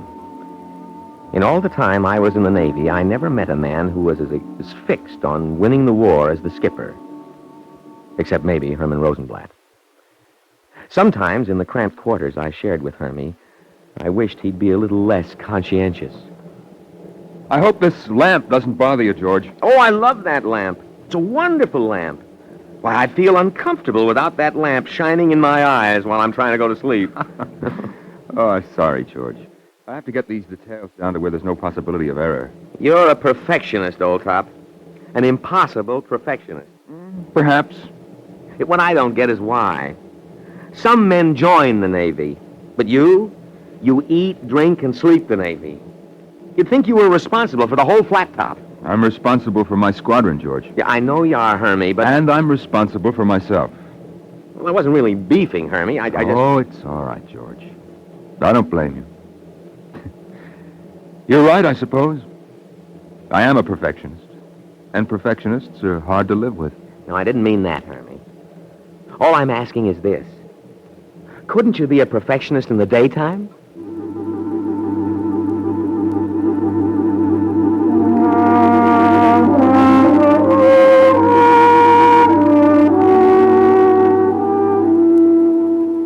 All through Operation Torch, that was the invasion of North Africa, my insomniac shipmate worked at perfectionism night and day. We all knew that he'd done a good job, but no one knew it better than Captain Clark. By the time we got back to Norfolk, the skipper and Lieutenant Rosenblatt were good friends. Captain, can you spare a minute? Of course, Herman. Come on in. Sit down. Thanks, boss. What's on your mind, Herman? Well, you know how I feel about shore duty. I don't, Herman, but I can imagine how. Well, if the Sewanee's going to join Halsey in the South Pacific, I want to be on her. Herman, what are you talking about? Sir, I'm afraid I may be ordered to shore duty in Washington.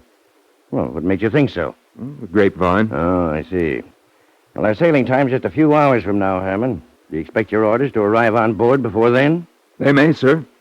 The question is, what can I do about it? Well, if the orders come through, you'll have to carry them out. You know that. And if they don't? Well, then you go to the South Pacific, naturally. Thanks, boss. You've clarified the situation immeasurably. I have? Hey, how do you mean that? I don't understand what's going on here, Herman, but there's no time to discuss it further. It's time to get the ship underway.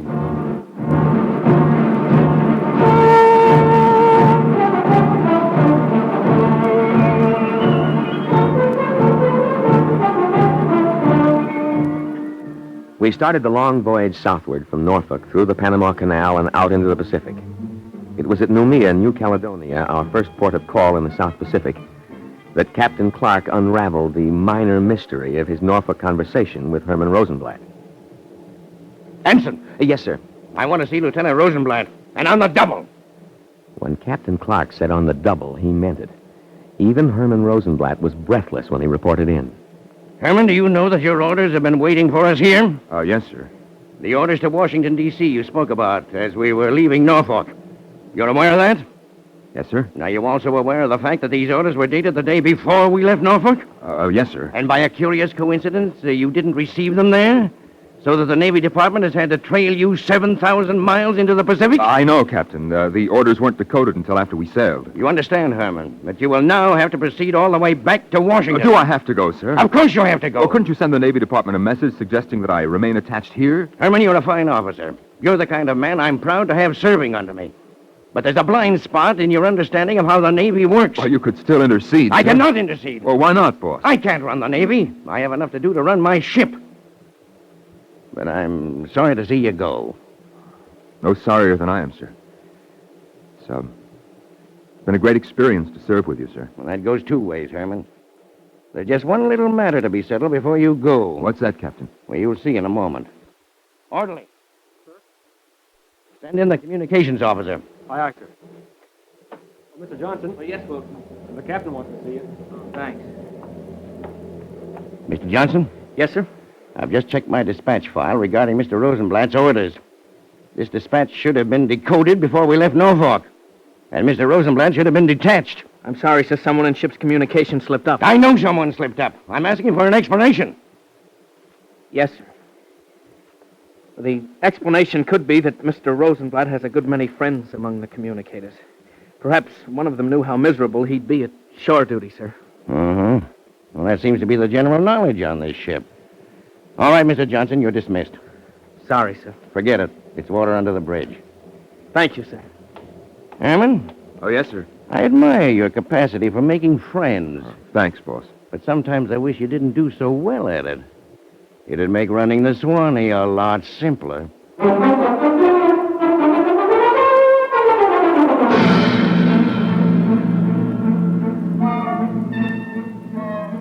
Herman Rosenblatt was still preparing to leave, reluctantly, for shore duty in Washington when a message came through for Captain Clark. It's a top priority message, Herman. Directed to Captain Clark? Yes, top priority, secret, immediate. I'll take it into him myself then, Bob. Right. By the way, Herman. What is it? Well, if I had any say about this message, I'd give it the same treatment we gave your orders at Norfolk. You mean you'd delay decoding it? That's right. Wait a minute. You can't make an everyday practice of that. You know, once was bad enough. Well, I'd still do it again. That is, if I could. But why? You'll see, Mr. Rosenblatt. You'll see soon enough.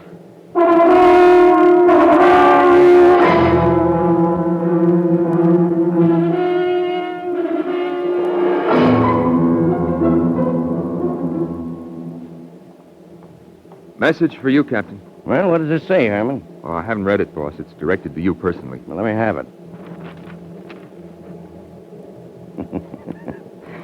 Herman, I told you I didn't run the Navy. Oh, yes, I remember, sir. Only this ship. No, not even the Swanee, very shortly. I don't understand, sir. I'm being reassigned, Herman.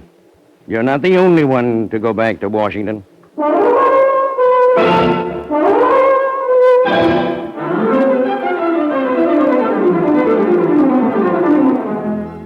Herman left first and was assigned as aide to Admiral R.E. Davison, Assistant Chief of the Bureau of Aeronautics.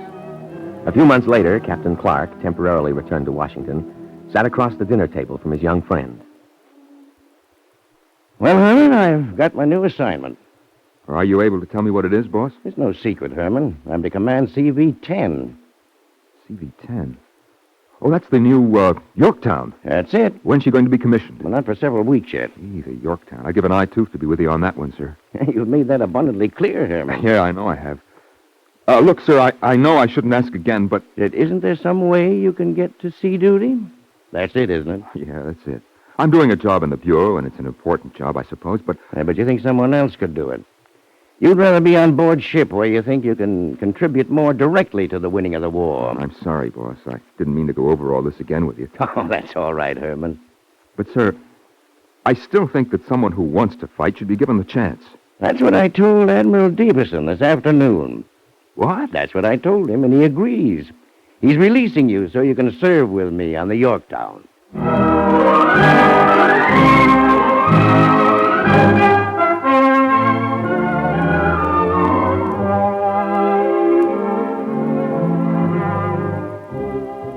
At Jocko Clark's suggestion, Herman went up to Quonset, Rhode Island the very next day for an advanced course in air combat intelligence. And when the Yorktown was commissioned several weeks later, he was aboard as assistant ACI. I was aboard, too, along with several former officers of the Sewanee. In wartime, when a man is cut off from his friends, his family, his everyday relationships, an old shipmate becomes a brother. That was true for all of us who served together. But it was more than true, perhaps, for me and Herman Rosenblatt. Hey, George! Hey, this is great. How are you? Oh, fine, Herman. And you? Never better. And I love this flat top already. You're flat top happy. That's your trouble. No, not exactly. But I'm glad to be aboard. I think we've been assigned quarters together. Or at least I'm trying to arrange it. You're willing to have a lamp shining in your face all night again? Willing? Herman, I've missed that light ever since you left the Swanee. It'll be a pleasure.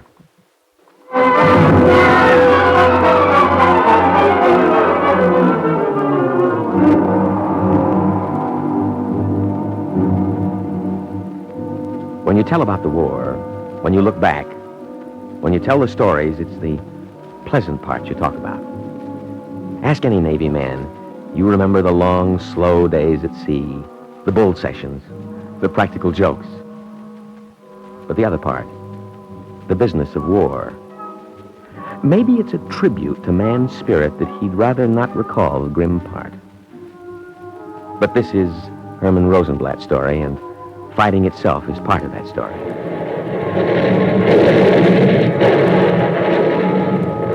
The Yorktown was the second of the new carriers to reach the Pacific.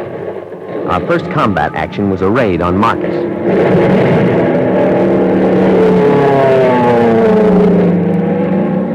Herman was everywhere on the ship during that raid. And when it was over, while the rest of us relaxed, drained, spent, he began the careful documentation of the Marcus raid. It was hours later that he completed his report.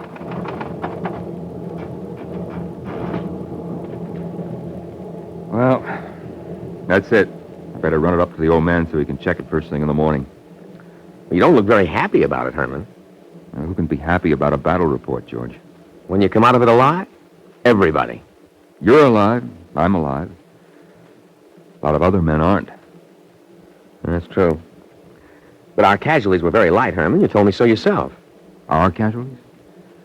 Yeah, very light. Don't tell me you're worrying about the Jap casualties. I'm not worrying about them, George, but I can't say I'm glad to see men die. Do you know what kind of destruction we inflicted on Marcus?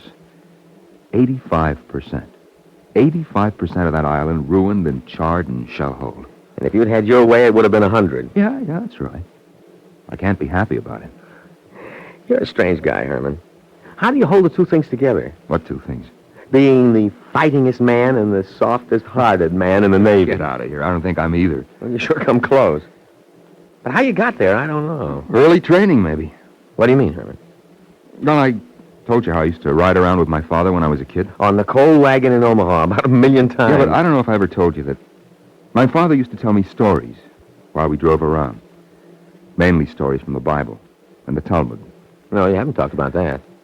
Well, all this while I've been writing this raid report. I've been thinking about one of those stories, George. Maybe if I tell it to you, you'll see what I mean. Sure. It's a story about the time God drowned the Egyptians who were chasing Moses and the children of Israel in the Red Sea. I know the story, Herman. Well, perhaps not this part of it, George. When the Egyptians were destroyed, the story goes, a chorus of angels began to chant hallelujahs. As well they might. That's what I thought when I was a kid, too. But I can remember my father telling me the end of the story. God heard the angels and silenced them. My handiwork is perishing in the sea, he said. How dare you sing in rejoicing? George, I've been thinking about that story the whole while I've been writing this report.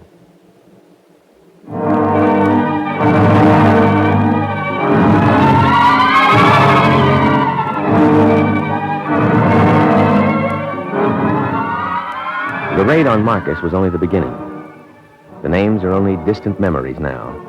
But for those of us who fought in those engagements, for men like Herman Rosenblatt, each place name was a trial, a test, a challenge of men's faith in freedom. Wake Island. The capture of Tarawa and the Gilberts. Kwajalein. The capture of the Marshall Islands. Truk.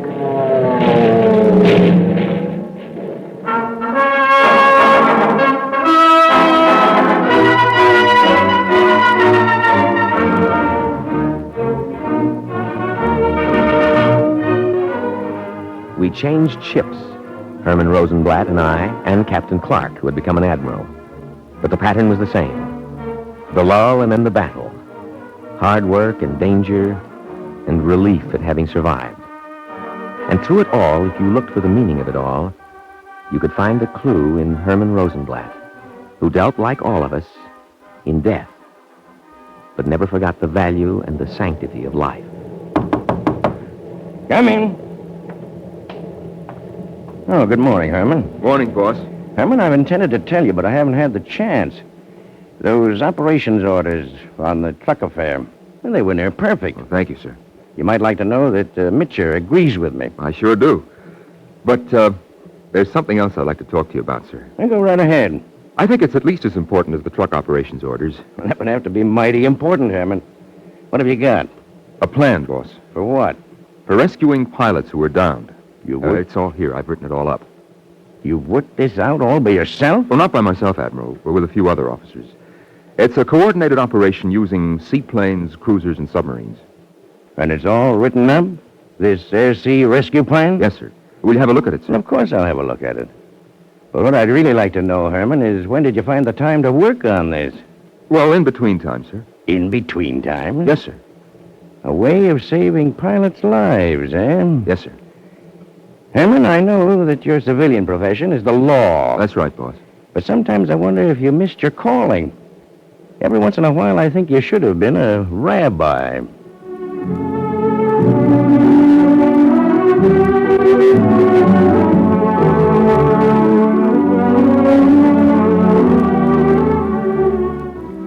Herman's plan, which consisted of using seaplanes to pick up downed airmen at truck and ferry them to a submarine awaiting outside the reef, saved many airmen. Not only there, in many places, because it was generally used from that time on. That was the one he got the Legion of Merit for. I could tell you about decorations, too. The Silver Star, the Air Medal, the special citations, the commendations. But those were the outside signs. The little colored ribbons and bits of metal that stood for gallantry and heroism and devotion to duty.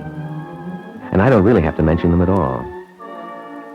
If you knew Herman, if you lived with him, you didn't need to see the medals to know what kind of man he was. In September of 1945, when Japan surrendered, Herman Rosenblatt asked to be returned to civilian life with as much eagerness as he had joined the Navy some 4 years before. I saw him for the last time at Corpus Christi, where both of us were waiting to be mustered out of active duty. Well, George, I guess this is it. Huh? Seems so, Herman. You'll be going back to California, huh? Yeah, that's right. You to Omaha? Oh, no, New York. I grew up in Omaha, but my practice is in New York. That's a long way from California. Well, not for friends, George. I'll make it my business to get out your way. I hope so, Herman. When you do, you be sure to look me up. Yeah, we'll find some of the other fellas, too, and have a West Coast reunion, huh? Yeah, sure. What's the matter, Herman? You sound as if you hadn't heard a word I've been saying. What? Oh, George, I was thinking about some of the fellas who won't be able to attend your reunion. You're right. I'm sorry. Don't be sorry, George. The truth is that whenever we get together, they'll all be there. Every one of them. Whole ship's company. The living and those who go on living in our hearts.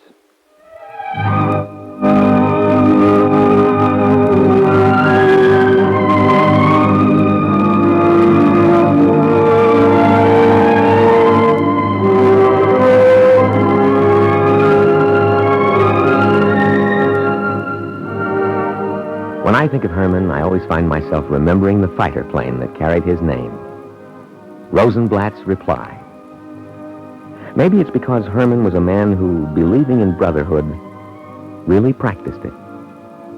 Brotherhood and a responsibility toward others. That was really Rosenblatt's reply. Herman Rosenblatt's reply to life.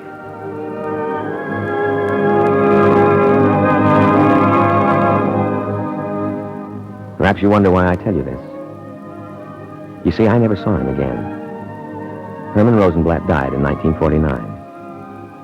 But there's not a man who served with him who doesn't remember him as a brother. Ask Admiral Clark. Ask any of his one-time fellow officers. Ask me.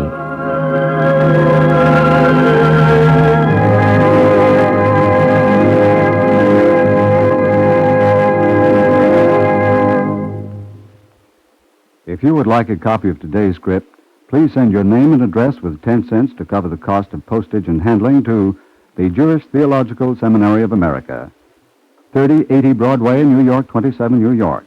And now we take great pleasure in presenting Admiral J.J. Clark, United States Navy, retired of New York City.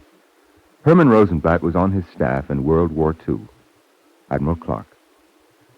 The broadcast you have just heard portrays the record of one of many young men who were dedicated to the service of their country and to the cause of freedom. Especially Lieutenant Commander Herman S. Rosenblatt loved the Navy and the sea. He was happiest when his ship was underway for operations against the enemy. He was determined to win his part of World War II in the quickest possible time. He worked unceasingly and with untiring energy to that end. On many occasions, when operation plans had to be drafted in a hurry, he would work all night, and the plans which he turned out served often as a model to other task group staffs to follow in the preparation of their own. He was ever mindful of others, and in particular, he contributed materially to the rescuing of downed airmen. Through his initiative in combat, many lives were saved. He had a keen perception which enabled him to take advantage of new tactical situations. As a result of this accurate interpretation of vital intelligence material and formulations of plans, an entire Japanese convoy was sunk. On this occasion, he was awarded the Silver Star for conspicuous gallantry. On another occasion, he was awarded the Legion of Merit for exceptionally meritorious conduct in battle. He voluntarily participated in numerous flights over enemy territory, and for his contribution to the success of aircraft carrier operations against the enemy, he was presented the Air Medal.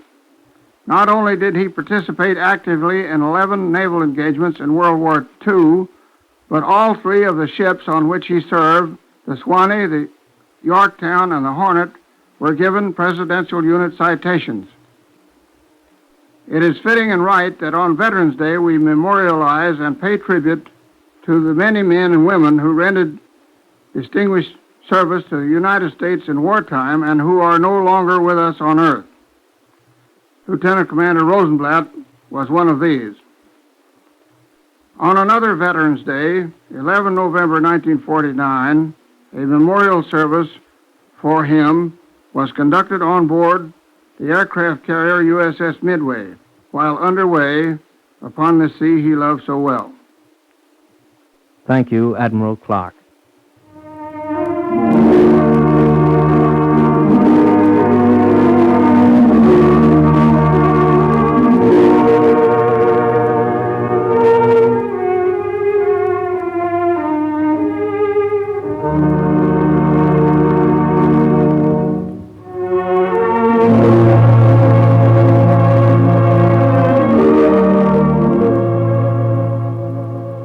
Our Eternal Light drama today, Rosenblatt's Reply, was written by Mark Siegel and was presented in observance of Veterans Day.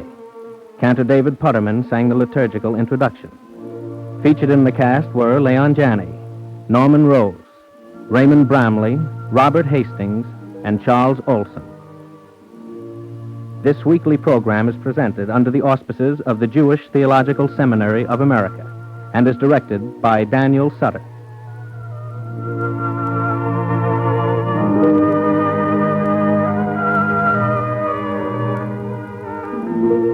This is NBC, the national broadcasting company.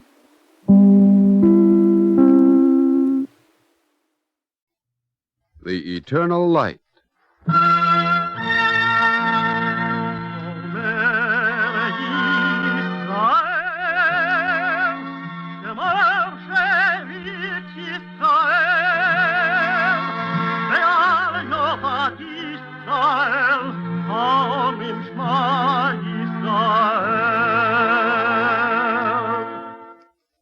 And the Lord spake unto Moses, saying, Command the children of Israel that they bring unto thee pure oil olive beaten for the light, to cause the lamps to burn continually in the tabernacle of the congregation. And it shall be a statute forever in your generations.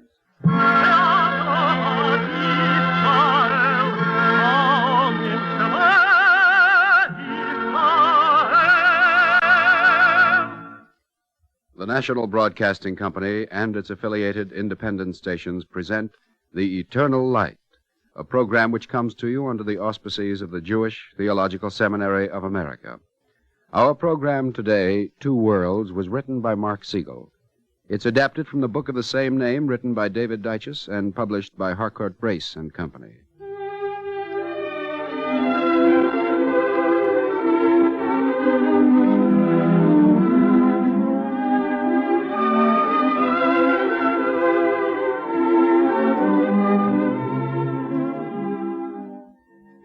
almost 9 years that I sojourned in the United States, I grew depressingly accustomed to a certain conversation.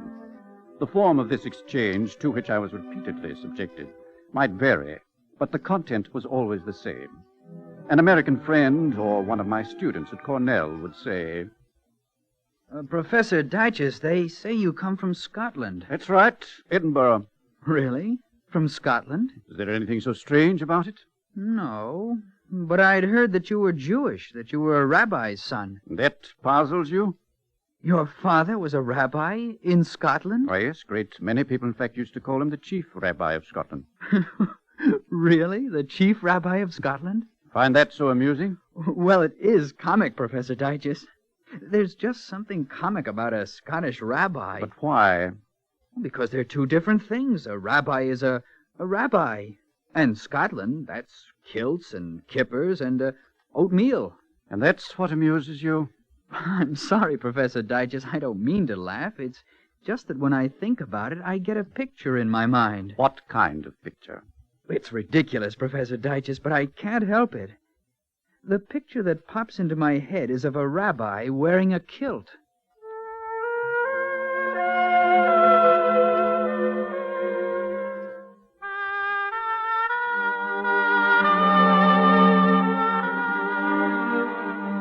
My father, of course, did not wear a kilt, nor did I, nor did any of the 400 families that made up the Jewish community of Edinburgh. But if some of my American friends tend to find a certain amusement in the idea of a Scottish Jewish community, I can at least understand the reason, the underlying reason. I think it is perhaps because in the Scotland of my youth, two strong traditions came face to face. Perhaps you'll understand it better if I tell you about those growing years and my father's effort to bring those two traditions, the Scottish and the Jewish, into working balance. When I was a boy, I lived not in one world, but in two. One was the weekday world of Edinburgh, the world of the great castle on the hill, the world of our house in Millerfield Place, the world of the meadows, the large park across Melville Drive, where my schoolmates played cricket, spent timeless hours contriving those activities compounded of curiosity and mischief, which shaped the street life of Edinburgh. David! Hey, David! Hi, Willie. Will you play a game of kick the can? I've been playing it all day, Willie. Well, there's a stack of wood to climb. The parky will catch us if we do. The parky? Who's afraid of the parky? He can't catch us. It's getting late anyway, Willie. I've got to go home. Home? Well, the pipers coming in the meadows? The pipers?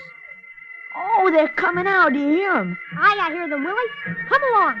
Did you say you had to get home? I do, Willie. It's late. But it's never too late to go hear the bagpipes.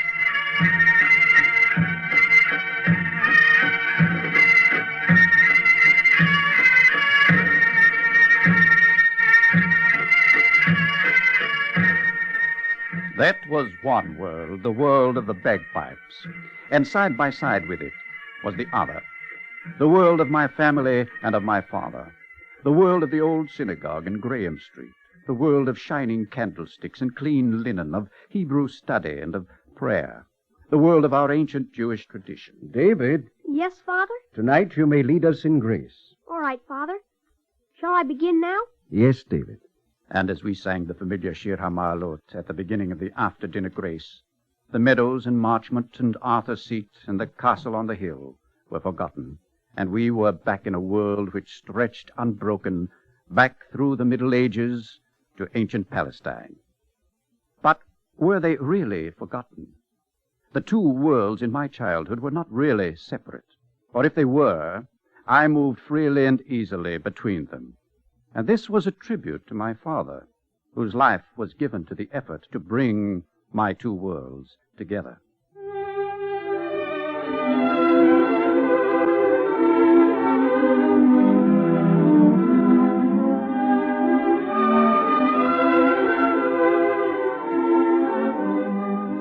When we lived in Millerfield Place, we were a family of 5, a close-knit family.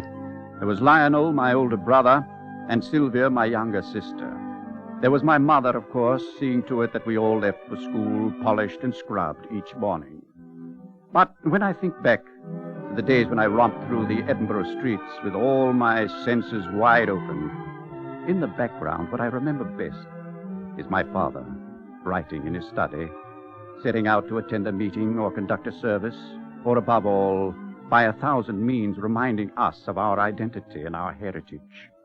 He might say suddenly at the dinner table, David, if you were hiking in Palestine and wanted to find a place to spend the night, how would you explain yourself in Hebrew to a passerby? Hayesh bo makom lagur? Would that be right? No, David, not unless you plan to stay a good while. Lagur means to sojourn, not to lodge for a night. And I would try again until I got it.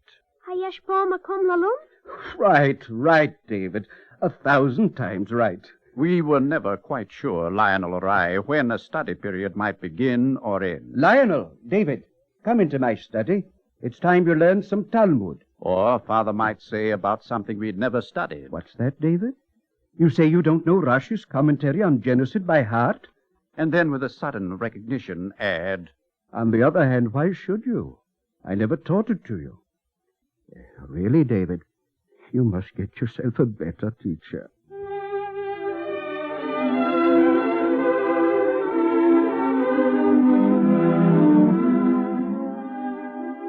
I don't believe I could have had a better or less systematic teacher than my father. His concern for our education was limitless. But the deepest education we had from Father, I think, came by precept and example. And the range of that precept and example covered the whole spectrum, from good humor to the depths of his faith. I can recall many incidents of my youth, but those which come to mind most vividly are the moments in which my two worlds met, as they often did, in the house in Millerfield Place. Yes, come in. Father, there's a letter in the post for you. It's addressed to Robert S. Dyches, Esquire. Robert Dyches? Oh, that's odd. You sure it's for me? Quite sure. But it should say Rabbi Solace Dyches if it's for me. Father, have you ever heard a Scotsman say the word rabbi? Of course. He'd as often as not say Robbie. Well, there you have it, Father. Robbie's short for Robert. Someone's being formal with you.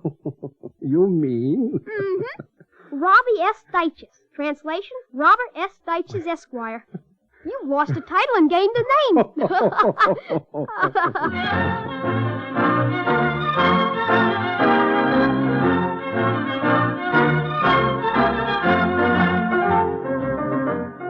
Among the Jewish and Scottish communities, with or without his title, my father was both loved and respected. His position in these two worlds was reflected in the many kinds of visitors who found their way to our house in Millerfield Place. I remember one visitor well. Rabbi Dyches, I've come to extend an invitation to you. I get a great many of them, friend. But I'll be glad to oblige, if my calendar will let me. It's to give the oration at our Burns Festival. Why, I'd be proud to. But I'm not much of an authority on Burns. Ye be the Rabbi Dyches that writes all those bonny letters to the Scotsman, you know? Yes, I do write letters to the editor of the Scotsman from time to time. With all those bonny words? Well, yes. Well, Rabbi Dyches, it's a month or more to the lecture. Surely in a month a man of your learning can become an authority on Burns.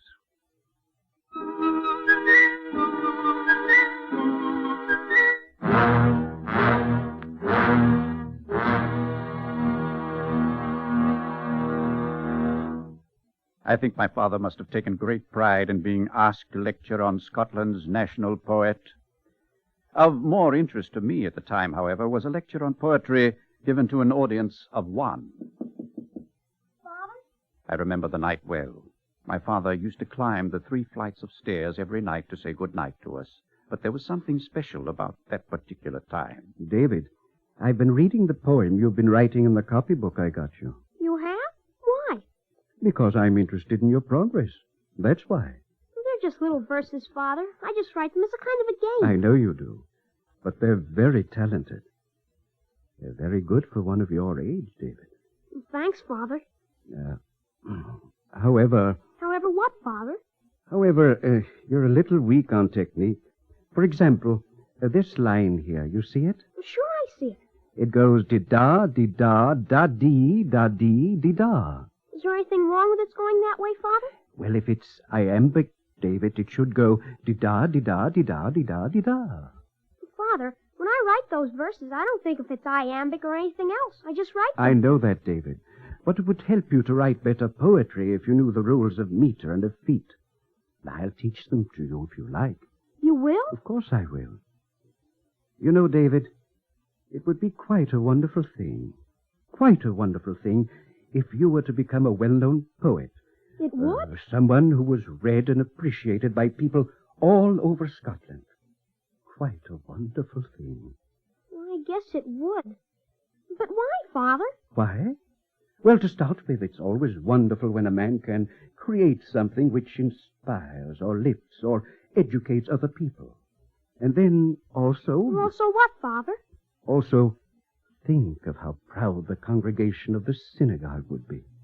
Just think of how proud they'd be.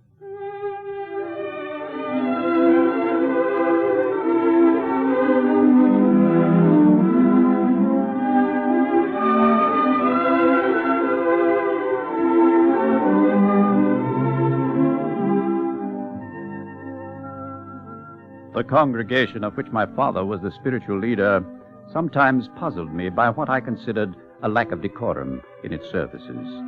My father worked hard to improve the discipline of the service, but he did so with understanding and good humor. And he would try to convey his human understanding to me. I still don't understand why they don't try to sing together, Father. I mean, instead of each one going his own way. It's because each member of the congregation considers himself an individual, David. An individual in the presence of his Maker. But how about old Mr. Rifkin? Why does he always have to sing one bar ahead of the cantor? To show he knows the words and music better than the cantor, I suppose. That's just human, David. And the synagogue should be a human place.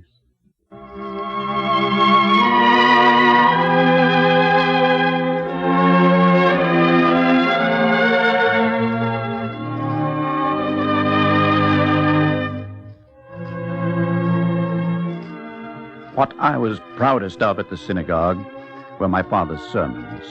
He was a great preacher, and without the aid of any kind of note could build up from exposition of the day's text through illustrative anecdote to a climax of eloquence I have rarely heard equaled. Only once, apart from the very few occasions when he was absent through illness, do I remember his not preaching on a Sabbath. It was on a cold February morning. My friends, as some of you undoubtedly have noticed, the central heating is broken down, and it's quite cold in the synagogue. Quite cold was an understatement. The small congregation was shivering in its seats. For me to do so, it would be the course of wisdom for me not to preach, and for us to conclude the service and return to our homes, which, I trust, are a trifle warmer. I remember walking home with my father that day through the snow-covered streets of Edinburgh and turning to him to say, I'm sorry you didn't preach today, Father. I missed your sermon. I really missed it. Perhaps I didn't understand then as well as I do now why he was so pleased. But I can remember clearly his sudden smile and the warmth with which he turned to me. Did you, David? Did you really? Then, in a way, I'm glad I didn't deliver it.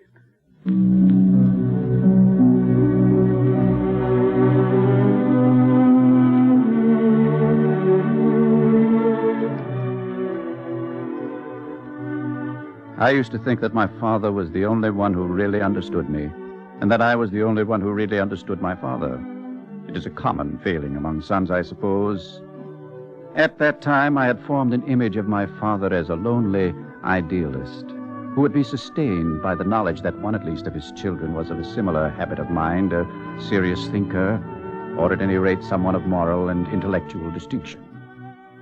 As a matter of fact, I found myself developing an almost paternal attitude towards both my parents. Father! Father! What is it, David? I won a bursary at school, a scholarship for next year. Why, that's wonderful, David. Congratulations. Thanks, Father. I knew you'd be pleased. Of course I'm pleased. But that's not the important thing.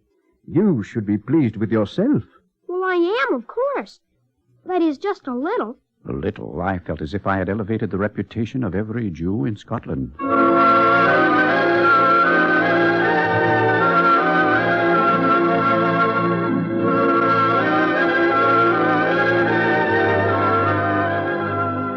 That was how it was. There was a constant ebb and flow, a rhythm between the two worlds of my youth. Only occasionally did the two worlds fail to intermesh with ease. One such face-to-face meeting of our two worlds came when he had no housemaid to turn the gas on the Sabbath, a day when the making of fire was forbidden by our religious practice. David, Yes, Father? you'd better fetch the message boy from Cameron's around the corner. I would run to Cameron's, where we used to get some of our groceries, and induce their messenger boy, message boy was the term we used, to return to the house with me. You wish me to come in and light the gas? That's right. Well, I didn't understand, but I'll come. And he did come, often. But once I remember he turned to my father as he lit the stove. See, it's quite easy. Of course. You just turn this wee handle, and put the light to the wee holes. I know how to do it. You do? Then why didn't you do it yourself? Because this is the Jewish Sabbath, my son, and it's forbidden to strike a light. It's the Sabbath day? Saturday, the Sabbath day? That's right. The boy's jaw dropped, and he looked at my father sideways. What the rest of Edinburgh thought about the Dyches family, I cannot say for sure, but this I know. Cameron's message boy regarded us as quite mad.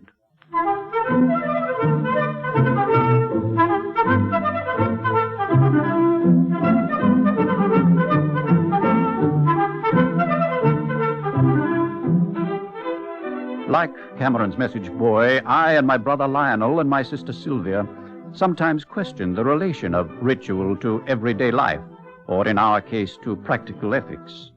Talk was neither ration nor disciplined in our family, and one of us would say, Father, couldn't a man who didn't go to the synagogue regularly still be a good man? and father would answer in perfect good humor. Yes, I suppose he could. One of us was bound to carry it further. Then why all the rules, Father?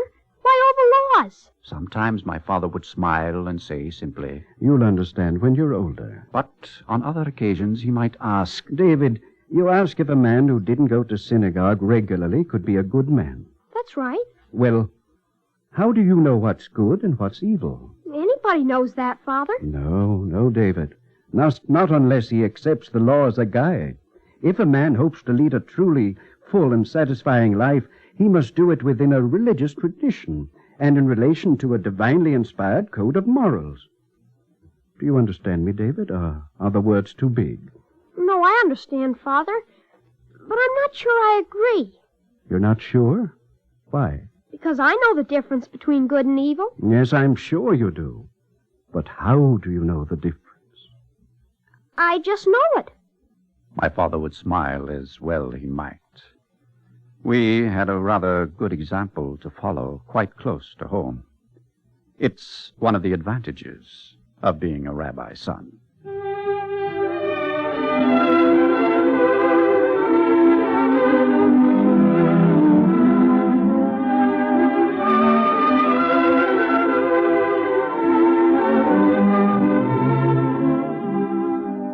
When I was about 12, my father began a series of Sunday morning lectures on the Hebrew prophets to the older boys and girls of his congregation.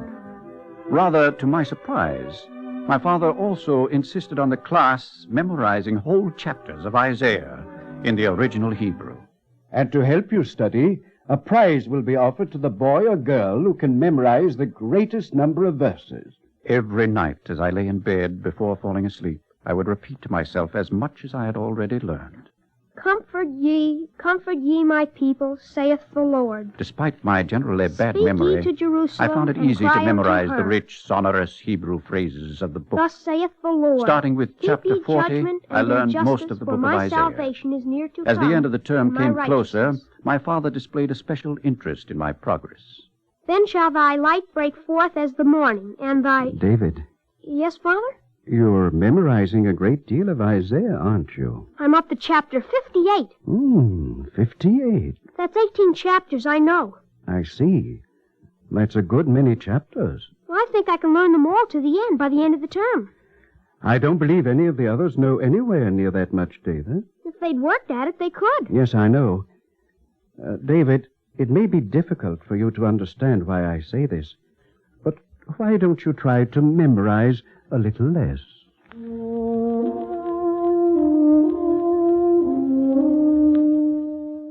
I hadn't the slightest idea what his embarrassment in the matter was.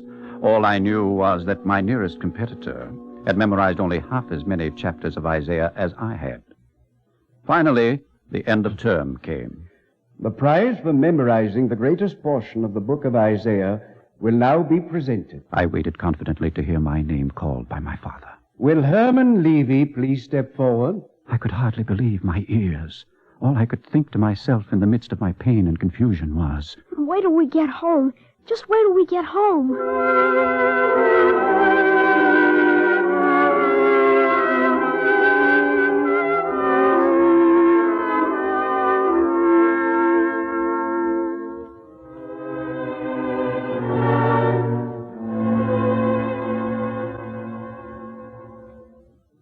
But why, Father?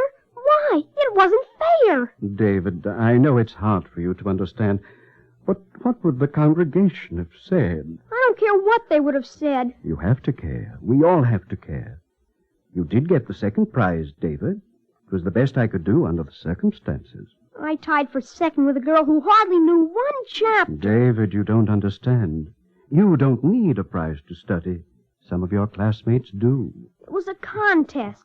I'm not responsible for my classmates. To a certain extent, we're all responsible for our classmates, David. There's a verse in Isaiah on that, too. They helped everyone his neighbor, and everyone said to his brother, be of good courage. I'm glad to help my brother. It still doesn't seem fair. Don't you understand, David? It would have been embarrassing, very embarrassing, if you had won the first prize. Why? That's all I want to know. Why? Because you're the rabbi's son. You see, David, there are advantages and disadvantages to being a rabbi's son.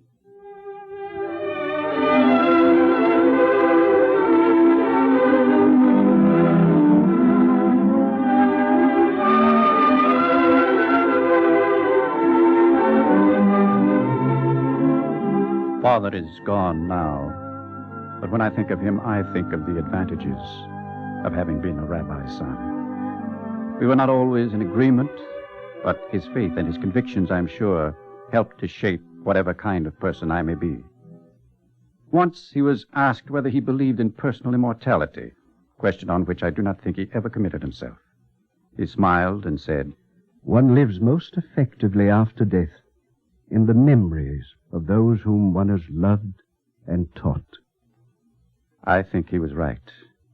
And in these later years, as I look back to the two worlds in which I grew up, the world of picturesque Scotland and the world of Jewish tradition, I think of him often and deeply.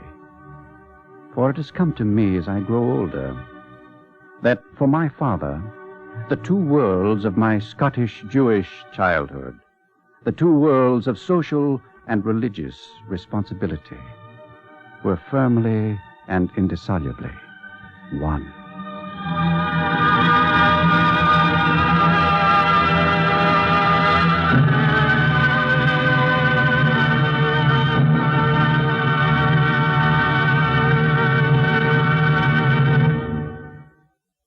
If you would like a copy of today's script, please send your name and address with 10 cents to cover the cost of postage and handling to the Jewish Theological Seminary of America, 3080 Broadway, New York 27, New York. And now we take great pleasure in presenting Dr. Max Gruenwald, Rabbi of Congregation B'nai Israel of Millburn, New Jersey. Dr. Gruenwald. We live in a world in which it is easier to cross continents and oceans than to overcome the distance between human beings. This applies to groups and nations, and sometimes even to father and son, two generations drifting apart. To live in two worlds then appears to be the property of a select few. Yet it has been a distinctive trait of Jewish history and of Jewish men and women who traveled in it that they took their full share in two spheres and were rooted in two traditions in which they moved freely with understanding, full participation, and undivided affection. It was obviously a wide definition and broad application which they gave to the word of Ecclesiastes. Also God has set the word in their heart.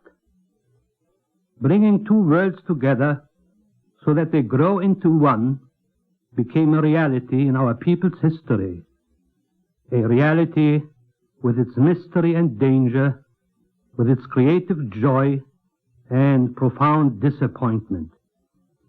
Without it, we would have to strike many a chapter of the annals of our people and of the story of mankind as well. Thank you, Dr. Grunwald.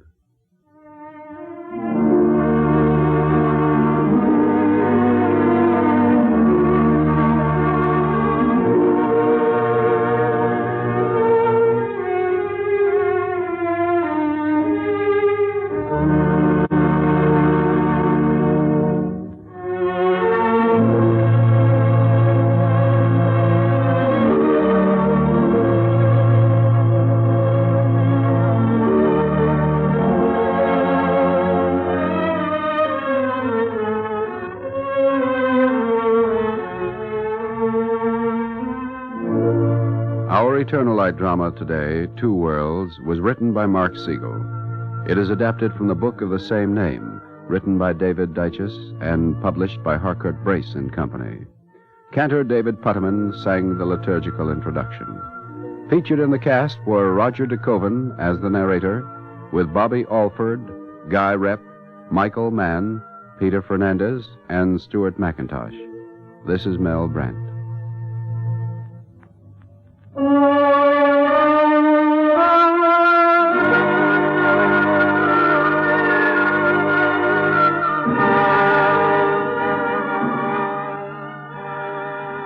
This weekly program is presented under the auspices of the Jewish Theological Seminary of America and is directed by Daniel Sutter.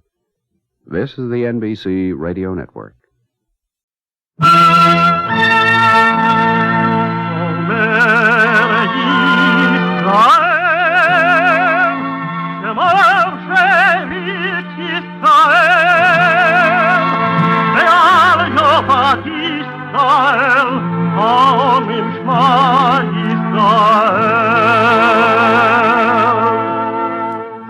And the Lord spake unto Moses, saying, Command the children of Israel that they bring unto thee pure oil olive, beaten for the light, to cause the lamps to burn continually in the tabernacle of the congregation. And it shall be a statute forever in your generations.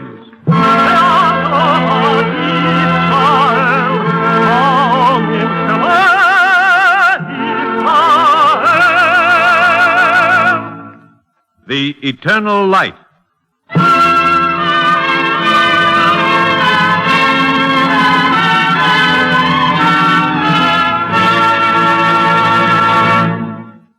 The National Broadcasting Company and its affiliated independent stations present The Eternal Light, a program which comes to you under the auspices of the Jewish Theological Seminary of America. Today's program, Mattathias, was written by Mark Siegel. It is presented in celebration of Hanukkah, the Jewish Feast of the Maccabees.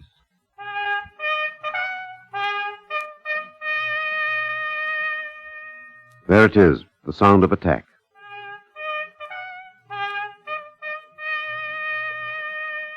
I used to wonder, why does he keep me here?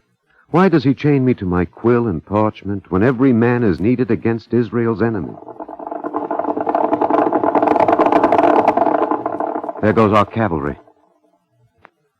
Once I said to him, Judah, is the chronicle more important than the deed? Are the words I write more important than victory? And he answered, Yochanan, victory is important for today, but the chronicle is important for tomorrow.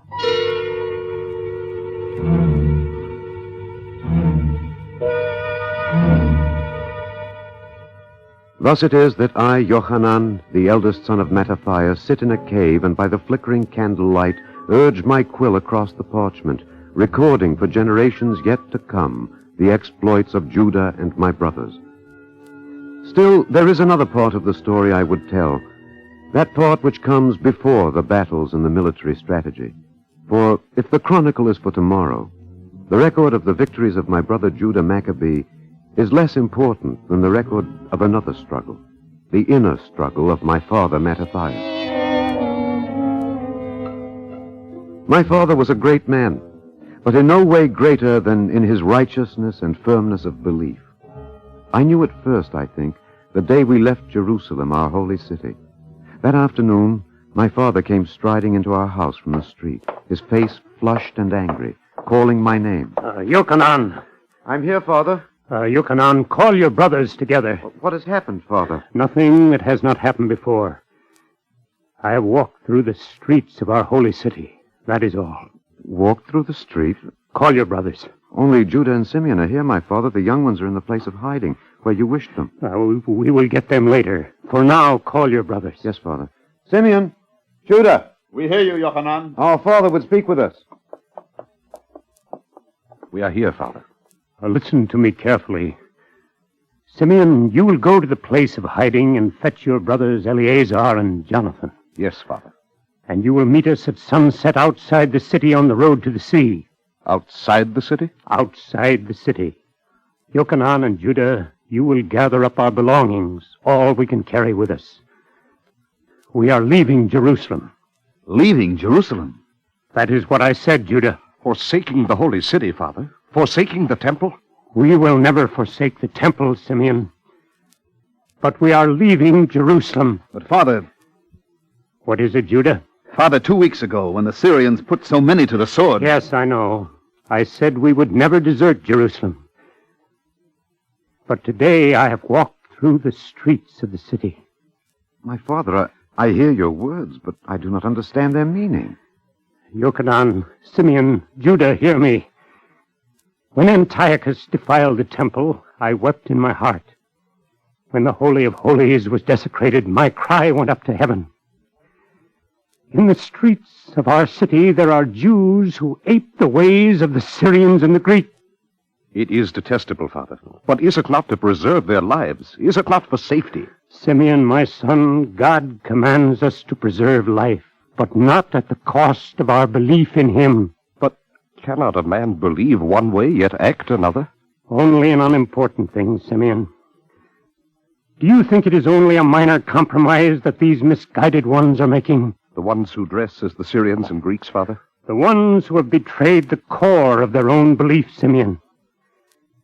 What the Syrians ask of us is nothing less than the substitution of man and things made by man for the worship of the infinite God, the creator of heaven and earth.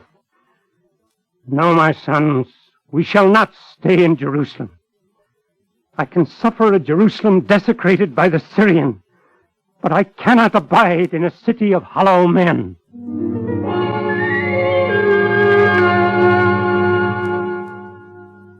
We left Jerusalem, the city of our birth, the city of our temple, and went to the village of Modin.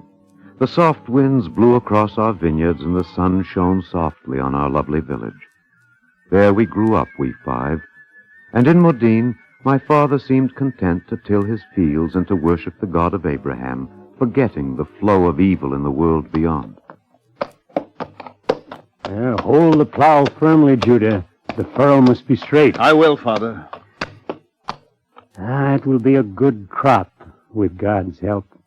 With God's help and our care. Father. Yes, Judah? I am troubled. Troubled, my son? Oh, what troubles you? Father, do you not care any more what happens to our people? Care? Judah, I care with all my heart, with all my soul. Then how do we go on like this? Concerned only with the crops and seasons. Wondering only, will the harvest be good or the grapes sweet? Even in a time of crisis, Judah, life must be carried forward. When a storm is brewing, when... I see even greater storms brewing, Judah. Then why do we hide? Why do we not act? Hide, Judah. We do not hide. We go on living. It is an escape, Father. It is cowardly. Cowardly? Judah, you are young. You have much to learn. I say only that by doing nothing, we invite disaster, Father. By doing nothing? Judah, do you think that heroism is to be found only in battle? It is not so. Is there heroism in plowing a field, Father? Sometimes there is greater heroism in plowing a field than in vanquishing an army. Believe me, my son, we need a courage greater than in battle now. The courage to go on preparing the field. In time, there will be a harvest. Evil in the world is like a weed in the fields. If it is not rooted out at its source, it will spread until it chokes off everywhere all of man's spiritual sustenance. And while we dwelt in Modin, trying to understand our father's self-restraint, the wicked root of evil was in Antioch, the capital of Syria.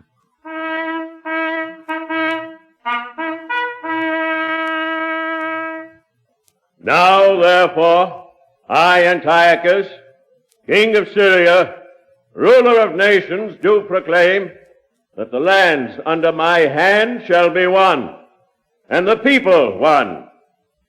From this day on, no Israelite may keep the Sabbath or observe the Jewish festivals. Forbidden books shall be burned. Prayer or study is forbidden. Circumcision is forbidden. The penalty shall be death.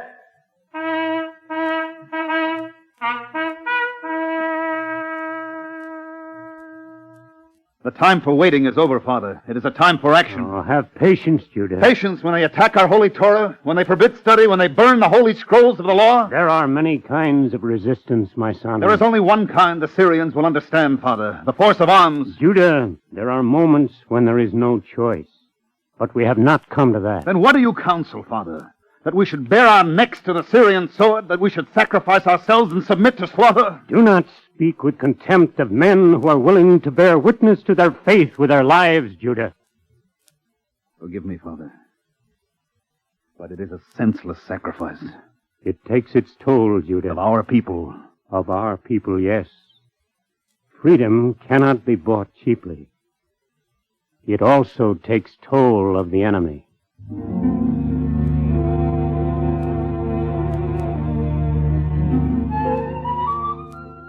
Judah and I and Simeon, we only half understood him, and our confusion was the greater, for from others, my father Mattathias seemed to demand full resistance. It was almost as if he chose from each man that part of him which was the truth. Come in. Ah, Nathan ben Yitzhak. What brings you here? Mattathias, you are the elder of this village. Why do you endanger the security of our population? I? What have I done? You counsel resistance to Antiochus. I counsel only that we cleave to our ancient faith. After all, what does Antiochus require of us? The gesture of a bow, a token of conformity. I had heard this of you, Nathan, but I had not believed it. Times are changing, Mattathias. We must change with them. Some things cannot change, Nathan. Why should we not accept this new culture, Mattathias? Hellenism is not unworthy of us. It's art, it's literature. Its art and literature are but a cover for the intentions of Antiochus. And what is so wrong with those intentions? To include our country in the empire, to help us prosper through trade with others. Oh, Nathan, you do not understand what is at stake. I came here in friendship, Mattathias, not to be reproved. Still, you will not look below the surface. I look below the surface, and what I see is an unreasoning stubbornness, a refusal to move forward with history. History makes other demands of men than that they should conform, Nathan. And what are those demands, Mattathias? That a man should seek the truth, and seek it without fear. And what has this to do with Antiochus, who seeks only a prosperous and orderly empire? Everything, Nathan, everything. Antiochus would command my conscience. He asks only loyalty. Cannot a king ask loyalty of his subjects? He can ask that which is his due, Nathan, but he cannot impose his will as final and absolute. That is the realm of God. And it is as I thought. You counsel rebellion. I counsel only resistance. And disloyalty. I have a loyalty to Antiochus, Nathan, and I recognize it. But there is a higher loyalty to my own conscience and my God. There is a core of me which goes out to God, and this no man or human institution can command.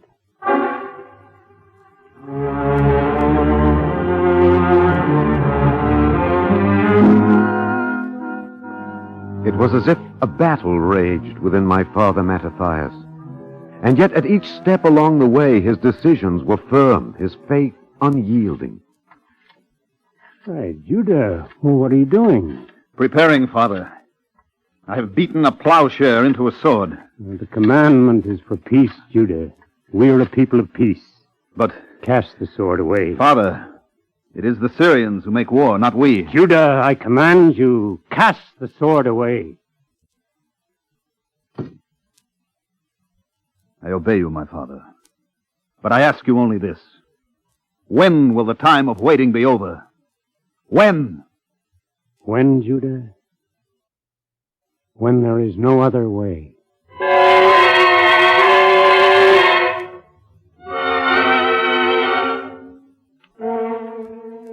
Throughout the land, our people held to the ways of their fathers, and the soil of resistance was prepared for the harvest of freedom. Antiochus, enraged and desperate, turned upon Jerusalem, desecrated the temple, and plunged all Israel into mourning. We clothed ourselves in sackcloth and ashes and prayed to the God of our fathers. And on the third day following, the first soldiers came to Modin, and a procession made its way to the house of my father, Mattathias. Company, halt! Open, in the name of Antiochus the king. My door is open. Mattathias? By the will of those who dwell in it. An unimportant detail. I am Apelles, the newly appointed governor in this district. I've heard your name. You have? Well, what in the name of Zeus are you wearing? Sackcloth, Apelles. Sackcloth and ashes. Is that a custom in Modin? It is a custom among my people when we are stricken with grief. Ah, Mattathias, there is the difficulty. You Jews, you have so many outlandish customs. Do they harm the state, Apelles? Come now, Mattathias. That has all been decided. Antiochus wants his kingdom to be one people. He wants unity among the nations. They say that you are a wise one. Surely you can understand the needs for unity? Apelles, I believe in unity. I believe all men are brothers. Good. But I also believe that no man is worthy of absolute loyalty. Careful, Mattathias. Syria cannot tolerate that kind of talk even from an old man. Well, then that is Syria's weakness. There! It begins with a custom and ends with treason. I ask only the freedom to worship my God, the creator of heaven and earth. Mattathias, consider the consequences of your words.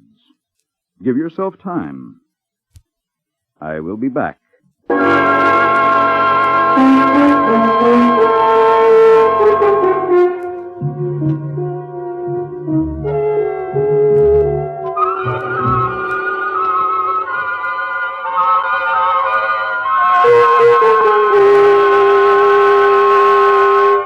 Mattathias, be sensible. I'm trying to be Apelles. You are the elder of this village. I want you to set a good example. I shall do my best. Ah, that is better. I will make you a wealthy man, Mattathias. The law of the Lord is perfect, restoring the soul. The fear of the Lord is clean, enduring forever. The judgments of the Lord are truthful, righteous altogether. More to be desired are they than gold, yea, than much fine gold. Mattathias, I am ready to confer an honor on you. I have erected an altar to Zeus in the marketplace. You will be the first to make a sacrifice on it. Upon a pagan altar? Not while I breathe, Apelles. Oh, come, my friend, it is only a symbol. It is because it's a symbol that I will not bow down to it, Apelles. Mattathias, I want no trouble here. I do not wish to see blood shed in your pleasant little village. Are you threatening me? I merely express a preference. Do you expect me to fear you more than I fear my God? Well, I have tried. You are as stubborn as the rest. If it is not you, it will be someone else. No Jew in Modine will sacrifice upon the altar of tyranny, Apelles. I tell you now. Who are you, old man, to defy the king? When mighty nations bow before his edicts. I am a man, Apelles. A man with my own conscience and my own belief. Though all the nations that are under the king's dominion obey him, yet will I and my sons and my brethren walk in the covenant of my fathers.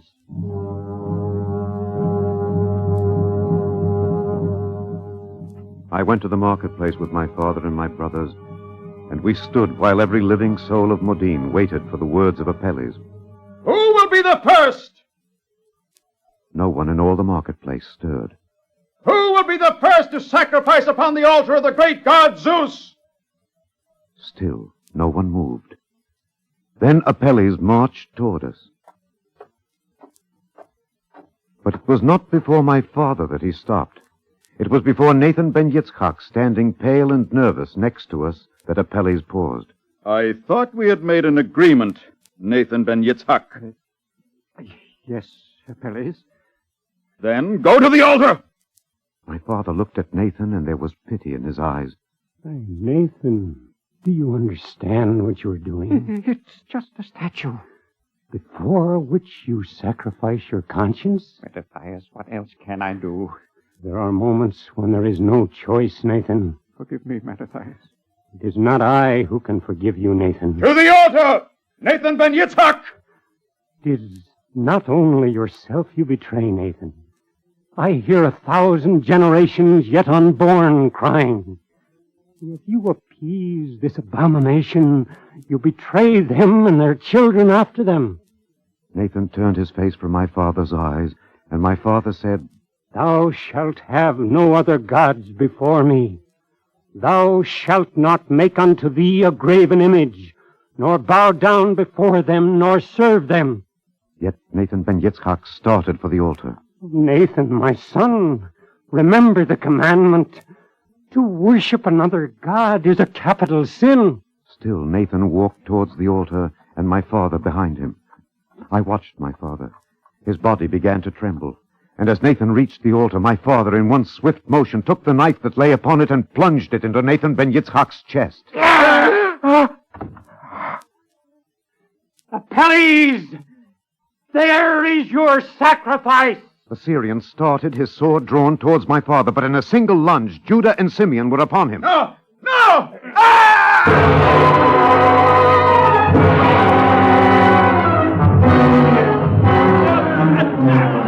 As if by signal, every man in Modine grappled with a mercenary, seizing swords and spears to strike down the enemy of Israel. It lasted only a few minutes, and then it was over. Our marketplace was strewn with dead, and over the corpses of the Syrian mercenaries, my father climbed to the synagogue steps. Lord, God of Abraham, we pray for thy forgiveness. Amen. From this day on, we shall continue to pray with even greater fervor for thy forgiveness. But we shall also pray that our arms be blessed with victory. Amen. People of Modine, whosoever is zealous for the law, follow me.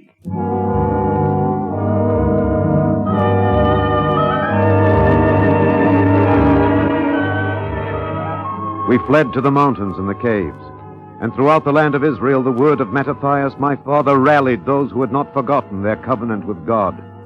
From our hiding place, under the leadership of Judah, my brother, him they first called the Maccabee, we scoured the countryside, harassing the king's troops.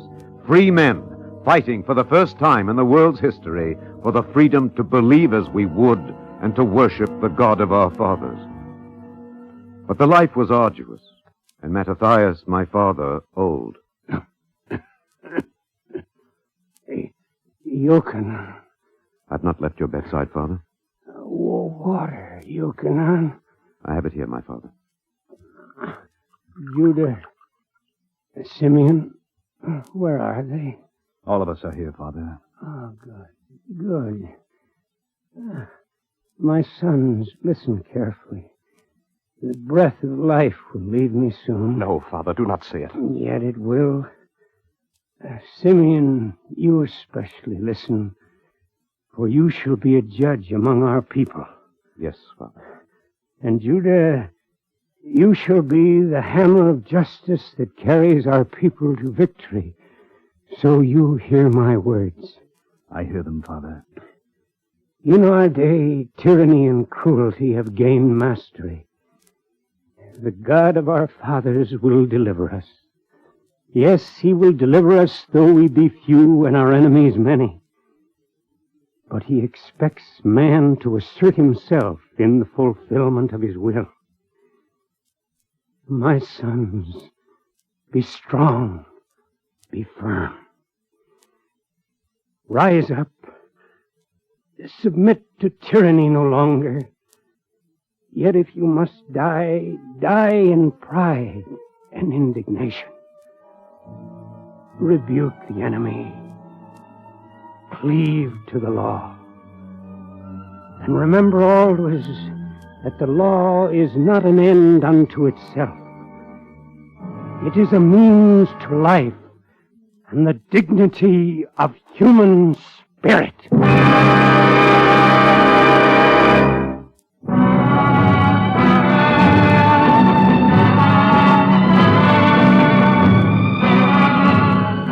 Our warriors are returning from the battle. By their faces, I can tell it is another victory. Yet, as Judah says, their victory is for today, and my chronicle, this chronicle, and the story of my father Mattathias, is for tomorrow. That men may take courage from it in all times and places, and battle in God's name against tyranny, to keep bright the flame of freedom in the hearts and minds of men.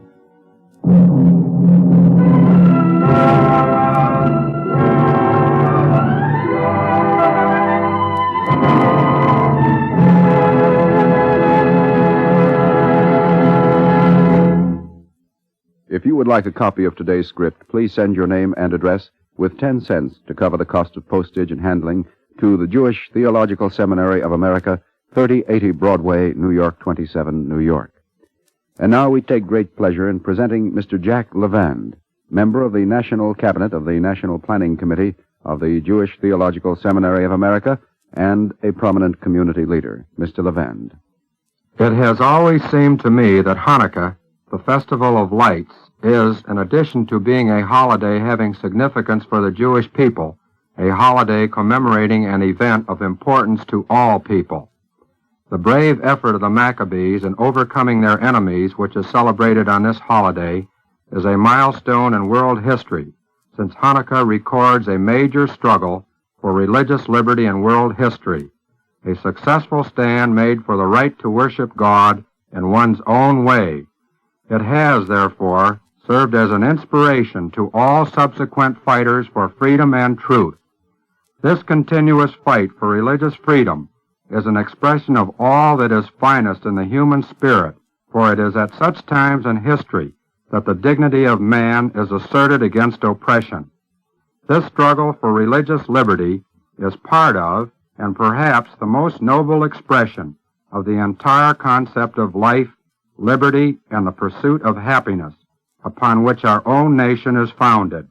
For what is liberty but the idea that not only does each person have the right to pursue what he believes is right, insofar as it does not harm others, but also that those with whom we do not agree have this self-same right.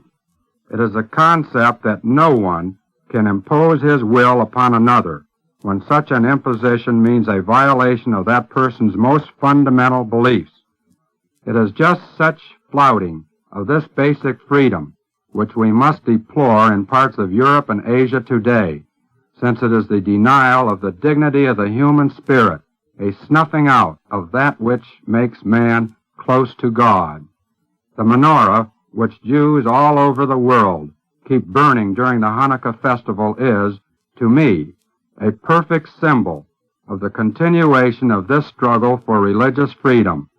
For since the time of Mattathias, for 2,000 years, Jews have lit these candles in their homes, and where these candles burn, there freedom opposes tyranny and truth falsehood. Thank you, Mr. Levand.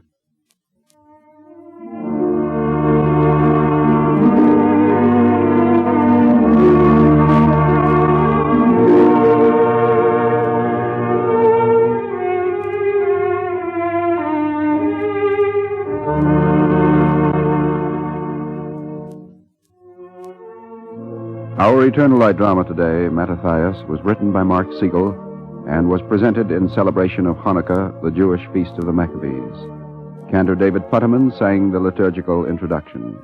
Featured in the cast were Arthur Hughes, Mandel Kramer, Roger DeKoven, Bert Cowlin, Danny Ocko, and Ralph Camargo. Your narrator was Alexander Scorby. This is Mel Brandt.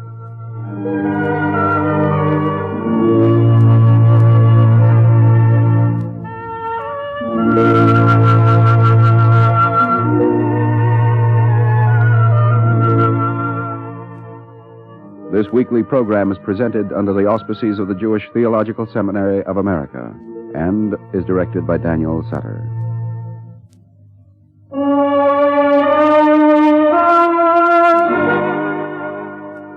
This is the NBC Radio Network.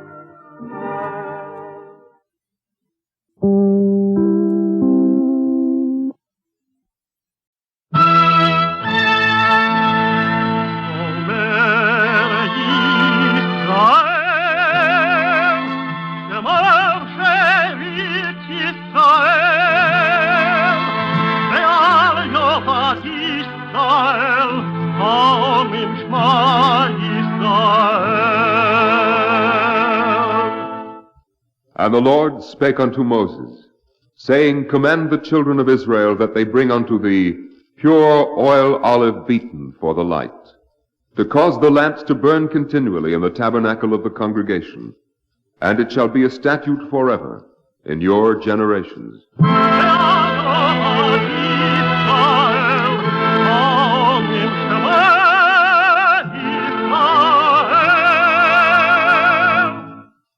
The Eternal Light. The National Broadcasting Company and its affiliated independent stations present The Eternal Light, a program which comes to you under the auspices of the Jewish Theological Seminary of America. Our program today, Mrs. Freudman Gets a Medal, was written by Rhea Weinstein.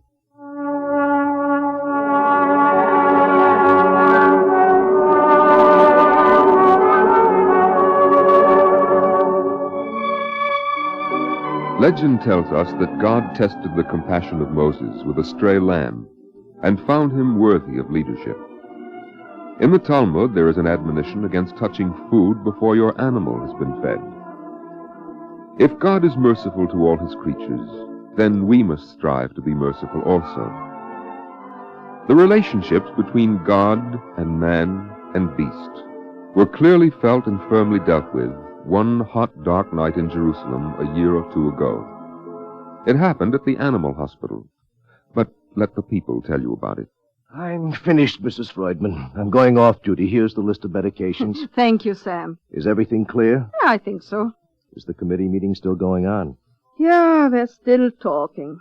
Talk. And they have decisions to make. You don't seem to realize, Mrs. Freudman, that someday you may be all alone here in the animal hospital when trouble starts. You call it trouble. I call it shooting. I'm used to it. Well, I'm not. You will be. When you've been in Israel as long as I have, you'll feel as I do. Oh, you should have been here in 48. You would have seen some real shooting. This is normal. And you're not afraid? Of what?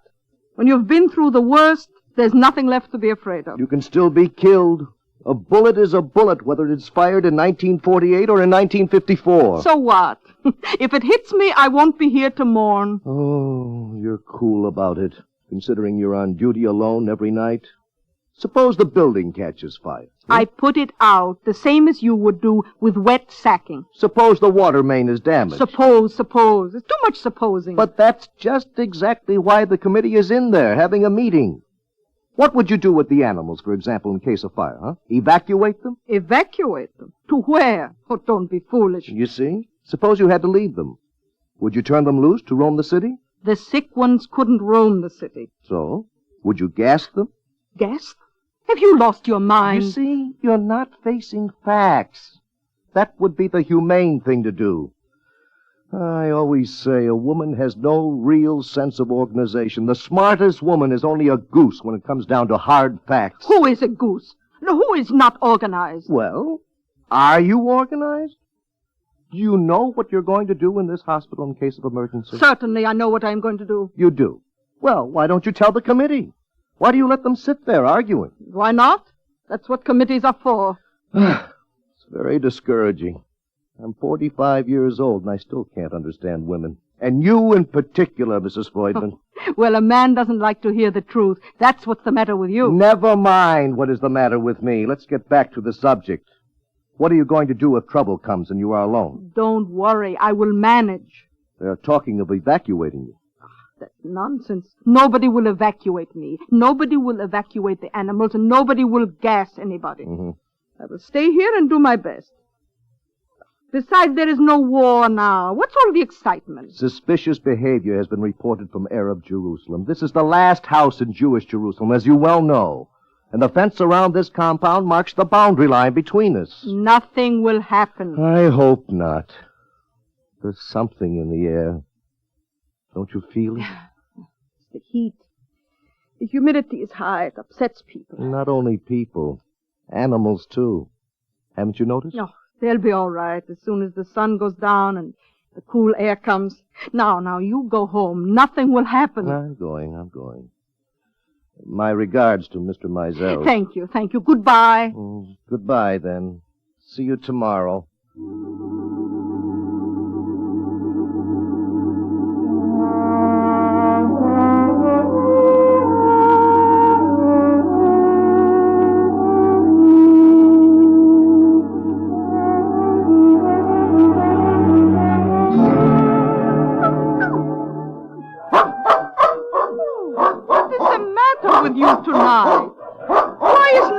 Sleeping. Oh, here is some fresh water. Come, have a drink. You will cool off. Ah, my beautiful Rex, what is the matter with you? Are you lonely tonight? Are you trying to tell me something, my poor dumb friend? Oh, if you could only talk. Would you say things that are not pleasant to hear? No, it's better this way. Let there be some innocence in the world. Oh, and what is it with Marguerite? Well, good evening, madam. How gracefully you sit in your black furs and satin. What were you in some former life, a princess? You are so beautiful. Oh, what? So that is what it is. You smell trouble. No. Don't be afraid, my friends. Whatever happens tonight, I will be here. Now, be still now. I have work to do. First, I must fill all the troughs with water and also the buckets. Sam will see who is organized.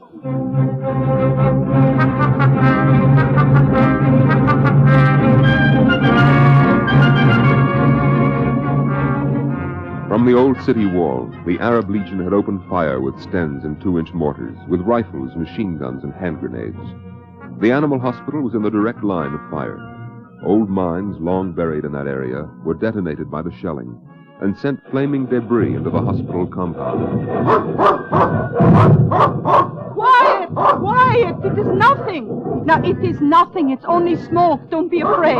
Rex, Fortune, Marguerite, here I am. Don't be afraid. No.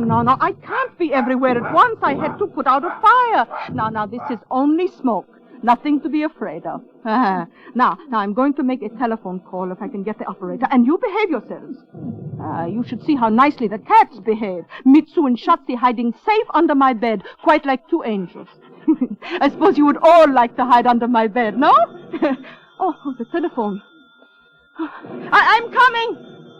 I am coming. Wait. Hello, here's Mrs. Freudman. No, you can't reach Mr. Mizell. Well, operator, please, will you try again? Yes, and when you reach him, will you please tell him our food supply is low? Yes, our food is giving out. Food! Yes! Yes! Oh, the line is so bad. What am I going to... Fire! Oh, God, help us. The wet blanket. I'll take the blanket off my bed and soak it.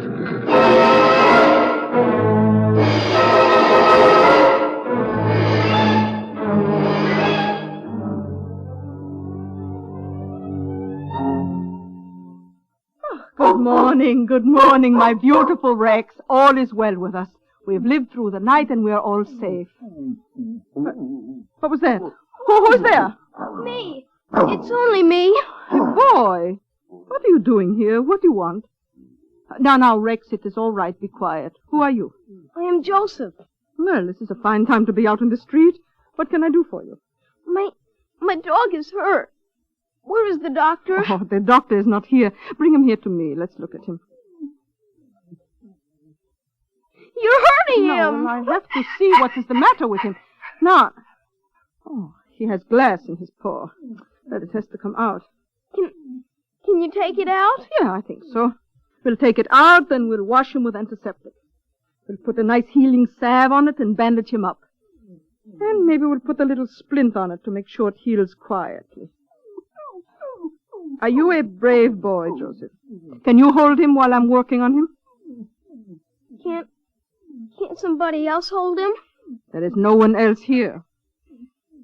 What do you say? Are you a brave boy? I am a brave boy. Good. It won't take long.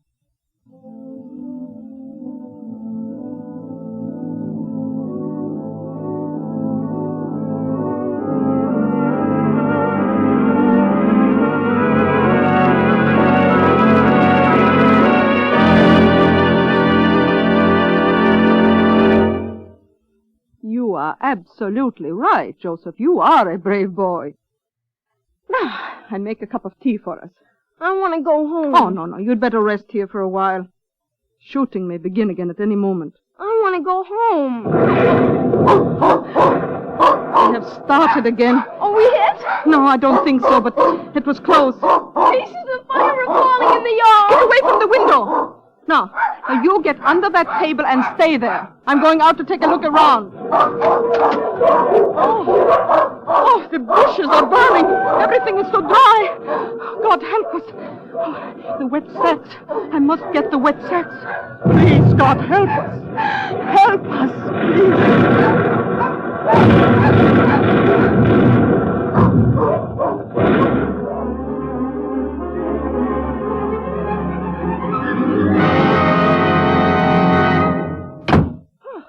All safe. Now then, Joseph, we shall have our cup of tea. Firefighting is a hungry business. I'm not hungry. Impossible. Boys are always hungry. Now we have some cheese and some biscuits. Not much, but enough. Oh, Mitsu. Well, you decided to come out from under the bed. Oh, you must be hungry. Hold tight to your pupchen, Joseph. Hold tight. Hold tight now. Now, there's enough trouble outside. Inside, let us have peace now. No fighting. I'll put this water on to boil. So, then I feed the cats. We'll get the food out of the icebox and warm it up. What's all this water? The box has defrosted. The current, I didn't think of it. Well, I can't give them this. It's probably spoiled. Joseph, see if the water is starting to boil. No, lady. There is no boiling and no fire. Well, then. Well, what shall we do? Well, there's nothing to be done about the current, but we will do the best we can. Well, both of you now, and no food. Well, we will have a good breakfast anyway. I have a can of sardines. Now that you hear that, Mitsu and Shatsi, we will share and share alike. Mitsu, Shatsi, Joseph, and I. And Major? He's fast asleep. I gave him a pill. Now, here, Mitsu. Here, Shatsi. Here's your breakfast. Slowly eat it. Slowly, that's all there is. Now, Joseph, one sardine for you and one for me. Thank you. Good, yeah? Yes, it's very good. Now I go to see if our animal friends need water. You, Joseph, you go and lie down under the table with your major. I'll be back soon. Come on, Major, wake up. Come on, we're going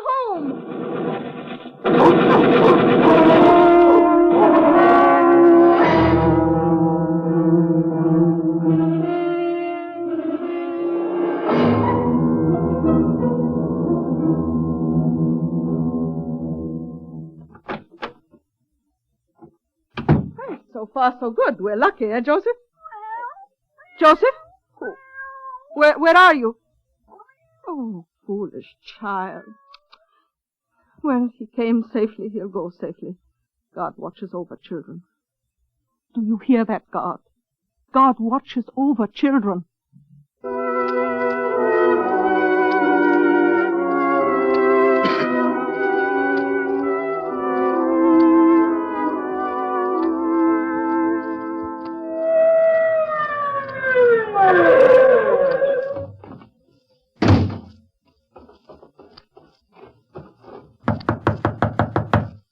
Yes, what is it? Sam, is it you? Police. Are you Mrs. Freudman? Are you the matron? Yes, I am the resident matron. What is it, please? We have orders to evacuate you. Oh, you must be mistaken. Nobody evacuates me. A man called to tell us you were in the line of fire. Then a lady called to say you had no food. A man and a lady. What lady? I don't know. She said her boy brought an injured animal here this morning. Oh. We have an armored car outside, madam. Now, please get ready and come with us at once. Yes, but what about the animals? Will you evacuate also the animals? Take the animals? Where to? You are joking. Now, please come along. I do not come along. Not with you, not with anybody. I stay here. I understand you have no water, no current, no telephone, and no food. How can you stay? You may be killed. If I could be killed, I would be dead long ago. You can't frighten me. You're risking your life. You are also risking yours. For a human being, yes. Now, thank you for coming. I wish you a safe journey back. I have orders to bring you back with us. Your orders do not interest me. I am responsible for the animals. They cannot take care of themselves. What's keeping you? What's the delay? This woman refuses to come. What's the matter? Doesn't your life mean anything to you? Oh, yes. But here there are 36 souls. Well, they are animals. God's creatures, all of them. If they are good enough for him, they are good enough for me. What's to be done with her? We've brought food with us, madam. For the animals? No, not for the animals, for you. You expect me to eat when they are hungry? You want me to choke? We do not have animal food. Then bring me some dry bread and milk powder. It will keep them satisfied until we can get the proper food. I'm not sure we can help you. Why aren't you sure? You drive around in an armored car, you're protected. You had breakfast, yes? And your lunch is waiting for you, yes? And tonight you'll have your dinner. You say you aren't sure if you can help us. You go to the mayor and you go to Mr. Meisels, the chairman of the hospital committee, and you tell them we need the food. We will try. Don't try. You must bring it. We will bring it. You are sure now. We are sure. I will wait for you here. Goodbye. Goodbye, matron.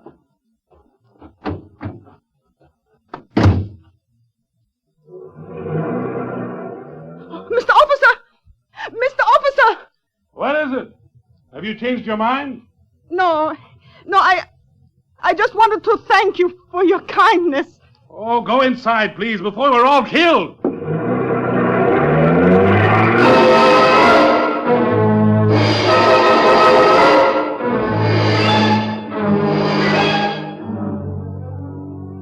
The firing lasted still another day and a night. Then the noise of battle died away. All was calm. The air grew still. Slowly, cautiously, the sun rose. Morning came to Jerusalem, and with it, peace. Mrs. Freudman, are you there? It's me, Sam. Mrs. Freudman, are you all right? Oh, excuse me, you're sleepy. Oh, I was sleeping. As long as you're all right, I'll feed and water the animals. But there is no food. Oh, wait, I have $2. Never mind, I'll get something. Don't worry, go back to sleep. When shall I wake you? In a week's time. Oh, was it so bad here? Yeah. Oh, the telephone is fixed. Oh, please, go answer it, Sam. Yeah. Please. Here is Sam Belkin. Mr. Meisels? Yes, everything's all right here. They're sending food. Food is coming. Mrs. Freudman is sleeping. Mrs. Freudman! A reporter is coming to interview you. He wants the story for his paper. What story? Oh, here you are. Talk to Mr. Meisels. Oh, here. Here's Mrs. Freudman. The police gave the story. What story? 40 hours under gunfire.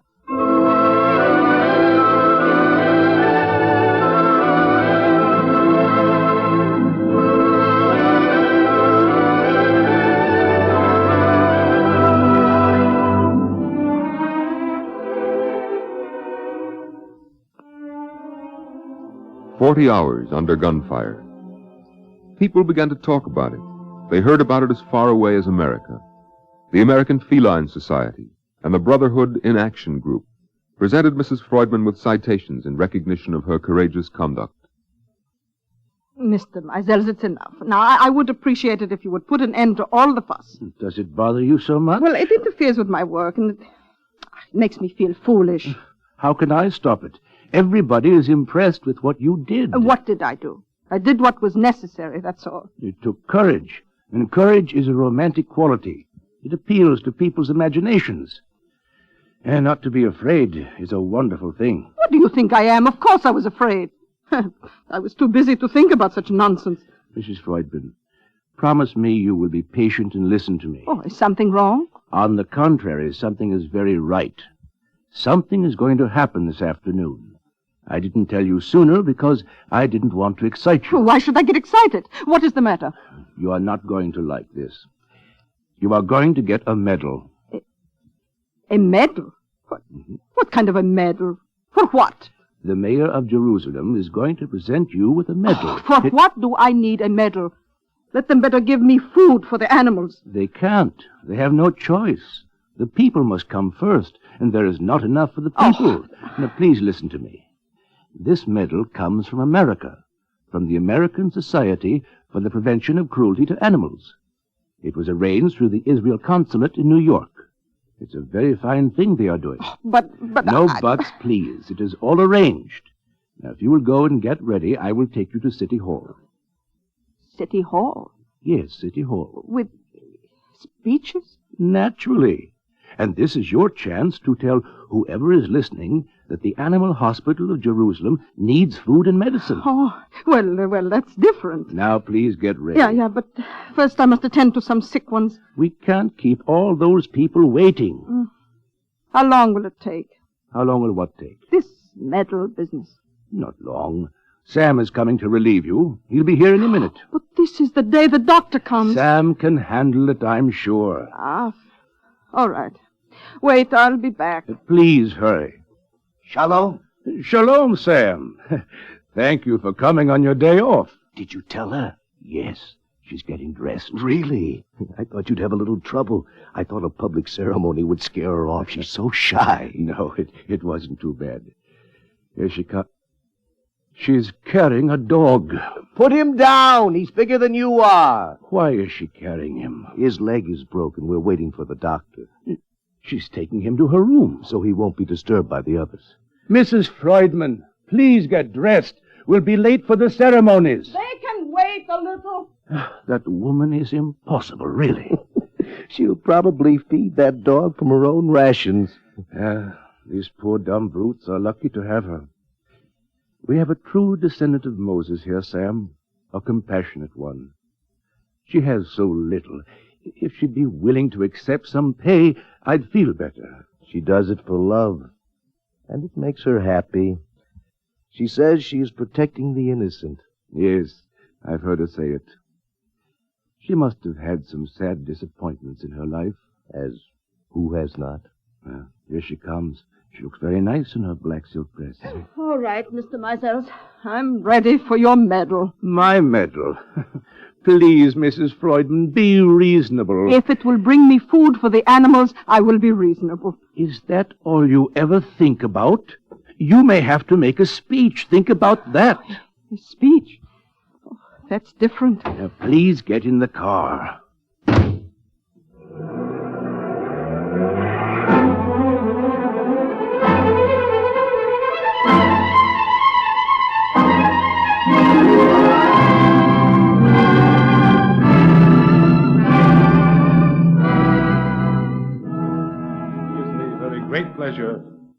honor one of our citizens for courageous action beyond the call of duty. The American Society for the Prevention of Cruelty to Animals has arranged for me to present Mrs. Freudman with a Medal of Honor and a certificate of merit which reads, "For unusual bravery in time of peril." It makes us very proud to have Mrs. Freudman in our midst.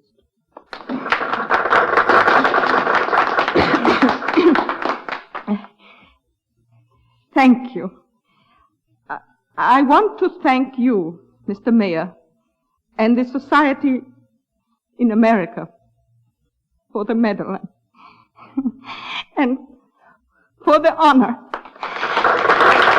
Oh, no, wait, please, I'm not finished. Medals are for people, but what of the animals? They don't understand medals. They depend on us for food. To them, a biscuit is the best medal. Mr. Meisel said I should think about a speech. Well, there's nothing to think because there is only one thing to say. We need a budget for the hospital, for food and medical care. Thank you.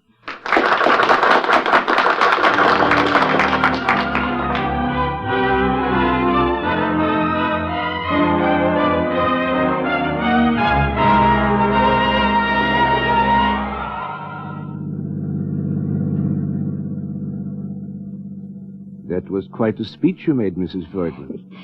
Yes, I think so. Do you think we will receive help? Help? From America, you mean? From good people everywhere who have heard our story.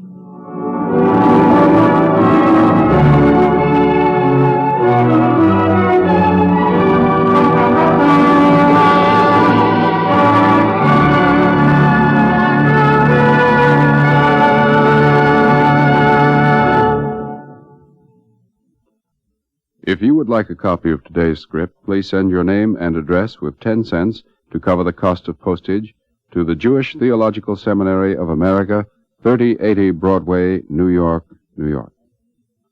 Now we take great pleasure in presenting Mr. S. Arthur Stern, member of the Board of Overseers of the Jewish Theological Seminary of America and former president of the Oheb Shalom Congregation of Newark. Mr. Stern. Today's dramatization on the eternal light was, to my mind, more than the true story of a single woman's devotion to the helpless animals under her care. It was a reflection of the ancient biblical tradition, which enjoins the Jews to avoid causing suffering to living things. Jewish literature, from ancient times to the present, is full of references to the proper treatment of animals. Do not eat before you have fed your beast. A good man does not sell his beast to a cruel person. To relieve an animal of pain or danger is a biblical law, superseding any rabbinic ordinance. These are only a few of the injunctions which are part of biblical and Talmudic teachings about man's relations with his animals.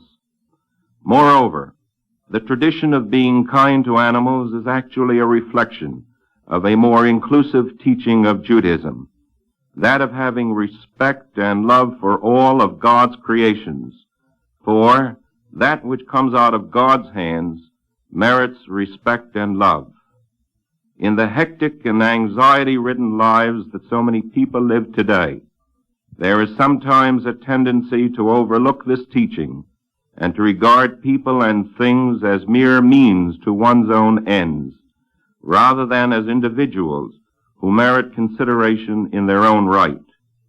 If only people would stop more often and reflect about how they themselves like to be treated, it seems to me that they would be more apt to treat others with respect. This teaching is not only a moral concept, that to treat all of God's creatures with respect is a reflection of one's love of God, but is also a practical guide to action.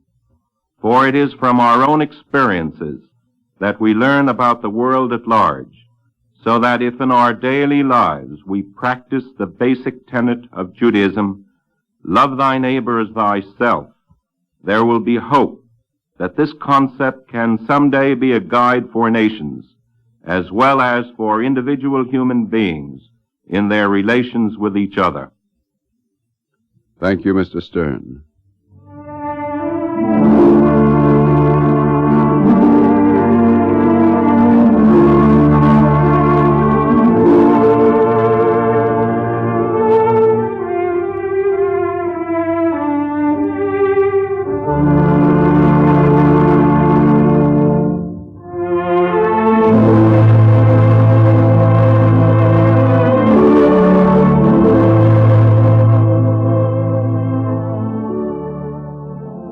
Our Eternal Light drama today, Mrs. Freudman Gets a Medal, was written by Rhea Weinstein.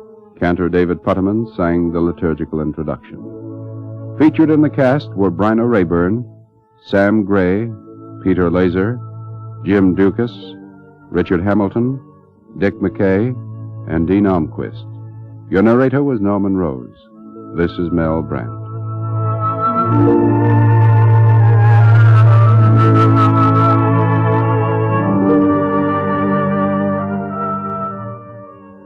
This weekly program is presented under the auspices of the Jewish Theological Seminary of America and was directed by Daniel Sutter.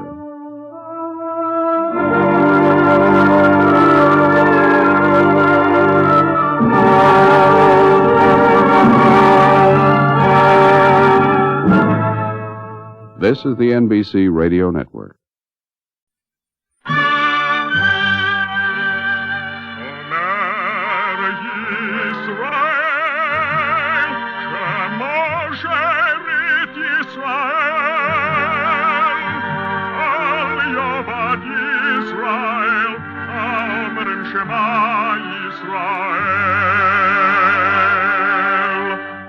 And the Lord spake unto Moses, saying, Command the children of Israel that they bring unto thee pure oil olive beaten for the light, to cause the lamps to burn continually in the tabernacles of the congregation. And it shall be a statute forever in your generations.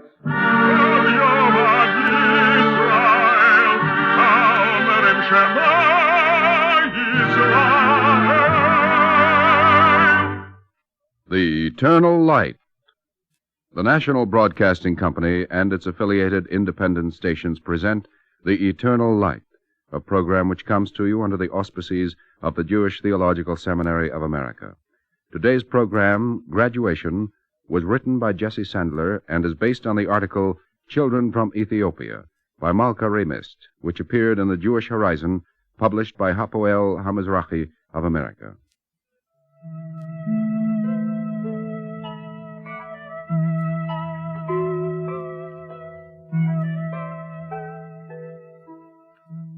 The Falashes, the Jews of Ethiopia, remained unknown to the rest of the Jewish community until the 18th century. Until then, they had been naively certain that they were the only Jews left in the world, and were pathetically overjoyed to learn that there were many others of different languages, colors, and cultures. When the State of Israel was established, it was decided to do something for these people, and a group of children were brought to the school at Kfar Batya, of which I am the head, to be trained as teachers, later to return and teach the others. And thus it was that a Falasha girl named Dina met an Israeli boy named David, and eventually his father came to my office, greatly upset. Come in. Yonah!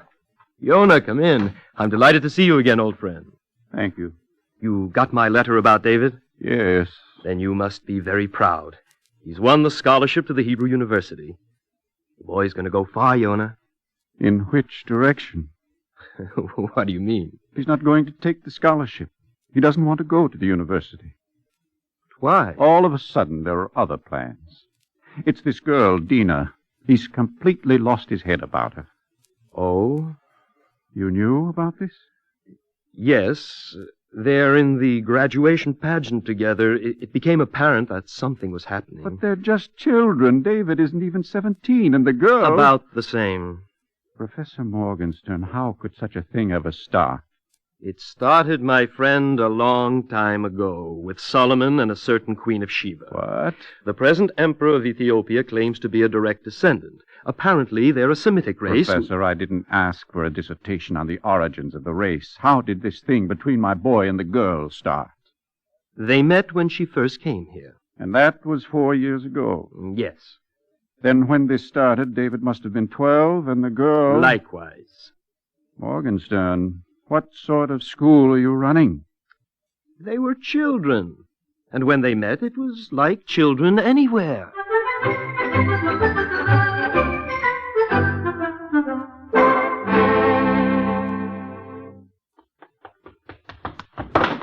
Why don't you look where you're going? I'm sorry. Look what you've done to my books. I'll help you pick them up. Thanks. You're new here. This is my first day. I'm looking for Professor Morgenstern. He's over in the administration building. What? The administration building. Room 205. Administration? Don't you know anything? If you only point out which building I'll take you there. I'm going there anyway. Besides, you might knock somebody else down.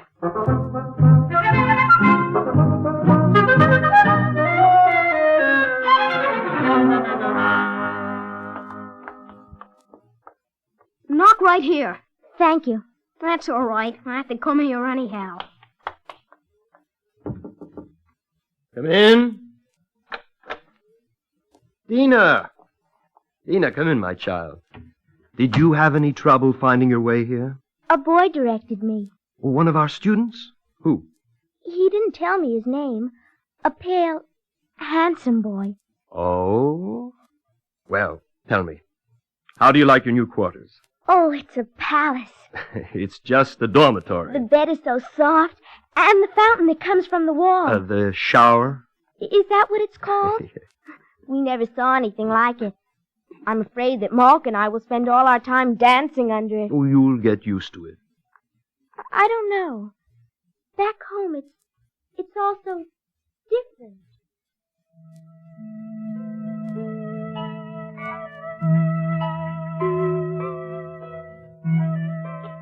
I listened as this lovely child told me of her people, of the dark, gentle man, her father, a shepherd who lived as our forefathers did, a deeply religious man whose conception of Israel itself is hazy, for they imagine it to be as it was in the days of Solomon and David, and in their prayers they mentioned the kingdom of Israel and its God-fearing king, may he live long.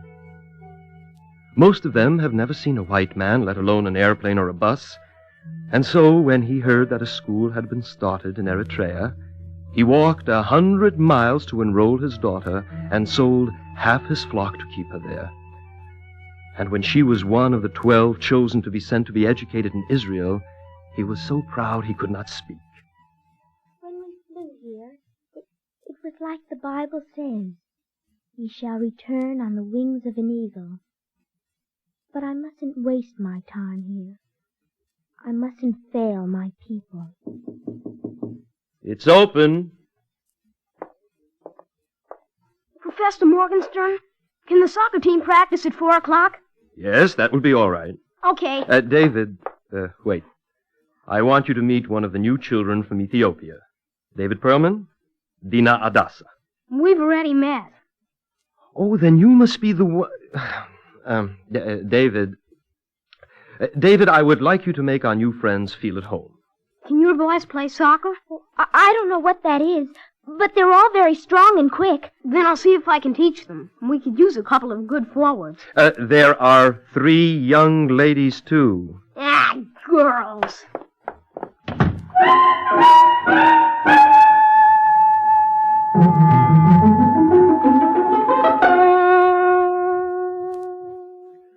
So you see, Yona, they didn't exactly start out as cooing doves. In the beginning, they were elaborately disinterested in each other. But... in fact, if David hadn't happened to drop back later to borrow the volume of the encyclopedia on Ethiopia, I might not have suspected his real feelings. Oh. But when one is 12, the code compels such fictions. David did become great friends with Yadi, Tedessa, and the Falasha boys. What about Dina? When she happened to be watching, he seemed to run faster, jump farther, score more goals at soccer. But she was a serious-minded girl, intent on her studies, dedicated to fulfilling her mission, and for almost 4 years they scarcely said more than a word to each other. Well, they're not exactly indifferent to each other now. When did this cooing business start? 4 years is a long time. And while Dina was busy filling her mind with knowledge, the rest of her was filling out, too. You've seen her, Yonah. I've seen her. Like a queen. David, too, had matured. But at that age, the girls are still ahead of the boys, and he was still shy and awkward. How did it start? I'm afraid I'm sort of responsible for that. You? It came about as the result of the pageant. You see, the time was approaching for graduation.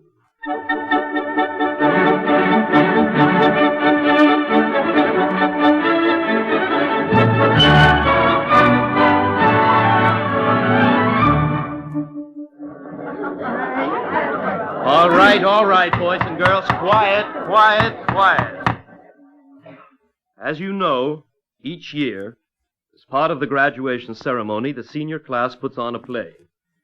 I was wondering whether we couldn't possibly do something this year to honor our friends from Ethiopia, who have made such splendid progress among us. Here!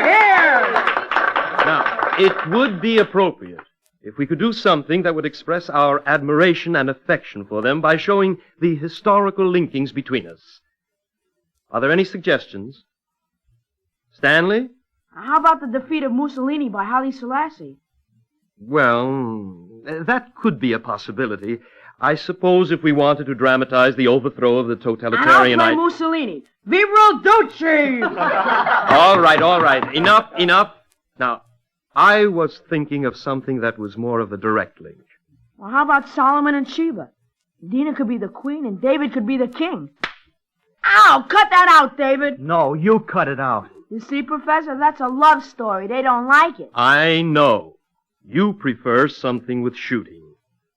Besides, I wasn't thinking of that at all. Now, class, where's your imagination? Do I have to put the idea into your heads? Well, if that's the only way. Look, we could do a pageant that would show how the Falashas lived in their traditional ways all through the centuries. How they were finally discovered by the Jewish travelers. How the school was set up in Eritrea, and the best of you chosen to be trained. How you have learned from us, and we have learned from you. Now, how about it? Well, who's going to write it?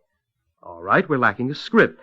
But the evidence of what you've learned here would be if one of you who have lived through this were to write it. Now, who will volunteer? Tedessa? I couldn't, Professor. Dina? Oh, I'd like to, Professor. Fine, then I'll leave everything to you. But I couldn't. The examinations are coming up, and I'll be so busy. All right, then somebody else. Anybody.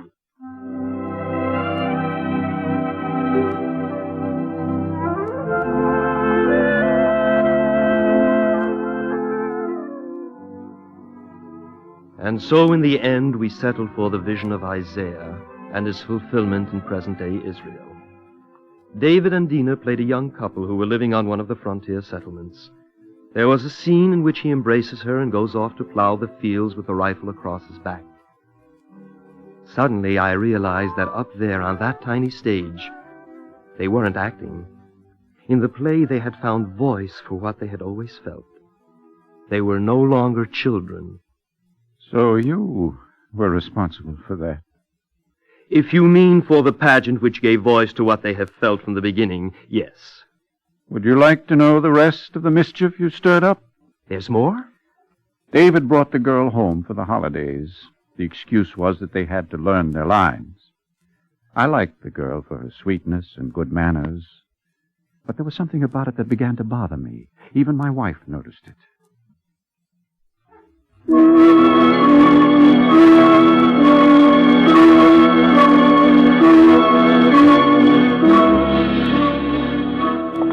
Why are you so restless tonight? I'm not. And why do you keep prowling up and down like a tiger in a cage? Why are you so upset? I'm not. Where's David? Outside. With that girl? Yes. What are they doing?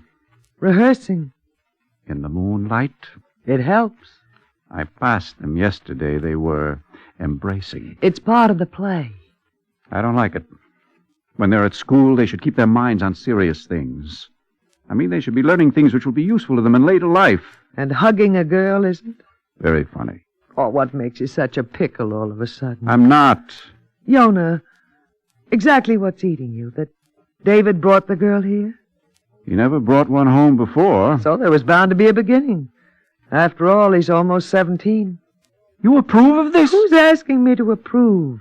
She's a nice, well-mannered girl. What I see, I like. But suppose he gets serious about her. I'll cross that bridge when I come to it.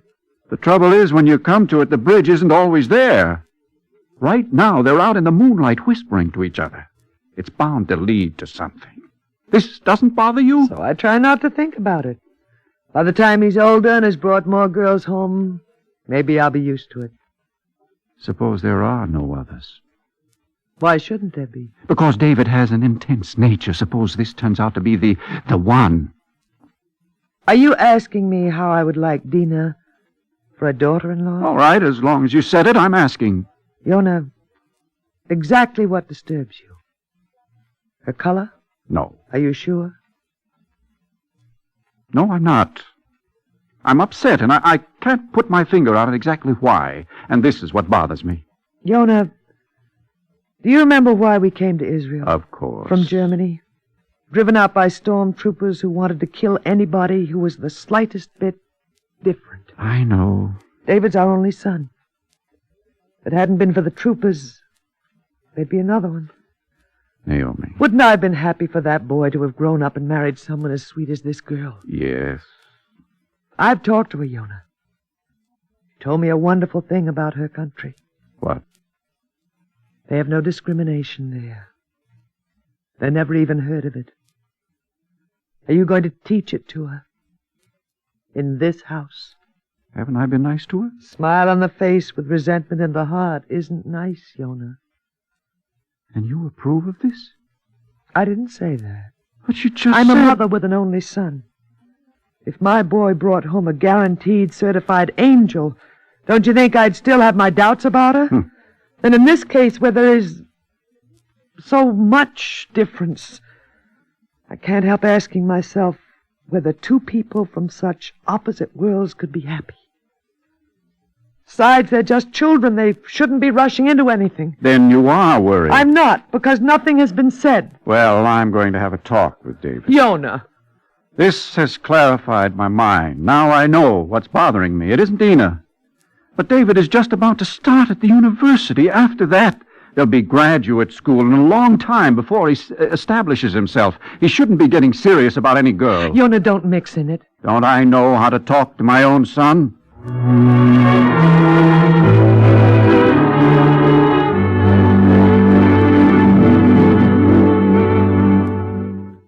You want to see me, Father? Yes. Sit down, David. I haven't seen much of you this vacation. I'm sorry, Father. It's just that I've been so busy with the pageant. I've noticed. However, that will soon be over, and you'll be graduating, so it's about time we had a little talk about what you want to be. You know, the men in your mother's family have all been doctors. But I don't want to be. You'll be disappointed. But there are other things, lots of honorable professions. By the way, your scholarship won't cover everything, but we have a little money saved. I couldn't take it. What else is it for? You won't be wasting it at the university. I'm not going, Father. I meant to tell you. I was waiting until I was sure. But this is what you've slaved for. I know. What will you do? I want to go to one of the frontier settlements. I see. Like you do in the play, huh? Is that where you got the idea? In a way. I'd forgotten how young you are. I'm old enough to work when I can and to fight when I have to. And the country's in danger. Of course it is. But suppose everyone were to rush off to the frontier. Where would the country be then? We've always had crises, but we've never permitted the lamp of learning to go out. I'm sorry, Father, but my mind's made up. Dina and I have talked it over. Dina? She's going with me. We're going to be married. So that's it. It's this girl that's turned you topsy-turvy. Because of her, you're willing to throw away all the hopes your mother and I have for you. You're wrong about her. We won't discuss her. You listen to me. It's no use, Father. David, you're going to listen to me.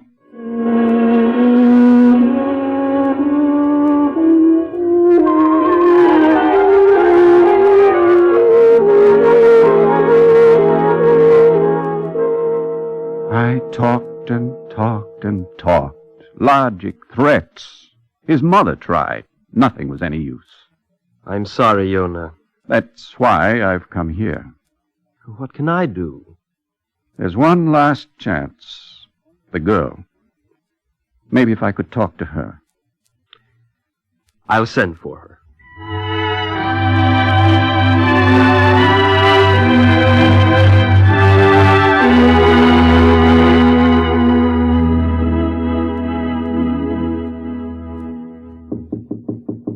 Come in.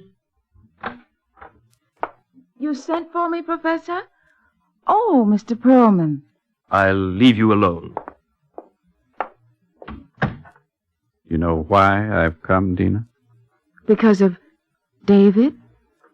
His mother and I have always had plans for him to go to university and have a career. Now, he wants to throw all that away and get married. We feel he's too young. Tell me, Dina, will your parents be happy? No, Why not? because if I go with David to live in a kibbutz, they won't see me anymore. I promised to come back and help my people. That was my mission. And now... Oh, Mr. Perlman, I didn't want this to happen. Then how did it? Because of the play. He was holding me and saying those things, and suddenly we slipped past the make-believe into the real. And it was sweet to be loved by David. But you agreed to marry him. That was in the moonlight at your house, and we were alone, and everything else was far away. But when I returned to school, I realized it was impossible. Why? Well, David loves me, but my people need me. My parents honored me by sending me here, and I mustn't fail them. Have you told this to him? No. Why not? I mean to, but when I'm with him, it's sweet and I lose courage. Oh. My mind stops thinking, and I feel this is how it could be always if I could just blot out everything else. But you must tell him. How? How can I without hurting him? Well, you know that isn't possible. I've thought perhaps there is a way. How? I have to return to my country. David knows this. He thinks it will be just for a visit. Won't it be? Well, I could write him and invent a postponement. Each time it could be something else, and finally, when I did tell him, he would almost expect it, and the blow would be softened. Dina, that isn't the way. But what shall I tell him? You'll find the words.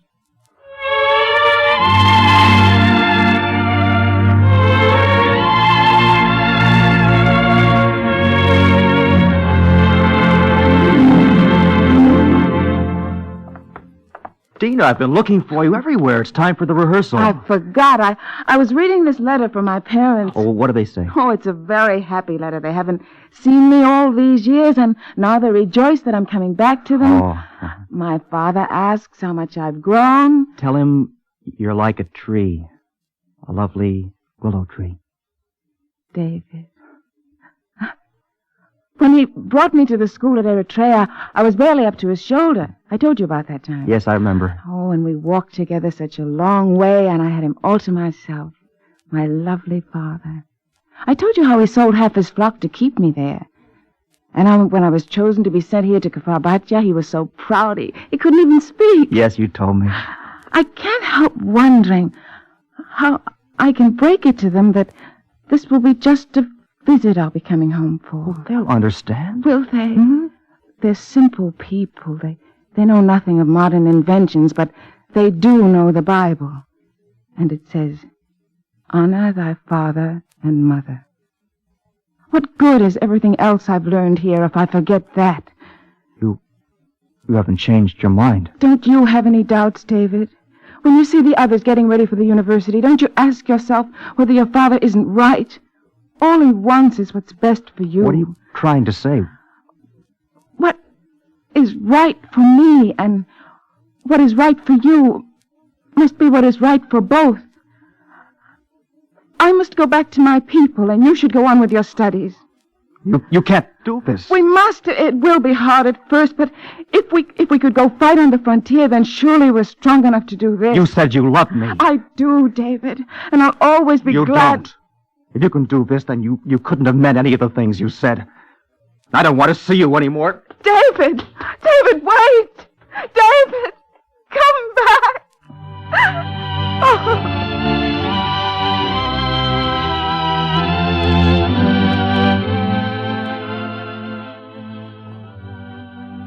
He did not come to that rehearsal, or the next, and then he came. Little was said, but he was no longer angry. When he acted his part, the citizen turning to his duty, it was with new understanding and maturity. They would go separate ways, but each would remember the other and be better for it. Two people from opposite worlds had met in a human experience, and because there was mutual decency and respect, they had grown. I thought back to when they had first come to us at Kvarbatya as children. Now we could begin to see the shadows of the emerging man and woman. The ceremony was still weeks away, but they had graduated.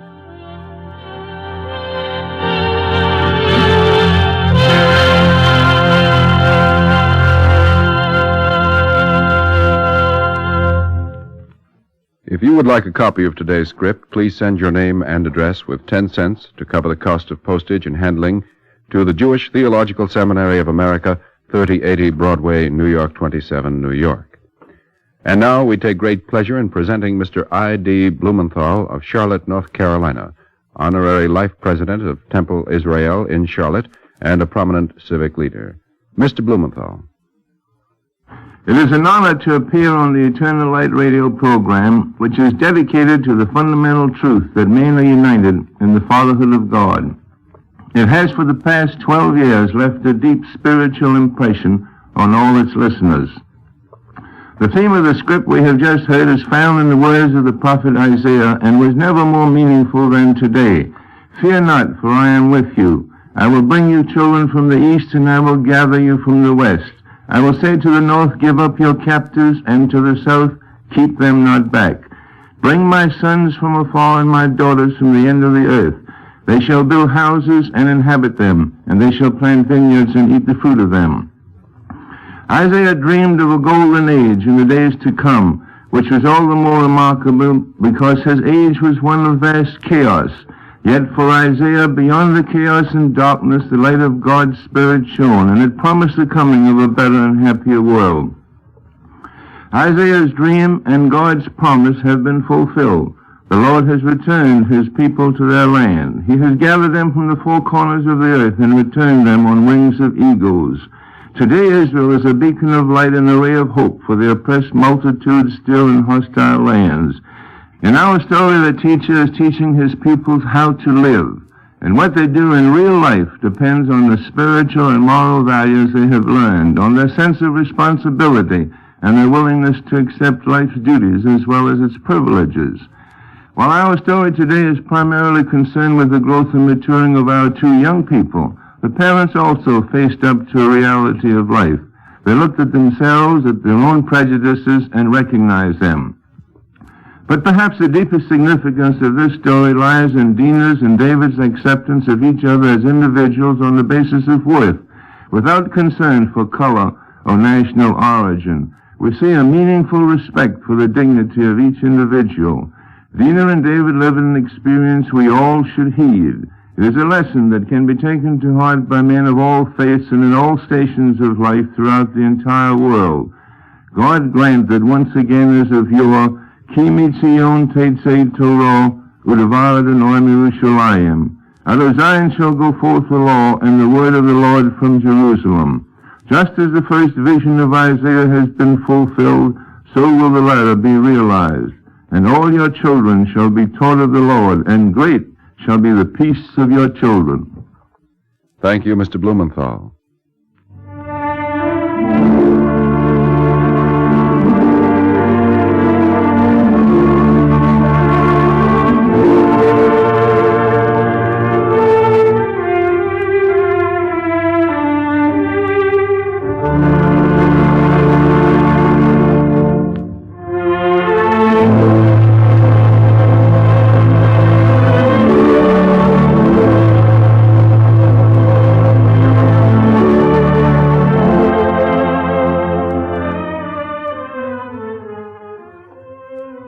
Our Eternal Light drama today, Graduation, was written by Jesse Sandler and is based on the article Children from Ethiopia by Malka Ramist, which appeared in the Jewish Horizon, published by Hapoel HaMizrahi of America. Cantor Robert Siegel sang the liturgical introduction. Featured in the cast were David Opatashu, Larry Robinson, Ruby Dee, Ann Seymour, Roger DeKoven, Michael Mann, Peter Laser, and Lynn Loring. This weekly program is presented under the auspices of the Jewish Theological Seminary of America and was directed by Daniel Sutter.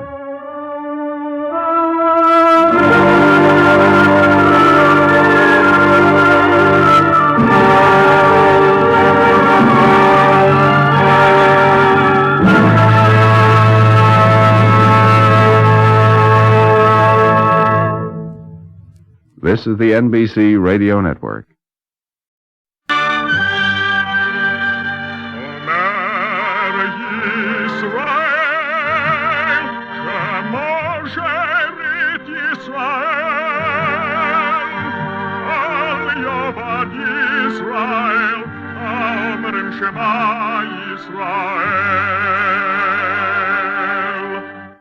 And the Lord spake unto Moses, saying, Command the children of Israel that they bring unto thee pure oil olive beaten for the light, to cause the lamps to burn continually in the tabernacle of the congregation. And it shall be a statute forever in your generations.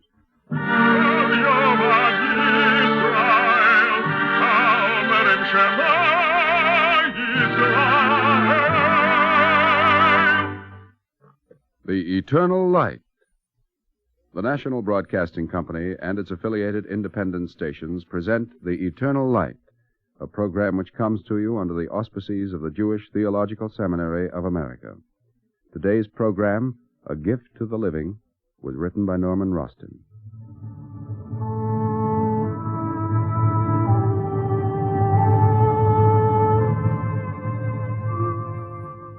You who listen are hearing my voice with your eyes open. Now imagine they're closed. Close them. Now you're in a dark world, hearing me in darkness. And now, suppose you rose from your chair in darkness and tried to move to another room. Then another, your eyes closed, remember. And then sit, motionless, and think. Try it for an hour. Half an hour. Would the thought be bearable for a day? Now, open your eyes, take a deep breath. It was only a game. But suppose it was not. Suppose it was not a game. Suppose there was a world of darkness for you, and you were a boy who had to make his life in that darkness. Someone young, growing, quick in mind and body, quick fingers and tongue. How would you do it? How would you find your way? By sound and touch. The hand of a boy of 11 named Albert reaches out from sleep. Then his fingers touch the face of the clock, a special face in Braille, to tell him what his eyes cannot see. As he wakens, the house wakens with him, father, mother, and an older brother who likes early morning horseplay. Up you go, Albie. Come on, come on. Hey, cut it out! Let go of my leg! Hey, Freddie, watch out! Boom, on the floor and right next to your shoes. Now, how's that for service? How's this for... Miss. Well, you're a wise guy, huh? All right, just for that. Now, that's enough, both of you. Get in the bathroom and wash up, Freddie. He started it, Ma. He started it, Ma. Ha, ha. Noise the minute you get up. Noise, noise. Noise, noise. No kidding. Where's that shoe? Oh, here it is. Need any help? Gee, Mom, I'm no baby. Since when do I need help? Oh. My little Albert looks sad this morning. Quit it, Ma. You don't have to kiss me all the time. All right, I won't kiss you. What'll it be for breakfast, eggs or cornflakes? Boy, am I sick of them. How about both together, eggs and cornflakes? I mean, just for a change. Just for a change. I'll see you in the kitchen in 5 minutes, young man. 3 minutes. I'm starving.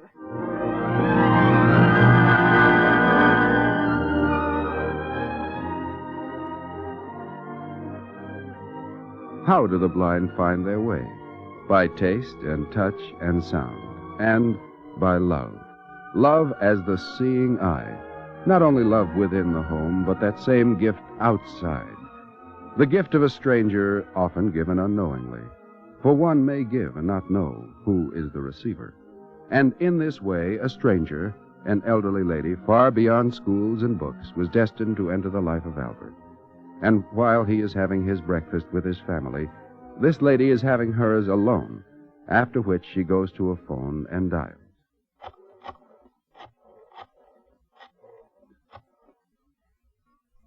Hello, it's me. Mama, you all right? Oh, I'm fine. I'm up early, that's all. Nothing to do. Isn't this your day for bridge? Oh, that was canceled. Mrs. Weber is sick. Well, aren't you going to your lecture? That's tomorrow. It's not a very good course anyway. How are the children? I could come over today if... No, not today, Mama. I have the maid today. All right, so you have the maid. Why don't you take up golf, Mama? With all I have to do, my dear?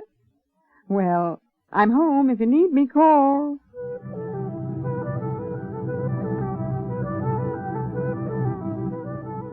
Mrs. Gussie Wasserman is an active woman, but restless, as are so many women of middle age. Her life at this point is busy, but vaguely unfulfilled. And living in a bustling community, there are constant demands upon her time. Good morning, Mrs. Wasserman. Oh, good morning, Mrs. Abrams. I saw you through the open window, and your door was open. Oh, come in. Please sit down, won't you? I really haven't much time. It's Tuesday. Tuesday? Yeah, that's the day we work at the Sisterhood. Oh, yes, I remember you told me, yes. Tuesdays and Thursdays, we bind the Braille books. On and on, never an end. We seem to get busier every year. Oh, I can see what's coming. Well, if you fail, try again.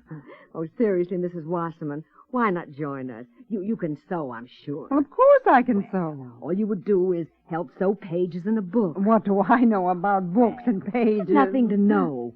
The question of being willing to give some time. Oh, my dear, don't talk to me about time. I have my daughter to help out at least one day a week. There are luncheons, my weekly lecture course, and I know bridge isn't important to many women, but it is to me. Also, my work for the PTA. I really couldn't tie up any more of my time. Really, I couldn't. Drop in at the Sisterhood for a visit. That's all I ask. Just see what we're doing. Oh, I'm sure it's worthwhile, but in my case... Tuesdays and Thursdays. We'll have tea. What can you lose? An hour? Oh, well, I suppose I could manage that.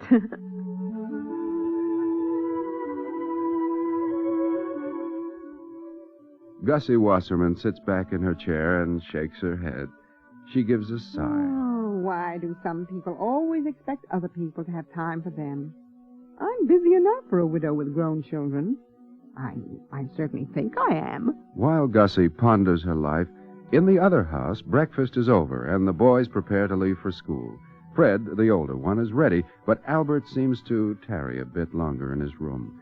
His mother finds him there, sitting quietly on the bed. Albert, what is it? Gee, Ma, I wish I didn't have to go to that private place. Why can't I go to the regular school with Freddie? Oh, now, dear, I explained to you before. All the fellas on the street go there. And me, I'm just stuck away. Oh, you're not just stuck away. What a foolish expression. It's true. I don't know why we have to beat around the bush, like calling us sightless stuff. Now, come on, dear. You'll be late. I guess so. But I wish I could go with Freddie. Well, we'll talk about it. Yeah, the old brush off. Let's go, Albie. You like to talk. Yakety-yak. Come on. Jimmy's waiting outside. Bye, Mom. Bye, dear. Oh, say goodbye to your father on your way out. He's in the kitchen, Albert. Yes, Mom. We'll talk about the school later.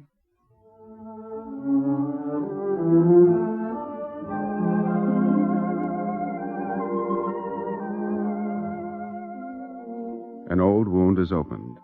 How much can the parent do? How best to work in the interest of the child? How to make his life as normal as possible? Should he go to a school for the blind? Or study with a private tutor? Or is public school best? The brother goes to a public school. Perhaps that would be wisest. But there are prejudices everywhere, not only because of race, color, or religion, but the prejudice of handicap. And even a principal of a school is not immune. Mrs. Coulter, I'm trying to see your point of view, but you must consider our situation here. Our schools are crowded, every seat is in demand, each class must keep up its scholastic pace, and naturally, a blind person in the class creates special difficulties. Oh, but he's very bright.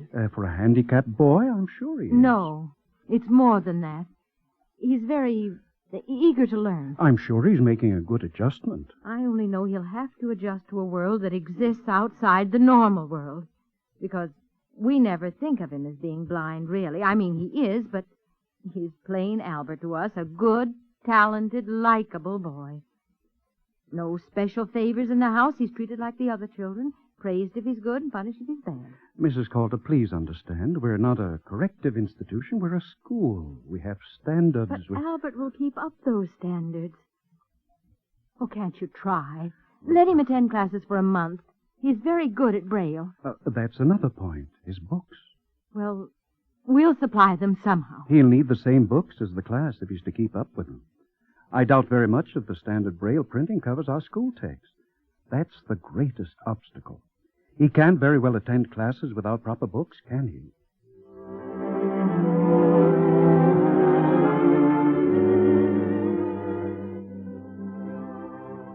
Books.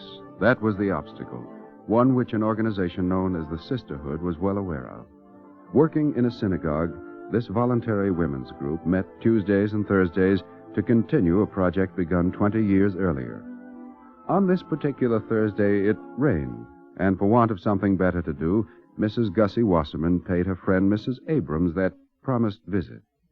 Good morning, Mrs. Wasserman. Well, Mrs. Abrams, I decided to come. I'm glad. Just out of curiosity. Any reason is good enough. I'm busy with my daughter this afternoon. Oh, then we have the whole morning. Mrs. Abrams, really, what can I do? What do I know about books? I don't even know about this... Braille. I don't know anything about it, not a thing. You don't have to know, but I'll show you anyway. Now, here's a page of Braille. Close your eyes. Good. Now put your fingers on this page. Here. Let me move it across the paper. What do you feel? I feel little pinpoints. Like that? Right. Each group of these raised dots is a letter of the alphabet. You read by your fingers. Here, you see? Move your fingers and I'll translate. He went into the house. Oh, it's amazing. And you make a whole book this way? Dozens of books. Hundreds. Oh, we're not the only bindery, but we're one of the first. We like to think one of the best. You see, we do mostly textbooks or special books, which is why we're so much in demand. Some others even do Hebrew books. And you do this for anybody? Well, whoever sends in the Braille pages. And if they aren't in Braille, our transcribers do that as well. Oh. We work with individuals, with institutions, Jewish and non-Jewish, whoever needs help. It's a wonderful idea, really wonderful. Let me take you around. You'll see how our ladies of the sisterhood work. Come on, they won't bite you.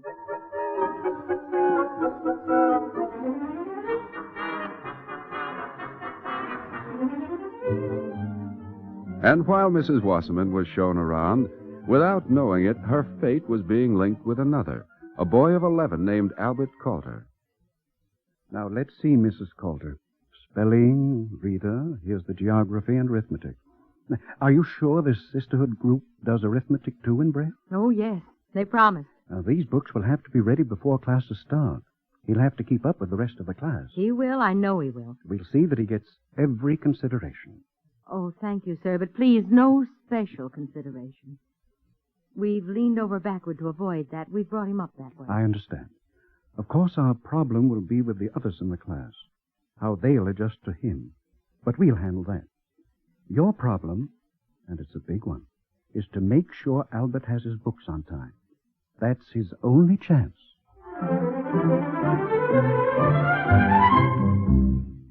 Mrs. Wasserman, hello. Hello? Yes? This is Mrs. Abrams from the Sisterhood. Did you decide? Well, I'm still thinking about it. While you're thinking, could you come down and help us tomorrow? We have an emergency. Please. Well, all right, just for the dinner.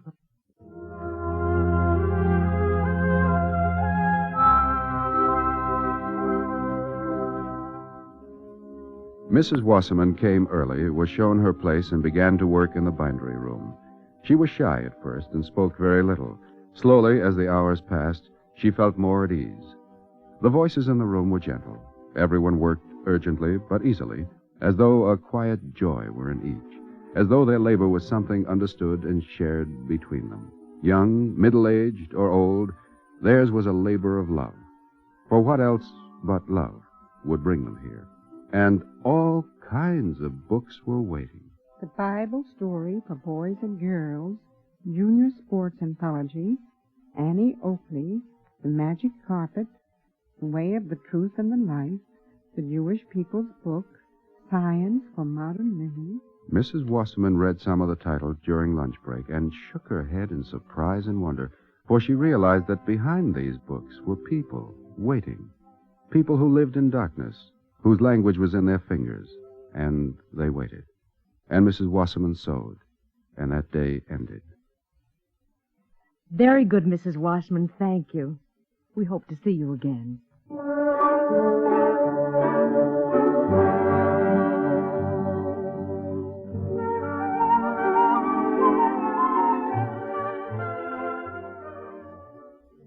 She came again, then decided on a few more days. But the few days ran into a few weeks, then a few months, and something awakened inside Mrs. Wasserman, something that had been asleep for a long time. Between Tuesdays and Thursdays, despite her activities, she became restless. She couldn't sit on the porch any longer. Bridge became dull. Her lecture course and luncheons didn't quite satisfy. And the day came when she answered a telephone call from her daughter. Thursday is absolutely impossible, my dear. I watch the children Friday. I have my own life. I'm sorry, but I have an appointment, too. And if you must know, with a young man.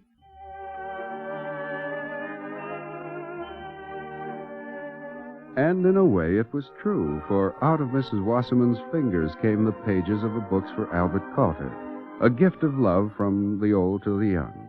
Her skilled fingers sewed the pages onto the strips, and from there other fingers bound them. And not only was a book created, but a human being.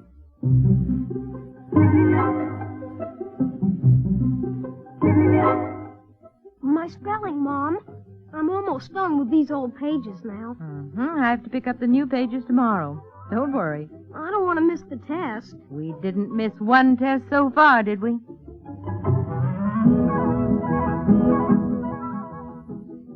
We're up to the big fractions now, Mom.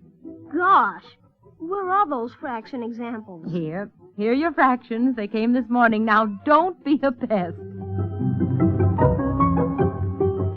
Hey, I got 96. That's almost 100, isn't it? Wow. And while Albert was learning, so was Mrs. Wasserman. In a different way, of course. What are we doing, Mrs. Webber? I'll tell you. Our bindery will complete 900 books this year. The service to the Sightless Committee now has 81 active transcribers. 55 in the Sisterhood, 20 from Westchester Community Center, 6 from the Blessed Sacrament Church, 3 from the College of New Rochelle, and 1 from Crestwood Genesis Temple. What do you say to that, Mrs. Bridge Player? Mrs. Wasserman always spoke her mind. We must do something about the binding paste. Can't we get paste that smells nice, like, say, peppermint? Or on another matter. Must we take the summer off? Or even a month? With all these books piling up? 2 weeks vacation, no more.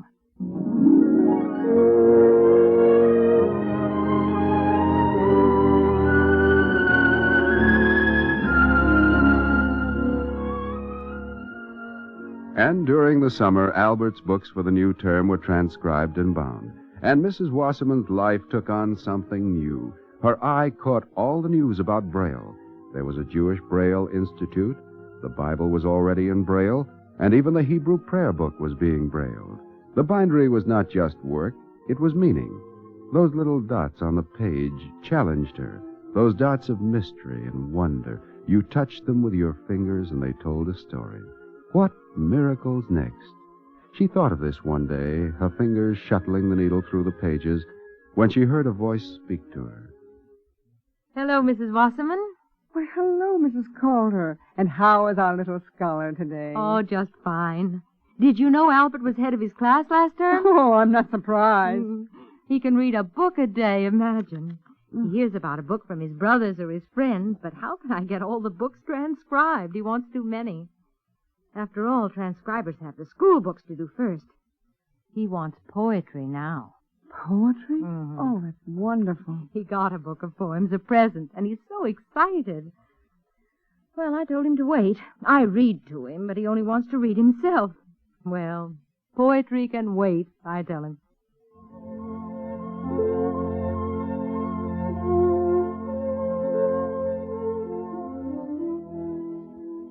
And now came the final step in the rebirth of Mrs. Wasserman.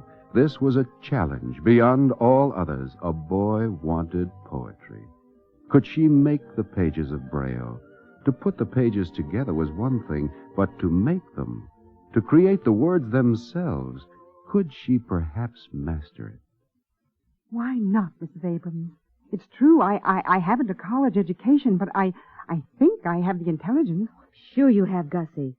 But you must realize it takes almost half a year to become a certified transcriber. So what's a half a year? Well, you have to go to class once a week, do a lot of homework, then you take an examination and get a certificate from the Library of Congress. Then the work begins. There's a boy who wants poetry. Why shouldn't he get it? I'll be the poetry department. As for time, I'll cut down on my bridge and I'll give up my lecture course. There are ways to find time if you want to. That's one thing I learned.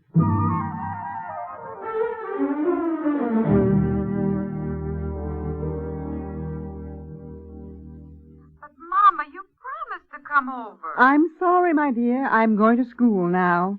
Did you say school? I'm studying Braille. You're taking on more work? But, Mama... Now, don't mama me and listen. You're a big girl. We're both grown up. We can tell the truth. You don't really need me. You need me only on the maid's day off. And I would come just because I had nothing of my own to do. But Let me finish, please. I'll still visit you and see the children. But now I have my own things to do. I never knew what they were. Now I know one thing I want to do, what my heart wants, something useful. It's like when you have another child and he's learning to walk. How could you turn away even for a minute?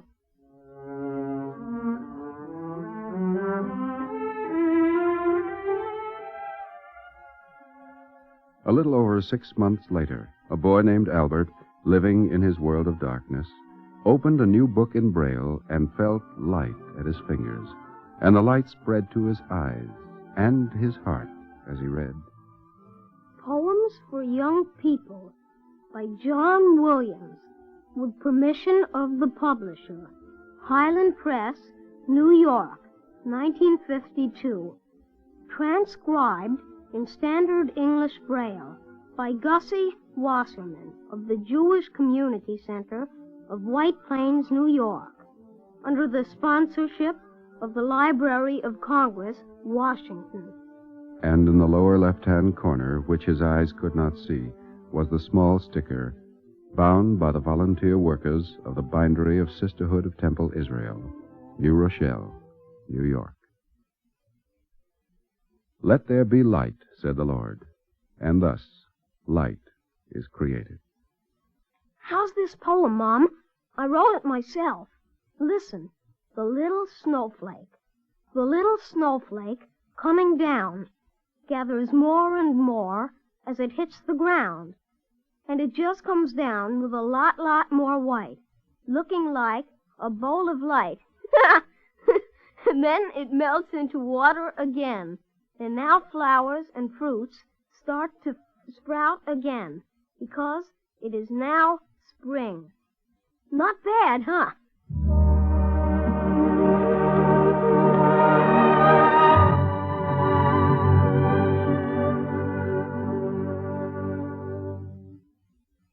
Because it is now spring. And he wrote this, Albert? Yes, and others too. Oh, he'll be a poet. More trouble. It started from that book you did for him. The poems, you remember? I did? Oh, and for years I ran around and did nothing. So what next for Albert? After public school comes high school and then college. Oh, well, I had to work hard. Oh, do you mean you really keep tried up with his books as a certified Braille transcriber. And now, if you'll excuse me, I have something to work on, an emergency. But when isn't it an emergency? A professor, imagine. He's blind, but a teacher. So he's going to teach in Braille. To teach. So we're all rushing with the books. And I'm doing guess what? History. The things that you can learn in history, I tell you, are something.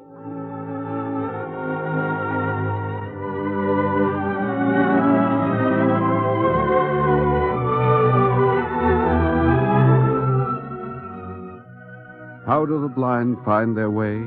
By taste and touch and sound. And by love. Love as the seeing eye. Let there be light. And light is created by man, too, by his faith and his work, in the image of God.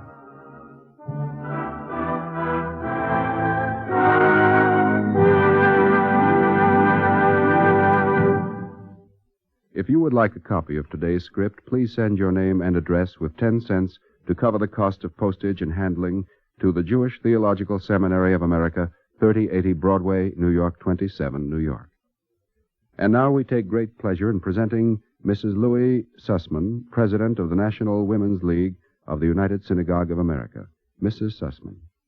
According to an ancient legend, in the time between the Exodus from Egypt and the revelation on Mount Sinai, all the blind regained their sight.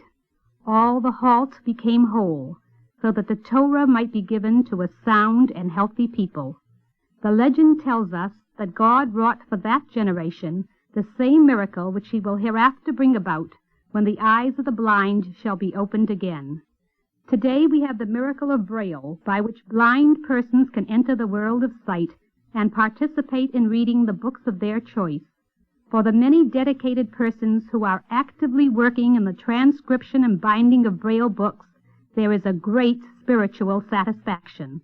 The service they render is in reality carrying forward God's wish that the eyes of his children be opened. Today's script describes the work which is being carried out by many groups. Specialized books are being transcribed into Braille to enable the sightless to get the materials they need for research, relaxation, or spiritual guidance. In this respect, the Jewish Braille Institute, now celebrating its 25th year, has been of tremendous service. The National Women's League of the United Synagogue has made it possible for the Jewish Braille Institute to prepare the Sabbath, Festival, and High Holy Day prayer book in Hebrew and English Braille. This prayer book, which consists of 9 large volumes, has been of immeasurable value to adults. To sightless children, it has given the opportunity to participate in their religion with understanding and joy.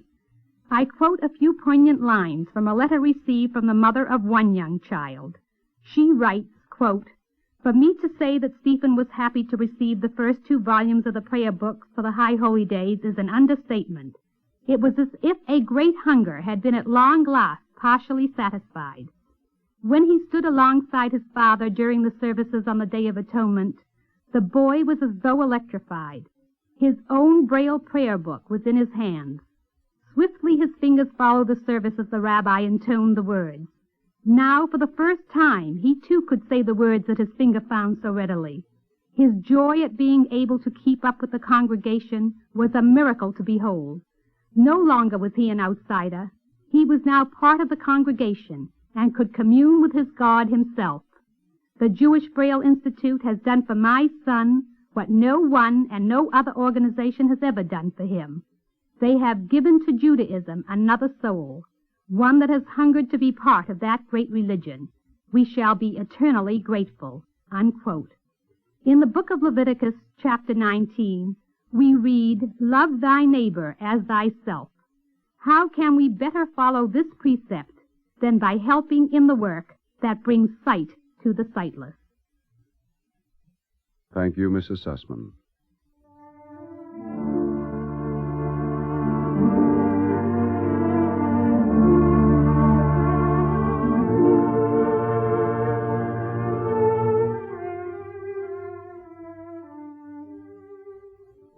Our Eternal Light drama today, A Gift to the Living, was written by Norman Roston. Cantor Robert Siegel sang the liturgical introduction.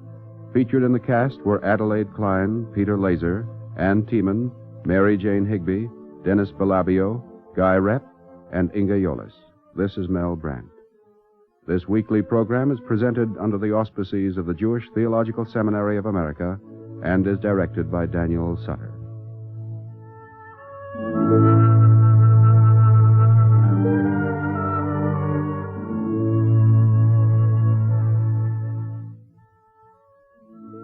This is the NBC Radio Network.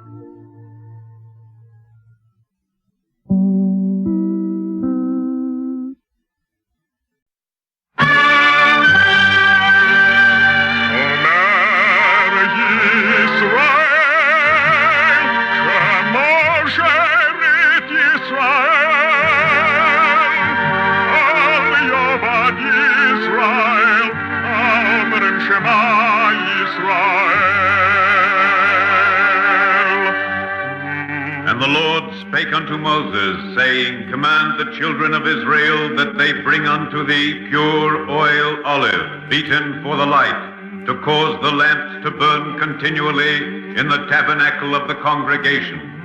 And it shall be a statute forever in your generations.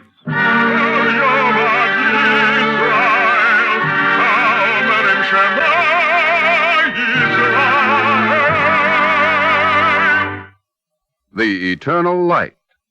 The National Broadcasting Company and its affiliated independent stations present The Eternal Light, a program which comes to you under the auspices of the Jewish Theological Seminary of America.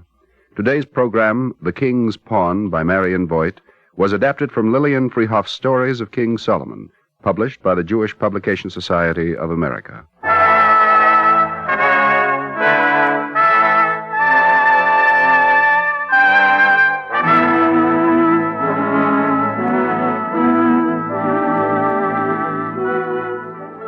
It's true, of course, King Solomon was one of the wisest men who ever lived.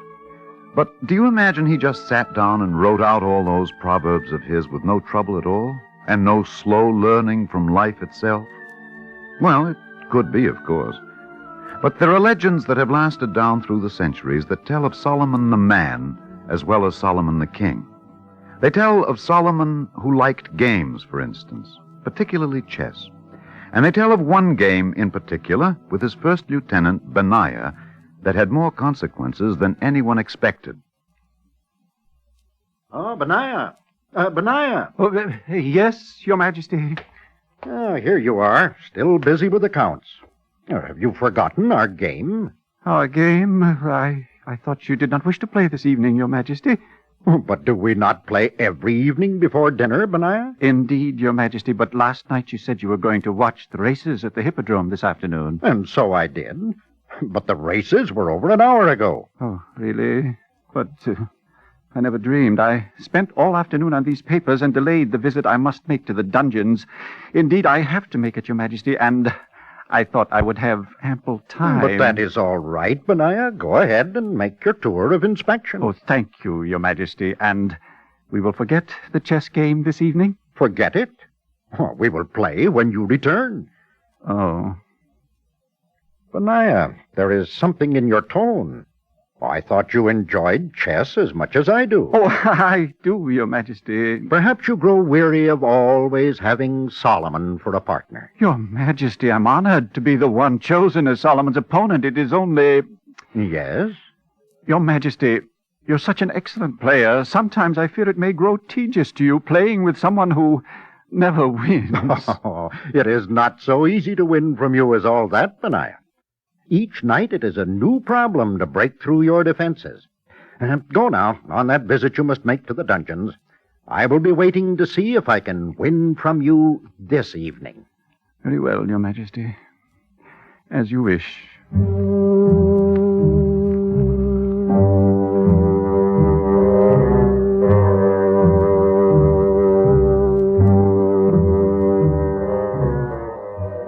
And so Benaiah set off through the corridors of the palace, down the steep stairs to the dungeons. With such a wise man as Solomon for king, with kindly Benaiah as presiding judge of the Sanhedrin, there were few indeed whose wickedness was deemed so incurable that only the dungeons would serve. But there was one prisoner there whose mischief was beyond anything human, and he had been there many months. Benaiah! Benaiah! Benaiah! Quiet, Asmodeus. Be quiet, be quiet. Is that any way to talk to the king of the demons? Is this any place to keep the king of the demons? When is King Solomon going to keep his promise and release me? His promise? I told him where to find the magic worm that would cut the stones for the temple. He promised to release me for that. What sort of king is this Solomon who doesn't keep his promises? King Solomon keeps his promises. If he has not released you yet, it is because you are always causing some mischief or disturbance here in the dungeons. He's keeping me here while he tries to think of some way to weaken my powers. That's it. I know it. Is he not always talking to you of some new scheme for rendering me helpless before he sets me free? No, Asmodeus, he is not. He has not spoken of you in a month or more. Oh, he has forgotten me and his promise.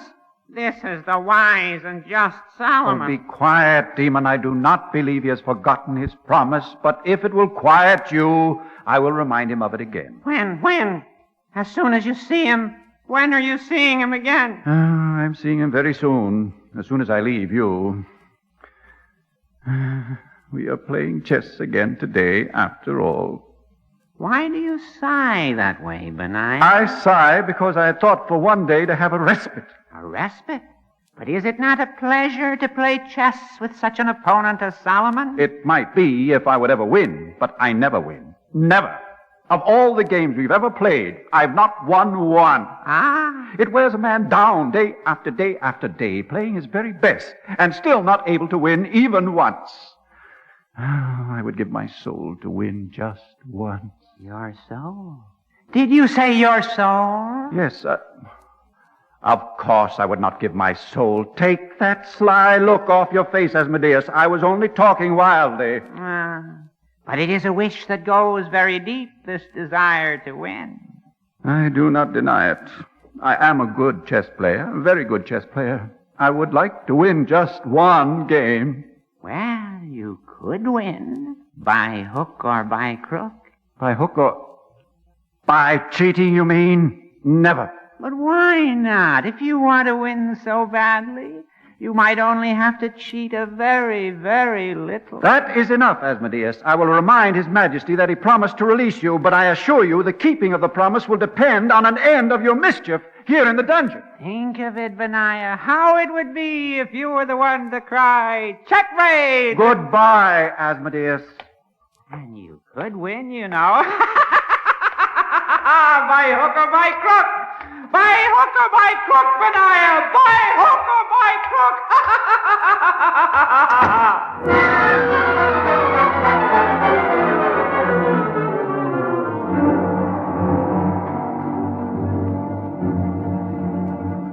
Well, you're willing to believe it was a true demon there in Solomon's dungeon. Well, certainly only a demon would find his pleasure in such a wise as Asmodeus did. But Benaiah was a good man, as well as a good chess player, and he forced Asmodeus's words from his mind as he hurried to face his king over the chessboard. And today, for once, the game went well for Benaiah. Well, now, I was not expecting that move from you, Benaiah. I will admit it. No? You're a little worried for once. Exceedingly worried. The king there. No. The knight? Benaiah, what is this? Have you really trapped me? Could it be? Maybe for once. For once I've done it. The knight there. No, not that either. Your pardon, Majesty. Huh? Oh, yes, my lad. Her Majesty, the Queen Mother, asks pardon for interrupting your game, but wonders if you might attend her for just a moment in the long hall. Oh, yes, of course. You will excuse me, Benaiah? Of course, Your Majesty. There is just one move you can make in any case, and then I will have the game. I will wait, and gladly. Just one move? Wait a bit. I think I see another. Huh? Aha! There you are, Benaiah. See if the bishop there does not change the picture. The bishop? He moved the bishop. Oh, no. The one move I never foresaw, and with that move, he has the game. He has it again. I thought, no, it is too much. Is there no way I can win? No way. By hook or by crook, you could win. No, stop it. By hook or by crook? I will not think it. I will not remember the tempting of Asmodeus. But look, only look. If he had put the bishop in that square instead of where he did. It is true. If he had put it there, I could still win. I would be bound to win. You could put it there, Benaiah. He did it all in such a hurry he would never notice. Move it, Benaiah. Move it and you will win. Win for once. Yes. To win for once.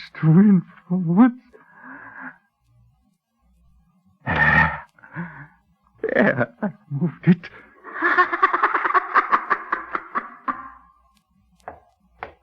Well, have you figured out your answer yet, Benaiah? Why, yes, I think I have, Your Majesty. I do not think you improved your situation so much by that last move. As I see it, I have only to move here, and it is... Wait, that is not the square to which I moved the bishop? No. You made your move in such haste, Your Majesty. Perhaps you meant to move it elsewhere, but the fact remains, it is where it is. And you say I moved it there, Benaiah? Yes. Yes, I do. Then it shall be as you say. Now it is plain you have only to move as you said, and you have the game, Benaiah. Yes, like this, and checkmate, I win! Yes, you win, Benaiah. Congratulations, old friend. Yes, congratulate me. For the first time in all our thousands of games together, I have won, Your Majesty. What do you think of that? What do I think? I had not known you cared so deeply for winning, old friend. It is time you won. Come, let us go to dinner now.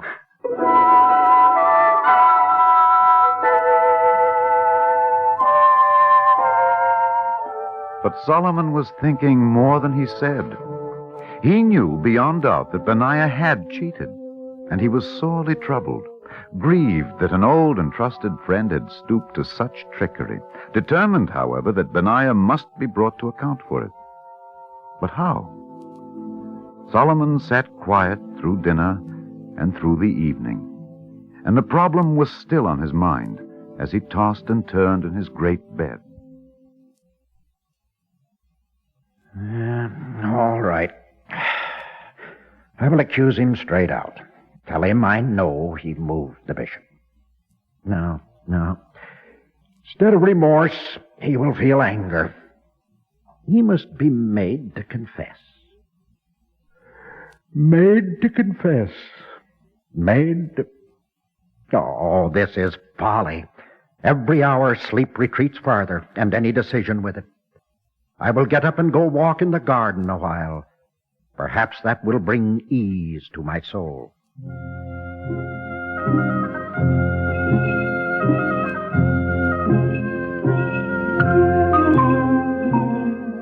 And so Solomon rose in the dark and went to the wardrobes for an old rough robe that he wore at times like this, when no one would see him and the trappings of kingship seemed heavy. He put on the rough old robe and slipped quietly out of the palace and into the gardens. Deep into the shadows he walked, his sandaled feet noiseless on the grass. There was no sound but the piping of the crickets, the rustle of leaves. Then suddenly, Solomon heard someone talking softly, not far off. Well, friend, now what? How do we get into the palace? It was your idea as much as mine that we try to get some of Solomon's gold. You think of something. Breaking in is no good. The guards would hear us. What else can we do?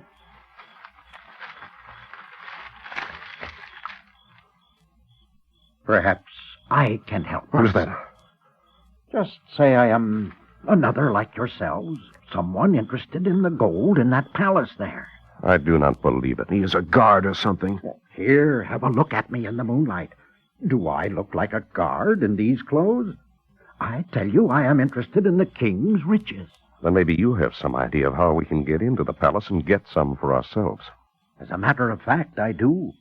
I can get both of you in, too. Is it true? How? If you know how to get in, why should you be so generous to us? The more of us that go in, the more we can carry out. True enough. How do we get in? Look, I have a key to the side door of the palace. A key? How did you get that? I have my ways. Come, shall we try it? No, I do not like it. There will be a guard at the door. That door is never guarded. The guard stands at the great door, but this is Solomon's own private door, and he prefers it unwatched. You know a lot about the palace workings. I have, friends inside. Well, come on. What are we waiting for? Let us try this fellow's key and find out for ourselves.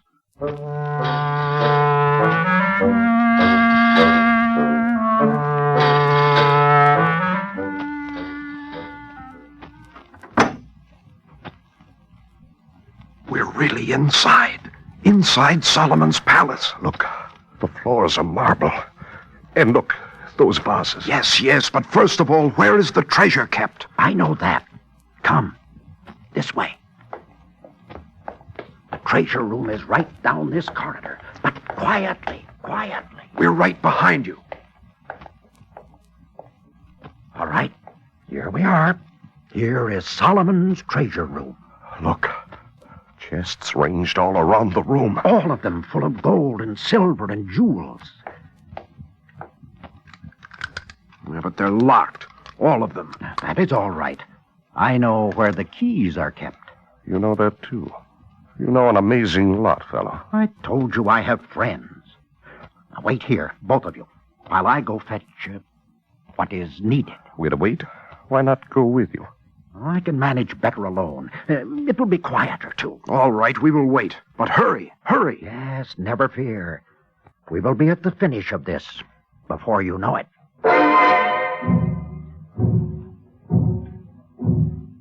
And so Solomon left the two thieves in the treasure room and hurried off to his own rooms, where he doffed the old rough robe and put on his own kingly raiment.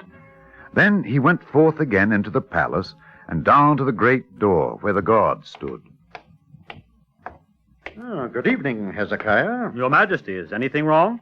No, nothing is wrong.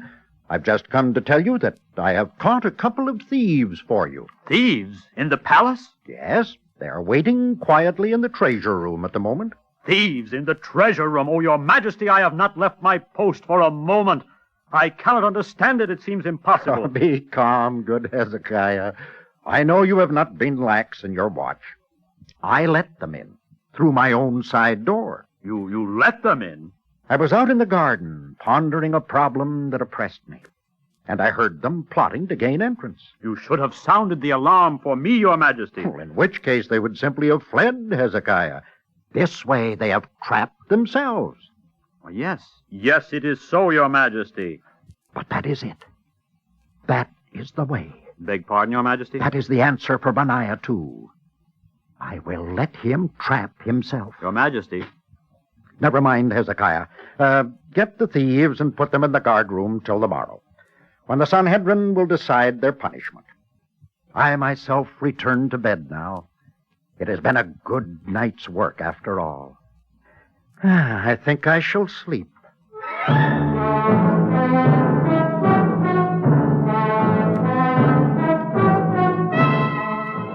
Now, the Sanhedrin, as you may know, was the highest court in the land, and Benaiah, among his other duties, was the presiding judge. Solomon himself did not always attend its sessions, but this morning he had a plan. He waited till the members of the Sanhedrin were all assembled in the great courtroom. He waited till Benaiah himself had entered the room and taken his place. Order, please. Order. Then Solomon himself entered. Greetings, Benaiah. Benaiah looked up. It was his first meeting with Solomon since the chess game the night before. In spite of himself, he drew back a little. Your Majesty, this is a surprise. Judges, elders, we are unusually honored this morning. Thank you, my friends. Pray be seated again. I shall not disturb you long. But it is not a disturbance, Your Majesty. Here, will you be seated? No, thank you, Benaiah. I've come only for a moment to ask the Sanhedrin for some advice. Advice? But, of course, Your Majesty, if there's any way we can be of service. I have come to ask, what is the proper punishment for a thief? Proper punishment for a thief?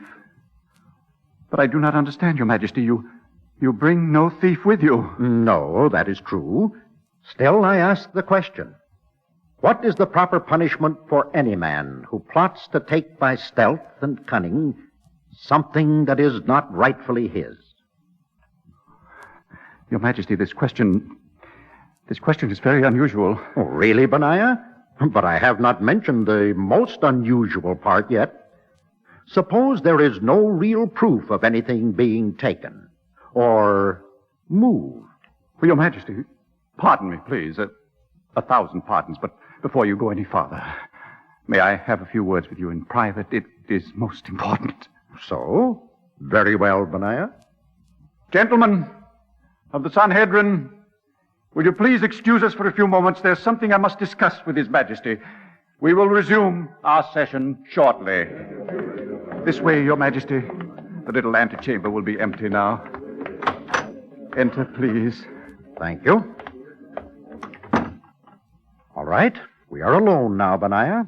What is it you wish to say so privately? Oh, Your Majesty, it is true, every word you said. I am no better than a thief, and I deserve to have my crime proclaimed before all. But please, Your Majesty, show mercy just this once. You deserve to have your crime proclaimed? If you knew how I had suffered since last night, Your Majesty. Your Majesty, from the moment I moved that bishop on the chessboard while you were out of the room, I've been in torment. So? I won, but there was no pleasure in winning. I could not look at you or speak to you through dinner. All night, I tossed and turned in my shame. Shame that I, Benaiah, whom you trust, should have stooped to cheating to win a chess game. Oh, Your Majesty, censure me, punish me. I deserve anything you wish to do to me, but since this is the first time, the only time I will be guilty of such an act, can you keep my shame between you and me? Why, yes, I think so, Benaiah. I do not think there is any need for anyone else to know of it, ever. Your Majesty, oh, you are merciful. Now, punish me. I do not see how there is need for more punishment. You have punished yourself since the moment you yielded to temptation. Your guilt has haunted you so that you confess when there was no need. No need? What do you mean, no need? I came before the Sanhedrin asking what to do about a thief. There actually were 2 thieves in the palace last night. 2 thieves whom I let into the palace with my own key. There really were thieves? They did not take anything. They had no opportunity. I sent the guard to take them as soon as I had them safely in the treasure room. Actually, they were not guilty of breaking in either, because, as I say, I helped them. All they were really guilty of was plotting. There really is some doubt about their punishment. But when you ask, my own guilt answered. Oh, Your Majesty, you have my promise that never again will I listen to the voice of temptation as I did last night. But will you give me a proverb as well to help me remember this bitter lesson? A proverb? Yes, you are right, Benaiah. All that has happened should give me thought for a proverb. How about, the wicked walk in darkness. They know not at what they stumble. They know not at what they stumble. It is very true, Your Majesty. A wicked act brings its own darkness. And I stumbled when there was naught to stumble on. As for me, I think perhaps I have learned something too. Even as I encouraged the thieves in their evil plans, so perhaps I bear some blame in your surrender to temptation, Benaiah. Your Majesty. I must admit it, Benaiah. I have always been too eager to win. Playing against an opponent who never gives another a chance to win in turn can hardly have been easy. I can see how the voice of temptation grew louder. Oh, it should not have mastered me, Your Majesty. It never will again. I am sure of it, Benaiah. Even so, I think perhaps there will be a little more balance in who wins our chess games in the future. We will share our victories. For the Lord hateth pride, even as other sins. And now we are chastened together. Let's get on with the day's work, old friend.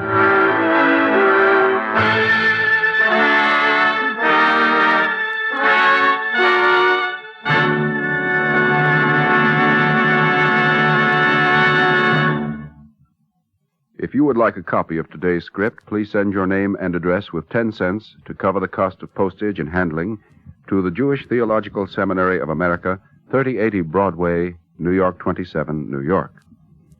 And now we take great pleasure in presenting Mr. Philip Arnoff, member of the National Cabinet of the National Planning Committee of the Jewish Theological Seminary of America and a prominent community leader. Mr. Arnoff.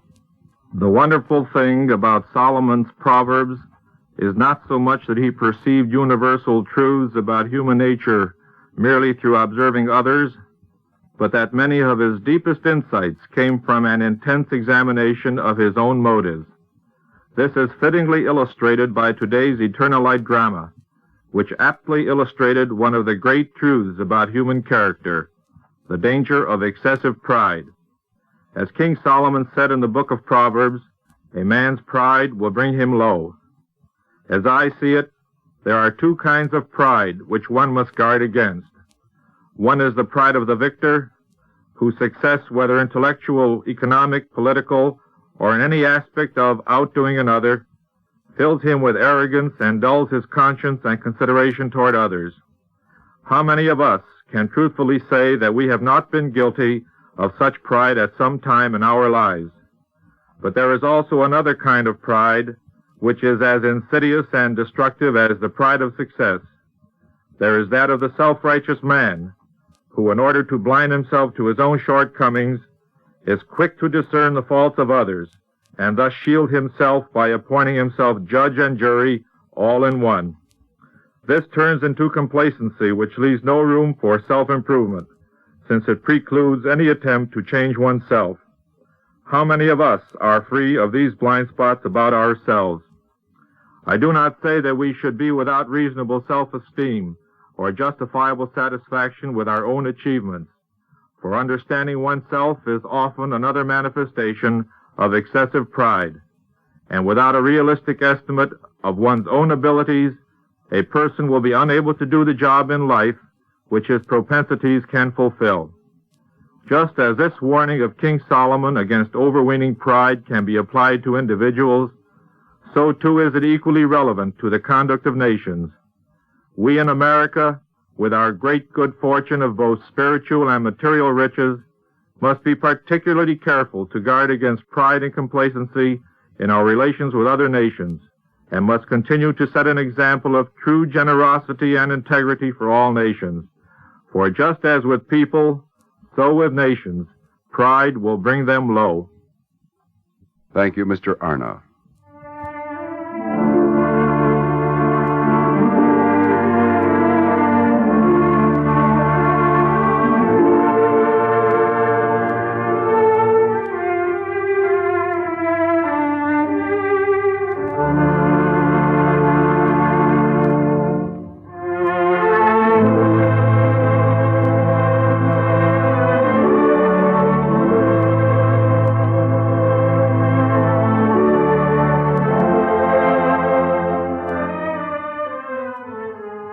Our Eternal Light drama today, The King's Pawn, written by Marion Voigt, was adapted from Lillian Freehoff's Stories of King Solomon, published by the Jewish Publication Society of America. Cantor Robert Siegel sang the liturgical introduction. Featured in the cast were Hal Burdick, Roger DeKoven, Haywood Hale Brune, Bert Cowlin, and Hal Burdick, Jr. The narrator was Alexander Scorby. This is Mel Brandt.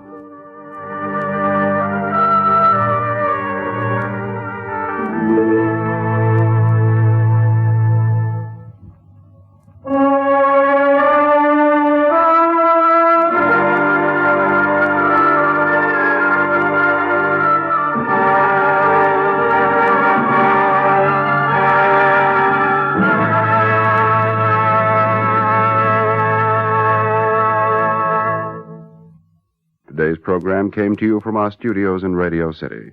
This weekly program is presented under the auspices of the Jewish Theological Seminary of America and was directed by Ward Byron. This is the NBC Radio Network.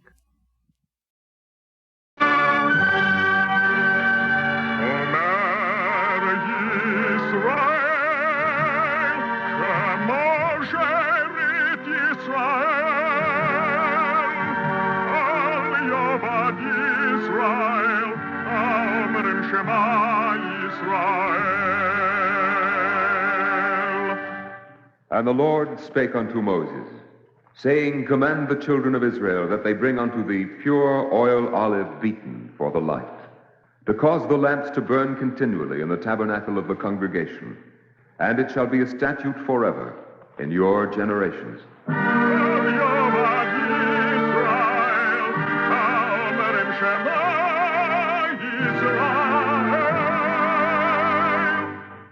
The Eternal Light. The National Broadcasting Company and its affiliated independent stations present The Eternal Light, a program which comes to you under the auspices of the Jewish Theological Seminary of America. Today's program, The Bridge, was written by Joseph Mindell and is based on true incidents in the life of Thomas Mann, with quotations from Order of the Day by Thomas Mann, published by Alfred A. Knopf.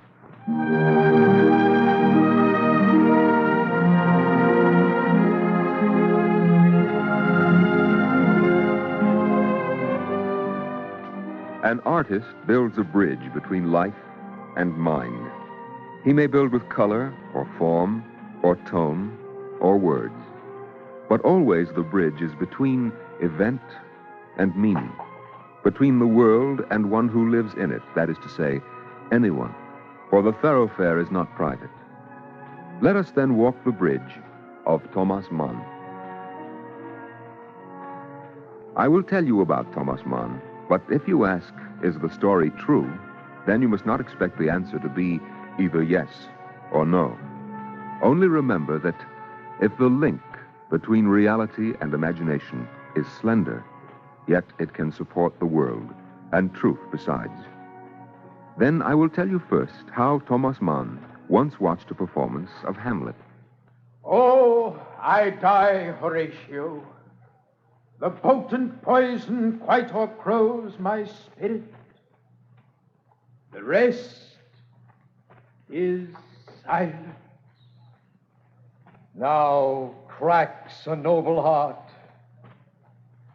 Good night, sweet prince, and flight of angels sing thee to thy rest.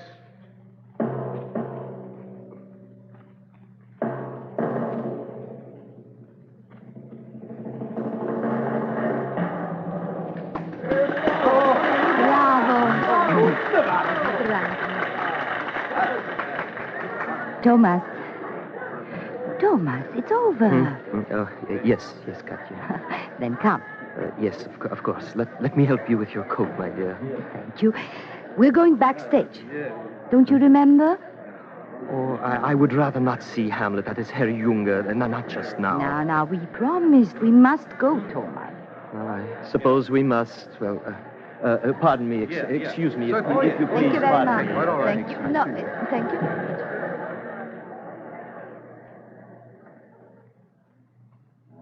It was a moving performance, Herr Junge. You are most gracious, gnädige Frau. But I really mean it. And I'm sure that my husband agrees with me. Don't you, Thomas? Oh, forgive me. I was remembering the dueling scene when the blood flows from your arm. The blood, Hermann, was nothing more nor less than tomato sauce. No. Hermann, I give 6 performances each week. I'm afraid I could not spare quite so much blood. Naturally. Now, Thomas, you didn't really believe. Of course not, my dear. No. I'm very sorry, Hermann. That is, I regret that I have... I am a clumsy ox. Thomas. Huh?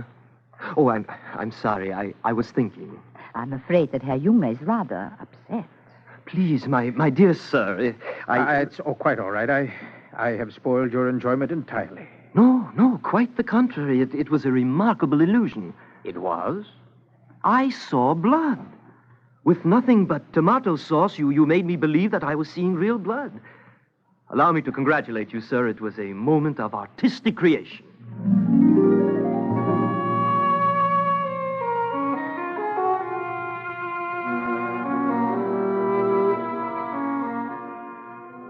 It was not always easy to know when Thomas Mann was serious. But then he might have said that it is not always easy to know illusion from reality. And this delighted him, although it sometimes gave him cause to reflect. You know, Katya, a very strange thing happened today. Did it? I met Felix Krull. Oh, I hope he and his family are well. Katya, Felix Krull. Who? Oh, Felix Krull, the story you wrote. Yeah, there he was. I don't even remember the man's name. The same walk that I described, the same manner of talking, and a scoundrel, I'm sure, a real scoundrel. But charming. Oh, quite charming. It was an upsetting experience. I would have thought you'd like to compare your Felix Krull with his model. There was no model, Katya. I invented Felix Krull from head to foot, inside and out. Oh, that is disconcerting. That is, I think I invented him. You've never met this man before? No, not that I remember. Oh, yes, old Müller, the critic, was there. Did he also recognize you, Felix Krull? Oh, he winked and nodded with a knowing look in his eye. You're pleased with yourself, aren't you? Oh, he took me aside and talked at some length about his astuteness. I know what you're thinking, Thomas. Do you, Katya? You're thinking, what a devil of a fellow you are, aren't you? Why, I never said... I can read it in your face. How you lead people around by the nose, you're thinking. You create a world, and they believe in it. But I don't fool you, do I? But of course you do. You're the Zauberer, aren't you? The sorcerer? Am I? Tell me, do sorcerers also manage sometimes to fool themselves?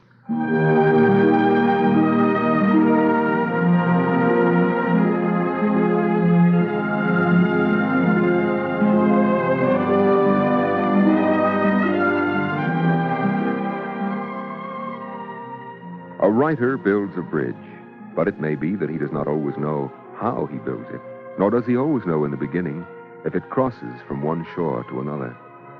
For Thomas Mann, the beginning was when, at 25, he wrote his first novel and sent it to a publisher. You are Thomas Mann? You were expecting me, I hope. Yes, of course. Only I thought you would be an older man.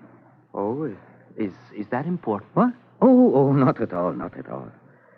Well, I asked you to come to see me. It was very good of you, sir. But that doesn't mean I've decided to publish your novel. You understand? I understand. If I may have the manuscript... Sit down, young man. I want to talk to you. I knew your grandfather, the consul, and your father. Senator from Lübeck, wasn't he? And 3 times mayor of the city. Twice. Yes. Fine man. Highly respected merchant. Now tell me, do you think it is, well, what shall I say, proper to write a story about your own family? But it's not the story of my family. Oh, come on now, Herman. I've read your manuscript. The old man a consul, his son a senator, both merchants. Well, you have taken liberties, of course, but still... Now, why did you choose to write about them? I wrote about those things that I knew. What's the world coming to? Do they no longer teach young people to be logical? It is not a question of logic. On the one hand, it's not your family, you see, and on the other, whom else can you write about? Well, you can't have it both ways. Which is it? I think it is both. I have written what I know and what I have imagined, and I hope that what I have made is more than the sum of the two. Herman, I would like to read your manuscript again. It may be that I will, after all, publish your book.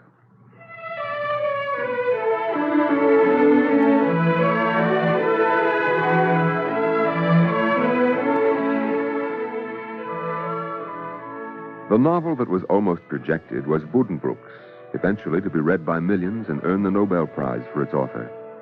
It was the first arch of the bridge that Thomas Mann built with care and delicacy, and sometimes with changes in direction. For in the years after the First World War, life was changing with rapidity, especially in the Germany of the Weimar Republic. Your name carries weight in Germany, Hermann. I ask you again. It is no use, Franz, my friend. I will not address political meetings. I have no concern with the forms and institutions of government. Forms and institutions? Hermann, the Kaiser was overthrown. The Prussian Junkers forced back. For the first time, the German people have a promise of democracy and freedom. How can I make you understand? I am concerned with culture, not politics. Good day, Hermann. I am sorry that I wasted your time and mine. Wait, Franz. Franz, I do not want you to leave with bitterness. I have been honest with you, my friend. Yes, you have made your position clear. You enjoy a luxury that only an artist can afford. Luxury? To be unconcerned with freedom. How do you know what freedom means to me? I have listened to you, Hermann. You talk of freedom and mean elections and jury trial and free enterprise. The right of working men to be thoughtless citizens and businessmen to be irresponsible money grubbers. You fail to mention artists. And the right of artists to be irresponsible bohemians. That is not what I mean. Then I have not understood you at all. I am talking of moral freedom. The freedom to see the world as it is, to understand what I am, to look for truth and know it when I find it. Are you so certain, Hermann, that there is no relation between moral and social freedom? Between the right to seek the truth and the right to vote? No, Franz. I am past the age when things are certain. But this I know. I am not a political man.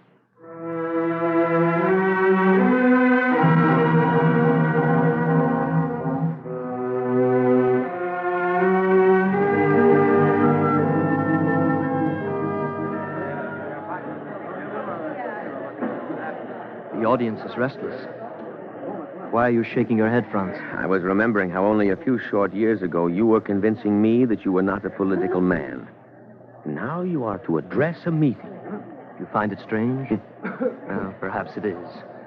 But I have been learning to know myself. And whoever does that never remains what he was before. Whatever the reason, I am happy for the change. The world has also changed. Not for the better. Not when the National Socialist Party can win seats in the Reichstag. Hermann, it is not entirely a friendly audience out there. It doesn't matter so long as they listen. Hitler has sent gangs of his fanatics. Now that the moment is here, I am not sure that You are not sure that I should speak after all?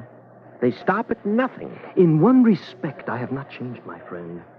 An artist also has responsibilities. If there are hours when the urgency of existence chokes back his own thought, when the general distress shakes him too, Then he must do what he can, and art must wait. Hermann, the meeting is about to begin. Well, now is the time. They are waiting, Hermann. I was thinking of what I said just now. Is there ever a time when the needs of existence are not urgent? When the artist is so free from the immediate that he can devote himself entirely to the eternal? Please, Hermann. Listen, at home on the shelves where I keep my own works, there are as many volumes of speeches, lectures, essays as there are novels. You can't keep him waiting any longer. I'm ready now.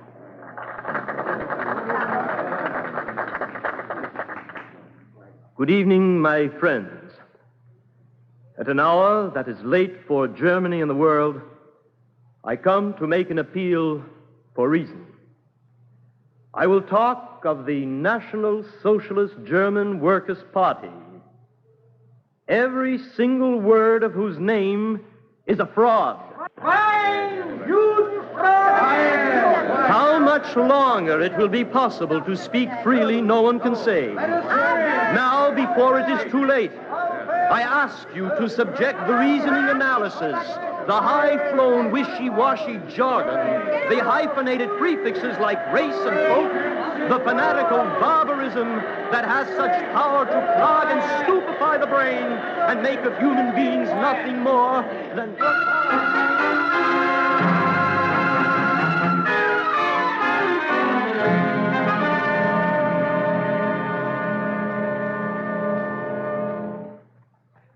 Look, Katya, there is Germany only a few miles. You can see it from the window. And here is Switzerland. Do sit down, Thomas, and relax. It's peaceful here, no hatred and violence and barbarism. It is still part of the civilized world. Then enjoy it while you can. Our vacation is almost over. 3 years ago, I appealed to reason. In 3 years, they have taken over all of Germany. Katya, what's wrong with us that we permit such things to happen? Huh? Excuse me. Hello? Yes? Yes? Oh, it's from Munich. Maybe it's the children. Hello? Erika! Oh, how good to hear you. Yes, I'm well, and Father, too. Now, Erika. You know, a little rain... Very well, a storm, whatever it is, it won't keep him away from his desk.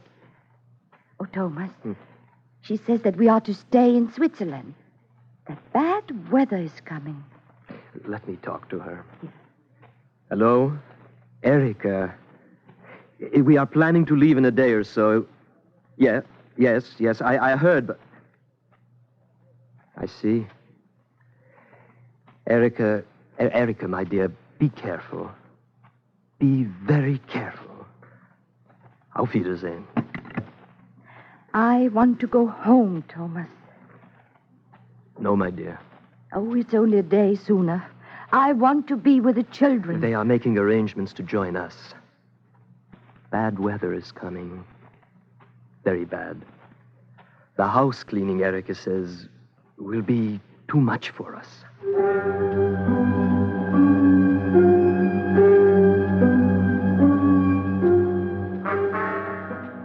Thomas Mann, who had begun by proclaiming himself long ago an unpolitical man, now lived in exile because he would not be silent. Words long unused in our time were heard again: exile, émigré, refugee. And when they met, these exiles, the émigrés, the words they spoke were dark with hate.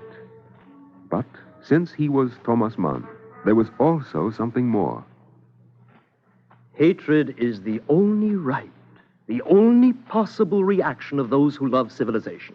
My feelings need no logical justification, Hermann. And yet I think that those are not our best hours in which we hate. We are not given a choice. But we are, Franz. When my hatred is overcome by the need for freedom, for reason and objective contemplation, I am intrigued by how big a role one man, such a man, plays in history. Intrigued? Consider, my friend. Here is a man 10 times a failure, lazy, incapable of work, a disappointed bohemian artist who has learned nothing and will learn nothing, who cannot sit a horse or drive a car or fly a plane or do anything that men do, even to begetting a child. Please, Hermann. I find it impossible at this time to take the philosophic view. Then the loss is yours, Franz, not his. We must have a proper perspective. And besides, philosophy is a powerful stimulant to the sense of irony, which is the native element of all art. Hermann, there is, after all, a distinction between art and life. Not so great as people think. Nevertheless, I find nothing to be amused about. Don't you? Just think.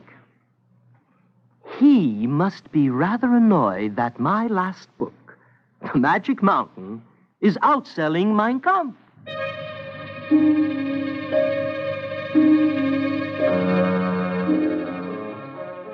But not for long. Only until the burning of the books, when all of Mann's writings were banned. And while the Japanese were ordained honorary Aryans, he declared to be no longer a German. But still he spoke, this time through a silent exchange of letters, a dialogue in space, across the boundary between civilization and barbarism. To Herrn Thomas Mann, writer. This, at least, you are still forced to acknowledge. As Dean of the Philosophical Faculty of the University of Bonn, I inform you that as a consequence of your loss of citizenship, Does the Third Reich still have citizens or slaves? your name is stricken from the university's roll of honorary doctors. I have long since lost any pleasure in this academic honor. Your right to use this title is cancelled in accordance with the regulations concerning the conferring of degrees. I hold a more recent honorary degree of Doctors of Letters from Harvard University. Without boasting, I must quote the reason.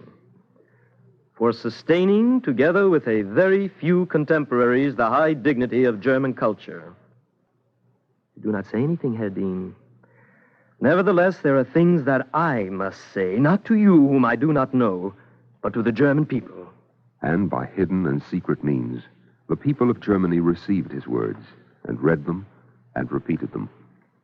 I am supposed to have dishonored the Reich in acknowledging that I am against these miserable creatures who happen to have the outward power to deprive me of my citizenship. They have the effrontery to confuse themselves with Germany. When, after all, perhaps the moment is not far off when it will be of supreme importance to the German people not to be confused with them. As a man Where did you get that paper? What difference does it make? Just listen. As a man who seldom or never, either by tongue or pen, let the name of the deity escape him, yet let me... SS men, let's get away from here. Don't be a fool. We're two friends talking in the street. Then hide the paper, quick. I don't have to look at it. I know the words by heart. This is what he said. Yet let me close this letter with a brief and fervent prayer. God help our darkened and desecrated country, and teach it to make peace with the world and with itself.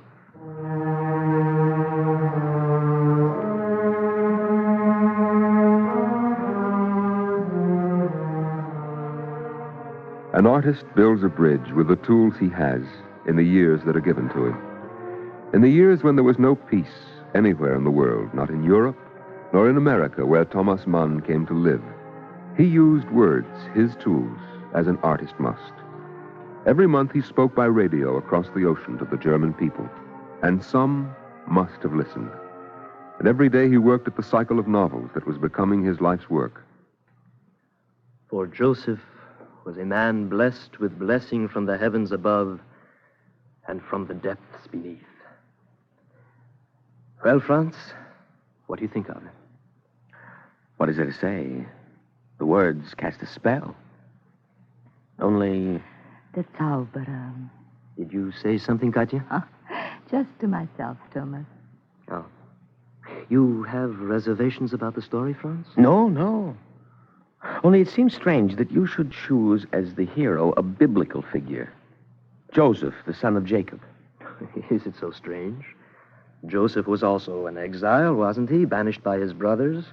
But even more, he was a worldly man and at the same time a man of God. There. That is what I find strange. That you seem to have turned to religion. It is nothing new and entirely natural since I'm a writer. But I have read what... He's teasing you, Franz. Oh, only a little. Franz, tell me why it is that in German we do not have one word to describe a writer. We must use two. Dichter and Schriftsteller. Exactly. Poet and journalist. It is a false difference that corresponds to that between culture and civilization, between God's will and the life of men in this world. What has all this to do with Joseph? Oh, don't you see? Jacob pronounced the blessing upon Joseph's head. And it was not a wish that he might be, but a statement that he was, blessed from the heavens above and the depths beneath. Joseph was a man on earth and a child of God, a link between, yes, between Schriftsteller and Dichter. Thomas, my dear, aren't you confusing yourself with Joseph? Oh, not only myself, but all men. For if a man is an artist, whether with words or with his life, what does that mean? That he has concern for the truth, for the good, the just and needful thing. In other words, the will of God. I hope that I have always been a religious man.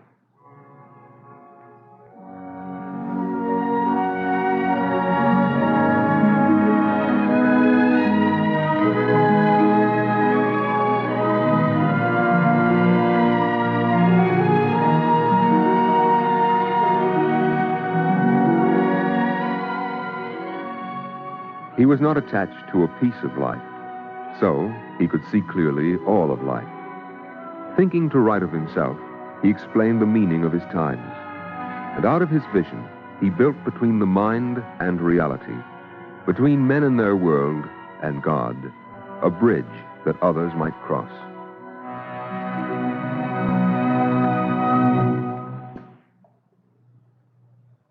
If you would like a copy of today's script, please send your name and address with 10 cents to cover the cost of postage and handling to the Jewish Theological Seminary of America, 3080 Broadway, New York 27, New York.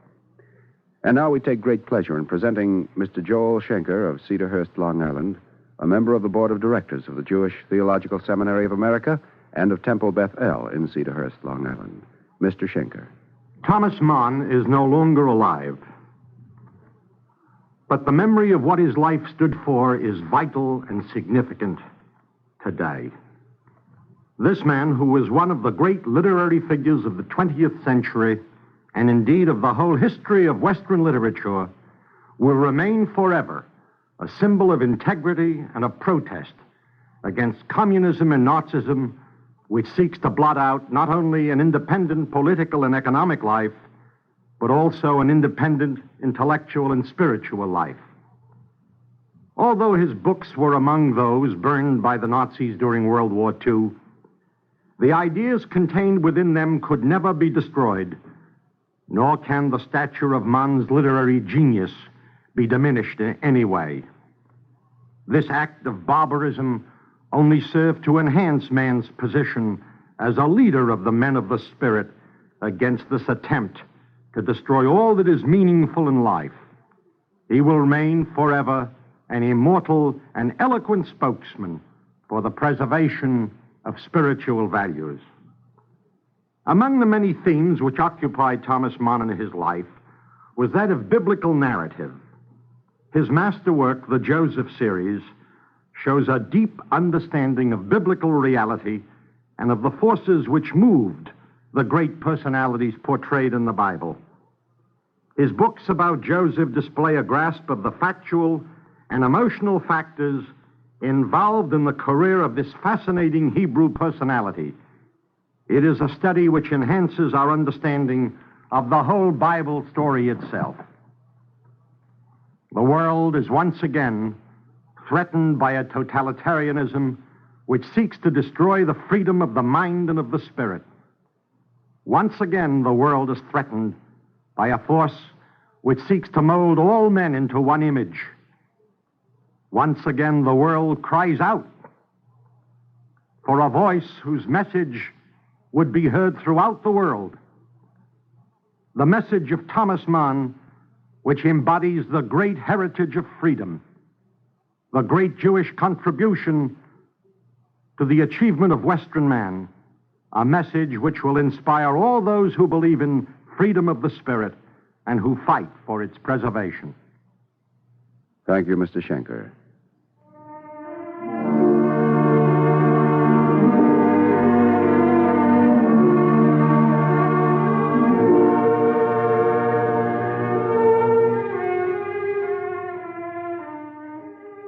Our Eternal Light drama today, The Bridge, was written by Joseph Mindell and is based on true incidents in the life of Thomas Mann, with quotations from Order of the Day by Thomas Mann, published by Alfred A. Knopf. Featured in the cast were David Apatashu, Vilma Cura, Leon Janney, Theo Getz, George Petrie, and Donald Buca. Your narrator was Norman Rose. This is Mel Brandt. This weekly program is presented under the auspices of the Jewish Theological Seminary of America and is directed by Daniel Sutter.